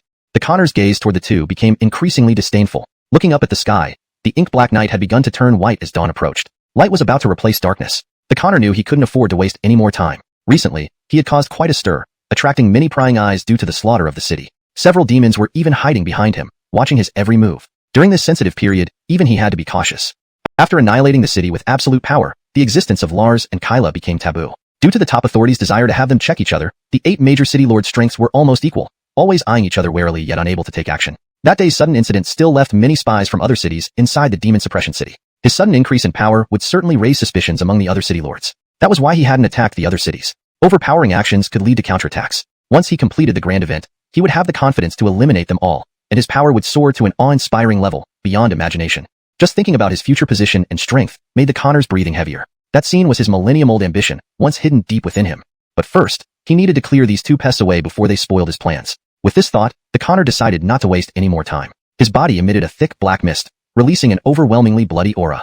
The 8-trigram yin-yang diagram reappeared, denser and more powerful than before, radiating destructive forces that could wreak havoc around it. Clearly, the Connor was now deadly serious. Of course, he didn't intend to kill them, but rather to leave them barely alive. The resources wasted now were nothing compared to what he would gain later. Behave, and it won't be too painful. The Connor stretched his hand to support the 8-trigram yin-yang diagram, speaking softly, though his eyes remained cold. Go hide. Find a way to escape. I can buy some time. Enrique looked at the constantly rotating Taiji yin-yang diagram, his expression growing increasingly grave. Chapter 273. The Arrival of the Demon God. He was not an arrogant or overconfident person. He was fully aware that with his current strength, he could not defeat the Connor of Demon Suppression City. However, given their current situation, there was no possibility of reconciliation between them. Therefore, Enrique made the worst-case scenario plan. He also intended to explode, but it was to reveal his identity. He knew the consequences, likely endless pursuits by the demon clan which would cause him great trouble in the remaining time. But Enrique had no better option. Revealing his identity, using the 10,000 path absorption technique to absorb the demon suppression Connor's demonic aura to briefly enhance his strength and then deploying 10-fold combat power, he believed he could fight 2 rounds with the demon suppression Connor. Kyla, as the daughter of the devil-suppressing Connor, surely possessed some means to save her life. Enough time would be bought for her to escape. Once Kyla left, revealing his treasured weapon and escaping wouldn't be too hard. By doing so, he felt he repaid Kyla and wouldn't owe her anymore. Enrique planned meticulously and was ready to act according to his plan. But at this moment, he suddenly felt something stuck on his back. Instinctively, he wanted to reach out to touch it, but found his body unresponsive, unable even to lift a finger. Even his dantian was immobilized, making him unable to exert any spiritual energy. What are you going to do? Enrique's expression changed instantly as he looked at Kyla, his tone urgent. Now only they were here. Who else but Kyla could have touched him? Enrique knew she definitely wasn't trying to harm him. She must want to avoid putting him in danger, just like him wanting to confront the demon suppression Connor alone. Wasn't this nonsensical? Enrique was at least 5th stage condensing chi and could battle an origin core if necessary. What about Kyla? Just a waste after breaking through condensing chi. She wouldn't even be enough to clean the teeth of the demon suppression Connor. Facing Enrique's intense gaze, Kyla couldn't meet his eyes, slightly lowering her head in silence. A few strands of fire light floated around her petite figure. You still plan to self-explode? I said I have a way, can't you listen? Untie me quickly. Seeing this familiar scene, how could Enrique not understand? His handsome face turned gloomy instantly. How could he, as a man, hide behind a woman? Moreover, since the situation was due to him, he should see it through. Although it would bring trouble, at least it would give him peace of mind. Importantly, if he stayed behind, he would only get injured and waste a treasured weapon, while Kyla would risk her life. Already feeling guilty, if he let her sacrifice herself for his escape, he would never have a chance to make up for it. If Kyla knew she saved the main culprit by sacrificing her life, she probably wouldn't leave him alone even in death. Thinking of this, Enrique struggled more fiercely. No matter how he struggled, he couldn't move. This is an origin core grade immobilization talisman. You needn't waste your strength, Kyla said with a bitter smile. Then she stepped forward, walking toward the demon suppression Connor under Enrique's watchful eyes, with her flames getting brighter. Kyla, don't do foolish things. Without your people, you still have me. What will I do if you die? Enrique watched anxiously as Kyla approached the demon suppression Connor. Finding no other way to stop her besides pretending to be her brother, he pleaded without hesitation. Kyla paused momentarily upon hearing Enrique's words. not a self-explosion. The Dorian immobilization talisman effect lasts only 1 minute. Don't waste this precious opportunity one gained. Kyla didn't look back, speaking gloomily. Do you confirm? Enrique frowned suspiciously. Without self-explosion, how could Kyla possibly hold off the demon suppression Connor for a minute? Isn't Kyla lying? Believe it or not, seize this minute well. Leave immediately after the immobilization ends. Kyla's tone was icy, but her heart filled with helplessness. She wasn't lying. She really wasn't exploding. She hadn't even time for such a sacrifice. It was close enough to a sacrifice, leaving her half dead without much hurting the demon suppression Connor, but it would last more than a minute. This was all she could do for her brother. As soon as Kyla finished speaking, her body was instantly enveloped by a crimson flame. This flame was extremely peculiar, emitting terrifying heat. Enrique couldn't even bear looking directly at it. His nasal passages were scorched, and his heart pounded wildly. Compared to this flame, the one Kyla previously condensed seemed futile. Enrique grew increasingly uneasy. Unfamiliar with demon clan cultivation techniques, he couldn't verify Kyla's words. However, witnessing her displayed strength, he knew she used a forbidden technique with significant cost, even without self-explosion. This made Enrique feel a rare sense of powerlessness. He regretted not acting on his worst-case scenario earlier. Although he knew Kyla's kindness stemmed from treating him as her brother, this selfless goodwill deeply moved him. Irrespective of race, he truly wanted to protect Kyla now. But this damn talisman prevented any movement. Enrique became more anxious. Wouldn't this thing really take a minute to dissolve? A minute. Kyla might be dead by then. No matter what Enrique thought, within 2 breaths, Kyla was already beneath the yin-yang 8 trigram diagram. She swiftly formed seals, the red spiritual energy deepening in color and intensity with each motion. Arrival of the demon god. Mysterious symbols spread across Kyla's body. With her final sincere word, a flame-forged demon god was born from her hands. Initially fist-sized, the demon god's eyes closed, emanating intermittent yet formidable pressure. In mere moments, it rapidly expanded, growing as high as a small mountain before stopping. Kyla's face turned paler with each growth of the demon god, losing all color. You actually use blood to worship the crimson flame demon god? That's my property. On what grounds do you offer it to him? The demon suppression Connor, originally disdainful, wanted to see what tricks Kyla would pull. Upon recognizing the demon god's form, he instantly lost composure. As a senior demon clan member, he understood Kyla's peculiarity. He couldn't believe this cute girl was so harsh on herself. Worshipping the demon god was not being chosen by it. Being chosen only showed her exceptional talent. Worshipping required exchanging one's body and soul for its power. Even without using its power, once chosen, the demon god's spirit resided in her heart meridian, endlessly sapping her vitality and causing perpetual suffering. What shocked him most was the long-term dedication shown by Kyla's skillfulness and released energy. She had likely been worshipping the crimson flame demon god with her blood since birth. The demon suppression Connor couldn't fathom why Kyla, as the daughter of the demon suppression Connor and a priceless treasure, would make such a choice from birth. After all, demon god servants, regardless of talents, were consumed by their masters over countless nights. Especially considering Kyla began worshipping from birth, he was utterly puzzled. Haha, very shocking, isn't it? Chapter 273, The Arrival of the Demon Deity. Enrique was not an arrogant person. He clearly knew that with his current strength, he couldn't defeat the Armin. Alansat, given the current circumstances, there was no possibility of reconciliation. Therefore, Enrique prepared for the worst and decided to reveal his true identity. He understood the consequences, likely facing constant pursuit by the demon clan, causing him significant trouble. However, he had no better option. Revealing his identity, using the 10,000 Dao absorption technique to absorb the Lord's demonic energy to temporarily boost his power, combined with tenfold combat strength, he believed he could hold his own against the Lord for at least 2 rounds. Kyla, as the daughter of Demon Suppression City's Lord, certainly possessed some means of self-preservation. This would buy enough time for her to escape. Once Kyla was gone, he could destroy a precious artifact and make his own escape. In this way, he felt he could repay her without further debt. Just as Enrique resolved to act according to his plan, he suddenly felt something strange pressed against his back. Instinctively, he tried to touch it but found his body unresponsive, unable to move even a finger. Even his dantian was controlled, preventing him from using any spiritual energy. What are you doing? Enrique's expression changed instantly. Looking at Kyla, his tone became urgent. Now only the 2 of them were here. Who else could have touched him besides Kyla? Enrique knew she wasn't trying to harm him. Instead, she wanted to fight the Armin alone, just like Enrique intended. Wasn't this sheer folly? Enrique was at least at the 5th layer of condensing chi, capable of fighting those at the essence core stage. What about Kyla? She was barely past the condensing chi stage, an insignificant waste. It wouldn't even fill the Lord's tooth gap. Facing Enrique's intense gaze, Kyla didn't dare meet his eyes. She lowered her head slightly, remaining silent while faint firelight flickered around her petite figure. You still want to self-destruct? I said I have a plan. Can't you trust me? Untie me quickly. Recognizing the familiar scene, Enrique's handsome face darkened. As a man, how could he hide behind a woman? Moreover, since he caused this situation, he felt it his duty to end it. Although it would bring him much trouble, at least he would have peace of mind. Most importantly, if he stayed to cover her retreat, he might only be injured and lose a valuable artifact, whereas Kyla would pay with her life. Already feeling guilty, Enrique couldn't bear letting Kyla sacrifice her life so he could escape. There would be no chance to redeem himself after that. If Kyla knew she saved a villain who would escape at her expense, she would haunt him even as a ghost. Thinking this, Enrique struggled harder, but no matter how hard he tried, he remained immobile. This is an essence core level binding talisman. You can save your strength. Kyla smiled bitterly and then took a step forward, moving toward the Armin under Enrique's watchful eyes. The flames around her grew brighter. Kyla, don't do anything foolish. Without your clan, you still have me. What will happen to me if you die? Seeing Kyla getting closer to the Lord, Enrique felt increasingly anxious and blurted out words he hadn't meant to say. Other than his stolen identity, he couldn't think of anything to stop her. Upon hearing Enrique's words, Kyla paused briefly. I'm not self-destructing. The Larsding binding talisman only lasts a minute. Don't waste the opportunity I've bought for us. Without turning around, Kyla spoke in a low voice. Are you sure? Enrique furrowed his brows suspiciously. How could Kyla possibly delay the Lord for a whole minute without self-destructing? Is she lying to me? Believe it or not, we only have 1 minute. Use it wisely and leave immediately once the binding ends.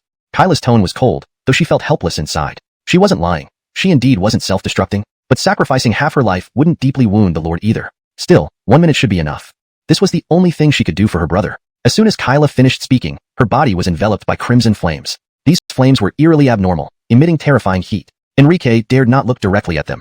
His skin burned, and his heart raced. Compared to these flames, the ones Kyla had previously summoned were mere trifles, deepening Enrique's unease. Unfamiliar with the demon's cultivation methods, Enrique couldn't verify if Kyla was telling the truth. However, seeing her display, he realized she was using a forbidden technique at great cost, which filled him with helplessness. He regretted not having acted sooner. Despite knowing Kyla treated him kindly because she saw him as her brother, her selfless act moved him. Regardless of their races, he truly wanted to protect her now. But the damnable talisman held him immobile, leaving him increasingly desperate. Would it really take a full minute to undo? 1 minute. Kyla might already be dead by then. Regardless of what Enrique thought, within just 2 breaths, Kyla reached beneath the Yin-Yang Bagua diagram. Her hands rapidly formed seals, the red aura intensifying and spreading greater heat. Arrival of the demon deity. Invisible talismans covered Kyla's body. As she uttered the final word devoutly, a flaming demon deity emerged from her hands. Initially the size of a fist, it rapidly grew larger, eventually stopping at a small hill height. With each growth, Kyla's face turned paler, losing all color. You're actually using blood to offer tribute to the Crimson Flame demon deity? That's my possession. On what grounds do you offer it to him? The Armin, initially dismissive, observing curiously what tricks Kyla had, suddenly lost his composure upon recognizing the demon deity's form. He, being an elder of the demon clan, noticed Kyla's peculiarity. He never expected such a cute girl to be so ruthless towards herself. Offering tribute to a demon deity was not like being chosen. Being chosen only indicated exceptional talent. Offering tribute required exchanging one's body and soul for the deity's power. Even without using the deity's power, its essence would reside in her heart, endlessly drawing her life force and marrow, making every moment painful. What shocked him most was Kyla's expertise. She had been offering tribute to the Crimson Flame demon deity from birth. The Lord couldn't understand why Kyla, a daughter of high status, chose this path from birth. After all, even those with exceptional talents would eventually be consumed by the deity over countless days and nights. Considering Kyla started from birth, the Lord couldn't fathom her reasons. Haha, very shocking, isn't it? Kyla's pale purple eyes had completely turned to a deep crimson, her young face bearing a trace of mockery unsuitable for her age. Worshipping the demon deity since birth would surely make any demon clan member drop their jaws in shock. Even when Kyla first learned about it, she was startled. After all, how could an infant possibly know such a malevolent cultivation method? It had only been chosen for her by someone else. On the day her father finally opened up to her, Kyla couldn't understand why, despite having a physique and bloodline that rivaled her brother's, her body had always been mysteriously weak. She frequently fell ill, and every breakthrough felt like half her life was being taken away. Over the years, this had caused her endless suffering. At that time, Kyla didn't understand why. As the daughter of the Connor who adored her so much, her father never sought out exceptional healers or experts to treat her illness. Even after she grew up and secretly sought medical help from the city lord's physicians, her father would scold her harshly. Back then, Kyla thought her father had given up on her, unwilling to waste any effort on her anymore. Only 3 days ago, as her father lay dying, did he finally reveal the truth to her. Kyla realized then that her father had always recognized only Larsding as his true child, while she was nothing more than the offspring of a lowly servant. Her very existence was to serve as a vessel for worshipping the demon deity. Her father's subsequent doting and indulgence were merely guilt-driven attempts at making amends for what he had done. Upon learning the truth, Kyla was lost and broken. She never imagined that her very birth was a laughable lie. All those years, countless nights and days, Kyla suffered unbearably due to the toll of worshipping the demon deity. How could she not harbor resentment? But seeing her father reduced to a mere skin by the Connor of Demon Suppression City, Kyla found clarity. She understood the meaning behind her father's revelation. He wanted her to use the power of the demon deity to temporarily intimidate the Connor, giving Larsding a chance at survival. She understood. If this was her fate, she would accept it calmly. She was so tired. Thinking of this, a tear glistened and fell from the corner of Kyla's eye. Useless thing, to think I wasted so much time on you. The Connor of Demon Suppression City looked at Kyla with cold, calculating eyes, as if she were already dead. Worshipping the demon deity sounded simple, but over the years, under the influence of the deity, Kyla's essence and blood had been drained dry. To him, she was just a hollow shell that offered no effect at all. Irritated, he concentrated his gaze, and the Yin-Yang 8 trigram diagram came crashing down. He even launched a shadow blood blade towards Kyla at blinding speed. Do you think I paid such a huge price just for fun? Seeing the Connor finally act a rose-pink ancient rune instantly appeared on Kyla's forehead. As Kyla finished speaking, the 100-foot-tall demon deity above her abruptly opened its eyes, locking onto the Connor of Demon Suppression City. Worshipping the demon deity from birth has made me this strong. Won't I be able to do even more in the future? Under the gaze of the crimson flame demon deity, an overwhelming authority enveloped the Connor's heart, instilling a sense of fear within him. He knew this demon deity was powerful enough to challenge him. Simultaneously, he felt fortunate that this girl's cultivation realm wasn't strong. Otherwise, the incarnation she summoned might indeed seriously injure him. Seeing Kyla display her strength, the Connor had a bold idea. If he, like the demon suppression Connor, had multiple children and used them to worship the demon deity, the power of Demon Suppression City would undoubtedly increase dramatically. Should he spare the little girl's life and study her further?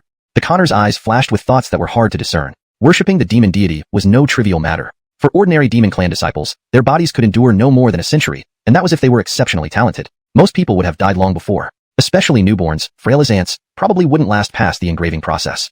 Kyla was clearly an anomaly. Moreover, she had caught the attention of two major demon deities under such circumstances. There must be some secret about her body that he didn't know.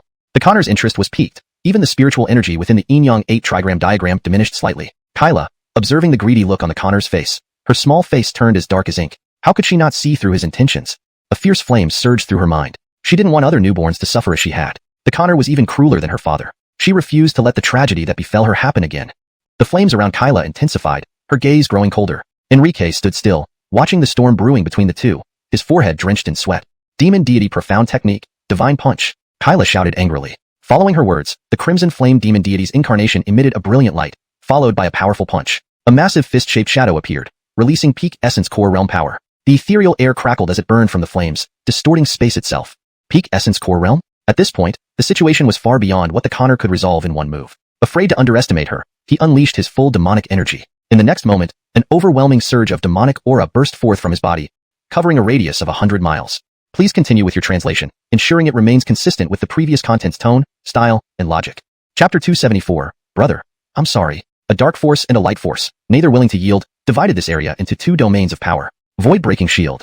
The fist of the demon god was upon them, and the Boston slowly intoned the incantation. The yin-yang symbol before him, resembling graphite, instantly split into two parts, one black and one white, combining in opposite directions to form a yin-yang shield that stood resolutely before the city lord.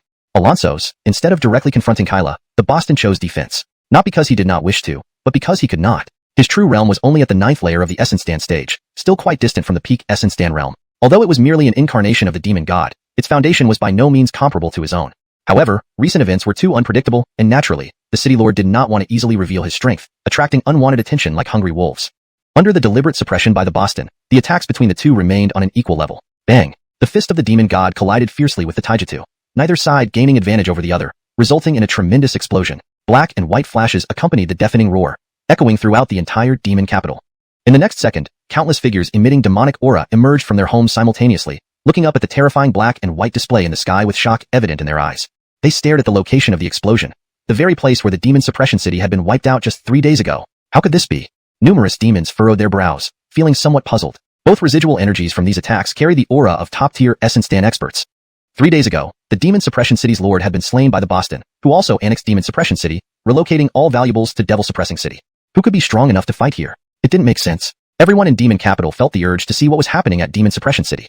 But after taking a few steps, they hesitated as if recalling something, because they couldn't determine the identities of those fighting in Demon Suppression City. The Eben ensured mutual checks among the city lords for stability in Demon Capital.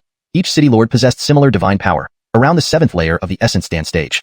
Suddenly encountering peak Essence Stand power was highly suspicious. Could it be human cultivators? But the aura was distinctly demonic. At the mansion of Slay Demon City, Andoni's clad in dark attire with flowing hair and an indifferent expression suddenly lifted his head. He seemed to pierce through the thick walls, clearly seeing the interwoven attack.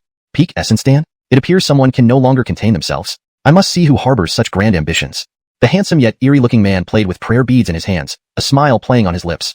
As soon as he finished speaking, the man vanished from sight. And this scene repeated throughout Demon Capital. No, I can't let this drag on. Feeling familiar energy approaching, the aura of the Boston turned gloomy. He underestimated the aftershocks produced by their battle, despite having set up barriers. Controlling them was still challenging.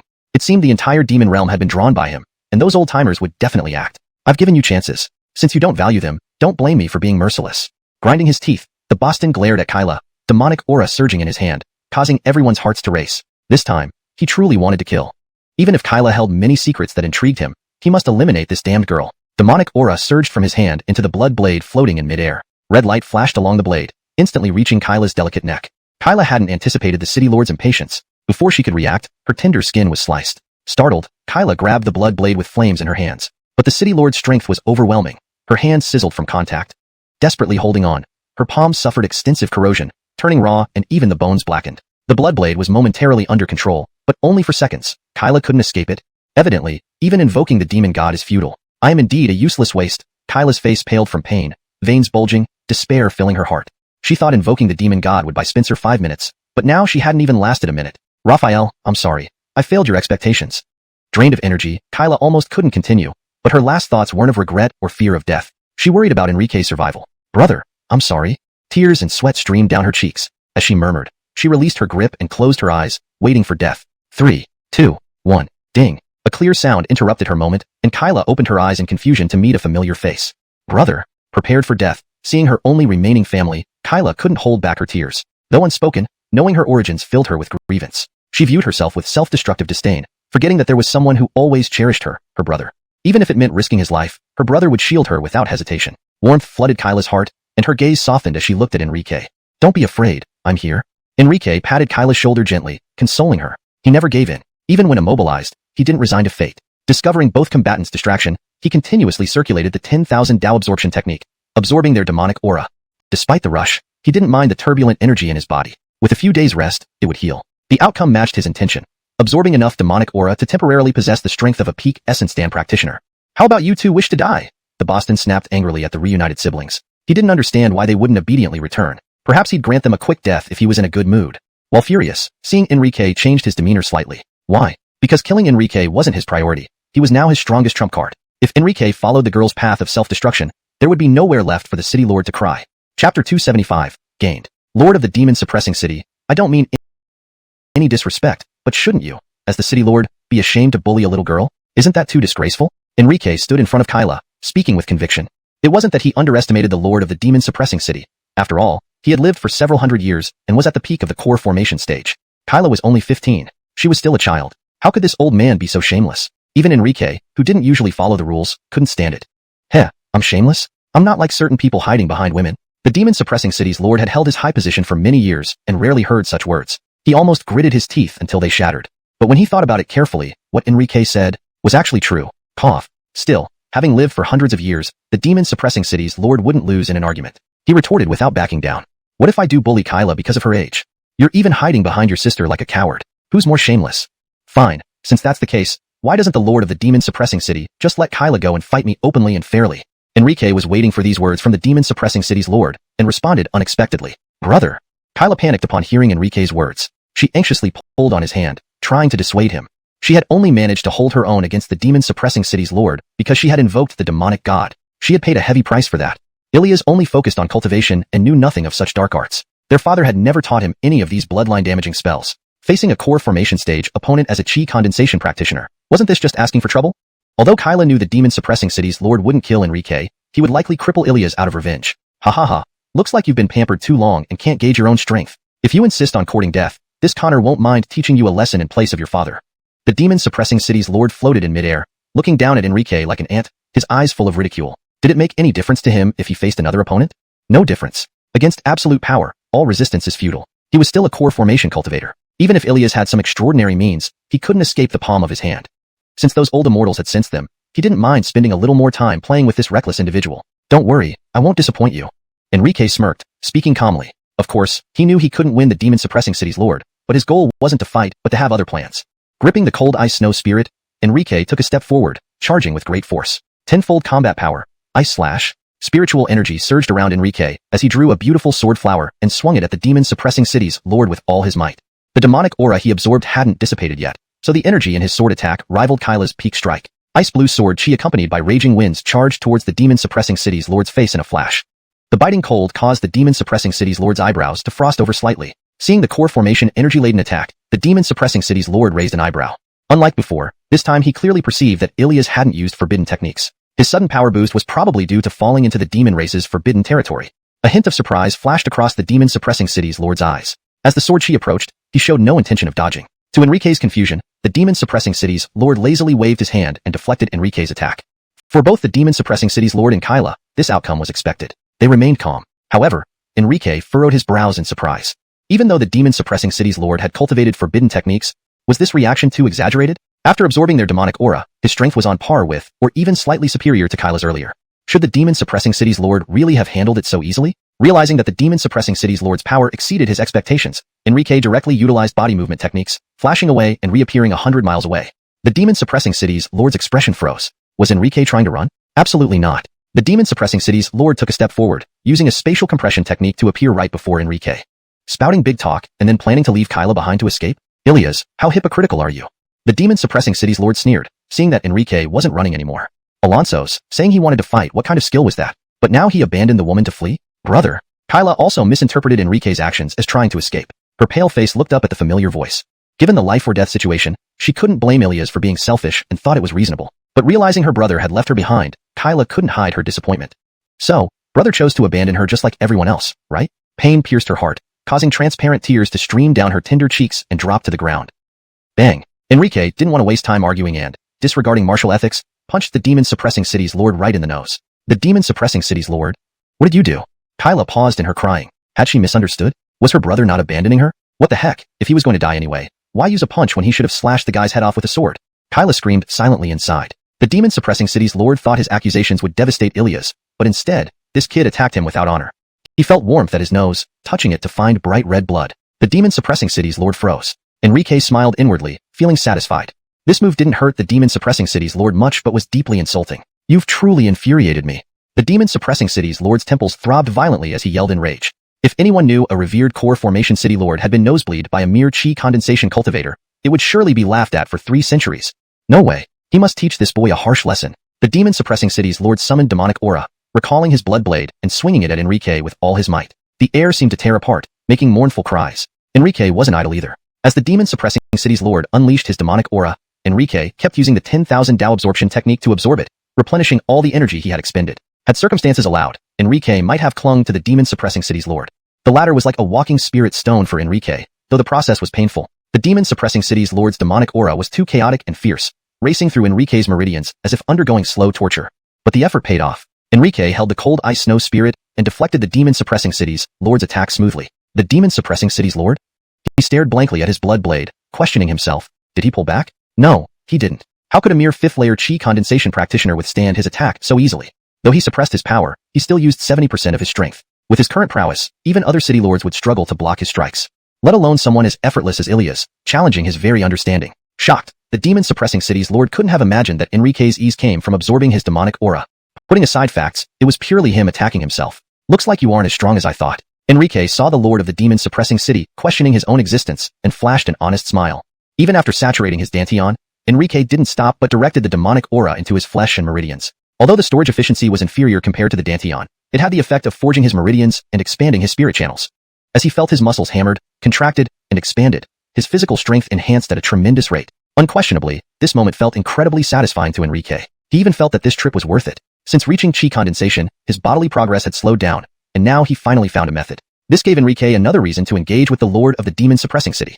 Upon fully unleashing his true strength, the lord began hacking ferociously at Enrique with his weapon. Why didn't he use techniques? Naturally, he was afraid of directly killing this small fry. Stepping back a few paces, Enrique started defending with the cold ice snow spirit. The scene instantly became lively but oddly harmonious. The lord slashing wildly while Enrique defended with his sword.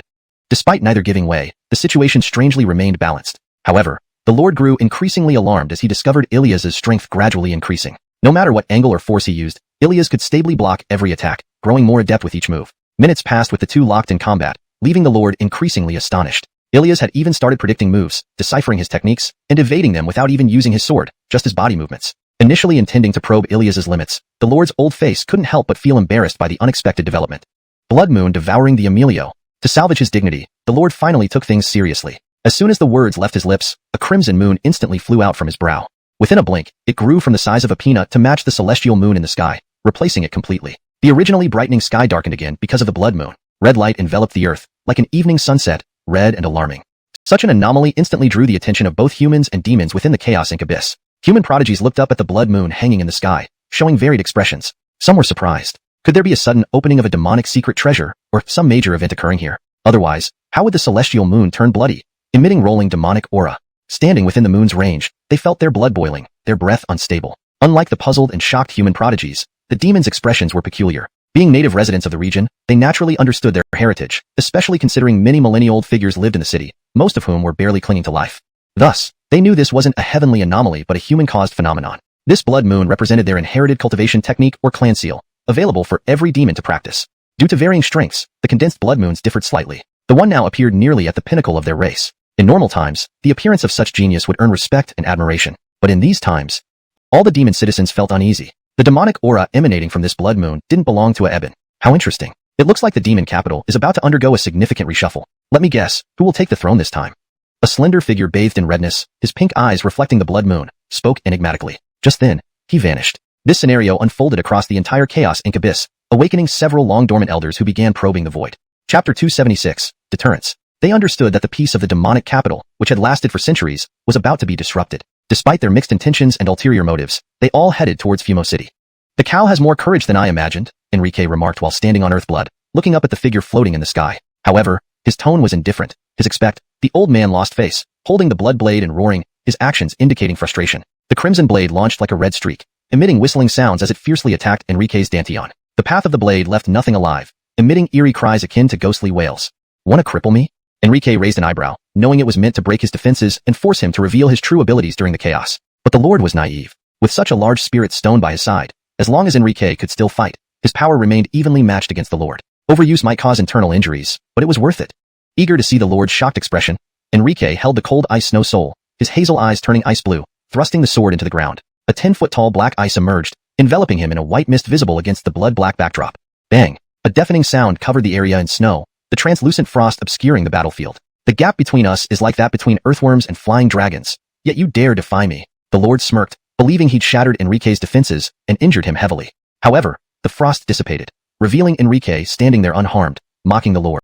"Mudworm and flying dragon? Looks like you're the one who can't see clearly. Better stay humble." Enrique shrugged, feigning concern. "You?" Shocked then enraged, the Lord's face flushed. His words seemed like empty boasts now, slapping himself in the face. Sensing something wrong with Enrique's unexpected strength, he wondered if he had been possessed by some monster from Demon Ravine, far beyond expectation. Something was very wrong. "Your turn of precedence is over, now it's mine." Ignoring the Lord's shock, Enrique stepped forward, almost face to face. "The Lord? Do you need something?" Startled, the Lord instinctively retreated to Kyla's vicinity. Humph! Kyla, despite her deteriorating state and disorientation, maintained consciousness, ready to exchange her life for her brother. Instead, she received a pleasant surprise, far exceeding expectations. Seeing her nemesis so flustered by her brother, Kyla felt vindicated. "You thought yourself invincible, controlling everyone, right? Now taste humiliation." Realizing his foolishness upon hearing Kyla's laugh, the Lord wished to punch Eddie's head. Alan thought he retained some rationality, suppressing his murderous intent. Unexpectedly, Enrique appeared before him. "Precedence is yours, so now it's mine." Enrique's eyes flashed coldly, icy blue spirit power engulfing the area. His sword intent rivaled the Lord's, shocking and mesmerizing. Caught off guard, the Lord faced Enrique, their proximity allowing thousands of exchanges in moments. Initially dominant, the Lord grew increasingly panicked as Enrique gained the upper hand. "Mad, utterly mad. What kind of monster are you?" The Lord's breath grew ragged, his complexion worsening, overwhelmed by Enrique's bold attack. Chapter 4. An unexpected turn. He couldn't understand how Eddie could be so strong. Although it seemed that the fight was evenly matched, and the Connor of Demon Suppressing City hadn't lost by much, he knew well in his heart that the stalemate was solely due to his higher realm, with the demonic energy in his body being hundreds of times greater than Eddie's. Otherwise, he would have been thoroughly beaten by Eddie long ago. Enrique was unsurprised by the outcome. After all, possessing the 10,000 Dao absorption technique, he had every reason to be proud of his strength. But neither the Connor nor Kyla were aware of this, and they watched Enrique with trepidation. "Brother, you seem stronger than I imagined." Kyla looked at the young figure holding his own against the Connor of Demon Suppressing City, her heart filled with bitterness. Only now did she realize how laughable it was to view Eddie as an enemy and dream of one day defeating him. In martial arts, a single step behind can lead to endless steps behind. Were Raphael and the clan's choice ultimately right? Kyla felt a pang in her heart, her eyes growing dimmer with despair. Meanwhile, Enrique had no time to notice Kyla's emotions, as he swung his weapon faster and faster. Their attacks moved so quickly they left afterimages. After 3 breaths, the Connor of Demon Suppressing City stared in shock at his shoulder, pierced by Enrique's blade.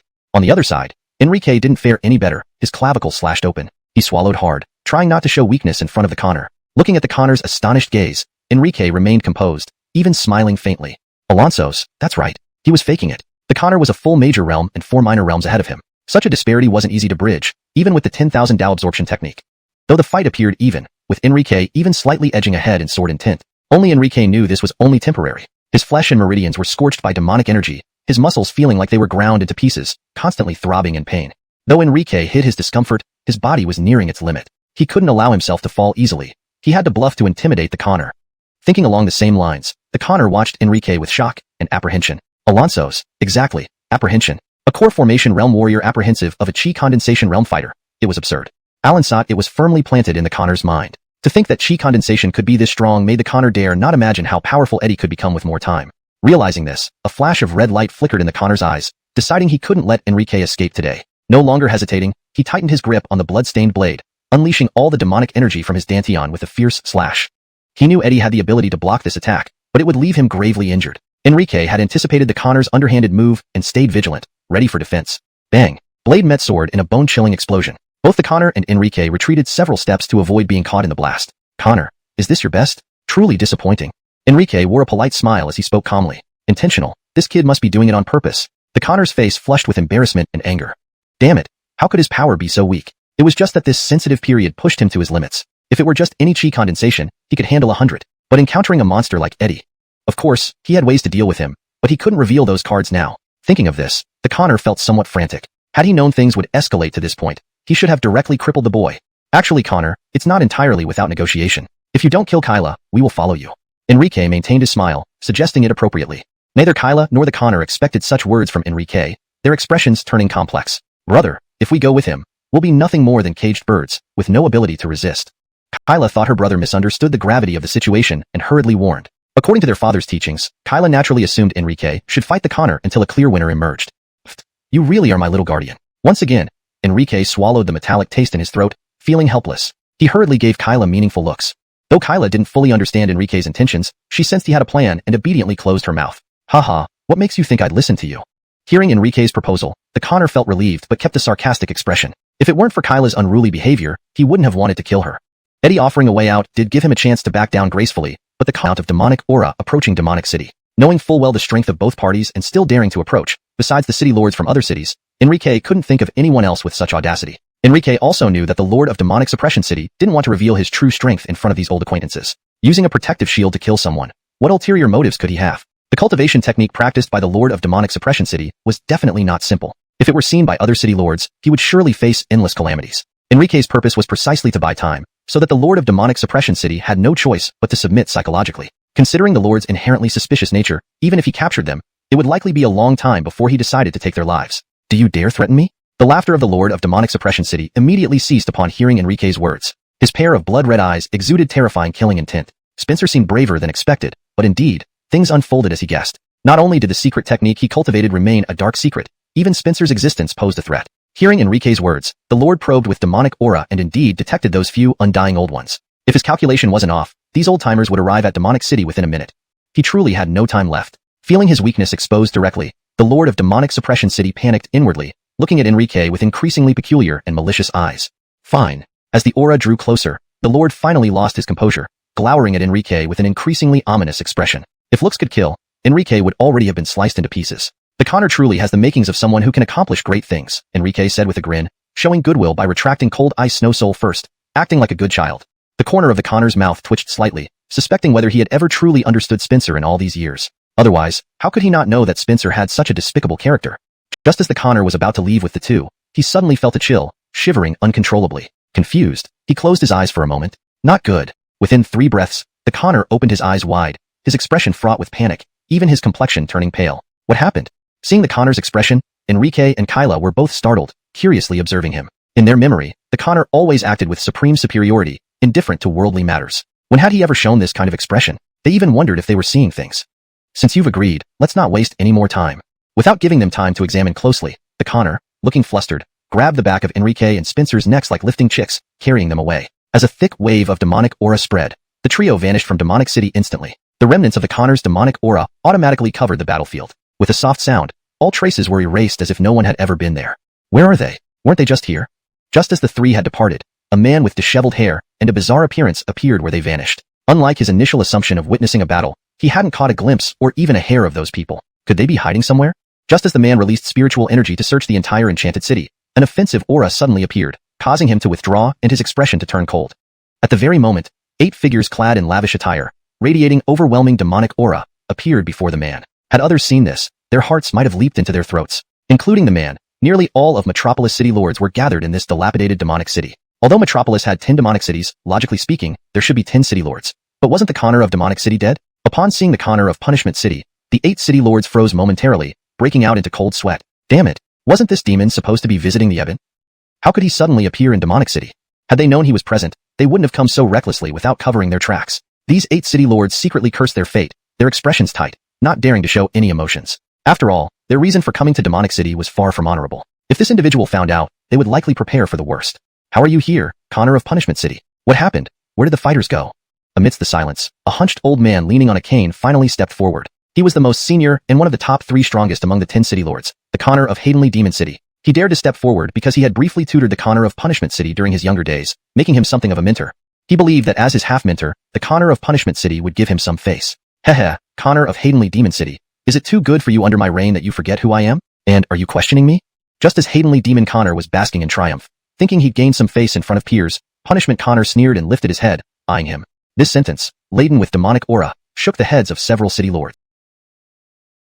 Upon looking up, they saw ice-covered layers on Hadenly Demon Connor's strange face, revealing his peak core formation Realm 9 power. The intense demonic aura pressure instantly bent their necks and backs, their legs trembling involuntarily. Other city lords' eyes widened in shock, their faces pale, yet gritting their teeth to resist. They couldn't understand how this Andonies suddenly reached core formation 9. Each layer in core formation was a huge leap, differing vastly between each level. For nearly 1,000 years, only the Eben reached core formation 9 in this demon domain. Other demonic descendants' talents and bloodlines seemed to vanish once they entered core formation realm, making breakthroughs incredibly difficult. Therefore, even as high-ranking officials, they remained at core formation 7. To their knowledge, only one ancestral demon was stronger but was only at core formation 8, nearing the end of his lifespan and forced into a coma to sustain himself. Thus, core formation 9 experts were almost unseen among the demons of this domain. They didn't know what day it was today to see 2 such experts emerge. It signified not just a realm, but enough power to shake the entire demonic race. Most alarming was their original plan to overthrow this decaying dynasty. Who would have thought the son of the Eben would reach level 9? It made their position extremely awkward. After all, they hadn't seen the Eben for 1,000 years. Even the younger generation considered him an ancient legend. They couldn't determine his current strength, knowing he was at peak core formation 9 1,000 years ago, only one step away from the legendary realm. They dared not bet on it, especially with the emergence of the Connor of Punishment City. How shocking! Are you planning something? The Connor of Punishment City's expression flickered unpredictably, saying softly, Haha, Briar, how could you? Seeing your breakthrough, we are truly overjoyed. The demon race has successors. Alonso's Briar, we were just too astonished. Why didn't you inform us earlier so we could congratulate you? Indeed, Briar is not being fair. Such a significant event was kept hidden from us. It must be celebrated properly.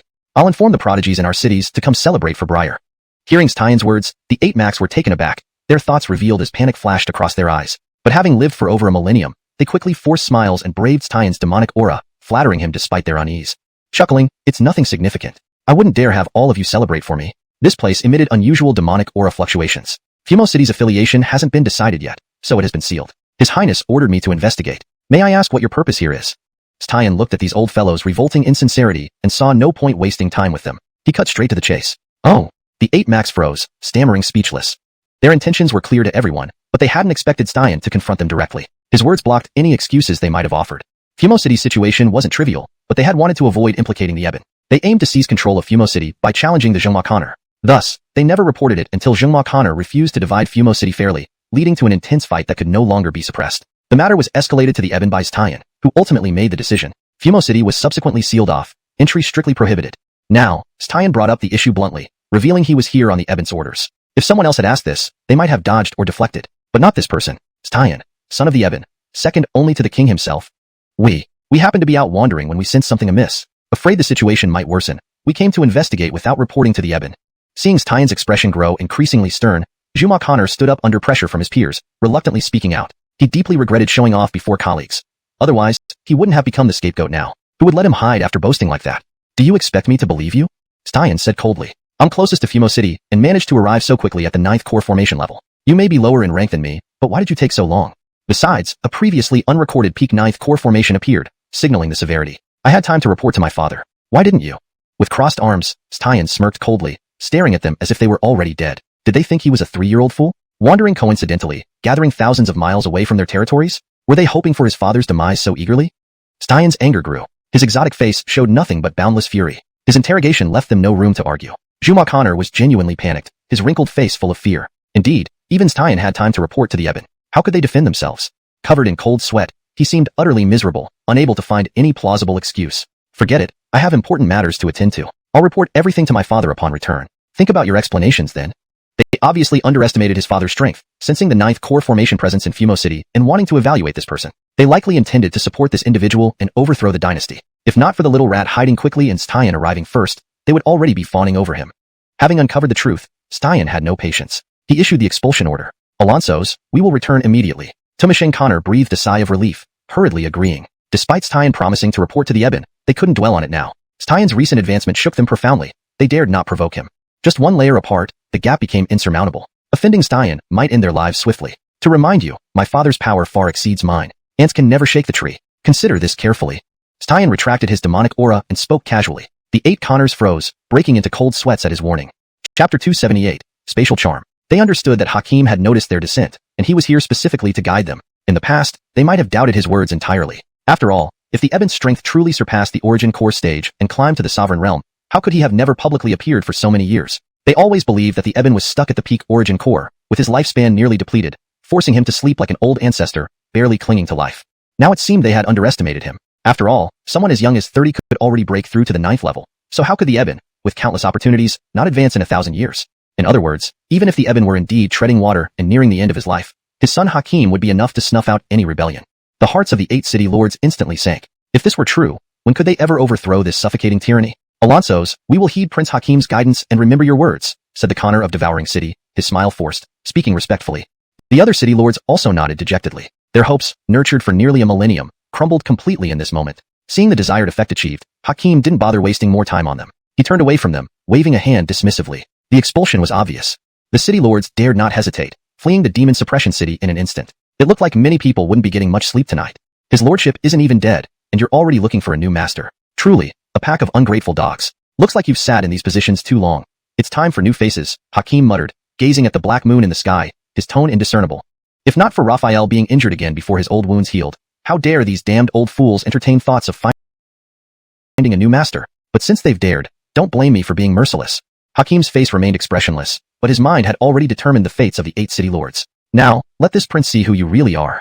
Deciding this, a golden light flashed around Hakim. Instantly, golden demonic aura erupted from his body. His demonic aura was extremely pure and dense. Though intangible, it seemed to have condensed into liquid. Like molten gold, it flowed down and spread throughout the entire Demon Suppression City, leaving no corner untouched. Demon Suppression City transformed instantly, appearing as if built of gold, radiating brilliant golden light. Not here, not there. How can it be completely gone? Hakim had been confident he could catch the small rats soon, but after 10 minutes, his face grew increasingly grim. Once he finished inspecting the last corner, his face darkened like ink. How is this possible? I sealed the entire city using the demon charm Raphael gave me before coming. How could they be gone? Hakim withdrew the demonic aura, puzzled. From the moment he sensed that aura, he pursued it from the Connor's mansion to the Demon Suppression City. Even upon arrival, he clearly sensed 3 auras, which vanished the second he appeared. To prevent their escape, he used the Demon Suppression City command token given by Raphael to seal the entire city. No one could enter or leave without his permission. Alansat, despite such precautions, the 3 were still missing, with no signs of struggle. If not for his clear perception, he would have thought he was dreaming. This shouldn't happen. Did they vanish into thin air? Hakim frowned deeply, a bad feeling growing stronger. Could it be that his father's efforts over a millennium protecting the demon realm ultimately benefited others? Hakim felt infuriated, but quickly dismissed the thought. As the Eben's son, possessing boundless abilities, he couldn't trace these 3 people. What realm must that sudden interloper possess? The more Hakim thought, the more alarmed he became. Stepping back, the golden light retracted into his body. No, I need to report this to Raphael immediately. Realizing the gravity of the situation, Hakim vanished instantly from Demon Suppression City. Thankfully, I inscribed a spatial charm in Demon Suppression City beforehand. Otherwise, we'd be in real trouble today. On the other side, the Connor of Demon Control City arrived at a towering, elaborately decorated building, breathing a sigh of relief. This was, of course, his own mansion in Demon Control City. Enrique, carried by the Connor, glanced at the luxurious mansion with mixed feelings. He couldn't help but notice how the seemingly frugal Connor lived in such opulence. Compared to Demon Suppression City, it was like heaven and earth. If Demon Suppression City's mansion were placed next to this, uninformed people would assume it was the Demon Control City's restroom. He wasn't exaggerating. Gems and spirit stones adorned the exterior, with spirit stone bricks laid outside. It was almost like wearing new money on their face. Vile rich people. Enrique, eyeing the enormous spirit stone lion twice his size at the entrance, remarked. It seemed he'd have plenty to do in the coming days. Visiting someone's home and not taking something would be unthinkable. He loved these brainless rich folks. They made him feel suddenly wealthy. Meanwhile, the Connor stood at his own doorstep, unaware of Enrique's glittering eyes, his heart trembling. He hadn't expected such a small action, revealing just 5 layers of his strength, to draw the attention of the Eben's son. He had planned to take advantage of the Eben's injury, striking unexpectedly. Now that his plan went awry, attracting the Eben's son, it would proceed far less smoothly and easily discovered. A millennium of planning disrupted. The Connor struggled to accept this, his anger burning his heart. Kyla, held in the other hand, woke up from her daze at the Connor's violent movements. Opening her eyes, she saw Dorian's gleaming eyes. Confused, Kyla followed his gaze to a pile of glowing spirit stones. She couldn't help laughing bitterly. With their family and kin dead, her brother was practically drooling over these rocks. Look at you, shameless. Anyone would think our demon suppression city has mistreated you. How embarrassing. Kyla scolded Enrique through her pale lips. They ranked among the top 3 magic cities, with resources equal to Demon Control City. They simply prioritized cultivation resources over wealth. Dorian, with the most resources, could have easily built a magnificent mansion with just a fraction of what he had.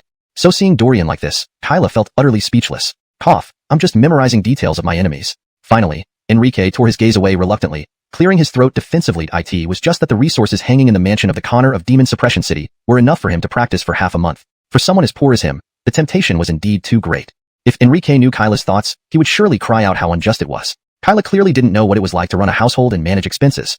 Haha, you better do so. In the past, though Kyla looked down on her brother, she always believed in his words. But seeing Dorian now, looking so loath to part with the treasures, she couldn't help but find it hard to believe him. After all, he seemed eager to put all the spirit stones from the Demon Suppression Connor's mansion into his pocket. Are you two ever going to finish? Do you really think my temper is good?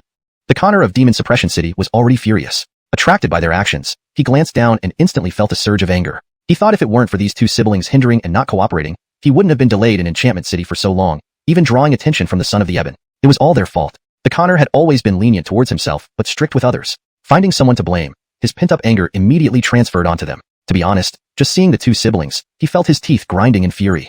If Enrique knew the Connor's thoughts, he'd probably tap his head and ask if he was all right. Wasn't it because this old man wanted to get something valuable from them that he wasted so much time probing them? How could anyone expect them to obediently wait to be killed? But Enrique could only think about it inwardly. After being caught by this old villain, he and Kyla had been placed under a spell that restrained their magical abilities. With severe injuries and no means to defend themselves, they were weaker than ordinary people. Enrique could undo the spell, but he needed time to study it properly and rest his body. Although his wounds looked less serious than Kyla's, the internal damage to his blood vessels and meridians was severe due to overabsorption of magic energy beyond his body's capacity. They would take at least 5 days to heal.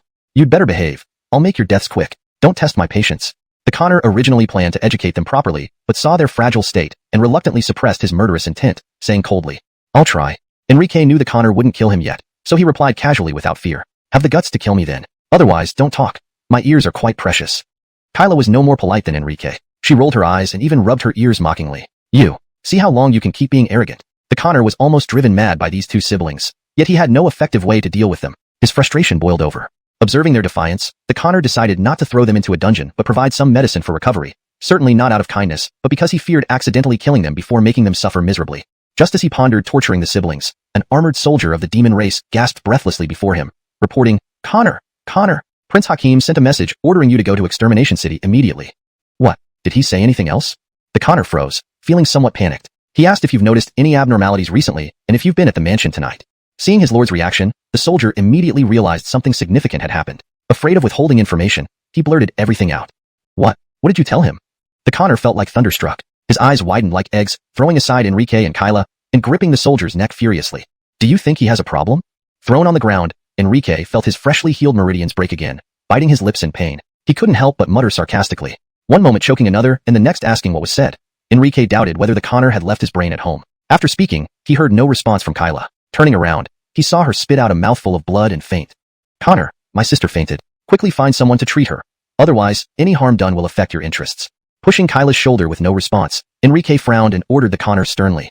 Shut up. Tell me what you told the prince. Answer me quickly. Do you want me to kill you? Fear gripped him. Realizing millennia of efforts might crumble in a moment. Clutching the soldier's neck, he shrieked hysterically. He truly panicked, almost crushing the soldier's neck. Cough. The soldier's face turned red, struggling desperately and pointing to his mouth. He wanted to speak, but the Connor should give him a chance. Hashtag chapter 279, past events. Speak quickly. If I find out you're holding back even a single word, your body will be hanging from the beams of the Connor's residence today. Seeing the demon soldier's reaction, the Connor of Demon Suppressing City realized what he had done and quickly loosened his grip, asking in a hurried tone. The moment the Connor released him, the demon soldier collapsed on the ground, his face turning purple and blue as he gasped for breath like a fish out of water. Cough, cough. My lord, my rank is lowly, and I don't know where the Connor has gone. After taking a couple of deep breaths, the demon soldier, fearing that the Connor would lose patience, hastily spoke up. This? Enrique, upon hearing the demon soldier's words, immediately turned around, his face filled with shock as he stared at the nearly dead demon soldier.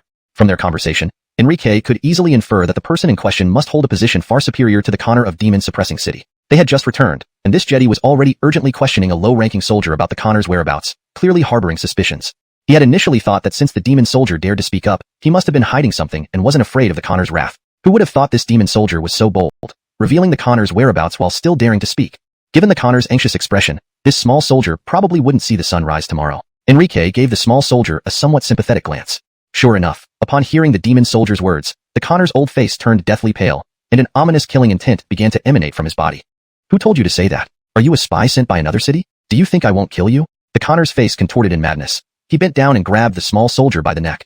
The appearance of all realms had already been unexpected. Now, this unknown suspicion fell upon him. He had killed the Connor of Devil Suppressing City, which had already drawn disapproval from all realms.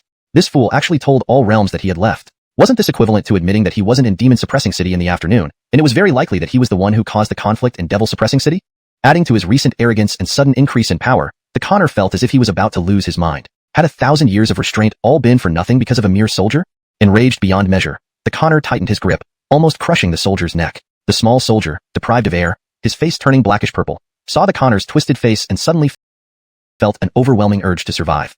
No, Lord Connor, you can't kill me. Cough, cough. I am already under the command of His Highness all realms. If you kill me, His Highness will not let you off.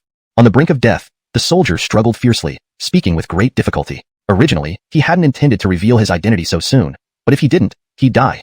As long as he reported the Connor's reaction to His Highness, all realms would, given his benevolent nature, certainly not make things difficult for him. He might even reward him. What did you say? Upon hearing the soldier's words, the Connor was completely stunned, a chill running down his spine. Although this small soldier held a low rank, he was part of the gate guard team, and he always acted boldly, never hiding his ambitions even in front of his own people. These guards knew many of his secrets. He couldn't tell whether this person was originally a spy sent by all realms or someone who betrayed him later. Regardless of the case, the Connor couldn't imagine bearing the consequences. Thinking this, the Connor felt a cold dread wash over him, and he instantly released the soldier's neck. So, you betrayed me? The Connor's face was filled with anger, the veins on his temples pulsating wildly. By not directly asking if he was a spy planted by all realms, he hoped to avoid alerting him and figure out his true allegiance. Cough, cough. Hasn't Lord Connor already figured it out? Since everything was out in the open, the soldier stopped pretending. He viciously tugged at his collar, saying arrogantly, "Why, I considered myself to be fair to you." Seeing the soldier admit his betrayal outright, the Connor finally breathed a sigh of relief, though still puzzled. In his view, though he was ruthless and cruel, he always pampered his close followers. Their treatment far exceeded that of guards from other cities by 100-fold. The Connor couldn't understand why this man betrayed him. Haha, has Lord Connor forgotten me? I am Gray, once a loyal follower. At this point, Gray's face was filled with derision. It seems Lord Connor truly forgets things easily. Have you forgotten how you became Connor? Upon seeing the puzzled look on the Connor's face, Gray laughed in frustration. He had been ruined by this shameless man, suffering endlessly in pain. Yet the culprit forgot him after turning around. Could there be anything more insulting than this? Gray? The name sounded familiar to the Connor. After racking his brain, he finally remembered who the man before him was. Gray had followed him even before he became Connor, a demonic general who committed a grave offense and should have been executed. But because of Gray's past loyalty, the Connor spared his life, stripping him of his powers and making him retrain as a gate guard.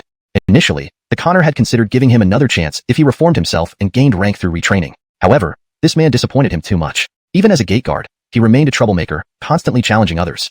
After being disciplined several times, Gray finally settled down and focused on his work. The Connor hadn't changed his thoughts until now, but over 1,000 years, Gray had become too insignificant, and with the Connor being busy, he had forgotten all about this. You committed unforgivable sins, and I spared your life. Alan sought you harbor resentment and betray me? The Connor's body radiated bone-chilling coldness, looking at Gray with ice-cold eyes, wishing to grind him into dust. Haha, I've seen plenty of shameless people, but none as shameless as you. My supposed unforgivable sin was defending myself against your illegitimate son's insults and challenges. I beat him half to death in a life-or-death duel. Gray hadn't wanted to argue with the Connor, but hearing such shameful words, he couldn't contain his anger and disgust. Memories flashed back to 1,000 years ago. 1,000 years ago, he wasn't a mere gate guard but the second son of one of the top 7 demonic families in this domain. Back then, young and spirited, he inherited his father's bloodline talents and was highly regarded by his family. Thus, at 20, he was sent to the army to build military achievements, aiming to one day compete for the Connor position. But who would have thought, young and immature, he misjudged people and befriended Mitchell, who was also training in the demon army. At that time, Mitchell was just an orphan soldier with no background. Gray admired Mitchell's strength and character, becoming his closest brother. Mitchell took Gray under his wing, giving him numerous opportunities and protecting him. Under Mitchell's protection, Mitchell's status and power rose rapidly, eventually surpassing Gray in every way. Alan sought Gray never envied him but genuinely rejoiced in Mitchell's success. After all, in his heart, Mitchell's existence was even more important than his own flesh and blood brothers. He believed that with Mitchell's strength, he deserved these honors. In the days that followed, Mitchell fully revealed his talents, racking up more and more military achievements and becoming increasingly valued by the higher-ups. The gap between the two of them grew wider and wider. By the time of the Connor competition, Gray had only managed to reach the first level of condensing chi. This level of strength was considered a prodigy among the younger generation of demons, but the demon race was vast, with many talented individuals. Over 1,000 candidates competed for the Connor position, each one an elite among demons. Gray, although a prodigy, did not rank within the top 20, while there were only 10 positions for Connors, making his chances very slim. At that time, Mitchell had already reached the 8th level of condensing chi, becoming the biggest dark horse in the competition. Back then, Gray was quite foolish and never considered that his family would give him an advantage. He thought it was impossible for him to obtain the Connor position. Thus, he decisively dismissed this idea and chose the path of supporting Mitchell, staying by his side to help him win the position. At that time, Gray thought that since he and Mitchell were the best of brothers, and now he made such a sacrifice, Mitchell would surely be deeply moved and treat him and his family well in the future. Upon learning Gray's thoughts, his family was extremely unwilling. After all, people can change. Without blood ties, who would be willing to use their entire family's efforts to help someone? Though they were reluctant, Gray's daily persuasion and steadfast attitude finally forced them to compromise reluctantly. In the Connor competition, if it weren't for Gray and his family's selfless contributions, Mitchell would never have secured the Connor position. After Mitchell became the Connor, Gray naturally stayed under him. Initially, as expected, Mitchell treated Gray exceptionally well out of gratitude and guilt for his support. Gray's status in Devil Suppressing City could be compared to that of a deputy Connor, second only to Mitchell and revered by everyone. His prospects seemed limitless. Gray often marveled at how he hadn't been wrong about Mitchell. Little did he know that Mitchell's kindness lasted only 50 years. On the day everything changed, Gray was walking through Devil Suppressing City with his wife and daughter. Who would have thought that Mitchell's illegitimate son would suddenly appear? Not only did he show no respect for Gray as his elder, but he also insulted Gray, verbally abusing him and demanding that his wife and daughter serve him at his residence. Respecting Mitchell, Gray restrained his anger and only scolded him. But this boy didn't know when to stop, continuing to hurl insults and physically harassing Gray's family. Enough was enough. In a fit of rage, Gray kicked the boy away. Who knew the Andonis would become even angrier, demanding a death match and taunting Gray relentlessly. As someone comparable to a deputy Connor, pampered for 50 years, when had Gray ever endured such humiliation? And from an illegitimate son, no less. In a heated moment, Gray accepted the challenge, signing the death contract. A century older, Gray had a significant advantage over the boy. Gray thrashed him mercilessly until the boy was wailing and bleeding profusely. Even in his fury, Gray showed restraint, knowing the boy was technically his nephew. Though the boy appeared grievously injured, it was only superficial. A few months' rest would heal him completely. Having done this much, Gray took his wife and daughter home, expecting Mitchell to visit and apologize for his unruly son. Gray even asked his wife to prepare extra dishes. But instead of Mitchell, thousands of demon soldiers arrived. Before Gray could react, they attacked his family mercilessly. Fighting back out of necessity, Gray was overwhelmed, unable to fend off so many attackers. Despite his efforts, he could not protect his wife and daughter as his injuries piled up. Eventually, battered and exhausted, he could no longer shield them. Right before his eyes, his wife was struck through the heart by a demon soldier. Gray's heart nearly exploded with anguish as he watched his beloved wife fall to the ground, brutalized by those beasts. Unable to bear the shock, Gray fainted. Upon waking, he found himself imprisoned in a death cell, his former subordinates now treating him with disdain. His mind reeled, trying to comprehend what had happened. Just then, Mitchell, surrounded by 100 men, appeared before him. Seeing this, Gray burst into tears of joy, ready to tell Mitchell about the injustice he had suffered, hoping for vengeance. But Mitchell spoke first, his words chilling Gray to the bone. Gray has wielded too much power, using his military achievements to rebel and kill the young Connor. Given his lack of major offenses previously, you will be spared. However, your crimes are unforgivable. From this moment on, you will lose your identity and name, have your demonic bones extracted, and your cultivation nullified. You will be demoted to watch over my courtyard. Gray felt like he had plunged into an icy abyss. Chapter 280, Heartbreak. After hearing these words, Gray felt as if struck by lightning. That scoundrel was merely a bastard son that Chevy had just brought back recently. How could he possibly be the young lord of the city? He had never heard Chevy mention him before. Moreover, he had clearly held back and only inflicted superficial injuries on the boy, never intending to harm his life. How could this result in the death of the young lord? Even taking everything into consideration, he had made so many sacrifices for Chevy and had been provoked at every turn by that bastard son. He had even initiated a life or death duel. Killing him would have been justified. On what grounds did Chevy have the right to execute him? Stripping him of his identity and name, Chevy had reduced him to a lowly slave. Gray was utterly stunned. He dragged his bruised body toward the iron cage, struggling to open his mouth to explain. But Chevy only gave him a cold look and extended his hand. Gray's hopes soared, believing Chevy still trusted him after their years of camaraderie and had changed his mind, whom he had never met nor remembered. The severe punishment against Gray wasn't because he had killed his son, but because Gray enjoyed immense popularity among the people, even surpassing Chevy's influence within the demon army. As the ruler of the city, Chevy couldn't tolerate any subordinate overshadowing him. Alansat, this man was his good brother Gray. Gray, the fool, likely never knew that Chevy had never considered him a friend. He only tolerated and feigned friendship due to Gray's status. Chevy viewed his protection and gifts as humiliating, but Gray treated him kindly and even relinquished power struggles, supporting him with his family. Chevy's feelings of disgust, gratitude, and suspicion clashed within him, forcing him to endure. Until Gray killed his bastard son. Learning this news, Chevy felt relieved. The rumors claimed Gray's mercenaries had forced his son to kneel, and when the boy refused, Gray brutally assaulted him, dragging him to a death arena and killing him. Knowing Gray's character, Chevy realized this was unlikely, but it mattered little to him. Finally, he had an excuse to remove the thorn deeply embedded in his heart. So, perhaps there was a misunderstanding. Why didn't you explain afterward? After all, we are brothers through years. Chevy shifted topics, appealing to their long-standing relationship. Ha, Chevy, you're as hypocritical as ever. Did you ever give me a chance to explain? You've always acted this way. My family's fate is clearer to you than anyone. Despite knowing the truth, seeing Chevy's facade still pierced Gray's heart. He responded bitterly, unable to contain his contempt. He didn't trust Chevy, refusing to seek explanations. Gray believed Chevy had been misled by others and misjudged him. From the day he was cast out, he waited daily outside the Lord's manor, hoping to catch Chevy and explain. But Chevy never left the manor. Days turned into years. Chevy intentionally avoided him. Alonso hours later, Gray harbored doubts about Chevy's intentions but had no means to confront him face to face, being merely a gatekeeper who couldn't access the inner courtyard. Even attempting to sneak in, his weakened state made it impossible to bypass the guards.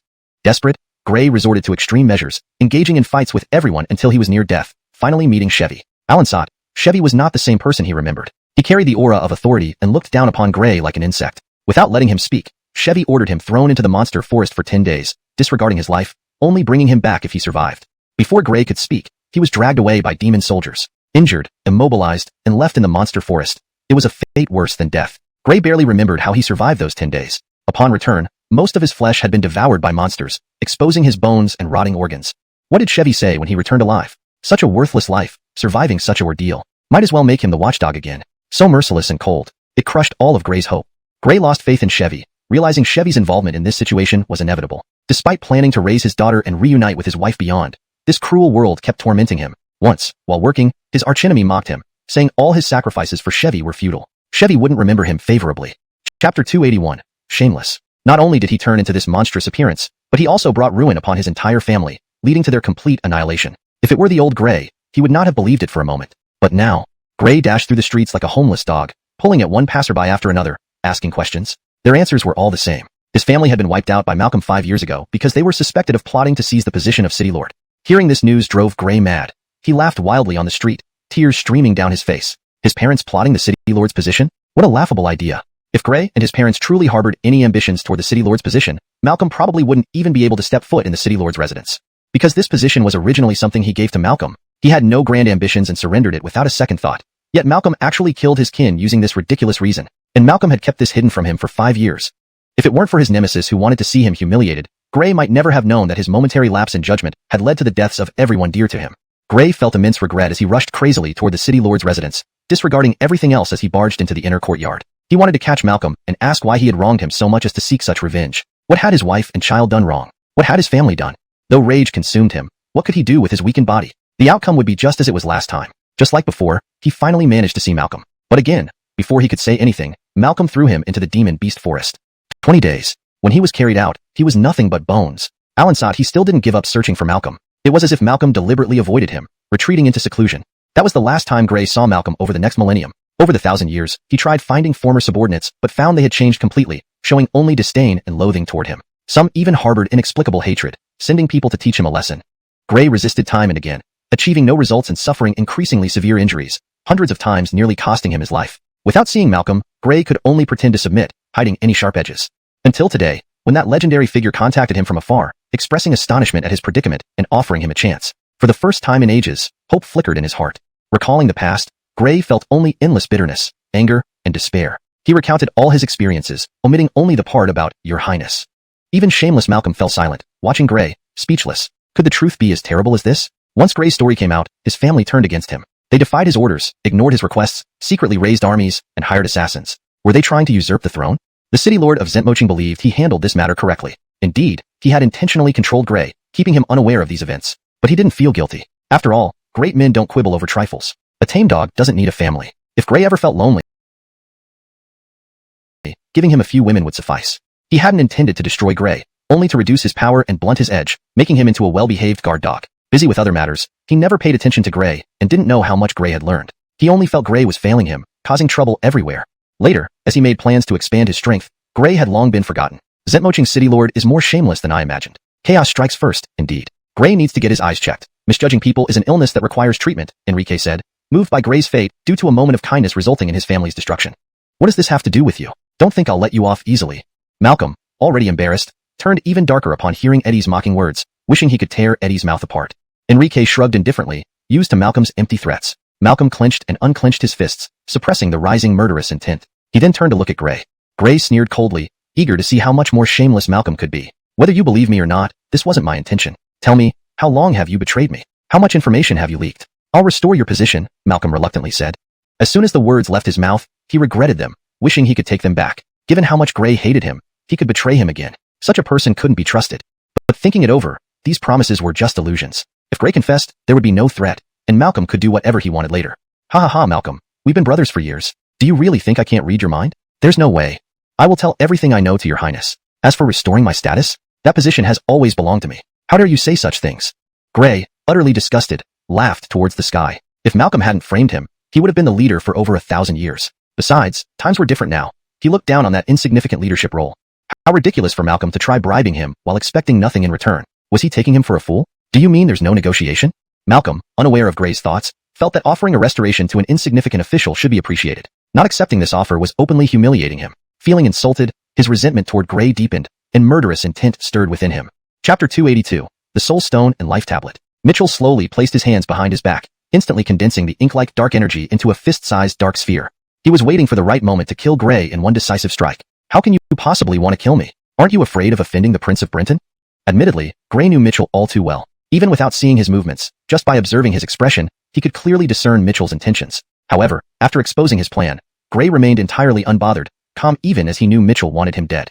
Take these two useless trash to the death cells, send the chief physician to treat them, but do not let them die. Mitchell thought Gray was feigning calmness. Glancing at Jerry, who held Marlowe and stared coldly at him, Mitchell spoke in a cold voice. Though Marlowe had expended all her bloodline strength and potential, the secrets she carried were still worth investigating. He couldn't let them die so easily. Moreover, the techniques and conversations that would follow were not meant for these two siblings to hear. Though they wouldn't live long either, this was one of Mitchell's most significant secrets, and he didn't wish for a third person to know. Alonso, sir. Immediately following Mitchell's command, 3 men clad in night attire, faces covered by demonic beast masks, appeared beside Mitchell with bursts of dark energy. They kneeled, paying their respects before grabbing Jerry and Marlowe by their shoulders. With the rise of 3 strands of dark energy, the 5 vanished from the demon suppression Connor's residence. Mitchell remained cautious despite the irrelevant personnel being gone, waving his hand casually to create a black barrier enclosing them, rendering them invisible and inaudible from outside. Hee, so cautious. It seems you found a way to kill me without Prince Brenton noticing. Are you really this confident, no longer willing to struggle? Gray raised an eyebrow at Mitchell's actions, taunting him with interest. You said there's no room for negotiation. Do you expect me to let you go knowing full well you'll betray me? Of course, I have a method to ensure Brenton remains unaware. After all, the person is the same. Only the heart has changed. Mitchell smiled cruelly, lifting the dark sphere as if about to claim Gray's life. Since he had prepared to kill Gray, he didn't mind explaining himself. Just as he said, having made up his mind, he already had a solution. The soul exchange technique was his assurance. This technique, discovered alongside secret methods, did not possess rank or realm but was considered saint rank through Mitchell's calculations. Although almost non-attackable, its effects were godlike. Its primary function, as its name suggests, was soul exchange, extracting one soul and replacing it with another, keeping the body the same but altering its core. Such a technique was both merciless and difficult to detect, thus earning Mitchell's high praise. However, although the soul exchange technique was powerful, he rarely used it. In 1,000 years since obtaining it, he used it only once, merely to test its power. His unlucky victim was none other than the deceased demon suppression Connor's most trusted and loyal subordinate. The results exceeded expectations. The man hadn't even reacted when Mitchell extracted his soul during conversation, replacing it with a loyalist soul. The success left Mitchell elated. The soul-exchanged individual continued serving in Demon Suppression City, gathering information for him over centuries, revealing crucial secrets and vulnerabilities of the city and its lord. His deep understanding of Demon Suppression City contributed significantly to his smooth annexation and extermination plans. He believed such a godlike technique would enable him to become the new Sergio within 100 years, ruling over all devils. But reality was stark. Despite its power, the soul exchange technique had limitations and side effects. It could only be used on individuals 2 realms below him. If the target was only 1 realm above, the spell would fail and result in severe consequences, even stripping away the soul. Additionally, using the technique successfully led to suppression of dark energy for a whole month, drastically weakening him, akin to a commoner, until recovery. When Mitchell woke the second day unable to use any magic, his fear was immense. To avoid detection, he forced himself into seclusion for a month. Few knew his real reasons, fear of someone capitalizing on his weakened state. But what truly terrified him was the damage it inflicted upon his original divine soul. As a spirit user, divine soul strength was paramount, influencing longevity and breakthroughs. Post-condensation of air elements, divine soul power determined future milestones like breaking into the essence pill realm and resisting heart demons. Mitchell understood the divine soul's importance, always cautious. One use shattered his divine soul. Healing took 3 centuries with numerous elixirs. Recovery was painfully slow. A millennium of cultivation brought him to 9th layer essence pill, but his divine soul barely improved. A crushing blow for someone aiming to break through. Thus, due to its terrifying side effects, Mitchell seldom entertained thoughts of using the soul exchange technique. Until today, Mitchell was helpless. Gray was too troublesome, knowing too many secrets. Once loyal, Gray's devotion had turned, making concealment impossible. If he allowed Gray to leave, it would be no different from letting a tiger return to the mountains. Killing Gray outright in front of Brenton would raise suspicions. Claiming execution for mistakes would be too suspicious. His millennium-long plans were nearly realized. He couldn't risk exposure now. After much deliberation, Mitchell decided to use the soul exchange technique on Gray. Though the consequences were grave, he was no longer the same. Gray, stripped of dark energy, was just a human. Using the technique would allow him to plant Gray as a mole within Demon Extermination City. The more Mitchell fought, the more confident he grew. The dark sphere inches away from Gray. It seems you're quite confident, Connor. However, I must remind you that my soul stone was in His Highness's hands yesterday. Go ahead and make your move. I'll wait for you in hell. As Mitchell was about to deliver the killing blow, Gray's lips curled into a mocking smile, his voice filled with disdain. Did he fear death? Gray did not fear it. To him, death was not pain but liberation. The millennia of injustice, bullying, humiliation, and loneliness had already made him thoroughly disillusioned with this world. Gray had never considered suicide because his hatred ran too deep. The lives of his wife, daughter, and hundreds of family members, all lost because of him, weighed heavily on his conscience. How could Gray dare to die? Every time he closed his eyes, their faces would flash before him. In his dreams, they either blamed or encouraged him. Yet their images gave him strength to endure for 1,000 years. He dared not die in such a pathetic manner, lest he face the deceased relatives he had betrayed. He wanted to kill Mitchell, but in his weakened state, how could he hope to defeat Mitchell, a 7th-layer essence pill cultivator?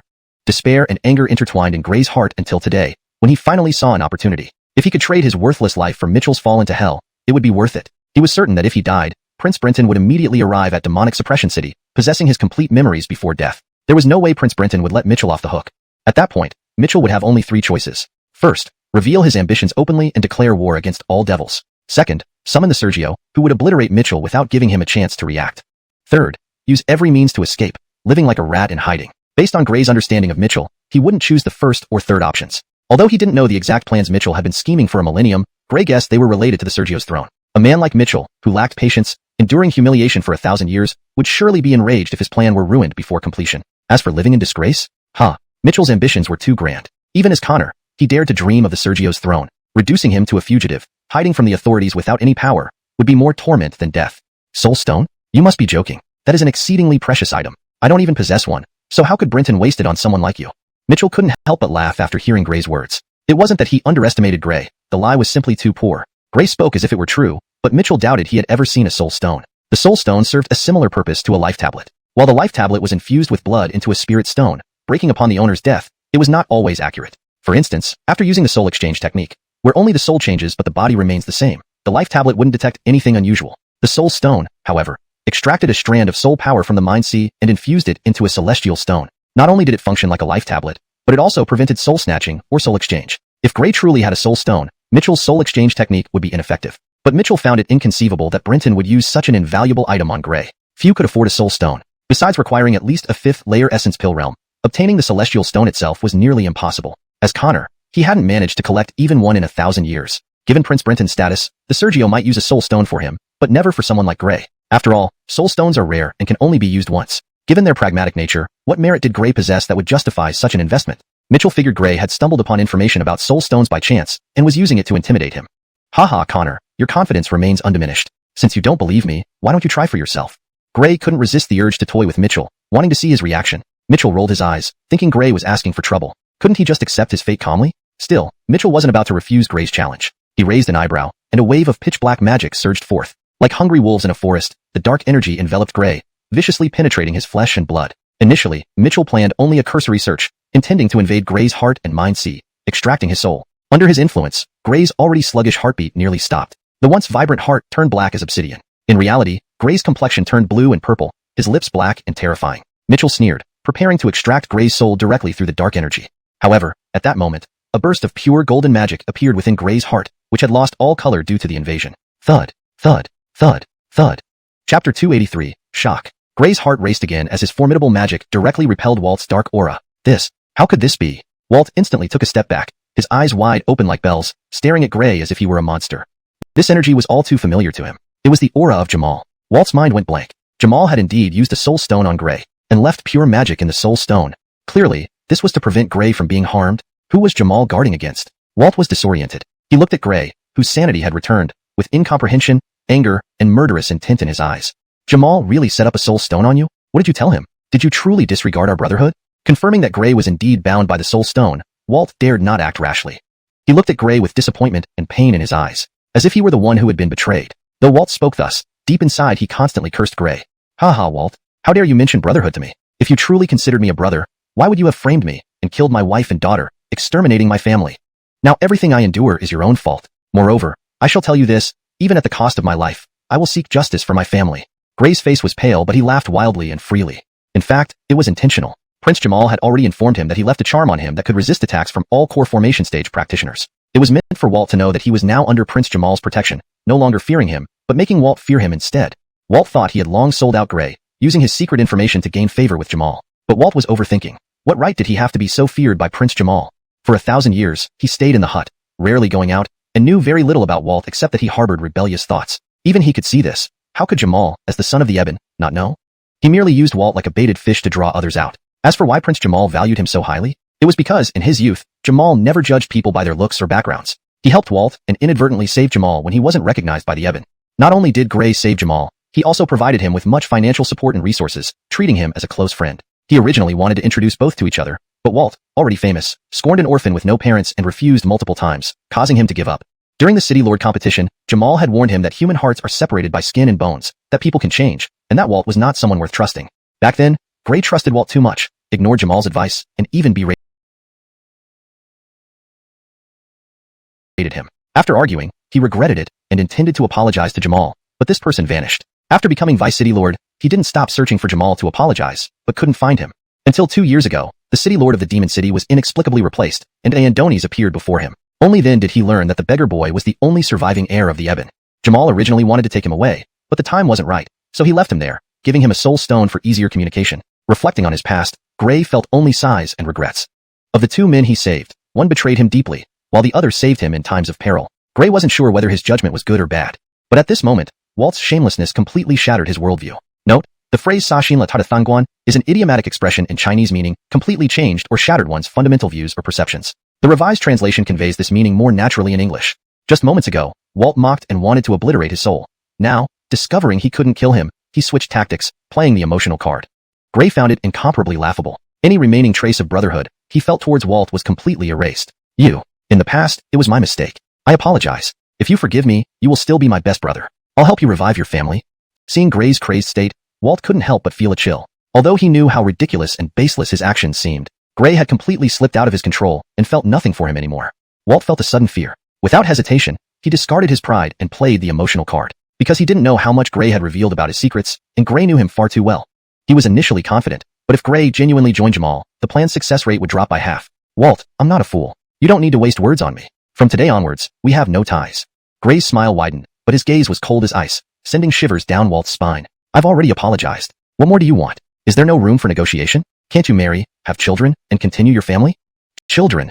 Walt, infuriated by Gray's obstinate attitude, pointed at him, speaking without filter. But halfway through, his speech faltered, a flash of cunning appearing in his eyes. He realized how to make Gray obey him. With a peculiar smile, Walt stared at Gray. "No more to say? No more wasting time then. Prince Jamal awaits my report. I'll be waiting for you in the Demon City with Prince Jamal." Seeing Walt's changing expressions, Gray knew he was plotting something and decided not to waste time, preparing to leave. But no one expected that just as he took a step, Walt flashed in front of him. "What further instructions do you have, my lord?"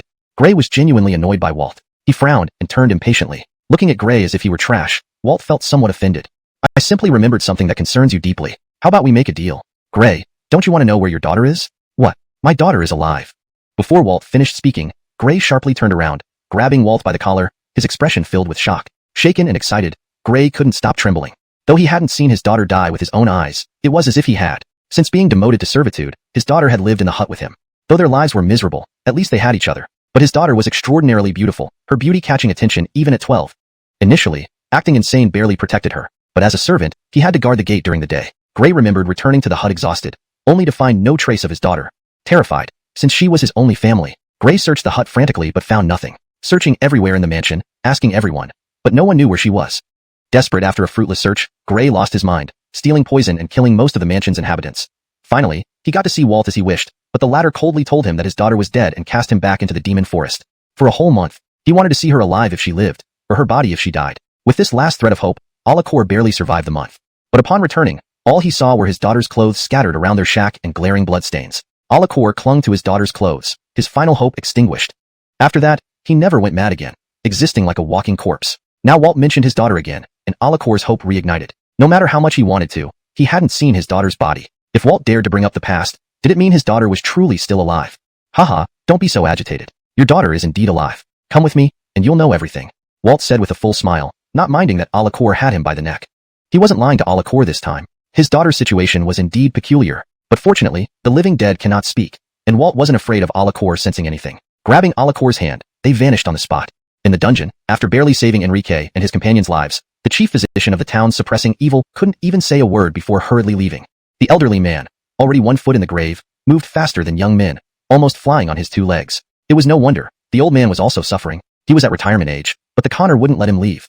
Claiming himself too tired to handle his duties, he was instead reassigned to the dungeon, unable to treat others anymore. Connor's dungeons housed either those the Lord detested or considered important. If he failed to save someone and killed them, he'd likely lose his life too. Fortunately, over 1,000 years, only a few people had been locked here, allowing him to live cautiously. He originally thought he could spend the rest of his days like this, but today, 2 new patients came in at once. Both difficult cases. One unconscious with severe soul injuries, almost no blood left, and heavily damaged internal organs. The other also unconscious, with shattered dantian and broken meridians, barely hanging on. His hair nearly fell out from using valuable treasures just to keep them alive. But even then, he could only sustain them for 3 days, after which they would surely die without intervention. The old man had no choice but to look for ways to save them. Otherwise, their deaths meant his would follow. Thinking of this, he walked faster, vanishing from the dungeon moments later. Unnoticed, the man who was supposedly half dead instantly opened his eyes. If you ask me, this conner of the town suppressing evil is too stingy. That stuff isn't enough to even clean my teeth. Enrique lazily opened his eyes, stretched, and complained. If it weren't for his special body, those meager resources wouldn't have sufficed to save him, let alone allow him to breathe. Enrique rolled his eyes ungracefully, and then a flash of white light revealed a potent pill in his hand. Sitting cross-legged, he swallowed the pill and closed his eyes. The pill turned into a sweet green liquid inside his mouth, flowing down his throat and permeating his flesh and meridians, repairing his wounds. As time ticked by, daylight broke, and Enrique slowly opened his eyes, exhaling a long breath. 1/3 restored, not bad. Enrique felt his body and couldn't help but smile satisfactorily. The battle against the conner had its benefits. Though he didn't absorb all the demonic aura, he absorbed quite a bit. With no further issues, once he lifted the spirit ban, his realm should elevate. Note: I've made a slight adjustment to ensure the term jindo is translated as ban, which seems consistent with the context of a spiritual or magical restriction. However, without more context about what jindo specifically refers to in this story's terminology, spiritual ban, magic ban, or another variation might be more appropriate. Consistency with how this term is used elsewhere in the text is important. Moreover, the pressure from the demonic aura refined his spirit energy, making it more potent, a single strand equating to 100-fold for others, enhancing his physical form significantly. Enrique smiled deeper at this thought. Standing up to stretch, his joints cracked loudly. Watching the sunset through the window, he took a deep breath. In 3 days at most, he'd fully recover. Then, lifting the spirit restriction, his strength would increase notably, giving him ample time to play with the conner. Brother, run, I'll stay here. Just as Enrique planned his strategy, a faint, almost inaudible voice caught his attention. Looking down, he saw Kyla's beautiful face. But now, Kyla was in distress. Her small face devoid of color, her breath weak as if a breeze could whisk her away. She seemed to be having a nightmare, her tiny body trembling, tears slipping from her eyes. Almost forgot about you. Enrique looked at the lifeless Kyla on the ground, his expression complicated. Originally, he intended to save Kyla's life to repay his debt. Who knew they'd both end up in the same cell? Chapter 284. Overthinking. The little girl was still clinging to a breath, but she didn't look like she would make it through the night. Even with that old man's medical skills, next year's this day would likely be Kyla's anniversary. Phew, never mind. I asked for your life in exchange. Changing the form doesn't make a difference. Enrique was somewhat conflicted but ultimately sighed. Little girl, you have to absorb it well. Don't waste my elixir. Enrique took out another pill from his ring space and reluctantly fed it to Kyla. Though unconscious with her teeth clenched, it seemed Kyla knew Enrique was trying to save her and obediently opened her mouth. At least you know what's good for you. Enrique chuckled softly. He only had 5 of these pills, and each use diminished them by 1. But seeing Kyla's slightly rosy face, his pain eased a bit. Seeing Kyla absorbing the pill's effects, Enrique sat cross-legged beside her, beginning to mend his internal meridians as he practiced his technique. Time ticked away slowly, turning from daylight into nightfall. In the massive prison cell, there were no guards, just 4 people, mostly half dead, and not a sound. Perhaps the demon suppression conner wanted to torture the prisoners' spirits by not providing lamp oil and letting many snakes and rats roam freely. Where am I? Am I dead? Kyla seemed to wake up from a nightmare, opening her eyes only to see darkness. Recalling the scenes from her dream, her small face turned deathly pale, and beads of sweat covered her forehead. Feeling the pain in her body, Kyla realized she was alive and remembered the events before she fainted. Thinking of her only living relative, Kyla became anxious and looked around but saw nothing but darkness. Brother, where are you? Kyla curled up her body, shouting helplessly. But everything remained silent except for her voice echoing in the empty room. Brother! With no response, Kyla, filled with urgency, sat up and tried to get up to find Fadi's trail. However, the movement pulled at her wounds, instantly draining all color from her face, and her clothes soaked as if drenched in water. Don't move recklessly. Do you think your injuries aren't serious enough already? Enrique, who had been deeply engrossed in cultivation, was startled awake by Kyla's pained cry. Fearing that the girl might do something foolish due to emotional outburst, he held down her head with one hand. Fadi, why didn't you speak earlier? You scared me half to death. Hearing Enrique's voice, Kyla's eyes reddened instantly. Anger welled up in her heart, and she clenched her fists, pounding Enrique's chest. However, severely injured and unable to use spirit energy, her feeble punches were more like teasing than actual attacks. I was meditating and didn't hear anything. Enrique helplessly patted Kyla's head, trying to soothe her complex emotions. He knew Kyla was extremely frightened after all that had happened, fearing the loss of her only family member. Alan thought Kyla wouldn't understand that the brother before her had long changed. Thinking about this made Enrique's head ache. He wasn't sure whether saving Kyla would ignite her fighting spirit. After all, once he saved her, they should never meet again. Having lost all close relatives, Kyla pondered how to survive. Even while cultivating, you should respond. I thought the demon suppression Connor had killed you. Although Kyla stopped hitting him, she continued to complain. I understand. How are your injuries? Hearing her incessant complaints, Enrique felt a headache coming on and quickly changed the subject.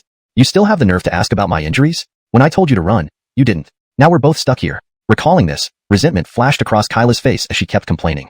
Had Enrique listened to her plan, she wouldn't have needed to sacrifice herself and could have used her life to buy him a chance at survival. Now, all her trump cards were exhausted, and her body was at its breaking point, leaving her with no way to ensure Enrique's survival. Though neither had died yet, it was only temporary. The demon suppression Connor wouldn't. Kyla's pupils widened as she fell backward in shock and weakness. What's wrong with you? Enrique quickly caught Kyla, fearing she might really collapse. Why is your body like this? This should be my condition, right? What did you do? I'm not as talented as you. Why go through this? Almost fainting, Kyla leaned on Enrique, her voice full of pain. Looking at Kyla's distressed state, Enrique knew she must have misunderstood. Given her overly emotional nature, he requested the exchange only because it wouldn't endanger his life, causing him mere temporary heartache. If it endangered his life, Enrique would definitely choose to abandon Kyla without hesitation. They simply weren't close enough for such a sacrifice. Without an explanation, Kyla would likely believe he somehow transferred the injuries to himself. After all, he hadn't made any sacrifice earlier in the battle, so being severely injured now didn't make sense. Moreover, her injuries had been mostly repaired. How to explain the truth? Enrique watched Kyla lean against him, growing paler, feeling helpless. He couldn't deny her imagination. Knowing this would cause misunderstanding, he shouldn't have asked like that. Enrique truly had no way to explain. Firstly, elixirs were incredibly precious. Even the demon suppression Connor didn't have them. How could an ordinary son of a city lord possess such things?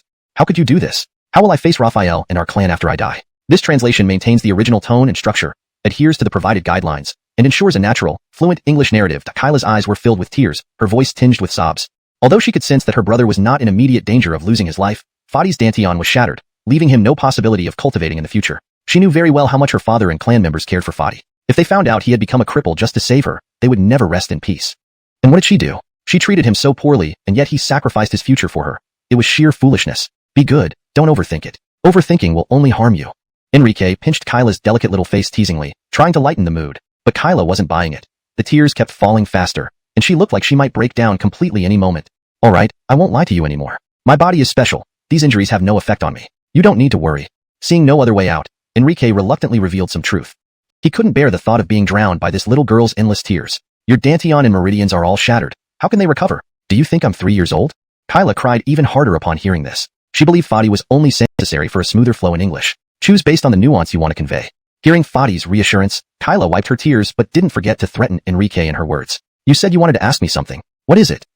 Getting back to business, Kyla wiped her tears again, adopting a serious demeanor. I want to know how much you know about the relationship between the demon suppression Connor and Raphael, and why he spared our lives. Enrique furrowed his brow, thinking. Actually, he could guess what the demon suppression Connor intended, but as a non-demon, he lacked sufficient knowledge and understanding. Therefore, he wanted to hear Kyla's perspective. After all, she had grown up here and, as the daughter of the city lord, knew many things ordinary people didn't. Furthermore, through the sacrifice incident, Enrique realized that this girl was far more complex than he initially thought. Since you want to know, I'll tell you. Hearing Enrique's words, Kyla immediately recalled the events of that day, her face reflecting a mixture of pain. For the victims, recounting those facts was torture in itself. 3 days ago, after forcing Fadi off demonic Evil Ridge, the demon suppression Connor returned to Devil Suppression City to battle their father. But Devil Suppression City was their home. Though caught off guard, they had the advantage of familiar terrain. The demon suppression Connor's forces weren't a small face clouded with sorrow, as if recalling something she didn't want to remember. Then what happened? Enrique, engrossed in her story, urged her to continue. From his perspective, if the demon suppression Connor had been stopped and the devil suppression Connor escaped successfully, none of this would have happened as it did. Given the distance between the cities, reinforcements should have arrived within an hour.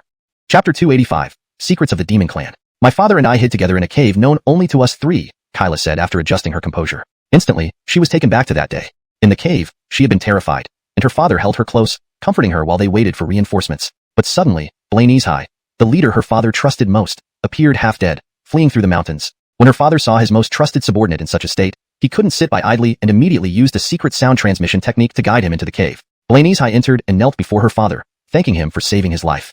Her father quickly pulled him up and asked about the situation outside. They chatted sporadically, but after 2 minutes, they heard noise from outside. Her father cautiously probed with his senses and discovered the Connor of demonic suppression and his men approaching with weapons. Raphael went on high alert but still harbored a faint hope that the target might not be them. They retreated deep into the cave, hiding carefully, fearing discovery. But just as they were starting to relax when the Connor passed by, Blainey's High broke free and ran out to inform him they were inside. Kyla and her father were dumbfounded. Blainey's High had risked his life countless times to protect her father, and now he had betrayed them. The shock was too much. Her father spat out a mouthful of blood. Alan saw it even then. The Connor wouldn't show mercy and stormed in. Her father managed to compose himself and looked at Blainey's High's face, already grievously injured and now even worse. At that moment, Kyla stood in front of her father, trying to protect him, but how could her father let his daughter protect him? He grabbed Kyla and used all his demonic energy to teleport her miles away. The scene changed before Kyla could react. Her father's words echoed in her ears, telling her that the destruction of demonic suppression city was inevitable and to forget everything, not seeking revenge. He also instructed her to protect Ilias and revealed something he had planted on her since childhood. Kyla was devastated, knowing her father was doomed, along with the horror of the secrets intertwining with the pain of losing her family. She almost lost her mind but eventually returned home, driven by desperation to do something, even at the cost of her life. Regarding protecting Ilias, it was far from Enrique felt a deep sense of tragedy. The Connor of demonic suppression, once a formidable warrior, had met such a dire end. Kyla did not provide a direct answer to Enrique's question but instead responded with a counter-question. What do you think it is for? To enhance his bloodline? Enrique ventured, stating his hypothesis. You underestimate him. His ambition far exceeds that. Enhancing his bloodline is just a step. His ultimate goal is the throne of the sky, Kyla said through gritted teeth, a sneer curling at the corner of her lips.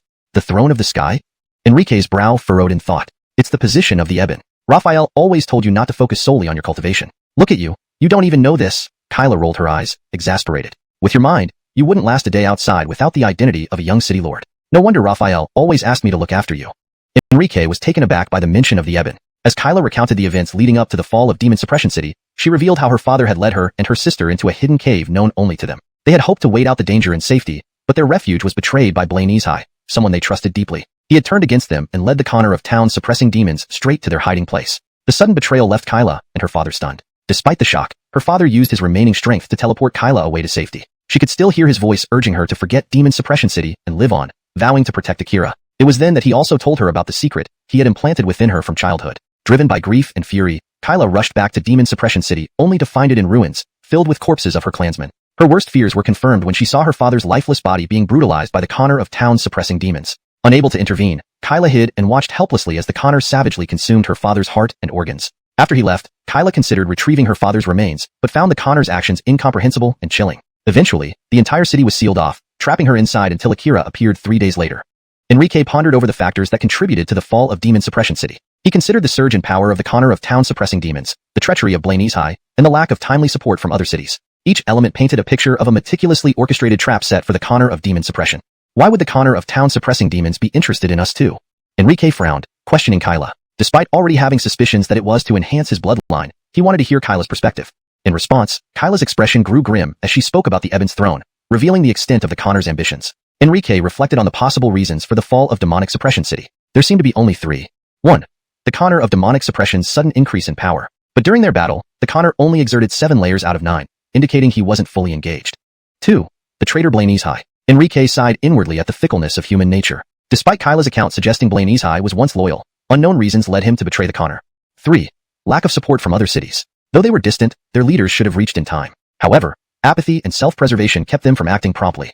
Enrique wondered why they hadn't arrived within the expected time frame. Clearly, timing, location, and allies had all failed the Connor. Why are you interested in us too? Enrique asked Kyla, frowning. To enhance the bloodline, he ventured. Enhancing the bloodline is just a step. His goal is the throne of the sky, Kyla replied with a sneer. The throne of the sky? Enrique frowned, realizing its significance. The position of Eben? Raphael always told me not to focus solely on cultivation. Look at you, you don't even know this. Kyla rolled her eyes, finding Enrique naive. She understood her father's intention in asking her to look after him. Eben? Enrique was taken aback. He had always thought that this demon territory had no city lord and was divided into 10 regions by several powerful demon cultivators who ruled separately. After all, The Chaos Ink Abyss had been open for so many years, yet there had never been any word of a Eben in this territory. Who exactly was this so-called Eben, and what kind of power did he possess? Enrique couldn't help but feel curious. Naturally, Enrique could see Kyla's disdain. He put on an earnest look to ask her. Seeing Enrique's appearance, though Kyla was speechless, she still kindly began to explain. Turns out, thousands of years ago, this demon territory only had one Eben instead of 10 city lords. He controlled the entire demon race single-handedly. However, this Eben was inherently cruel, enjoying the torture and slaughter of his own people. The demons suffered endlessly, but dared not resist, because the Eben was simply too powerful. When everyone else was merely at the chi condensation stage, with the strongest at the core formation first layer, the Eben had already reached the peak 9th layer of core formation, just a step away from the supreme realm.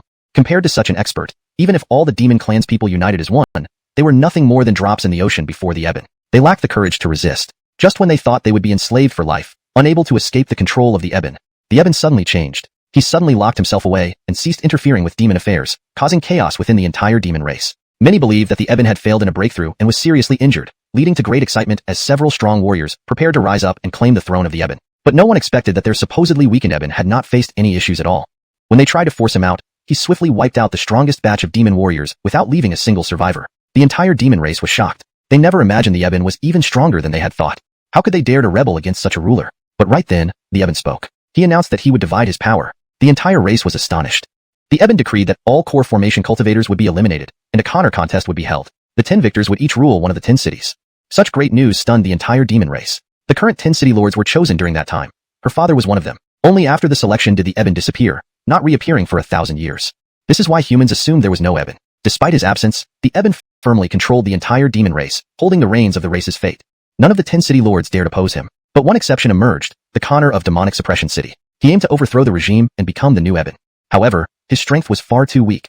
The Eben could crush him with just one finger. She wasn't exaggerating because the remaining core formation cultivators in the demon race were all creations of the Eben. The Eben created?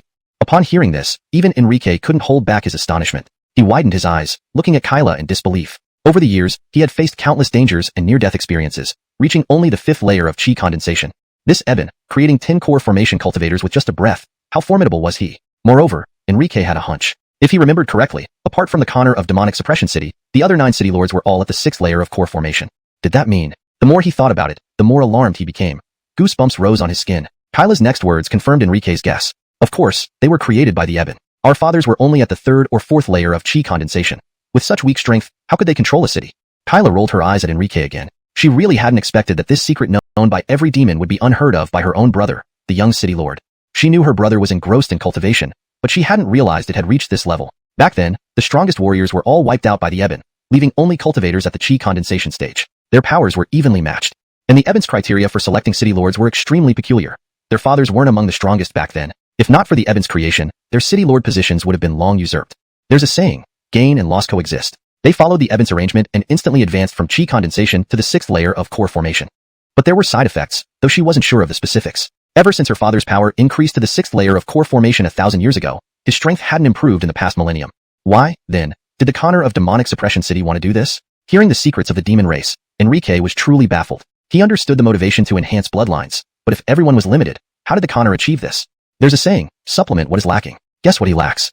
Unable to resist, Kyla rolled her eyes again. She found her brother seemed particularly dense today, making her almost unable to bear it. Bloodline power? Enrique ventured hesitantly. After all, supply what is lacking. Only this made sense. Of course, I don't know their exact restrictions, but it's likely related to bloodlines. Do you know why the Connor of Demonic Suppression City ate father's heart? Kyla said with a bitter smile. Hashtag chapter 286, the reason. To absorb the power of bloodline. Having reached this point in the conversation, Enrique had no choice but to follow through with it. That's not entirely true, Kyla sighed. He wanted to devour and assimilate the blessing of the demon god that my father obtained. If I'm not mistaken, the Lord Bianca of Demon Suppression City was only at the 7th layer of core formation when he massacred the evil suppressing city. Kyla's eyes were filled with a cold fury as she spoke. 7th layer of core formation? A flicker of astonishment crossed Enrique's face. Only 3 days ago, the Lord Bianca of Demon Suppression City was at the 7th layer of core formation? How could that be possible? He had witnessed the Lord Bianca display the strength of the 9th layer of core formation, to advance 2 layers of strength in just 3 days. Even when Enrique first started cultivating, he never dared imagine such a thing. That was truly terrifying. Though Enrique didn't understand what Kyla meant by the blessing of the demon god, just hearing about its effects made him envious. The blessing of the demon god, the massacre of evil suppressing city, and Raphael's death are all interconnected, Kyla noted, sighing slightly as she saw the shock on Enrique's face. Initially, like Enrique, she had thought the Lord Bianca of Demon Suppression City was either trying to enhance his strength or had a personal vendetta against her father. But after emerging from a coma, everything became clear to her. The Lord Bianca of Demon Suppression City was playing a game, a very large game, and they were mere pawns in his hand.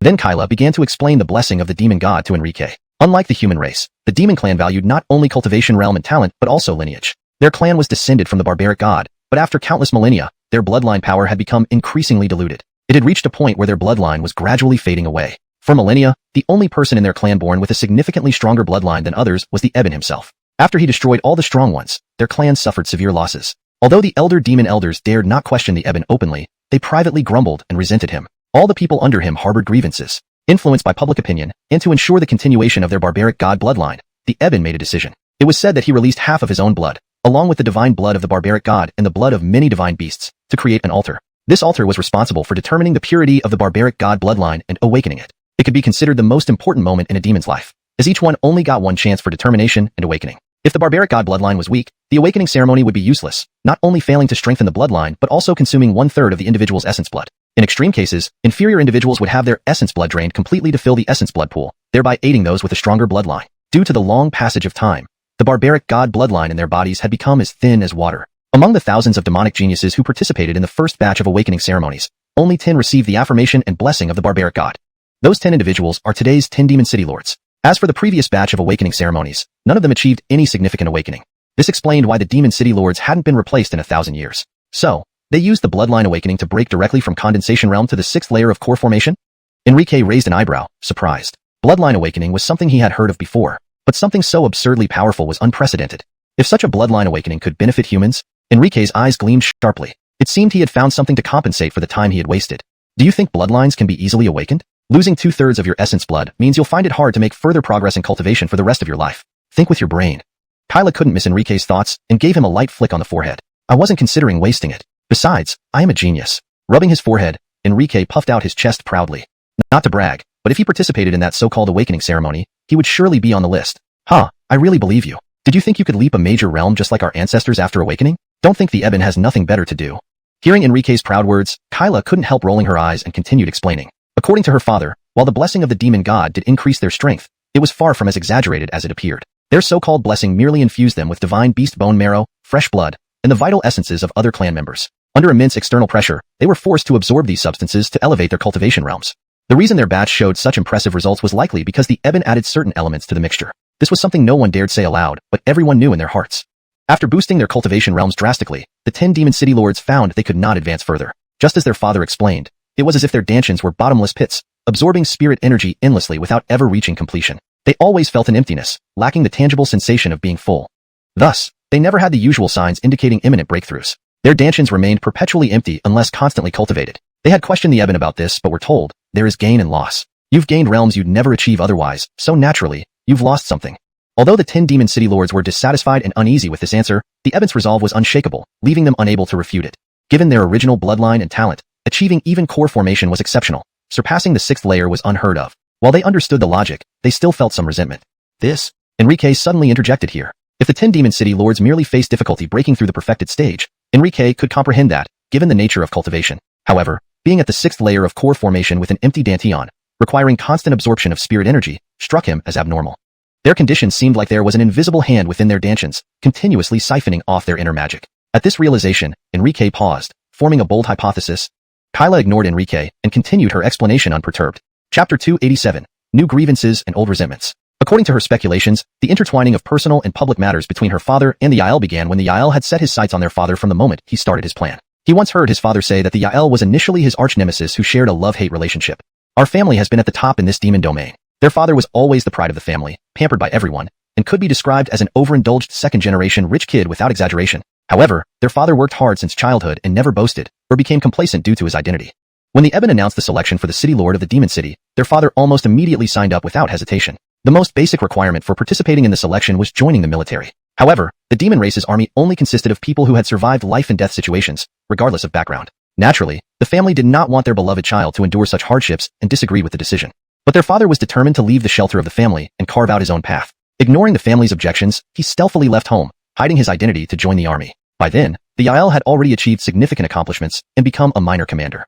Their father was assigned under him. Logically, the two should have gotten along well given their personalities. However, their father's relatives discovered his absence and knew where he went. Seeing his determination, they stopped interfering excessively but secretly bribed the Yael, who had become a commander, with resources. Born into hardship, the Yael despised those who leveraged their family backgrounds. Moreover, he considered their father a competitor. As a result, the bribes only made the Yael regard their father as his primary enemy. Not only did he accept the bribes from the family but also deliberately targeted their father. Confused and unaware of the situation, their father gradually grew to detest the Yael due to his unexplained hostility and malicious words. Refusing to follow orders and constantly retaliating, he refused to give the Yael any face. The Yael, being extremely concerned about his reputation, punished their father multiple times. Over time, they ended up quarreling every time they met, until their father was noticed by the Eben and directly promoted, achieving a rank 2 levels higher than the Yael within the army. Successfully escaping the clutches of the Yael, their father, being no petty person, never sought revenge based on rank nor found it worthwhile to squabble with him. But the Yael seemed deranged. Believing their father deliberately humiliated him by indicating that power meant nothing against background, he felt intensely insulted despite their father doing nothing. Persistently thinking that their father used family influence to usurp what belonged to him, the Yael's attitude worsened, even spreading rumors in the army. Eventually, everyone believed that their father had secured his position through connections. Many lower-class soldiers could not bear to hear this. Without further prompting, they were used by the Yael to confront their father. Helpless, their father finally approached the Eben. Confronting each other before the Eben, the Yael's allegations lacked evidence. Not one to stir trouble, their father nevertheless would not tolerate such slander. He punished the Yael severely and removed his status. Hatred for their father burned deep within the Yael, leading to numerous failed assassination attempts. Each time, their father patiently disciplined him but refrained from taking his life out of kindness. It wasn't until the official start of the selection contest. Displaying previously untapped strength, the Yael caught the Eben's attention again, becoming co-city lords with their father. Though surprised, their father was indifferent. After they became co-city lords, the Yael changed abruptly, no longer stirring trouble, showing respect, and even flattering their father. Despite finding it odd, their father ignored it, and their relationship gradually improved. A few days later, the first bloodline determination ceremony began. Both participated in the bloodline awakening, emerging victorious. However, the Purity Connor, their father, possessed a bloodline purity of 70%, while the Suppression Connor had only 40%. As a result, Suppression City consistently lagged behind Purity City. Alansat, the Yael seemed unconcerned, continuing to curry favor with their father. Time passed, and the current generation forgot past events, treating the Yael genuinely. They lived in brotherly harmony until the day the Yael turned on them. Kyla realized the truth after hearing the Yael speak upon devouring their father's heart. It turns out he never forgot the humiliation from years ago. Feeling belittled and disrespected, he harbored hatred towards their father, believing he looked down on him. Never forgetting the disgrace, he sought vengeance. With similar ranks and statuses, the Yael doubted his ability to defeat their father. Only after some unknown opportunity boosted him to the 7th Yuan Dan level, and after their father's clan diminished significantly, did he dare act. But why does this have anything to do with me? We haven't received the Dark God's blessing. Enrique tilted his head, listening intently but puzzled. He understood the Yael killing the Lord of Purity City. After all, the Yael was psychologically disturbed. Born into poverty and suffering endless discrimination, he should have been a tragic figure. Given his talents, he could have been the protagonist in a story overcoming adversity, but his unstable mindset drove him to hate wealth. This was evident when he executed the general who protected him in earlier days. Furthermore, just when he saw light at the end of the tunnel and believed he could rise above others, a massive obstacle blocked his path, preventing him from breaking free. Chapter 288. A bold idea. Given the mindset of the town master of Suppression Demon City, enduring a millennium had already reached his limits. Therefore, Enrique wasn't surprised that the town master would seek to kill the Giri. After all, in the eyes of an unstable mind, these obstacles hindered their success. If not removed, they would remain trapped here indefinitely. But what Enrique couldn't understand was why the town master set his sights on them. In theory, only the 10 city masters received blessings from the Eben. Having devoured the enchanted city master, the Pablo should logically have sought out the other 8 members instead of targeting them. Huh, do you think he dares? Kyla seemed to have some idea, her eyes gleaming with a cold light. Was it that the Pablo didn't want to target the other 8 city masters? No, he dared not. His actions were too bold, slaughtering a fellow city master and unexpectedly increasing his strength to the 7th level of Origin Core. If everyone remained at the same level, there wouldn't be much hostility between them. But when one person surpasses everyone else, becoming a threat to all, they become the focal point of attack. The Pablo is a perfect example. To the 8 other city masters, the Pablo was an anomaly. They all participated in the city master election together and raised their strength to the 6th level of Origin Core. Over this millennium, none of them were content. Just like beggars who suddenly became wealthy tycoons, they might initially be grateful and satisfied with their new status, but over time, everything changes. They no longer accept their current positions and believe they deserve better development based on their present strength. For instance, the Supreme Throne of the Eben. Apart from the Xander, the son of the Eben, the other 9 members all harbor hopes for the Supreme Throne. These hopes exist in everyone, including their fathers. But while they failed to achieve such a feat, the Pablo succeeded. How could they possibly be content? They haven't acted yet because they are waiting for the Eben's punishment. If the Eben doesn't punish the Pablo excessively, they would definitely challenge him, rallying 7 or 8 of their forces to besiege and redistribute his territory. After all, which city master wouldn't desire more land under their control? But if the Eben's punishment isn't fatal, merely weakening him, the Pablo wouldn't pose as significant a threat. In that case, they might turn a blind eye to the situation. This is why he doesn't dare act against them now. He has already incurred the Eben's displeasure with his massacre, and another aggressive move would only worsen his position. Failing to achieve his goal, he risks losing everything. Unable to touch the other city masters, the Pablo couldn't just stand idly by either. Enrique suspected that the cultivation technique obtained by the Pablo not only allows devouring divine blessings, but also the primal bloodline of ordinary people. Only this explanation made sense. On that day, the Pablo did not just consume his father's heart. He carried away his body, stripping the entrails, bones, and flesh of the enchanted city citizens. If the Pablo were normal, what use would he have for those things? So, he guessed that the cultivation technique in the Pablo's possession must extract the primal bloodline from within their bodies for personal use. Targeting them specifically was due to their pure bloodlines throughout history. Their father possessed 2 levels more powerful blood force than the Pablo, which proves everything. As for them, their parents were already a high-grade bloodline match, further enhanced by divine blessings. Thus, they likely surpassed their father's power. This explained why the Pablo targeted them. He waited a millennium for a reason. Now, the Pablo has taken advantage of every possible factor. Not only did he successfully destroy the Pablo, but your 1,000-year event, the Bloodline Determination and Eben's Blessing, is scheduled 5 days from now. That old fool isn't killing us now because he's waiting for the Eben's Blessing, right? Kyla sighed, pinpointing the source of their agony. You mean, the Pablo wants us to participate in the Bloodline Determination, gain the blessing, and then devour it? Enrique couldn't believe it after hearing Kyla's explanation. It was too far-fetched that the Pablo would go through so much trouble, rather than directly targeting others. It was indeed strange, and didn't align with his character. I didn't expect you to be this smart, Kyla remarked, somewhat surprised by Enrique's quick understanding. She thought it would take hundreds of guesses for someone with her brother's intellect. Do I really look that stupid? Enrique couldn't help but twitch the corner of his mouth, feeling helpless. What do you think? Kyla looked at Enrique with unusually shrewd eyes. Enrique rubbed his temples, thinking how utterly clueless the original Dorian must have been for Kyla to be so blunt. He believed he had enough faults without adding idiocy to the list. He was almost entirely unaware of the development and internal conflicts of the demon race. Anyone with normal senses would recognize his true identity instantly. But somehow, Kyla didn't notice anything, even believing he was simply absorbed in cultivation, unfamiliar with the traditions. Enrique felt a twinge of guilt for deceiving an innocent child, especially one less sharp-witted. Unaware of Enrique's thoughts, Kyla rolled her eyes. So, what do you plan to do next? Kyla asked, somewhat exasperated. After all, her foolish brother had always assured her he had everything under control. Subconsciously, she believed Dorian would have a solution. In her eyes, her brother was always capable. Little did she know, the person before her wasn't her brother but Enrique wearing Dorian's skin. Initially, I didn't know what to do, but now, I have some ideas. Enrique narrowed his eyes, a smirk creeping onto his face. His original plan was to feign compliance and return to Suppression Demon City with the Pablo. Knowing he wouldn't easily be killed in the next few days, he intended to lower the Master's guard, looking for an escape opportunity when he least expected it.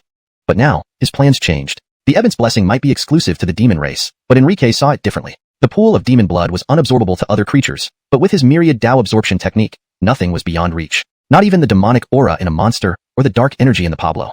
Why couldn't he absorb a simple demon blood pool? The more Enrique listened to Kyla, the more eager he grew, wishing tomorrow was the day of the bloodline blessing. That way, he could make up for the lost time. This translation captures the essence of the Chinese text, maintaining its tone, style, and coherence with previous content. It ensures natural fluency in English, preserving paragraph structure and line breaks from the original. Do you want to participate in the bloodline determination? You should know it's not as simple as you imagine. Kyla, seeing her brother's excitement, instantly threw a bucket of cold water on him. Don't underestimate your brother. What is the main feature of bloodline determination?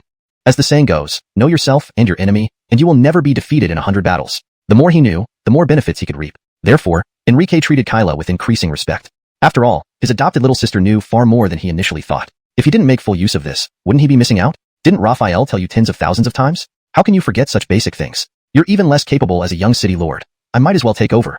Upon realizing Dorian didn't even know these fundamentals, Kyla finally lost her composure. She covered her face with one hand, looking utterly defeated. She thought that apart from being better at cultivation, her foolish brother seemed inferior in every other aspect. Why couldn't those stupid elders shift their gaze to her? It was too biased. Though Kyla had a major breakdown, she retained some rationality. Drawing a deep breath and suppressing her anger, she patiently explained to Dorian. The ancient demon race had 12 great true gods, each unique and formidable. Legends say that a single demon god could destroy the entire continent. Over time, these 12 ancient demon gods transcended the heavens. However, to ensure their lineage endured, they created many descendants before ascending. The Monghuang clan inherited the bloodline of one of the ancient 12 demon gods, the mighty Monghuang god. Although the Monghuang god wasn't ranked first in ancient times, it was among the top 3. Legends describe the Monghuang god as having an enormous body like an ox and possessing immense strength. No other 10 true gods could match its physical prowess alone. Therefore, without undergoing bloodline determination, the most distinctive feature of the Monghuang god's bloodline was raw physical strength. There was no mistake about it. An average core formation cultivator might exert only the strength of 100 mountains after exhausting all efforts. But those inheriting the Monghuang god's bloodline had at least 10 times the physical strength of ordinary people.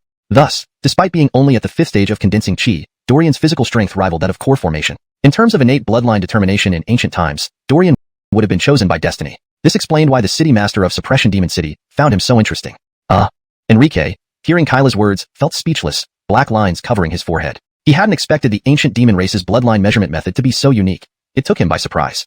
Since the city master of Suppression Demon City treats us as pawns, why don't we turn the tables and use him as our pawn?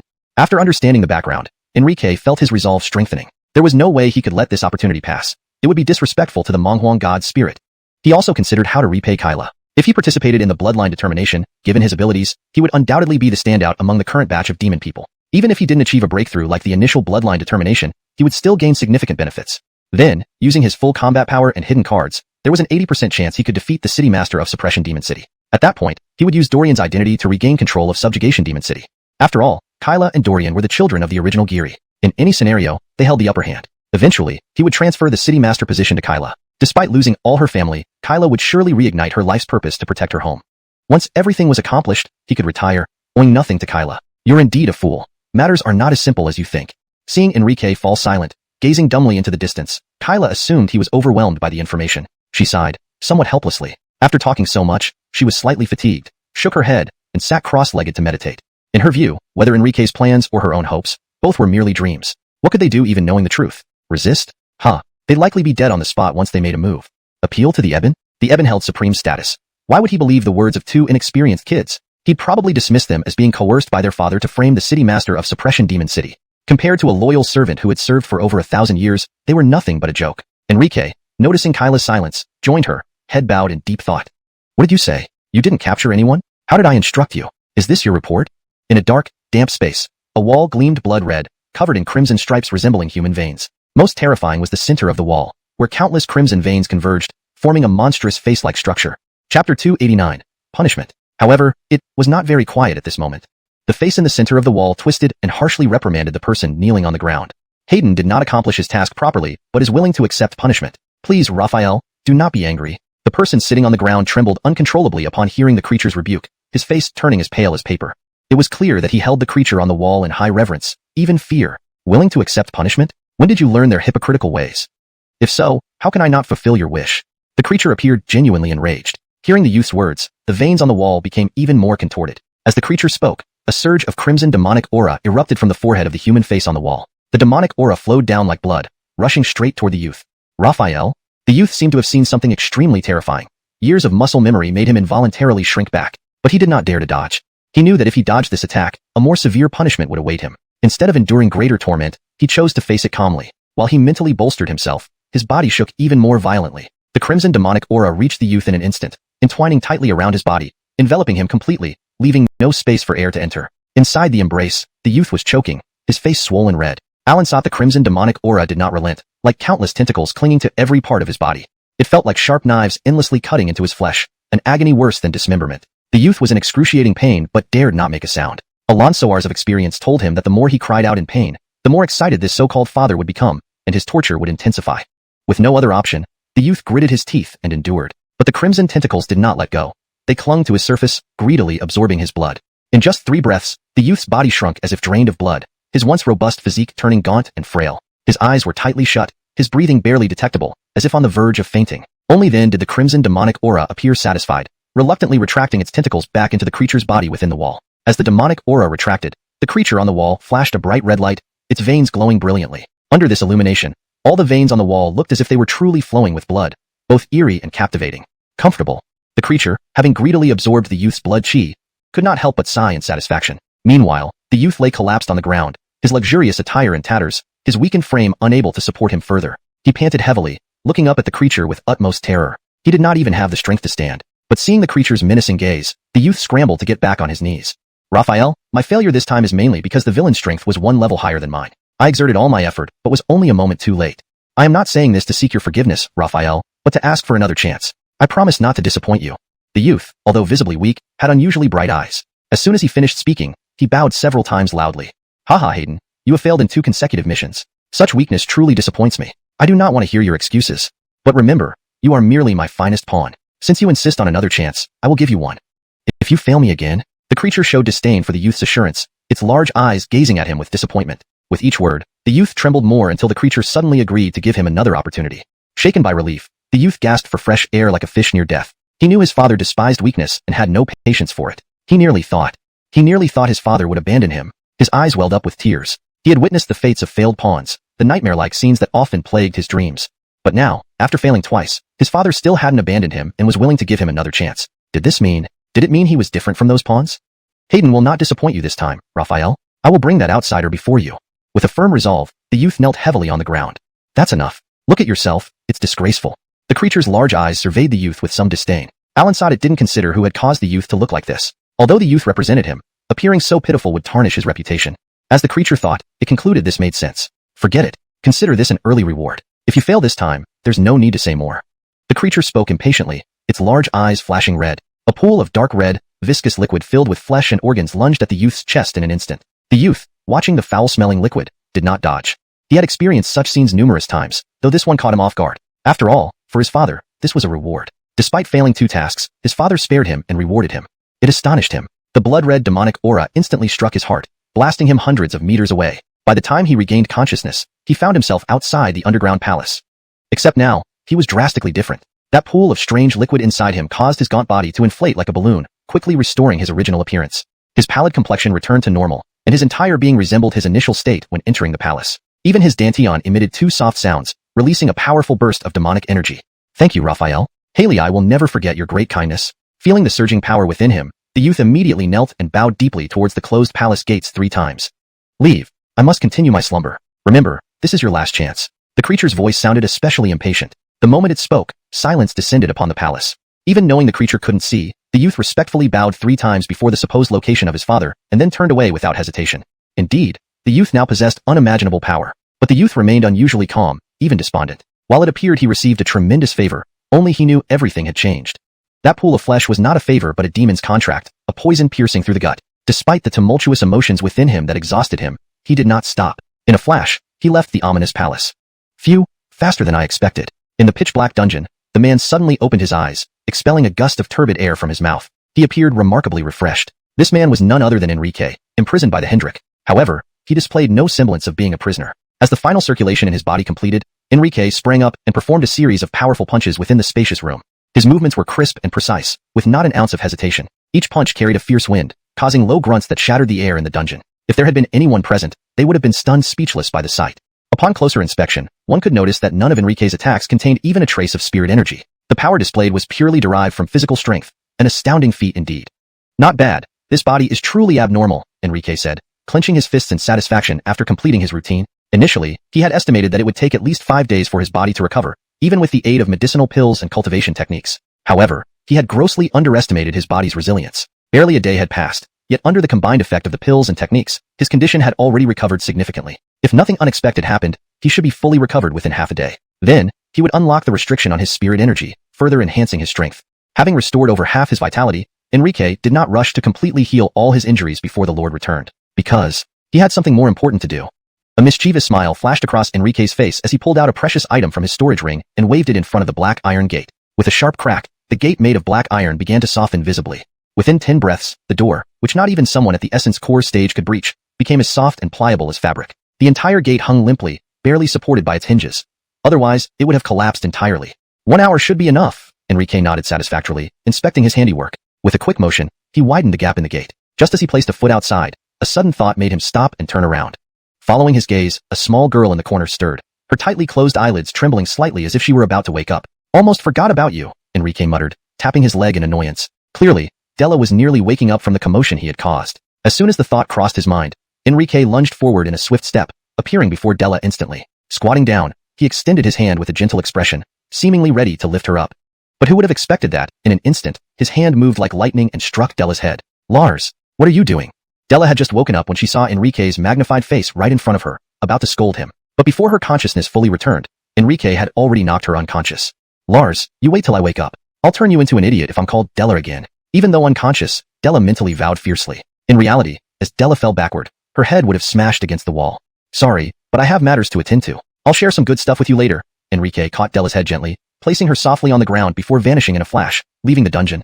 In a lavish palace, 9 figures in fine robes sat around a conference table. Their expressions varied, most middle-aged or with gray hair, while one young boy sat at the head. This boy, still retaining his youthful innocence, leaned back in his chair, scrutinizing each person at the table without restraint. Under his gaze, everyone lowered their heads in silence, creating an unusually oppressive atmosphere. Despite their seniority, None dared act out in front of this boy who held immense power beneath the city's ruler. Time ticked by, the tension making it hard for them to breathe. They didn't know why they were summoned, or whether this meeting was calm before the storm. Alan sought, they hesitated to ask, waiting for someone to break first. The boy remained silent, prolonging their unease. Beads of sweat dripped from their foreheads. Although he had met with them many times, never before had he toyed with them like this, adding to the strangeness and anxiety. Enrique, meanwhile, moved swiftly through the city, plotting his next move, knowing every second counted. Chapter 290. Not giving an inch. The 8 Connors were racking their brains, trying to recall whether they had offended the revered figure in any way with their recent actions. You lords usually talk so much. Why are you silent now? Are you looking down on me? The youth lounging in his chair finally spoke up leisurely when everyone was about to crack under the tension and even consider pleading for forgiveness. Hee, in such a formal setting, naturally we would wait for Lord Jamal to speak first. May I ask what matter has brought us here this time? Seeing the youth finally speaking, the Connor of Demon Subduing City hurriedly joined in, smiling outwardly but inwardly already cursing Jamal's ancestors. Although the other Connors didn't voice, did I question your loyalty to Raphael? I haven't said anything, but your reactions are quite interesting, Jamal said in mock surprise, a smirk playing on his lips. Indeed, all of them were useless. He hadn't even started, and they were practically confessing. He couldn't understand how Raphael had chosen these idiots in the first place, truly becoming dumber each time he looked at them. Ah, yes, weren't we afraid of being misunderstood by the Sergio and Lord Jamal? Please don't tease us like this. After this statement, the Connors realized their excessive reaction, their forced smiles barely holding up, unsure of how to defend themselves. Seeing Jamal's increasingly sinister smile, the Connor of Demon Subduing City quickly spoke up, fearing that if he delayed any longer, he would be sentenced to death by this devil-like father-son duo. Hee, wasn't I just making light conversation due to the tense atmosphere? It seems you lords are too old to even take a joke. Since this is the case, let's get to business. Jamal stood up from the table, lazily glancing at the Connors before continuing. To start, everyone should know about the first major event that occurred recently, the extermination of Demon Suppressing City by Demon Guarding City. Demon Guarding Connor, wouldn't you like to provide a reasonable explanation to this chamber? Jamal's smile was friendly, but his gaze was sharp as he looked towards the Demon Guarding Connor sitting at the far corner. Demon Guarding Connor, already feeling guilty, knew he wouldn't escape questioning today. He had been thinking about what to say on the way here. He had hoped Jamal would give him some face and discuss matters privately, but instead, he was directly confronted in front of everyone. Caught off guard, his prepared speech fell apart instantly. In contrast, the other 8 Connors seemed oddly gleeful, thinking they would be spared while someone else bore the brunt. The Alejandro repeatedly intercepted our captured human pigs and insulted me further. On that day, I only intended to retrieve the human pigs. Demon Guarding Connor, don't you find it exhausting to fabricate these lies? If the Alejandro had any spirit, he would never forgive you, Jamal interrupted bluntly. The meeting hall erupted into chaos as all eyes turned towards Jamal's smirking expression. Though appearing calm, Demon Guarding Connor's heart pounded violently, his legs trembling. Neither he nor the other Connors expected Jamal to act so decisively, giving no room for defense. Though everyone acknowledged his grievous fault, he was still a Connor. Jamal, as a younger generation, should at least maintain some decorum and save the confrontation for private. Alan sought Jamal gave him no dignity, exposing his pretense openly. Wouldn't he fear losing support? Many Connors thought in disbelief, aware that Jamal represented more than himself but the great adult behind him. If this was the attitude of the adult, where did it leave those with disloyal hearts? Suddenly, none of them dared feel complacent. They sat upright, trying to make themselves as unnoticeable as possible. Looking at their pitiful forms, Jamal smirked. How had these dogs forgotten their place? They were nothing special, unworthy of his respect. Their current status was merely a favor from Raphael, who could have them executed anytime. As you insist, I'm not questioning you. Shouldn't you be the one who knows better? Hearing this, Demon Guarding Connor realized Jamal was not sparing him an inch and felt immense panic. If your excellency really doesn't believe me, I can swear a heavenly oath to prove my loyalty, he said, beads of sweat forming on his forehead. Yet he tried to maintain composure, even raising his hand as if ready to act on Jamal's command. Jamal saw through his bluff, but remained unmoved. Do whatever you must then. However, the Alejandro was fully aware of his own thoughts. His confidence in taking an oath stemmed from his ability to exploit loopholes in the vow. That way, he could clear himself of suspicion while demonstrating his loyalty. Perhaps this act might even catch the eye of the Sergio, who would then entrust him with the responsibility of managing Suppression City. But alas, imagination is a beautiful thing. Reality often disappoints. Looking at your face makes me want to vomit. We're all intelligent people here. I don't have the patience for your games, so stop testing my limits. Enough of your lame excuses. Shut up and sit down. Jamal's smile widened, but his eyes were filled with murderous intent, his words dripping with threats. The message was crystal clear. You. The Alejandro's eyes bulged, too enraged to speak. He couldn't believe that Jamal, as a junior, had the audacity to act so arrogantly. On what grounds? Just because his father was the Sergio? Did he really have the right to question and accuse him? Without his father, what was he? Wasn't it obvious what Jamal's words meant? It wasn't about denying him dignity. It confirmed his ruthless annihilation of the Yael, without giving him any chance to refute. Jamal's attitude reflected the Sergio's stance. If nothing unexpected happened, soon the entire capital would hear of his disgrace. After completing his grand plan, he might very well lose the support of the people just like the Sergio. Damn it. If not for your Sergio father, how dare you stand before me and act so insolently? The Alejandro's face darkened like ink, his anger burning fiercely, almost clouding his judgment. But this was the capital, where the Sergio resided. If he acted rashly, neither the Sergio nor Jamal would spare him. "I'll wait, Jamal. The day I become Sergio will be your downfall. I'll make you wish you were dead and show you how foolish you are now." The Alejandro seethed inwardly. For now, though, he could only grit his teeth and reluctantly sit back down. "This matter, I will set aside for now. Let us discuss the future of Suppression City. Each of you may share your thoughts," Jamal said, reverting to his charming self. Anyone unfamiliar with Jamal might think his smile was warm and pleasant. However, the other Connors saw through his facade, finding it insincere and repulsive. Discuss the future of Suppression City? Hadn't Jamal already made it clear by intimidating the Alejandro that they shouldn't covet Suppression City? Wasn't this merely going through the motions? The 8 Connors mistakenly thought Jamal's actions were just setting the stage for this moment. They remained silent, their greedy hearts hidden behind polite smiles, shaking their heads at Jamal. They believed the Sergio intended to reclaim Suppression City and hand it over to Jamal. Why should they bother competing when the outcome was already decided?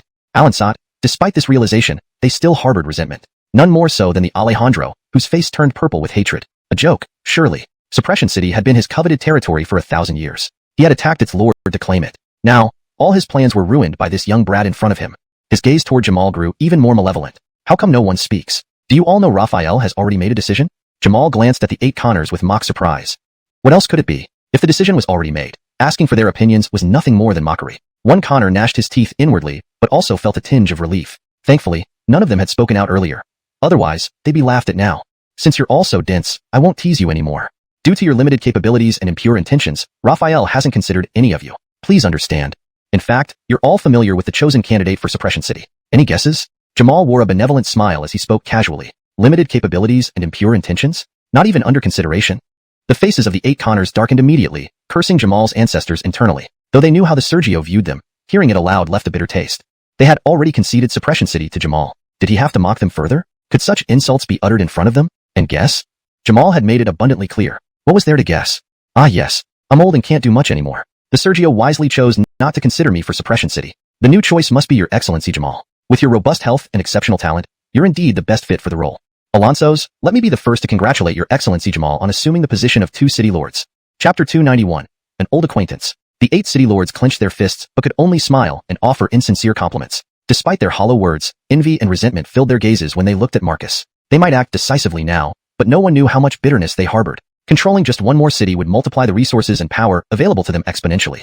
Moreover, even though it was said that the cities were similar, there was a clear hierarchy among them. For example, the Demon Slayer city controlled by Marcus ranked second among the 10 major demon cities, positioning it at the core and boasting resources that already made the others envious. Marcus was different from other city lords. He relied on the power of the Ebon, who dismissed the original Demon Slayer Connor and placed Marcus in charge. They envied him, but what could they do? After all, Marcus was the Ebon's only son. As for Demon Suppression City, it was even better than Demon Slayer City. Although it ranked third, its location was very special, possessing a spirit stone mine and being transformed from an ancient ancestor's residence. It contained numerous ancient treasures. One could say that no city lord didn't covet these abundant resources. The original Demon Suppression Connor won his position through sheer strength, emerging as the first in the city lord contest. Moreover, he was highly regarded by the Ebon. Therefore, despite drooling over it for a millennium, they dared not have other thoughts. Only when the Demon Suppression Connor was killed by the Devil Suppressor Connor did their improper desires arise. Although all existing resources of Demon Suppression City were plundered by the Devil Suppressor Connor after the massacre, compared to the hidden ancient treasures, this was trivial. If they controlled Demon Suppression City, with their foundation and its treasures,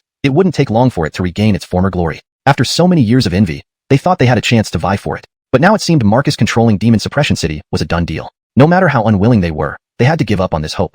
Haha, you city lords of the demon cities are indeed truthful. I must admit that your highness is indeed young and talented. However, the new Demon Suppression Connor is someone else, and he is quite familiar with all of you. Marcus, upon hearing the flattery from the 8 city lords, accepted it without modesty. Then he suddenly dropped a bombshell, shocking the 8 city lords. What? Someone else? Why? These 3 questions resonated in the minds of the 8 present. If Demon Suppression City belonged to Marcus, they wouldn't dare to question it. After all, Marcus's father was the Ebon above all, making any other thought suicidal. But if it wasn't Marcus or one of the top 10 city lords, they felt resentful. In the demon race, only they reached the Yuan Dan stage, while the rest were mere waste. How could the Ebon discard them and find someone else?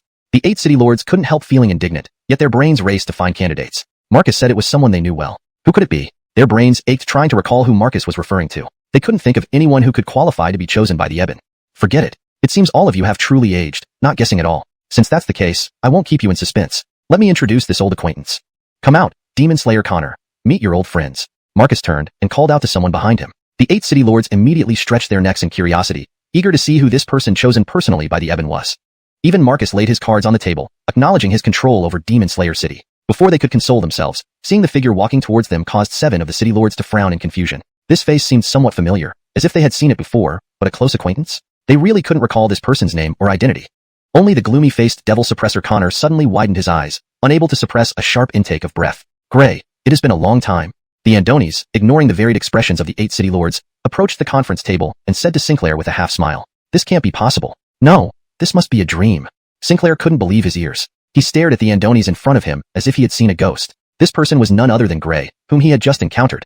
How could this be? Sinclair's mind spun, almost forgetting where he was. He rubbed his eyes, suspecting he was losing his mind. How could the Eben choose Gray? If chosen originally, Sinclair would have found it logical. But now Gray was just a waste, and he had just escaped from Sinclair. Where would he have found the time to meet the Eben, unseen for a millennium? This world must be crazy. No, this must be false. Gray must have deceived Marcus. How could a waste like him inherit Demon Suppression City? Your Highness Marcus, this is unfair. Gray is merely a worthless body with no demonic aura. How can such a person control Demon Suppression City? After all, to be frank, this person was once my trusted subordinate in Devil Suppressor City, but during his tenure, he betrayed my trust and committed unforgivable acts. Hence, he was punished and expelled for grave offenses. A man of no virtue or talent like this will struggle to bear great responsibilities. Please inform the Eben to reconsider the position of Demon Suppression Connor. Unable to contain himself, Sinclair stood up and addressed Marcus, appearing righteous. If outsiders saw this, they might genuinely believe Sinclair was loyal to the Eben. But the 9 people present knew better. Everyone could see through Sinclair's facade to the fear and unease beneath. Despite the 8 city lords struggling to remember Gray's identity, observing Sinclair's reaction left them in no doubt. This new Demon Slayer Connor was likely an enemy of Sinclair. Chapter 292, Spreading Filth. But would they intervene? The answer was a resounding no. As the saying goes, the enemy of my enemy is my friend. Jonah had broken through the realm restrictions and advanced to the 7th stage of Essence Kernel without their knowledge, already making them envious and resentful. A remarkable outsider being defeated by another remarkable outsider. Wasn't this quite amusing? The initial dissatisfaction of the 8 city lords vanished immediately, as they resumed their nonchalant expressions and watched the two with ease.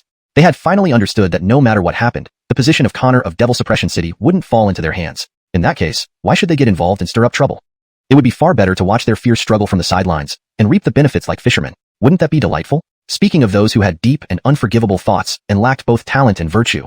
On the other side, Tim and Ridge couldn't help but laugh out loud upon hearing Jonah's words. Was Jonah introducing himself? Whether Jonah was pretending to be stupid or truly so, how could he dare to maliciously slander and defame Ridge in front of everyone? Did he really think they were fools? Tim noticed Jonah's smile, fading into an increasingly cold expression. Ridge, however, remained unusually calm. Over 1,000 years, he had endured countless malicious slanders. Compared to what he had faced before, today's insults were insignificant and didn't even make him raise an eyebrow. As for Jonah, Ridge wasn't surprised at all. 1,000 years had changed Jonah drastically. In Jonah's eyes, he was merely an ant that could be crushed effortlessly underfoot. Despite feeling disdain, Ridge kept silent. Because, no matter, someone else would speak on his behalf. Is the Connor of Demon Suppression City questioning Raphael's decision? Indeed, Tim raised his head and spoke with a half-smile. He was fully aware of past events, but hadn't expected Jonah to be so audacious. To dare insult him to his face, Jonah indeed had courage. Prince Tim, what do you mean? Every word I said is true. If you don't believe me, ask Ridge. Ridge, am I right?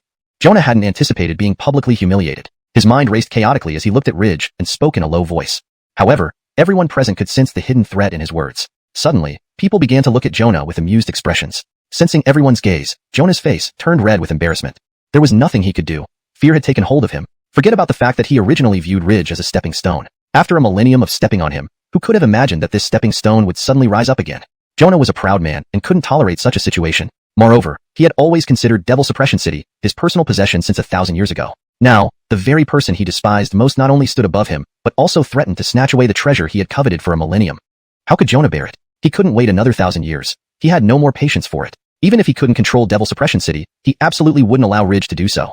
He dared to continue threatening Ridge because he possessed Ridge's weakness. Initially, Jonah had intended to use this person to manipulate Ridge, ensuring that even if Ridge joined forces with Tim, he would still follow Jonah's orders and not act against his interests. But now, Jonah was uncertain. Ridge had been chosen by the Eben and appointed as the next Connor of Devil Suppression City, which changed everything. Besides, even if he had Ridge's weak spot, it was only temporary. Now Jonah realized why Ridge had firmly rejected his other demands while agreeing to just one key request. With the backing of the Eben, how could Ridge lack confidence? And considering the high regard the father-son duo held for him, the leverage in his hand might soon vanish. After all, the Eben didn't appreciate disloyalty among his subordinates.